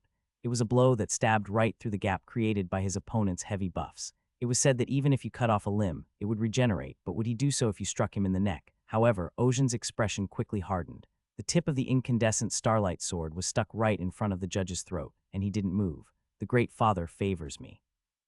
In the meantime, the judge had used a new prayer. This is crazy. He's deploying Bastion of Light this quickly. The Bastion of Light was the highest level prayer in the holy rule of divine protection. The effect was simple, 3-second invulnerability. For 3 seconds, the paladin would be immune to all physical and magical damage. In the game, even max-level paladins required a minimum casting time of 2 seconds to use it. Even then, he had to ramp up his mentality stat to 99, reducing his casting speed as much as possible, but this monster unfurled in less than a fraction of a second. Oh no, he was so shaken up by the blocked attack that the gap on the other side was exposed. The judge held out his hand toward Ocean. Purify. Immediately, a golden torch radiated toward Ocean, engulfing his body. Ocean reflexively covered his face with his arms, but he didn't feel the heat of the flames against his skin. To his dismay, neither did the judge. The golden fire that should have burned him had suddenly snuffed out. Someone had interfered with the divine power. How dare you? The judge's voice was angry, and he glared at one side. At the end of his gaze was the witch he wished to kill, Ina Grunt. She stepped out of the jeep and stood with a match in her hand. The head of the match she held blazed with golden fire. My, how dare you use fire in my presence? Ina's eyes were still filled with fear as she turned to face the judge. She spoke with bravado, but she couldn't hide the tremor in her voice. Did you think I'd let you get away with it? But Ina didn't run away. For the same reason as the knight in front of her, Ocean. How to live as a knight after the ending alive. Or so Ocean thought as he looked at Ina Grunt. She had unintentionally helped him. Then Ina's gaze met Ocean's. You owe me your life for this, so you must win. Ocean chuckled at her bravado. Gladly. The judge frowned as if offended by the sight. You dare. The divine power emanating from his body grew stronger. How dare a heretic mock the will of God? Kayak, Ina screamed. The flames of the match burning at her fingertips grew stronger, and before she knew it, it had consumed the entire match.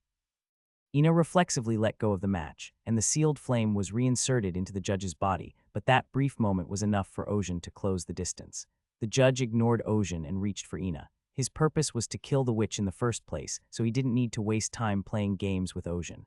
Ina hurriedly pulled a fresh match from her matchbox, but the judge's flames were faster.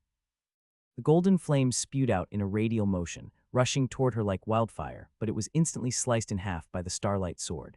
Seeing the hot golden light scattering to the left and right, Ina stared at Ocean's back with a trembling gaze. Ocean ignored her reaction and continued to stare at the judge. This guy was strong, and not just strong, he was a monster. Even he, with most of his stats maxed out, was no match for that monster. He'd be outmatched by sheer strength, so it was only right to give up and retreat from this fight. Ocean may call himself a knight, but at his core, he's just a small-time office worker who loves to play games. It was natural for him to prioritize the calculations in his head over the courage of his body, but he didn't run away because his body was screaming at the top of his lungs. Fight like a knight, don't run away. The gap between body and mind that had existed up until this point was non-existent in this moment. Not when he was fighting the Blood Brotherhood, and not now. Ocean laughed self-deprecatingly. Perhaps I was meant to be a knight. That's why Ocean never ran away no matter how hopeless the situation, no matter the endless darkness in front of him. The darker the world, the more brilliant the stars burn. What? The judge noticed the subtle change in Ocean's mindset, and he maximized his divine power.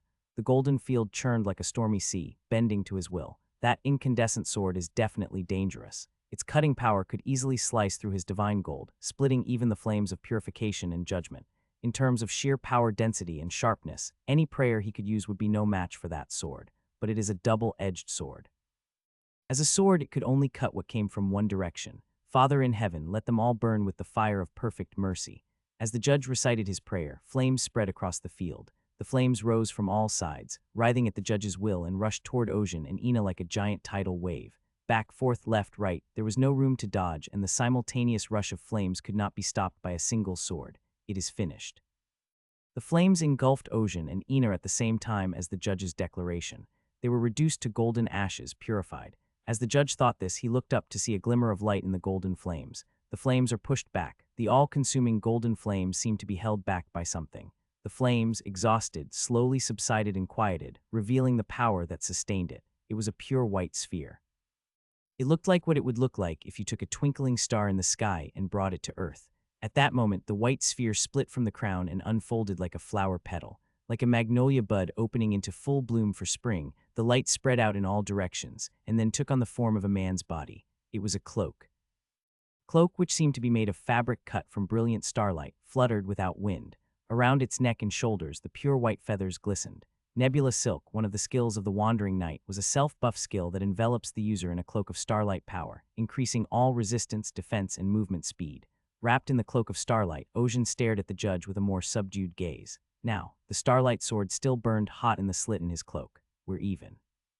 The judge impatiently stoked the flames. He didn't understand why he was so nervous. It was an instinctive reaction outside the realm of cognition.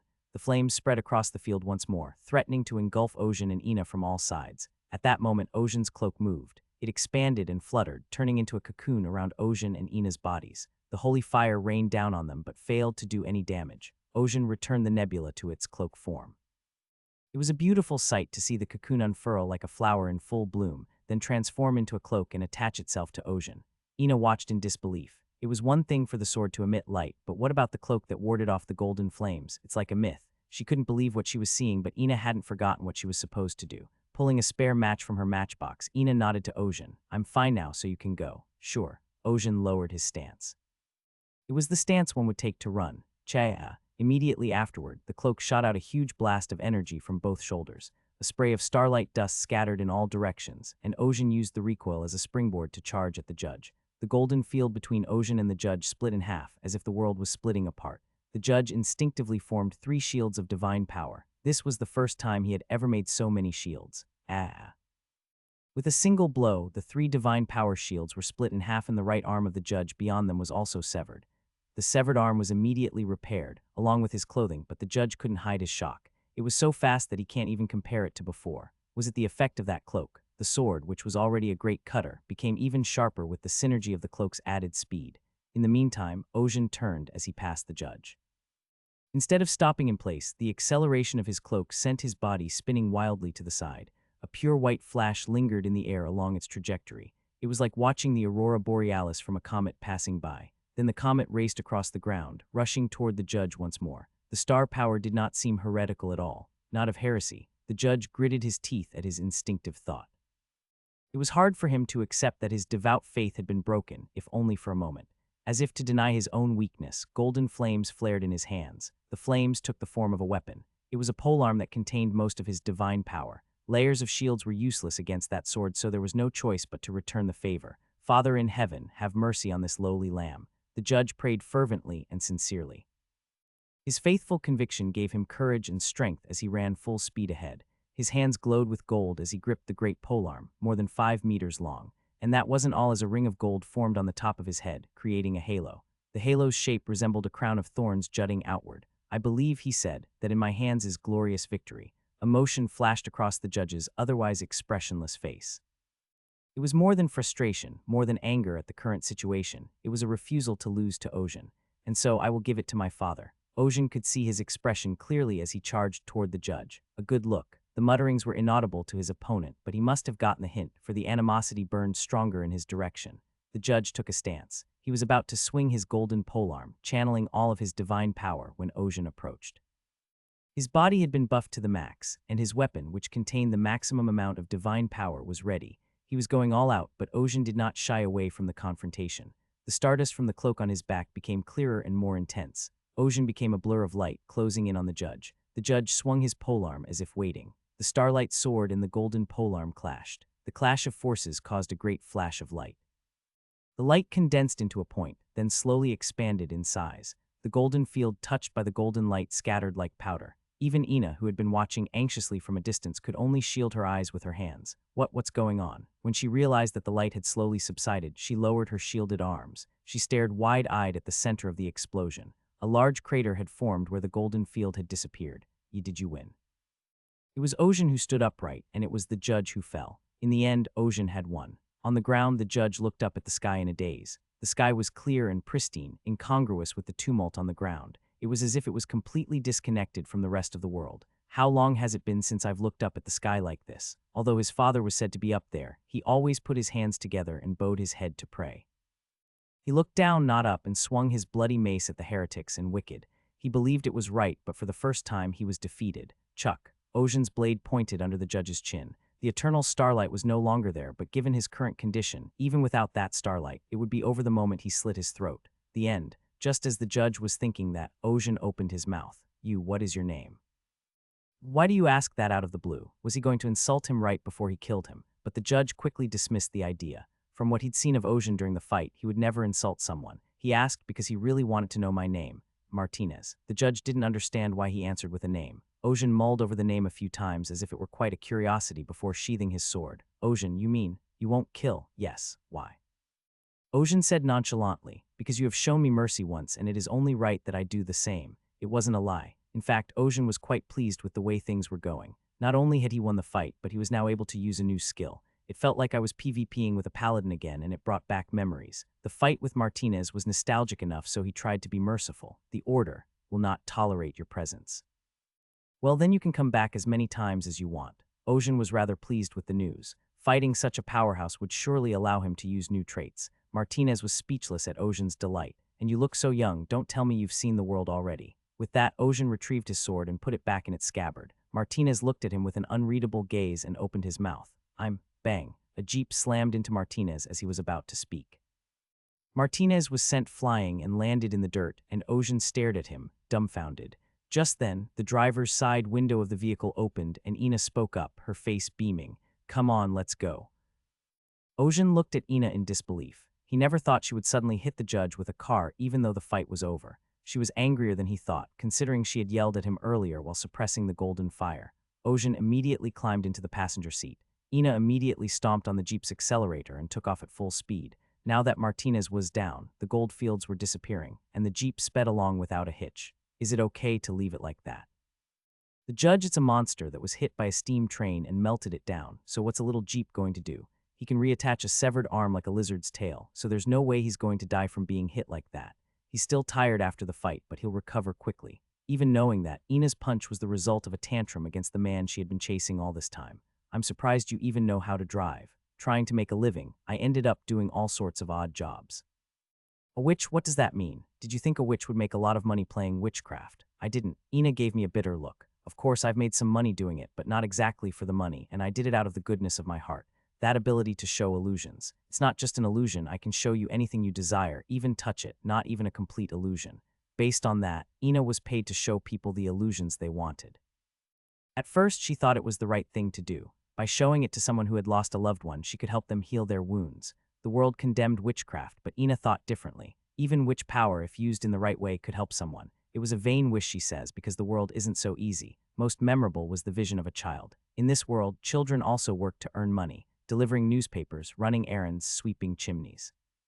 The harshest job of all was in a coal mine. Moving ore through the narrow, winding streets of the mines was much easier for small children. Children from poor families had no choice but to work in the mines, and it was the children who would die when the mine collapsed. The old woman who came to Ina was a mother who had lost her only child in the collapse. At first, Ina showed her a vision of her dead child. She was moved and proud to see the mother hugging her child in tears when she saw him. But after that, the old woman kept coming back to her, begging her to let her see her child. At first, Ina complied, but the woman kept coming back, and Ina finally nailed her. Then she reported me to the church because she was delusional that this evil witch had kidnapped and eaten her child, and I'll never forget the way she looked at me and screamed her eyes out because it was so scary, like something out of a dream. Funny, right? Ina's expression is sad as she asks. It's nice to see the fantasy you want the most, but the moment the match is burnt, it's a mirage, literally gone with the wind.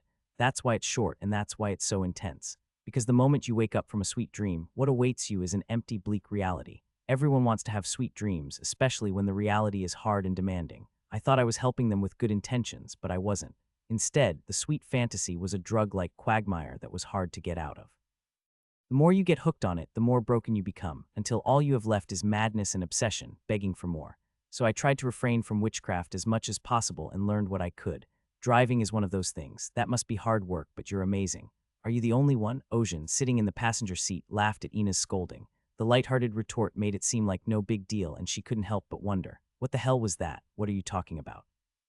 Well, the cloak you wore with the light from your sword. It's a basic knight skill. Ocean could only explain. Indeed, the starlight sword was one of the basic skills used by the knights of the sky. A knight? Ina asked, as if she had misheard something. You're joking, right? If that's what it sounded like, I suppose I can't help it. But it's not something a witch would say, is it? No, witches still exist. Knights exist, too, right here, right now. Ina opened her mouth to ask if that made sense, then shut it. Come to think of it, what else could Ocean be but a knight? His sword emitted a blinding white light, and he wore a cloak of pure white starlight. Not magic, not holy power, not mutant powers, not science and technology. It was something unique to Ocean himself. If Ocean called it knight power, he was a knight. Besides, something about it makes sense. There must have been knights in the past. Although they were now only legends or fairy tales, they had existed. They were said to have traveled the world, guided by the stars in the sky, doing what they believed was right.